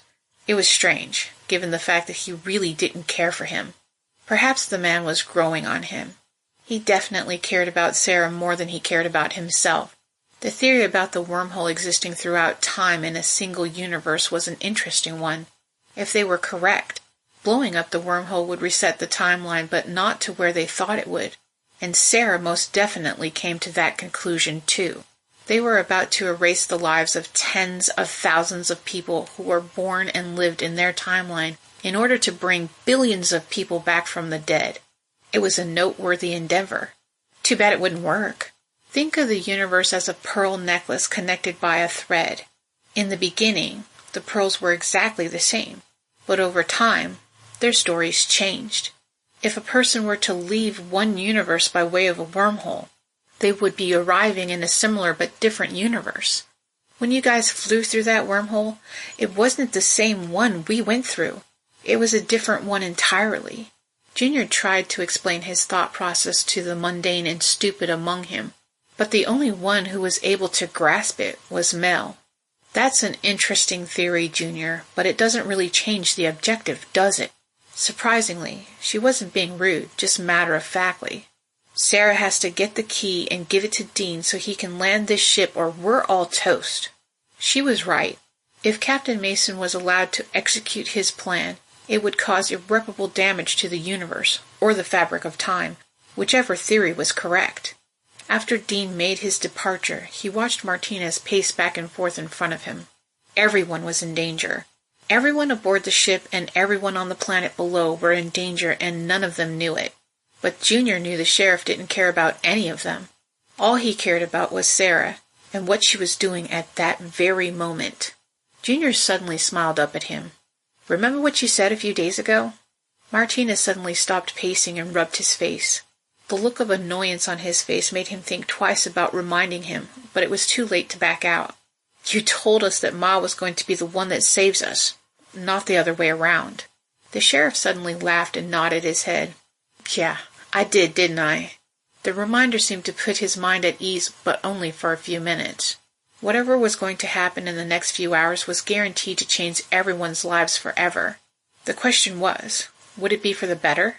Tran crossed the room and plopped down on the couch. She couldn't seem to stay still. She crossed and then uncrossed her legs and then leaned her head against the back of the couch. She stared up at the ceiling and then shook her head at whatever thought that was running through it. The only thing that he knew about the woman was that she was Asian and that she was very beautiful. He sat down next to her. Are you okay?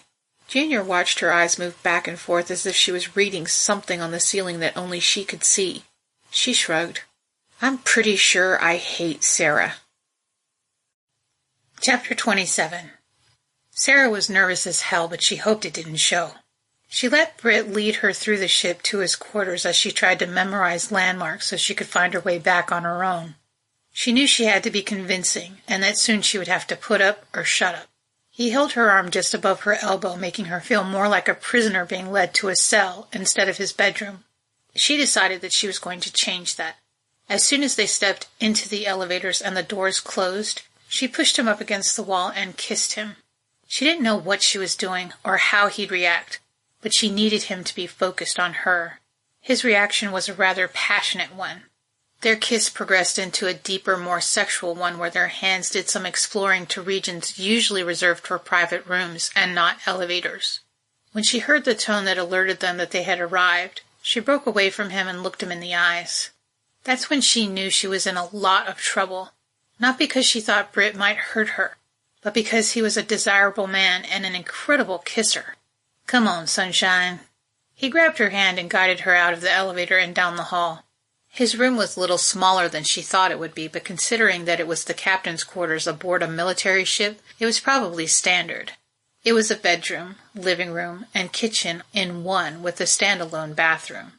Sara was prepared to take the lead again and pull him toward the bed, but the captain had something else in mind. He walked over to his kitchenette and pulled open his cabinet.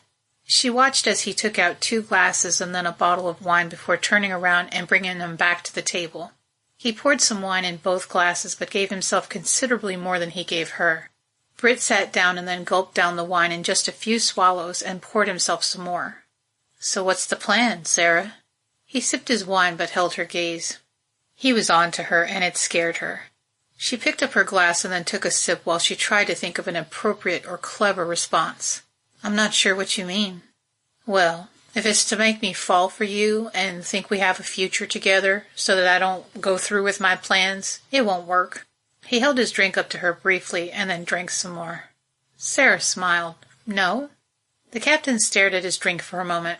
"You just spent several hours holding Martinez's hand, and now you're spending the last few you have left with me." He shrugged. "Makes perfect sense, right?" She put her drink down on the table and walked over to him as she looked him right in the eye. "Like I said, you blow up that wormhole and none of this ever happened." She gently took his drink out of his hand and put it down on the table. "Besides, have you forgotten my pet name for him?" "You mean asshat?" Britt laughed. "Yeah. How did he earn that distinction anyway?" Sara stepped over to him and then slowly sat down on his lap. She put her arms around his neck. "He humiliated me by throwing me out of his bed and his house after I asked him to make love to me." She scooted her body up close and then brought her lips within inches of his. She could feel his body heat on her face, and it was exciting her. She looked him in the eye again and then whispered, "Are you going to do that too?" His eyes widened a little. "No, not by a long shot." She kissed him gently on the lips as his arms enclosed around her. Her heart was beating so hard in her chest that she was sure he could hear it. He pulled her hips forward, sending fear and excitement shooting through her body. She didn't expect him to be so passionate, and she didn't expect to like it. She rolled her hips forward, making his excitement for her more evident. "Take your shirt off," she whispered. "Take yours off first." He grinned at her. She gave him a sly smile before lifting her shirt up over her head and revealing her naked breasts. She suddenly felt very self-conscious about herself as she felt his hand on her naked back. With each passing minute, she became more and more afraid that getting his ring might mean she'd actually have to have sex with him. It didn't help that she also really, really wanted to. But thoughts of Angelo kept popping in her head, and she didn't want to hurt him. She also couldn't help thinking of Drew and the fact that she needed to make sure he was safe and had a happy, healthy, long life. In order for that to happen, she needed to get that key, and she was prepared to do anything to get it. She unbuttoned the top of his shirt before he took the hint and pulled it off himself. That was the moment she needed. The moment that his eyes would be temporarily off her and completely covered by his shirt. She reached up quickly and stuck her tongue between her fingers to retrieve the 2 orange berries she hid there.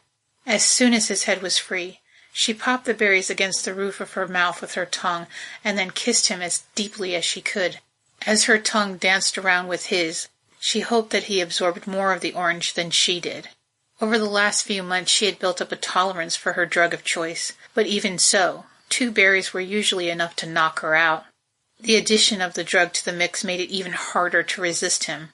As they kissed, he grabbed her under the ass and picked her up to put her on the bed. When he climbed on top of her and kissed her again, she realized that she had made a calculated mistake. His warm skin felt good against hers. Too good. His hand explored downward until he slipped it inside of her scrub pants. He soon proved he knew his way around a woman when his hand found its mark and started to gently massage it. She moaned softly as she kissed his neck next to his ear. She began to feel like she was floating, and every time she opened her eyes, she struggled to see straight. She knew if she was feeling the effects of the orange, then he probably was too.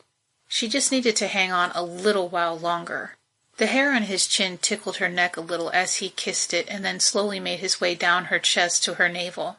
Excitement filled every part of her as she felt his hands grip the elastic of her pants and pull them down to just above her pubic bone. She breathed hard as she felt him kiss her gently and then suddenly collapsed on the lower half of her body. She found herself both relieved and colossally disappointed. Sara was tired. The doctor had given her the orange to help her sleep, and it was certainly doing its job. She rubbed her face and eyes as she tried to clear her mind, but it wasn't working. Britt's head was lying on her stomach, and his torso was heavy against her legs, but she felt so warm and comfortable that she didn't want to move. She closed her eyes, but only for a second. She was floating again, dreaming. Angie was holding her in his strong arms, and she felt safe and warm, and happy. It was a feeling that she didn't think she'd have again without Andrew. They were back on Sarisart watching Drew and Junior laugh and play catch together. It was the perfect day. Not too hot, not too cold, except for one tiny thing. There was this annoying tone that kept going off, and she couldn't find the source. When she opened her eyes again, she didn't know where she was. The lower half of her body felt heavy, and she couldn't feel her left foot. A soft tone repeated twice, and then the silence returned to reveal the sounds of someone snoring below her. She was groggy and couldn't see straight and struggled to move. The tone returned. What the hell was it? Sara struggled to prop herself up on her elbows and looked down at herself. Seeing Britt passed out on the lower half of her body managed to remind her of her goal. The double tone rang out again, causing her to glance at the door. Someone was obviously out there, and they were being very persistent. When she struggled and kicked her way out from beneath the captain, he turned over onto his back. His mouth gaped open to the sky, making his snoring infinitely louder. Once she was free, she dug her hand into her pants pocket and retrieved her pillbox. She quickly opened it and emptied the 2 last berries out into her hands and then leaned over him. She was seeing double, and it was impossible to focus, so she had to touch his face for guidance. Once she knew where his mouth was, she pressed the berries against his teeth and then dropped the skins inside. Another double tone rang out.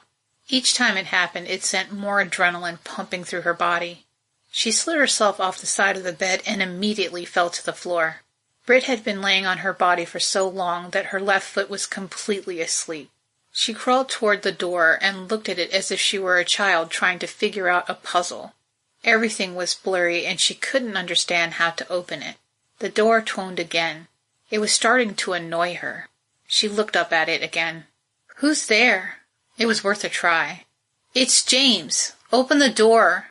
Was it James, or was it Dean? Her left foot began to feel like pins and needles were being jammed into it as blood pumped back into it. She carefully got to her feet and leaned against the metal door. "I don't know how." "You need the key," came the answer. "You need to get the ring." Sara turned back to the bed where Britt was still out cold and snoring. She limped over to him and felt around for his right hand until she found the ring. She yanked it off his hand and limped back to the door, feeling around until she found the keypad. She held the ring to it, and the door slid open. Sara came face to face with Dean, whose expression went from concern to absolute shock. "Holy shit!" He got an eyeful of Sara's naked chest and then looked into the room and saw Britt unconscious on the bed. He grabbed her and quickly stepped into the room, bringing her with him. "Give me the ring." Dean took it out of her hand before she could give it to him and used it to close the door. He quickly walked over to the bed and checked on his grandfather. "Is he alive?" Sara was leaning against the door, struggling to remain standing. He glanced at her and then grabbed the first shirt he could get his hands on and helped her put it on. It was the blue button-down shirt that Britt had been wearing before their encounter. Her legs were shaking as he helped her button the shirt when they suddenly gave out and he caught her. "You have the key. Just leave me." She just wanted to go back to sleep. "He won't hurt me." Dean put his arm around her and walked her out of the captain's quarters and into the hall. "Yeah, but your friend Martinez made it clear that he'd kill me if I came back without you." That definitely sounded like Martinez. She struggled to put one foot in front of the other as she pulled her shirt down. It was definitely 2 sizes too big for her, and she smelled like the captain, but she was only concerned about one thing. "Does this shirt cover my giant boner?" Dean laughed. "When this is over, I want to try some of that shit." Once he got her on the elevator, he leaned her up against the wall and then reached inside his jacket. When his hand appeared again, he had a bright red object that looked like a pen. He smiled and then opened his arms. "Come give me a hug." In her stupor, she was more than happy to oblige. She raised her arms and put them around his neck and held him tight while he took the opportunity to expose her butt cheek and inject something into it with the pen. He quickly fixed her pants and then put the pen back into his pocket. "You'll start feeling better soon." Sara closed her eyes and leaned against him, hoping that whatever he gave her would start working and fast. She couldn't be sure, but it seemed like they were in the elevator longer than they should have been. When it finally stopped, he gently pulled her hands away from his neck and politely gave them back to her. In her condition, her feelings were magnified, and she felt bad about herself for many reasons. On a normal day, she would have no problems betraying Captain Mason because that's what he did to her. But at that moment, she felt like the worst person alive. She also felt bad for Dean. Unbeknownst to him, he was helping to ensure his brother's eventual death at the hands of the Bisector Queen. He put his arm around her and led her down a long, dark corridor. With each step, there was a little more clarity, and long, dark corridors with someone you didn't know very well didn't seem like a good idea. She glanced over at Dean and realized that he could just as easily be James. "Where are you taking me?" "The aft bridge," he said as he half-helped, half-pulled her along. "We have to hurry." He pressed underneath his ear. "Reggie, we just cleared checkpoint 1. Heavy fireproof doors slid into place behind them and slammed shut with a loud clang. Her heart raced as she fought to keep up with him. Her mind was still a little bit foggy, but she did remember his plan. He wanted to land the ship, but she wasn't sure about his motivation. She didn't really care at the time because the end result would help her achieve a certain goal. Dean announced another checkpoint to Reggie, and another blast door clanged shut behind them. Her brain constantly began to pester her as if there was something she was forgetting.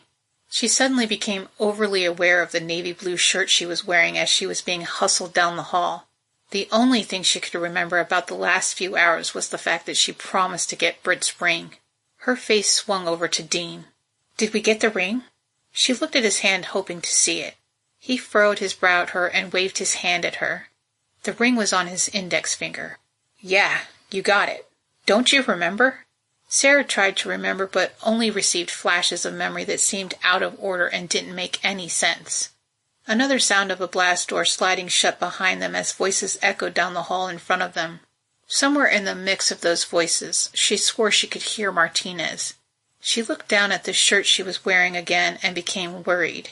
She couldn't remember what she did or did not do with Captain Mason, but the fact that she was wearing his shirt spoke volumes. They were quickly closing in on the light that was spilling out of the corridor from what she could only assume was the aft bridge. Both Dean and Sara were about to achieve their goals, but at what cost? Walking through the door was one of the hardest things that she had ever had to do. Angelo must have been nervously staring at the door because his eyes were already on her when she walked through. It was hard to imagine a time when she felt more ashamed of herself. Dean didn't wait for niceties. He walked over to the sheriff and practically shoved her into his arms before walking up to the scanner next to the heavy metal door. Martinez reflexively put his arms around her and held her close to him. She purposely looked away, to anywhere except him. Junior and the 2 other men were waiting next to the door where Dean was standing. They all watched as he used the captain's ring to open it, and they quickly went inside. The room was small and circular with several consoles along the wall with attached chairs. Sara walked out of Angelo's arms and made a beeline for Junior. She loved Junior and legitimately wanted to check on him, but her main goal was to avoid the sheriff and his questioning eyes. Junior grinned at her. "We're about to land another spaceship, Ma." One of Dean's men was a ridiculously good-looking black man with blue eyes. She watched him sit down at one of the consoles and insert a thumb drive into it. Dean sat down next to him. "Reggie, as soon as you have control, I need you to eject the core. We ain't bringing that shit to the planet." Reggie looked at him out of the corner of his eye and chuckled. "Yes, sir." Dean suddenly reached up and peeled the fake scar off his eyebrow before addressing the other man. He was small and very thin with long hair. "Alice, as soon as we're past the point of no return, disable the ship's artificial gravity and reroute the power to the secondary propulsion units." The man's fingers danced across the console. "Call me Alice one more time and I quit." Martinez walked up behind her and lightly touched her back, but she flinched away. He let go of her and stepped out in front of her, causing her to instinctively look away. He gently turned her face back toward him and looked her in the eyes. She didn't know how it was possible, but she didn't see hate there. His thumb ran back and forth across her chin. "You okay?" he asked. "No." She looked down. "Are you?" "Hey, look at me." He tipped her head back up. "You did what you had to do. I'm not mad." He looked down at her shirt.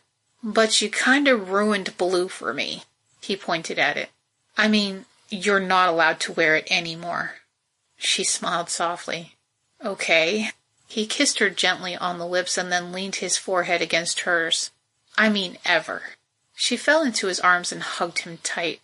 Blue was her favorite color, but if that was her punishment for what she had done, she was willing to accept it. "Okay." Chapter 28. Dean tried to project confidence, but he was terrified. He literally had the lives of everyone aboard the ship in his hands. But even fear couldn't stop him from doing what had to be done. He looked down at his console and watched the world below rotate. He didn't know what to think of his new friends after what he had seen. The mother of space travel successfully seduced his grandfather and took his ring. It was as disturbing as it was remarkable. Captain Mason was promiscuous and a giant slut, but he wasn't gullible. There was no possible way anyone else in the universe could have done such a thing. That could only mean one thing. His grandfather actually liked her. It made him feel sorry for him. His own insecurities often pestered him about Ava because sometimes he wondered if, perhaps, she was just manipulating him into doing what she wanted. He eventually came to the conclusion that it didn't matter. Regardless of whether or not she was only with him because of his connections, landing the ship was in everyone's best interest, not just his. If she left him after they landed, he would have to deal with that later. He may not have known what to think of Captain Zeeman, but her genius godson was a different story. Junior had a remarkable mind. Not only did he write a program to divert all available resources to the alternative propulsion drives, but he also did it on the fly. They had to decide where to land the swagger on their own, even though Junior insisted that Captain Zeeman should be consulted first. There simply just wasn't enough time. "The gravitational pull of the planet will soon be so great that we won't be able to pull out very soon." Reggie looked up at the monitor. "Are we talking about the planet or Umi?" Alistair's eyes rolled to his friend briefly. Dean rolled his eyes. "Alice, you're fucking sick. Commander Hayes undoubtedly knows where we are and what we're doing by now."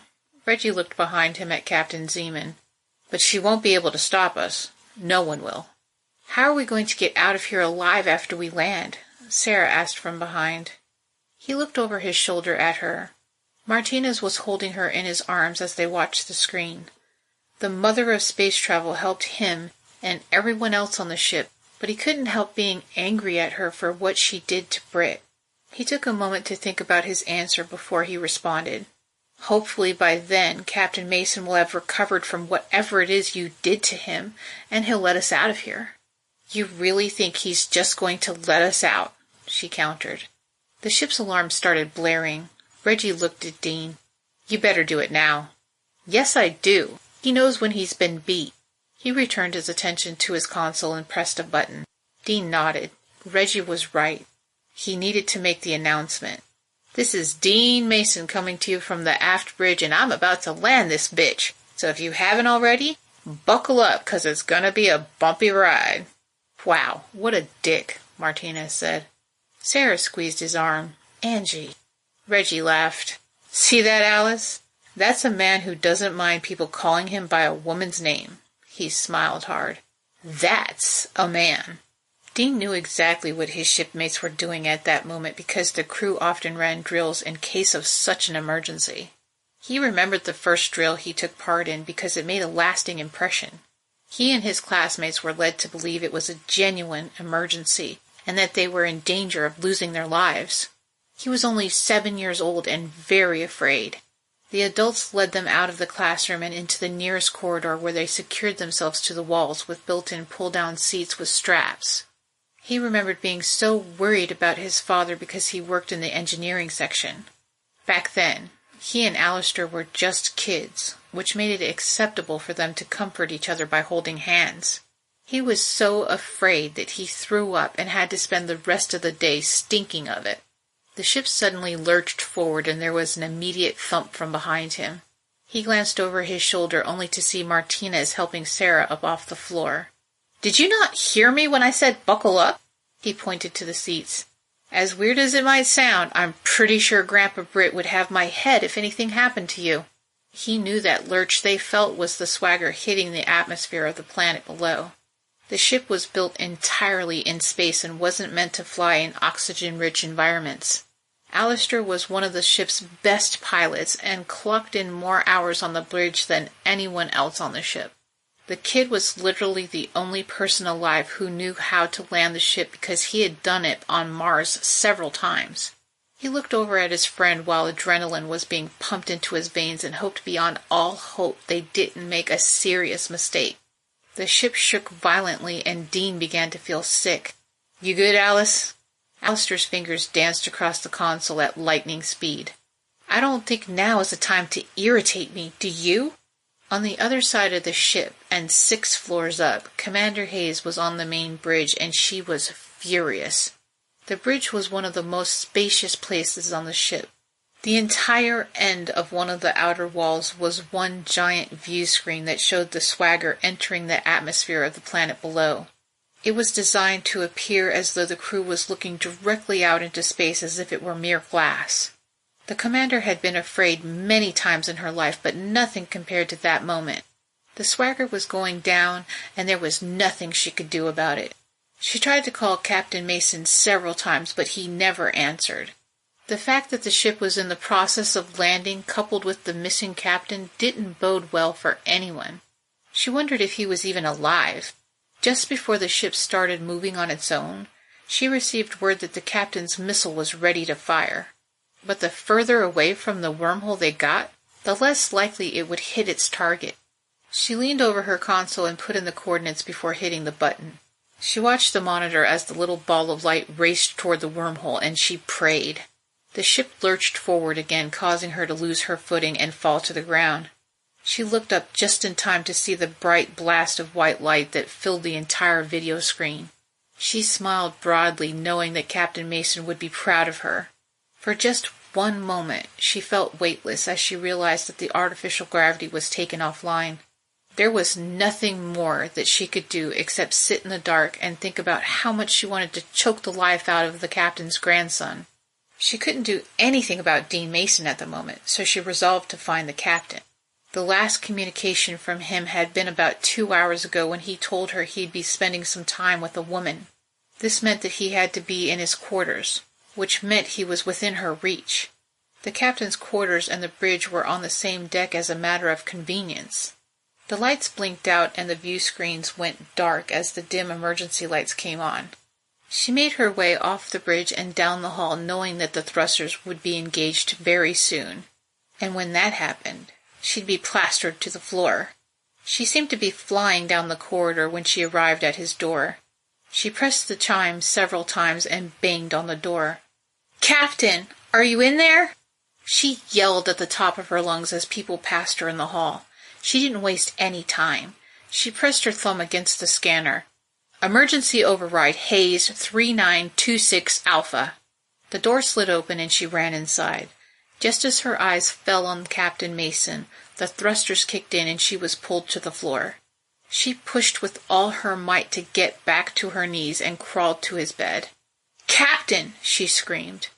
Almost as soon as she reached his bed, the G-forces of the thruster blast subsided as if God himself answered her prayers. She climbed over him and felt for a pulse, and an intense relief swept over her. She shook him. "Britt, goddammit!" She slapped his face hard. His eyes opened slowly as he seemed to focus in on her. He put his hand to his head. What's going on? Back in the aft bridge, Dean was getting more scared and excited by the minute. He looked over at Junior, who reflected the same level of excitement before his expression turned to concern. We're coming in too fast! Junior swiped at the screen in front of him. We need to engage the thrusters. How about letting me fly this baby? Alistair put his hand against the console and pushed it upward. Engaging thrusters now. It was so violent that it felt like they hit an actual object as the sudden opposing pressure made him feel incredibly heavy. The pull was so hard he had to fight to stop his head from hitting the console. Captain Zeeman grunted behind him. She was still recovering from a drug overdose and was probably very weak.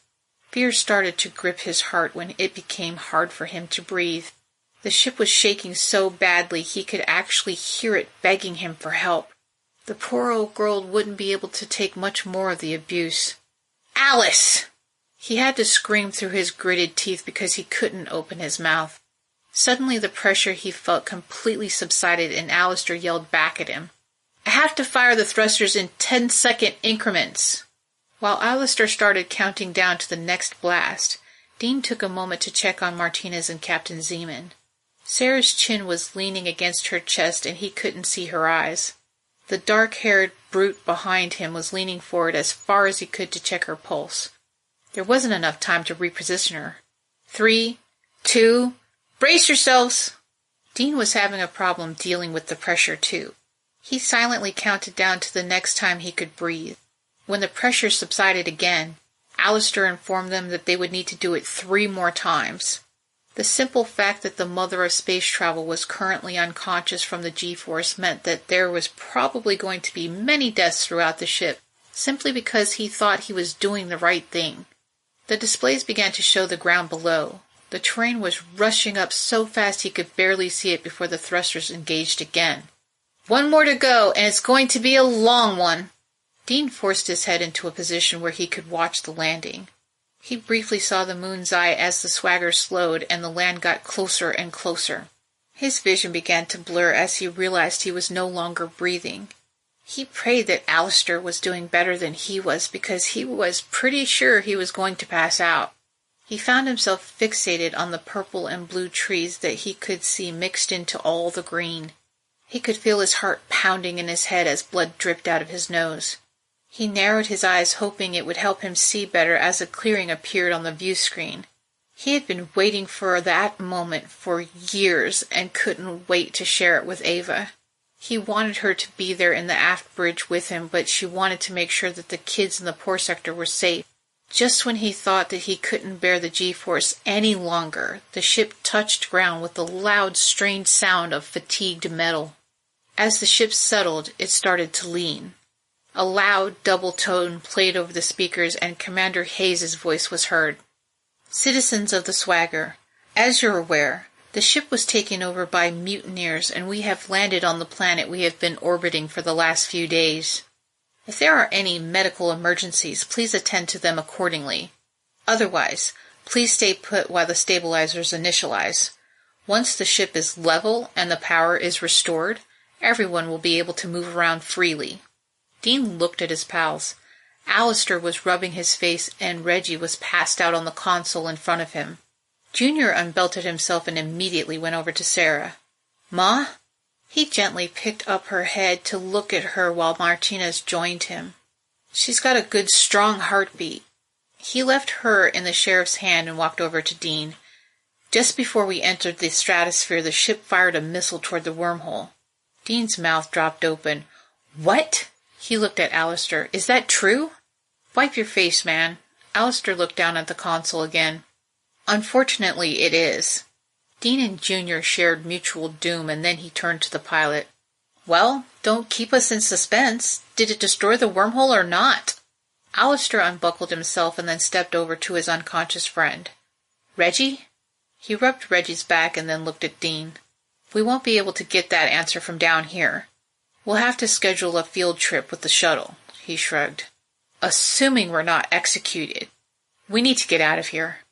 I thought you said we were going to hold up in here until Captain Mason came for us. Martinez gave him an angry stare. Dean met his stare. I know what I said. Captain Zeeman was beginning to wake up when he walked past her and knelt down on the floor. Alistair followed him. He pulled open a hatch in the floor and then handed the door to him. Sara walked up behind him and looked down at the hatch. She looked angry. If there was another way to get in, why did you need the ring? There was a very good reason. The hatch led down into the underbelly of the ship and directly to an airlock into space. It was specially designed for people in the aft bridge to use in case of an emergency landing. He pointed to the wall where 8 spacesuits waited for potential users while he explained there was only one way into the room from inside the ship. As they made their way down the metal ladder, he couldn't help wondering how Ava fared, but he knew contacting her now would be ill-advised. It was better if she looked innocent. The fact that he was about to set foot on a real, living planet started to sink in when he realized it was warmer than it should have been. Unused parts of the ship weren't typically heated unless there was equipment in that area that required it. Reggie held the torch behind him as he led the way to the manual airlock. None of them had ever been in that part of the ship, so it was new to all of them. It was completely devoid of color except for the occasional sign written in red, all-capital letters. When they finally found the hatch, he was ready to explode. His heart pounded and his breath quickened as he grabbed the turnwheel that would eventually let them outside. He took a moment to drink it all in. They won. They landed the ship. No matter what happened to him from that point on, the citizens of the Swagger had a planet to live on. He turned around and looked at Martinez. "Sheriff, can you help me with this?" He stepped to the side a little so that Martinez could get a good grip on the wheel. At first, it wouldn't budge, but they kept trying. Eventually, Dean had to step aside and let Reggie and Martinez give it a try. As Dean watched, he couldn't help holding his breath, and when the wheel started to move, he gave a sigh of relief. He and Alistair looked at each other as if they were excited children about to open the greatest Christmas gift ever given. "Can you believe this?" He slapped his friend on the shoulder and then pulled him into a hug. "We did it!" The door opened with a whine that hurt his teeth. His nose was immediately met with unfamiliar but pleasant smells. He sniffed the air purposefully and tried to imagine how beautiful the plant giving off that wonderful aroma might be. Sara walked past him and put her hand on Martinez's shoulder. "She's here." The sheriff looked down at her. Who? That was Dean's thought, too. Who? Chapter 29. Britt was still very groggy, but he was at least able to follow Commander Hayes down the corridor, followed by a dozen heavily armed men. One of the medics gave him a shot of something that was traditionally used to help bring patients out of sedation. He felt intensely stupid and ashamed of himself because he had underestimated the mother of space travel. He knew she was up to something, but he couldn't see how she could possibly succeed with whatever it was. Little did he know that she was devious enough to drug him. He also didn't know when or how Dean managed to secure an alliance with her. Injury reports were coming in from all over the ship, but thankfully no deaths had occurred. It was amazing how quickly he was forced to go from a plan which included no future to a future with absolutely no plan. "I want confirmation on that wormhole as soon as possible." He led them into an elevator that would take them down to the hangar bay. Commander Hayes nodded. "Yes, sir." He frowned as he walked.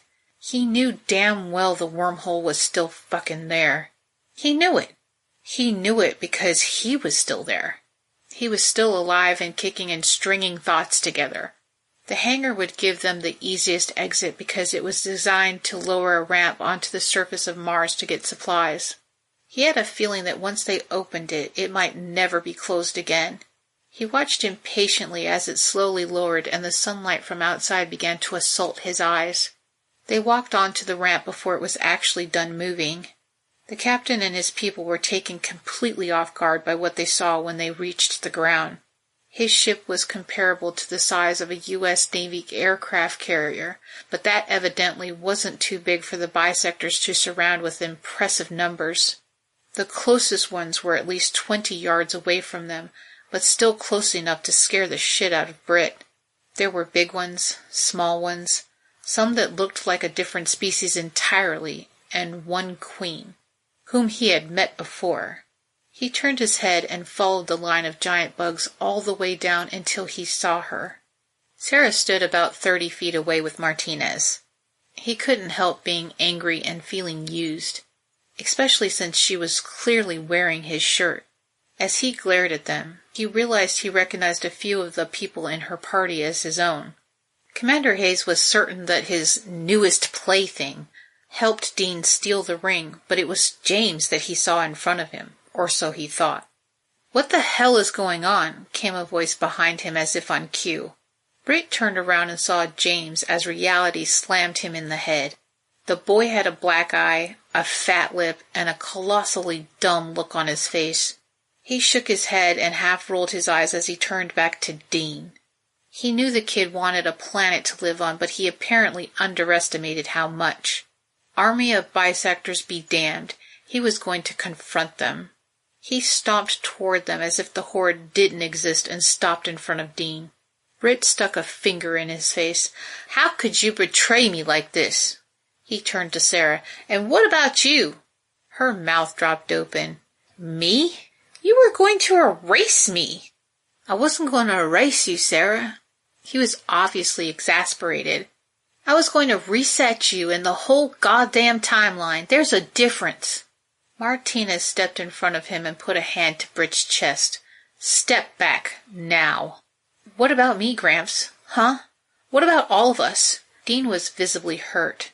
"You can't erase a soul after it's been given, son."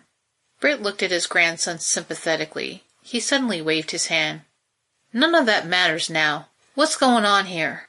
Sara glared at James. "The bisector queen demands retribution for the loss of her nursery." She eyed Britt. "She said she'd kill everyone in my colony if I didn't bring her the one responsible." Britt looked over his shoulder at James and Commander Hayes. He didn't need Sara to clarify. He knew exactly what she meant, and he wasn't about to let the bisectors have his grandson. He looked Sara in the eye. "Well then, I'm the one responsible." Her mouth dropped open. "What? No!" He was following my orders. Britt held her gaze. "I'm the one that sent him down there for the uranium." Sara was upset, and it showed. Tears glowed in her eyes, and he couldn't help being happy the prospect of losing him was hurting her. The bisector queen was easily picked out by her size. He looked at her for a moment and thought about all his options. He and his people could go back into the swagger and lock themselves in until they starved to death, or they could start a war in which most, if not all, his people would die. Or he could sacrifice himself so that his people could live on. Now that the swagger was grounded, everyone's lives were about to change dramatically. He could either ensure a good start for them or doom them. He always tried to do the right thing, and that day would be no different. "Tell the Queen that I need some time to put my affairs in order." Britt nodded at her. "Please." Dean couldn't believe his ears. "Grandpa Britt, you can't do this." Sara wiped tears from her face as she turned around and looked at her godson. "Junior, go home, please. I need you to look after Drew." "Ma." He looked as if he suddenly realized she expected him to do it without question. He looked at the horde in fear.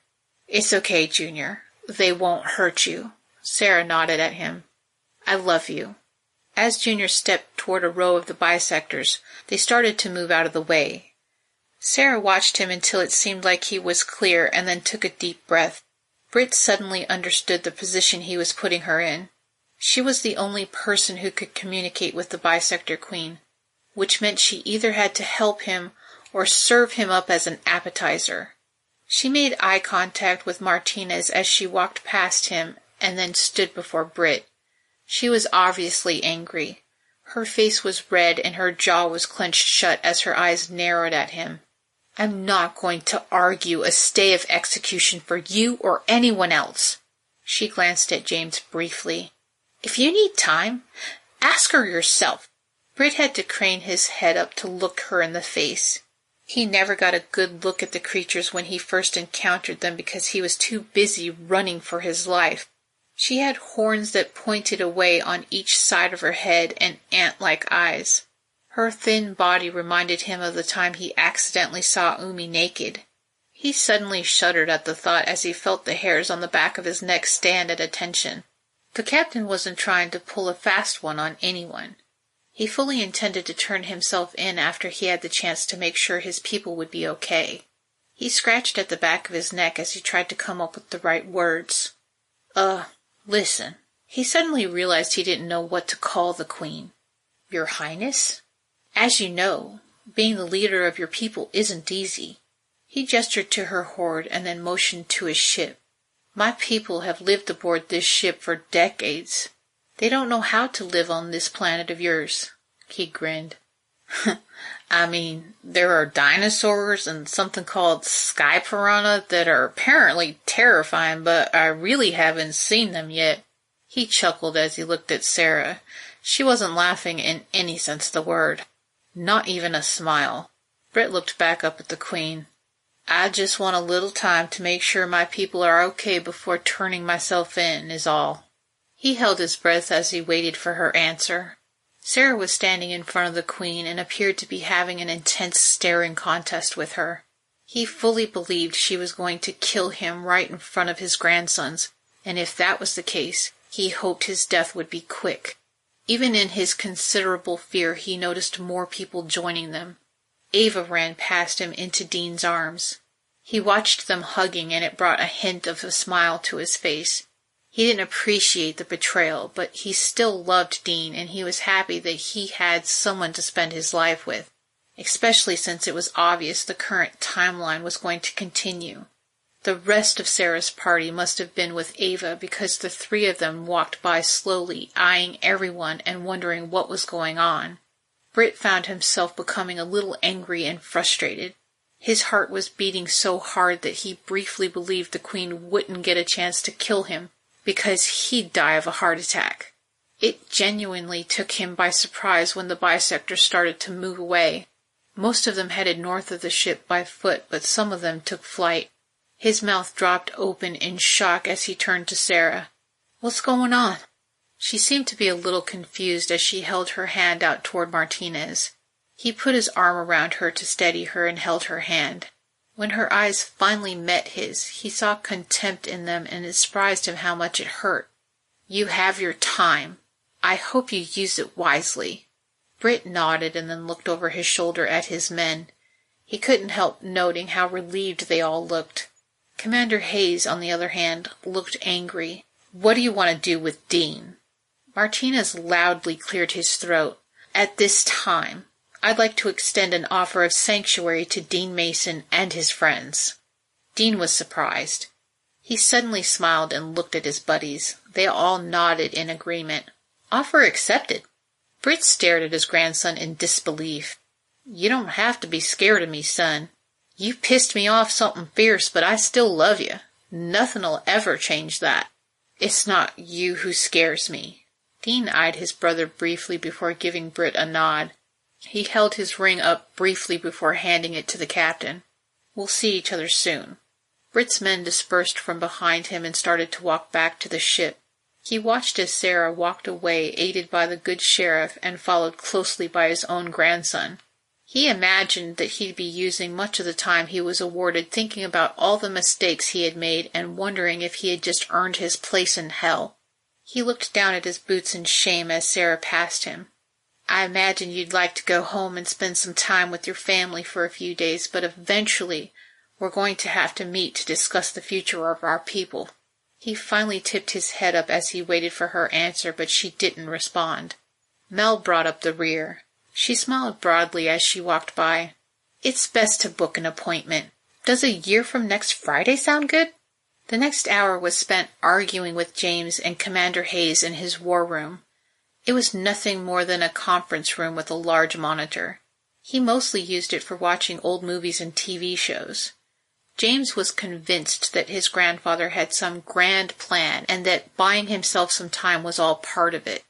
Not only was the kid impulsive and full of himself, but he was also apparently okay with Britt taking his punishment. He openly protested several times, but never once took responsibility for his actions.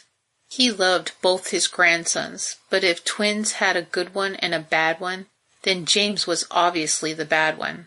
Or perhaps he was just misunderstood. Still, he couldn't let the boy be executed by the bisector queen when he could do something to prevent it. When Umi and the other section heads arrived, they didn't look happy. There were 12 of them, including Umi, and each claimed to have the best interest of their people at heart, but most of them only cared about what their status could give them. Landing on the planet was sure to change that. Britt laid out the facts as plainly as he could. The swagger was permanently grounded on a planet that was going to be their home forever. None of his people had any experience building things out of wood because there wasn't any wood to be had aboard a starship. None of his people ever hunted their own food, let alone killed it, skinned it, and deboned it. Obviously there were some great benefits the people of the swagger could bring to the table, but it was clear that they were at the mercy of the Moon's Eye for the time being. James seemed to get angrier by the minute. "You can't be serious! We outnumber her people 5-1. Britt slammed his fist down on the table at the exact moment he said his grandson's name. "James!" His anger and the noise that his fist made on the table caused everyone to look at him.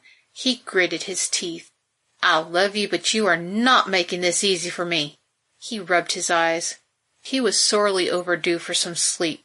"While it's true that our people outnumber hers, we won't be able to survive without them."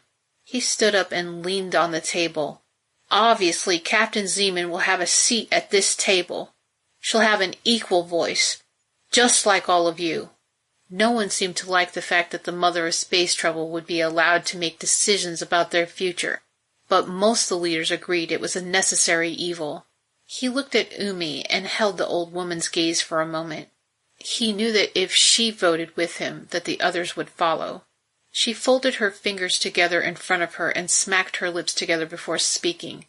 Everyone at the table was looking at her and waiting for her decision. Umi cleared her voice.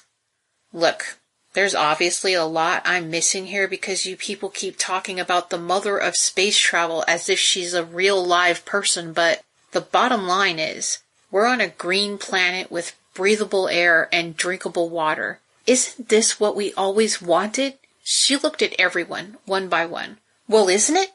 Everyone either nodded or verbally agreed. "Well then, I agree with my husband." She looked at Britt. "Captain Zeeman will have a seat at this table and be given equal vote." She raised her hand. "All in favor?" Britt watched as 9 of the 12 raised their hands. Their decision lifted some of the weight he had sitting on his heart.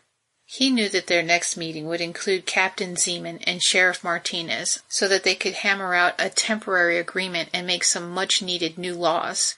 It wasn't something you could possibly do in an afternoon. After a few days had passed, he began to realize that Sara was avoiding him. He couldn't really blame her. He had spent those days thinking about how stupid he had been. He wanted to reset the timeline so that he could save billions of people, but who was he to decide who deserved to live and who didn't? He was convinced that it was the right thing to do, but he was clearly misguided. Besides, he didn't decide things. The wormhole did. The next meeting took place in the colony's recreation center, where Sara spent the entire time looking anywhere except at him. Their people seemed to be getting along just fine, but he knew there would eventually be trouble, but thankfully, he wouldn't be around to fix it. Britt watched her as she talked with a teenaged girl. The kid was evidently pregnant with Sara's child. It shocked him when he found out what the colonists were doing, but who was he to judge? He watched as they both laughed, and then Sara hugged her. He didn't know what they were saying, but it certainly seemed like they were making up after a fight. As Sara stepped away from her, she looked at him as if she had known someone was looking at her. He smiled and then tipped his hat, but she didn't return the sentiment. She turned away from him and made a beeline for Martinez. That's when he realized she didn't intend to speak to him ever again. He was obligated to turn himself in to the bisector queen in just a few days, and the woman he had feelings for was avoiding him like the plague.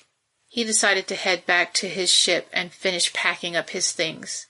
Knowing when you're going to die had its benefits. He was able to personally give cherished belongings to the people he knew would appreciate them. He held his cowboy hat in his hand and knew it was meant for Dean. He tossed it on the bed when the door chimed and he walked over to open it. He wasn't expecting to see Sara, but there she stood. She looked incredibly upset and stood there wringing her hands for a moment. At first it looked like she was going to bolt away, but she didn't. She threw her hands up at him and then shrugged. "It's not what you think." She stepped through the doorway and it slid shut. He leaned against his table and folded his arms. "What's not what I think?" Sarah's eyes started to shine with tears as she took a deep breath and let it out slowly. "I just can't do this." She shook her head. "I can't act like everything's fine. I can't look at you without thinking about what she might do to you." She couldn't hold it in anymore. She held her hand to her chest as if her heart hurt and she cried, "I just can't do this. I can't." Britt couldn't stand seeing her that way. He took her into his arms and let her cry against him.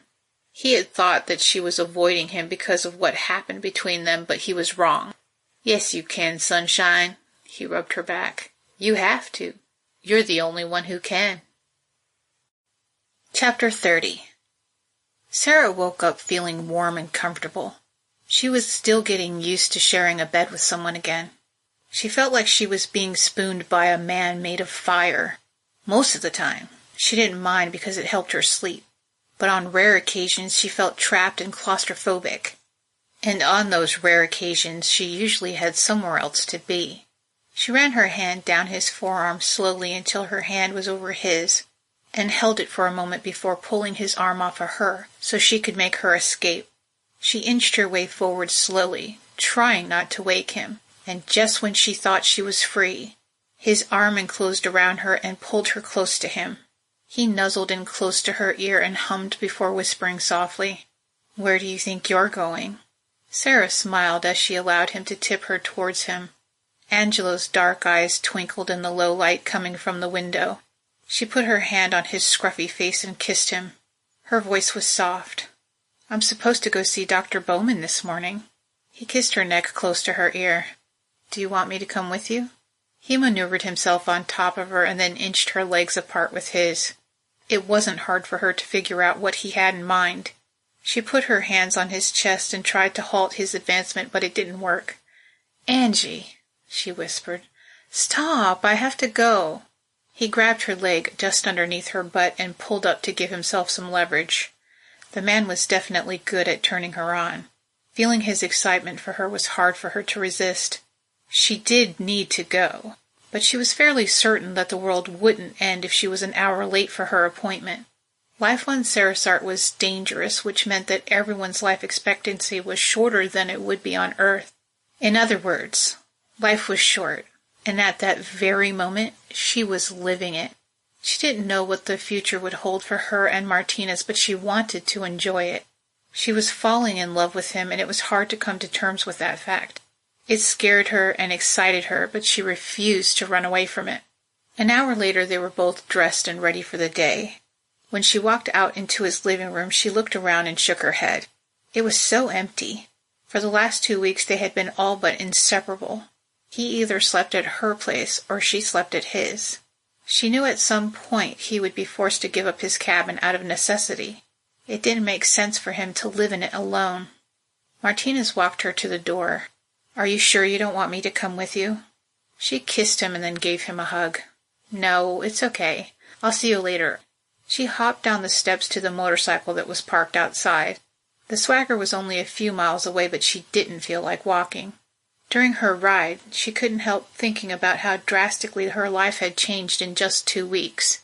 The one big thing that always bothered her about the paradox was the fact that 120 people couldn't possibly start a sustainable civilization by themselves. She was so scared of creating a new race of people simply because there wasn't enough genetic diversity that she insisted on bringing 100 embryos with them. Unfortunately, most of them were lost when the containment unit lost power, and no one noticed until it was too late. The addition of the Swaggers people fixed that problem entirely. Andrin had told her that she was single-handedly responsible for colonizing Sarisart. She frowned to herself and to her own stupidity. She believed Andrin wholeheartedly. She thought the human civilization rested squarely on her shoulders, when in reality it relied heavily on several key individuals. And if you took one little piece of that puzzle away, it would all fall apart. The only reason the Swagger took that trip through the wormhole was because of the video files Dean Mason found of General Newman. When the Swagger landed and Sara was finally able to go home, the first thing she did was spend time with Drew. She had only been gone for a few days, but it seemed like he had grown. It took her almost 2 days to remember the role her father played in the paradox, which prompted her to immediately request digital copies of her father's videos. The videos were very depressing and made her feel incredibly guilty for leaving him behind. Sara fought back tears when she thought about the day she begged him to go with them, but he refused. He told her that a useless old man shouldn't take up space on the moon's eye. If she had known he would be spending his twilight years alone in a special retirement facility designed especially for top-secret individuals like her father, she would never have gone without him. Not only did she have to learn how to deal with her new reality, she also had to accept the mental burden of knowing her father's end. She needed to find a way to deal with the things that weighed on her without using Orange. When she arrived at the Swagger, she drove the motorcycle up the ramp and into the hangar bay before pulling it to a stop. The clinic was just above the hangar, so she was there in no time at all. She found it strange that she seemed to be in the same position that she was just 14 days ago. She was in a clinic, waiting for Dr. Bowman, and agitated about her future. She was the one who was late, so she had no right to be mad about the fact that she had to wait. Dr. Dixon was apparently retiring and grooming Dr. Bowman to be his replacement. The clinic aboard the Swagger was definitely a huge upgrade to the one they were used to using. Her feet dangled off the side of the examination table just as they did before. It wasn't long before she sighed loudly and decided to lay down. When she opened her eyes again, she didn't know how much time had passed.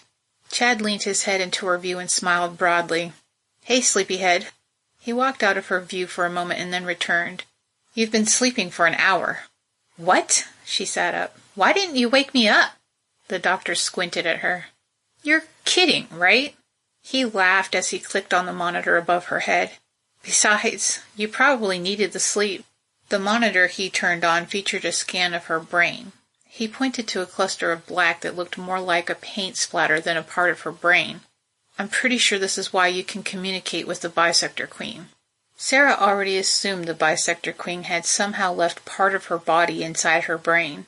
The Queen shared visions that her children had witnessed, which meant that they were somehow connected. The Queen and Sara were connected somehow. Most of the time she felt fine, but every now and then she felt a presence. She was convinced the Queen was spying on her, but she wasn't certain about whether or not she saw it that way. The monarch was used to keeping tabs on her people and communicating with them telepathically, and apparently she was now one of them. "Has it gotten any worse since the first time you scanned me?" She rubbed her face. Chad shook his head. "No, it looks exactly the same." She suddenly gave him a funny look. Something had been on her mind and she wanted an answer. "How did you know?" The doctor crinkled his brow and shook his head. "About what?" "How did you know Dean would need the antidote for the Orange?" She tipped her head to the side. "You couldn't have known what I was up to." He suddenly looked uncomfortable. "Honestly, Sara, you're right. I didn't know what you were up to. I gave it to him because there was no doubt in my mind that he'd need it." She pressed her lips together. Ouch. Ouch, indeed. His words hurt her because it was clear that he had no faith in her. He fully expected her to overdose again, and she didn't disappoint. It was weird that such a bad thing ended up working out in her favor. He sat down in his chair and picked up a tablet. "Speaking of the Orange," he looked right into her eyes. "I don't detect any in your system. When was the last time you took some?" Sara held his gaze. "I haven't had any since the ship landed." His eyebrows shot up. "Really? That's great. How have you been managing your symptoms?" "With sex." The doctor chuckled. Has our relationship progressed to the point where we talk about that now? Sara rubbed her palms on the top of her legs. She was nervous. Their relationship, as it were, wasn't close enough to talk about sex, regardless of the fact that he was her doctor. I missed my period. He nodded in recognition. That's because you're 2 weeks pregnant. He paused. I didn't think today would be a good day to tell you, considering the circumstances. She shook her head slightly and blinked tears out of her eyes. He had just confirmed what she had considered the worst-case scenario. If she was 2 weeks pregnant, then she couldn't be sure of who the father of her child was. She couldn't remember whether or not she slept with Captain Mason, but she had convinced herself that it didn't matter. She couldn't remember, so it was almost as if it didn't actually happen. But now that there was a life growing inside of her, it mattered. It mattered a lot. Martinez seemed to be a very understanding person, but how much would he understand if she was pregnant with another man's baby? Dr. Momin put a hand on her shoulder. Are you okay? Sara was having one of the worst moments of her life, so obviously that meant Mel needed to be there. When she walked in, Sara expected her to say something incredibly cruel, but she didn't. Sara couldn't put her finger on it, but she didn't look right.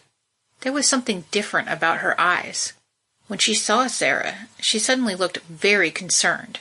She rushed up to her and grabbed her hand. Oh my gosh, Sara, are you okay? Why are you crying? Is it because of me? It's because of me, isn't it? Mel held one of Sara's hands with both of hers. I'm so sorry for everything. There's really no excuse. I'm a horrible person. Chad put his hands on Mel's shoulders and gently pulled her away from Sara. He injected something into her shoulder and then walked her into the next room. It's okay, Mel. It's okay. Melody! I told you to call me Melody, not Mel. Mel was the mean me, she cried. Okay, Melody. Why don't you lie down for a little while, okay? He led her to the next exam room and returned almost as quickly. Sara's mouth dropped open. What the holy fuck? She gestured toward the exam room that Mel was in and tried to keep her voice down. What the hell did you do to her? It wasn't me. It was Dr. Dixon. Chad waved his hands to the sides as he shook his head. He said that he could fix her. Apparently, 200 years into the future, being a sociopath was easily fixed, but was usually done in childhood. Mel may have been an asshole, but she seemed to be managing.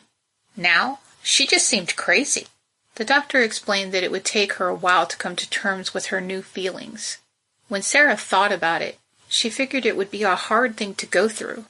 Mel had been living her life oblivious to the fact that she was hurting people, or knowing and not caring. Now she was faced with the memories of what she had done and feeling the shame and guilt. It was probably enough to make anyone go mad. Sara wished she had been consulted before Mel went through with such a thing. Most people who knew and loved someone with a disability would swear up and down that they wouldn't change that person because there was nothing wrong with them. But if you asked the individual, it would be hard to find one that didn't want to fix it. Mel was certainly flawed, but she was managing. The way Sara saw it, the person that she knew as Mel was dead. She stared off into space for a moment. Fuck. She turned her head to Chad. I'm gonna go now. You gonna be okay? She nodded and assured him that she would, but she felt the rug had been pulled out from underneath her. Prior to their first kiss, she'd never been afraid to talk to Martinez about anything. Now being afraid of him and what he might think of her seemed like a daily thing. She needed to see him right away. No matter what, she always wanted to be honest with him. She took the elevator down to the hangar knowing that she didn't have much time. If she left the swagger to go talk to Angelo, she'd have to turn around and go back in just an hour, so she had to hurry. The hangar was impressive. She had been in it several times, but it seemed like she noticed something new each time. There were several shuttles inside it, even though she was told only one of them actually worked. That was probably why both Tran and Junior were inside one of them pulling it apart. They were working alongside several other people that Sara assumed were engineers from the swagger. One of the first unified goals that the tribunal set forth was to fix as many of the shuttles as possible, so that Sarisart could be explored on a much larger scale. Now that the swagger was grounded, parts of it could be harvested to repair or build other things. When Junior noticed Sara walking to the motorcycle, he approached her with a smile. She didn't really have the time to talk, nor did she want to. She considered pretending that she didn't see him and leaving, but she didn't want to upset him. For the last week and a half, Junior pestered her with long talks about alternate dimensions and pearl necklaces. He had become good friends with Dean Mason, who had given him unlimited access to the historical files in the Swagger's database. It was his aim to prove that the Swagger wasn't from the same timeline, but so far, he hasn't found anything. The kid was adamant about the fact that even if he didn't find anything to prove his theory, it didn't mean it wasn't true. A parallel world could have differences that were so subtle that no one would be able to pick up on them. Junior, if you're going to tell me that you found proof, save it. I don't want to hear it. Sara got on the motorcycle and prepared to start it. But Ma, you could find a world where Papa Z is still alive. He had a towel in his hand that he nervously twisted back and forth. Sara put her hands on the handlebars and sighed. How could she make him see? First of all, Junior, any Andrew Zeeman I might find wouldn't be ours. He'd be different. I didn't mean to upset you. Junior asked just before she flipped the switch on the bike. What's the second of all? What? Junior wrung his towel in his hands again. You said first of all. What's the second? I'm with Angie now. I have to move forward, not backward. When she looked up, he didn't seem to be paying attention. Instead, he was looking past her at something. Junior? She swung her head to the side to see what he was looking at. Of course it was Martinez. Her eyes rolled slowly back to Junior, only to see him walking back toward the shuttle. Her goal was to find Angie, but now that he was standing right in front of her, she wanted to crawl under the nearest shuttle. It was obvious that he heard what she said because he had the smallest hint of a smile on his face. With each step toward him, she felt more and more like her whole world was about to end. The hangar was noisy and echoed with sounds of metal on metal and people yelling at each other, so she grabbed his hand and pulled him down the ramp. She could tell that he was a bit confused, but he let her lead him away as she became more and more nervous. Sara stopped near one of the massive feet of the ship so that they could be in the shade. She could hear her heart beating in her ears and she began to sweat. Martinez was either very good at reading people or just very good at reading her, because his face suddenly showed concern. Sara, what's wrong? She couldn't seem to stand still and struggled to look him in the face. You're going to hate me. Angie touched her shoulder. That's not possible. Just rip the Band-Aid off quick. What's going on? She put her hands together as if she were praying. Tears began to trickle down her face. She had to work hard to control her breathing. She swallowed hard and looked him in the face. I'm 2 weeks pregnant. His expression didn't change at all. He let his hand slip down her arm to her elbow where he grabbed it and pulled her toward him. We never really talked about it because it didn't seem important. He held her close to comfort her. Did you sleep with him? Sara frowned hard as fresh tears left her eyes. She shook her head slightly. I'm not sure. I honestly don't remember. The sheriff suddenly smiled. I guess we'll know if it comes out with a full head of red hair, he chuckled. That's not funny. She looked away but smiled slightly. The fact that he was joking about it managed to give her some relief. She found herself staring at his gold badge for a moment before looking up at him. Would you be able to raise his child without hating it? Angelo's dark eyes turned serious.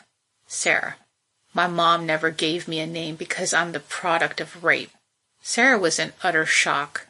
She felt so bad for him that all she wanted to do was hold him. I'm sorry. I could never treat any child badly because of something it had no control over.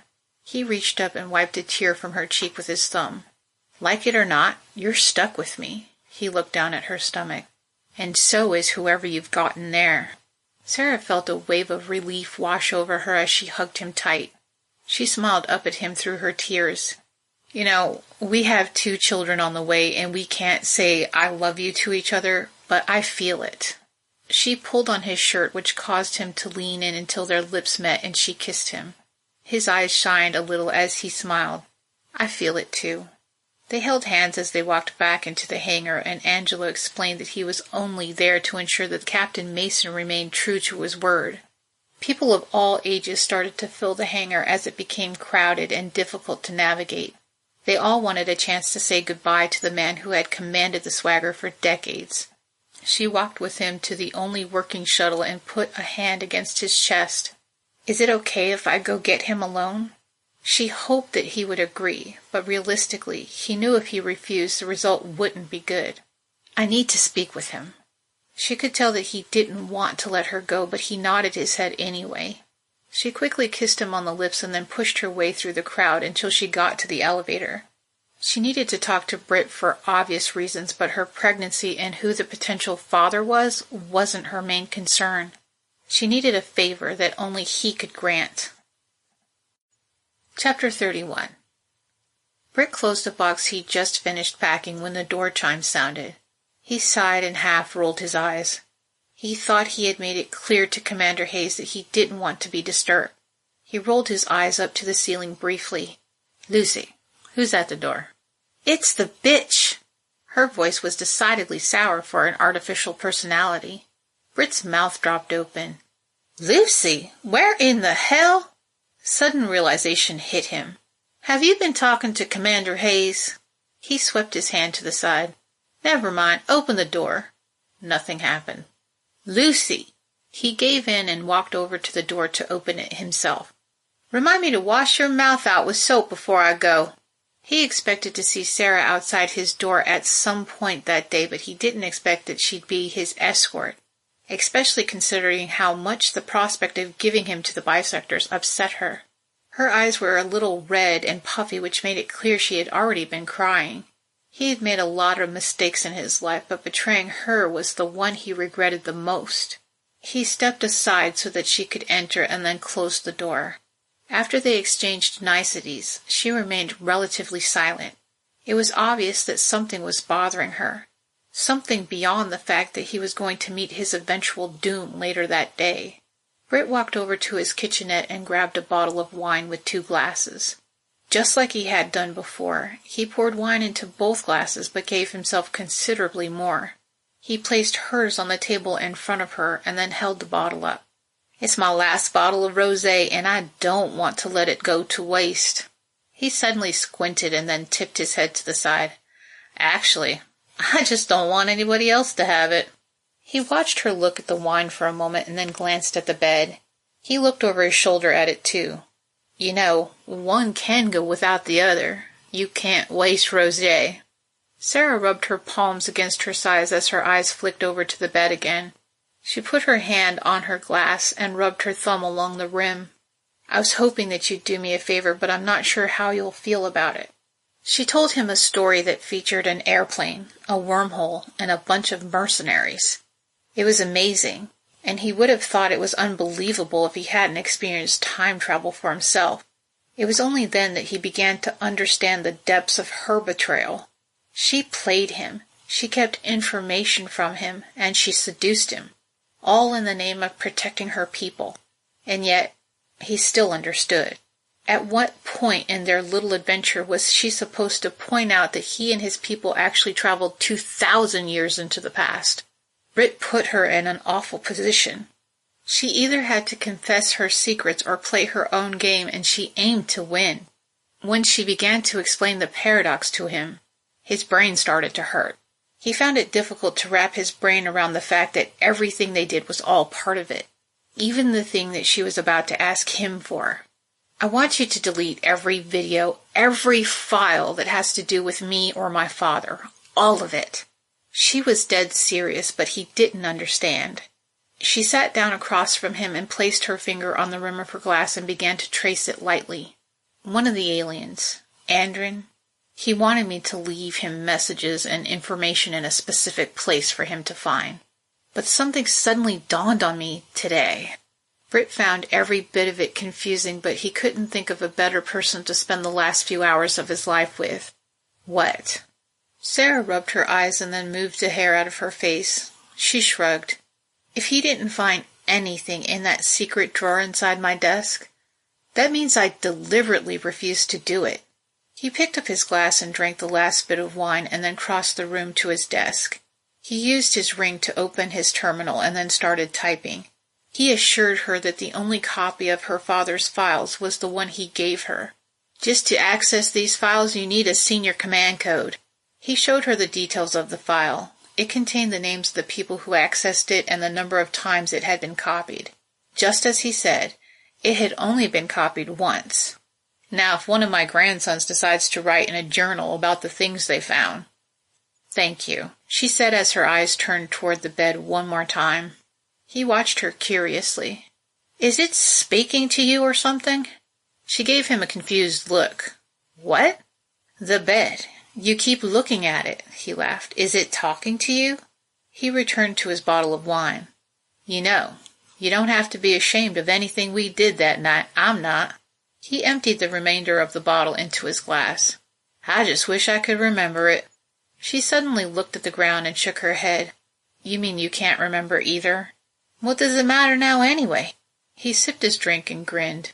The parts I can remember were real nice. Sara looked at the ground and couldn't seem to stand still. I just thought that maybe you would remember if we did or not. She suddenly covered her face for a moment and then blew air out of her mouth quickly. I'm pregnant, Britt. Well, hell, sunshine. If that's what you're worried about, it ain't mine. I got my boys clipped decades ago after Brandon was born. He saw the relief wash over her, and he had to admit, it kinda hurt a little. She must have picked up on that fact because her expression changed.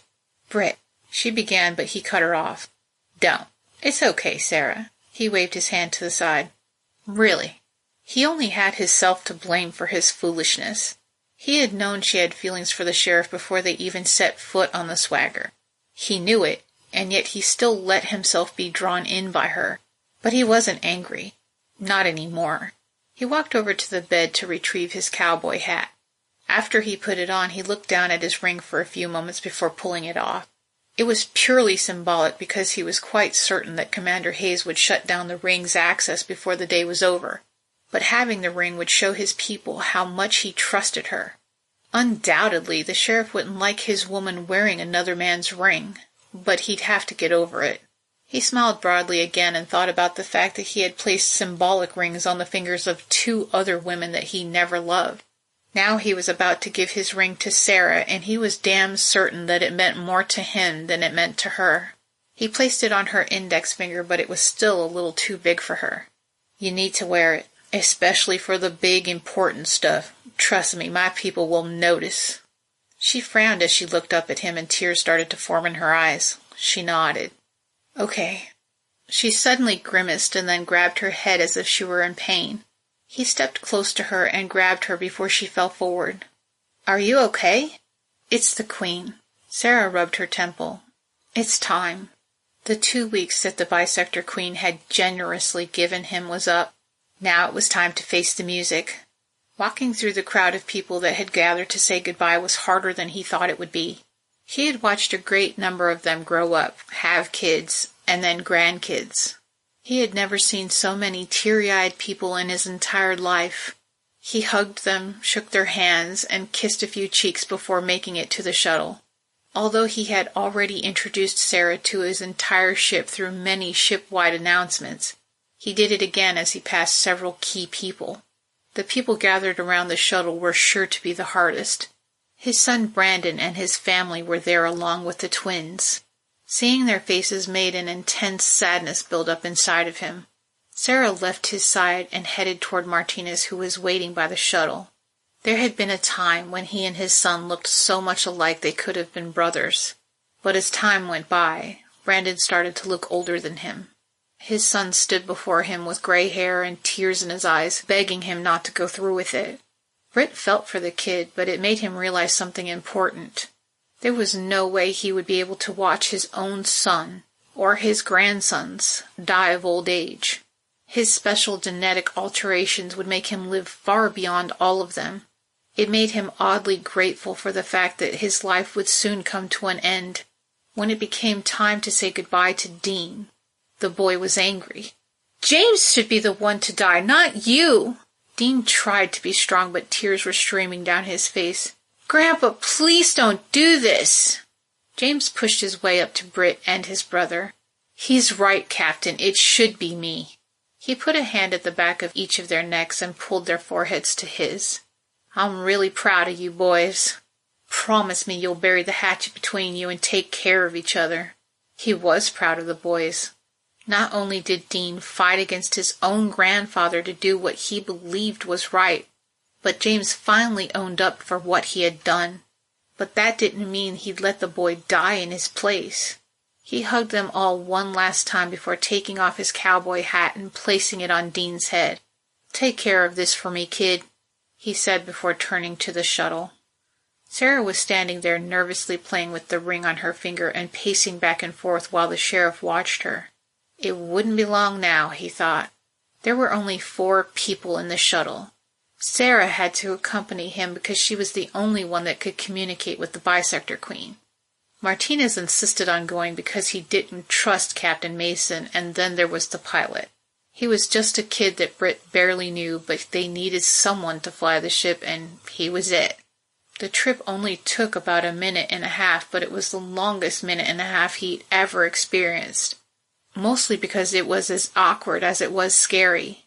He couldn't stop thinking about his impending doom and hoping that his death would be fast. Sara had a lot of trouble coming to terms with the fact that she was about to hand a human being over to the Bisectors. James Mason may have been the person responsible for blowing up the nursery, but she knew she'd have difficulty handing him over too. A feeling of panic was starting to build up inside of her. She wished that she had more time to hammer out a deal with the Queen, but the reality was, she had been more than reasonable. If the roles had been reversed, humans would have tried to annihilate every single one of them. If an alligator makes a meal of a baby, people get out their guns and kill as many of them as they can. The Queen had every right to hate humans because of what they had done. Yet, instead of killing them all, she demanded one. Britt sat across from her, clenching his jaw so tight she could actually see the tension. The shuttle landed with the Bisector mound looming in front of them. She couldn't help it. The Bisectors still terrified her. As soon as they landed, Britt stood up and left the shuttle without being asked. Being gung-ho about it was probably better than spending an hour trying to coax him out. She followed him out and up the hill while Martinez stayed behind and watched them from the shuttle. Sara felt the Queen's presence before she arrived. She stood next to Captain Mason, resisting the urge to hold his hand because she knew Angie would be watching. She touched his upper arm, causing him to look at her. She needed to say one last thing to him. "Thanks for saving my life." His only response was a furrowed brow as if he didn't understand. She continued, "I'm not just talking about what happened in that mountain." She glanced at it and then back to him. "When you found me, I was barely hanging on. You made me fight for my life." She looked over her shoulder at Angie. "Right here on Sarisart. And I have to thank you for that." "That's funny. You're thanking me for everything, and I'm sorry for it." He frowned at her and then touched her face. "Everything except for pulling you out of there." The Queen landed 6 feet away from them along with 2 of her guards. Her body language was impossible to read. There was no way to know if she was angry, sad, or indifferent. All Sara had to go on was the feelings that were being projected to her. Her heart started beating fast as fear gripped at her very being. She had to actively stop herself from moving in front of Britt in a misguided attempt to protect him. "You care about this one?" "Yes." She held Britt's arm at his elbow. "What are you going to do with him?" "That is not your concern." Captain Mason turned to her. "It's okay, Sara. She has to answer to her people just like you have to answer to yours." He leaned down and kissed her on the cheek. "Goodbye, little lady." Sara blinked tears out of her eyes. She could barely speak. "Goodbye, Cake." Britt had just enough time to smile before the Queen grabbed him with her humanoid hands and flew away. The exit was so fast Sara had no time to protest. As she watched the Queen fly through one of the openings in the mountain, she got the distinct feeling that she was no longer welcome and should vacate the premises immediately. Her legs felt weak and threatened to give out on her when she felt Angie's arms around her. She was so distraught that she didn't even remember how she got back to the colony or into her own bed. It was hard for her to believe that she would never see Britt again, or that she participated in such an event. Angie held her as she cried and stroked her hair until she fell asleep. She woke up a few hours later with the kind of sinus headache that one only gets after several hours of crying. She sat at the edge of the bed she once shared with her husband and watched Martinez sleep. She was emotionally drained, but she was grateful that he stayed with her. She eventually found herself in her office, staring at a hand-carved wooden box. The box had been a gift from Andrew on their 11th anniversary. Andrew made it specifically to hold a framed wedding photo of the two of them. It was a sweet and thoughtful gift that somehow found its way into a paradox that continued to haunt her. This was because it was the same box that Andrin told her he found in a secret compartment hidden in her office. The same box that he asked her to leave important information in for him to find. She opened it and removed 3 handwritten letters. The first was written shortly after arriving on Sarisart and gave a brief summary of the events that led up to the landing. The second was written 1 year after they had landed, detailing the hardships they had faced. And the third was written after Andrew's death. She stared at them as she recalled the conversation she had with Andrin. He told her that the only things he found in the box were the photo and a thumb drive that contained the farewell recordings the colonists had made to their family members. She didn't know whether or not Junior's theory about the multiverses was true or not, and she didn't care. All she knew was that she wasn't going to be an active participant in the paradox. From that point on, she was determined to live her life without ever thinking about it again. It was one thing if it happened organically, but it was quite another to try to influence it. She had to believe that everything happened for a reason. She picked up the letters and ripped them up into pieces so tiny that even Junior would have difficulty piecing them back together again, and then placed them in the garbage. She took out a blank piece of paper and picked up a pen and wrote, "Andrin, you're a dick." It was such a silly thing, but it made her laugh. She seriously considered folding it up and placing it in the box, but only for a few moments. She suddenly mashed the paper into a ball and threw it into the trash too. Moments later she was crawling into her bed slowly, trying hard not to wake Angelo up. She cuddled in close to him and laid her head against his chest and listened to his heartbeat. He suddenly pulled her closer to him and then rubbed her arm. "You okay?" he asked. "Yeah," she said softly. "You?" "Yeah." He kissed her on the forehead. "I love you, Sarah." Epilogue. 24 years is a long time. For some, it's a lifetime. To Britt, it was torture. The Queen didn't kill him like everyone believed. No, the insect queen jammed one of her tendrils into his brain and placed the same type of biological communication device inside his head that Sarah had in hers. And then after that, the vindictive monarch placed him in a form of stasis. On the outside, it doesn't seem so bad, does it? Spending 24 years in stasis can't actually be torture, can it? It can when you're watching the woman you love someone else. Yes, 24 years is a very long time. The end. Thank you for listening to Sarisart 2 by C.J. Boyle. Narrated by C.J. Boyle. Look for some of my other titles on Amazon.com and Audible. Thank you. Audible hopes you have enjoyed this program.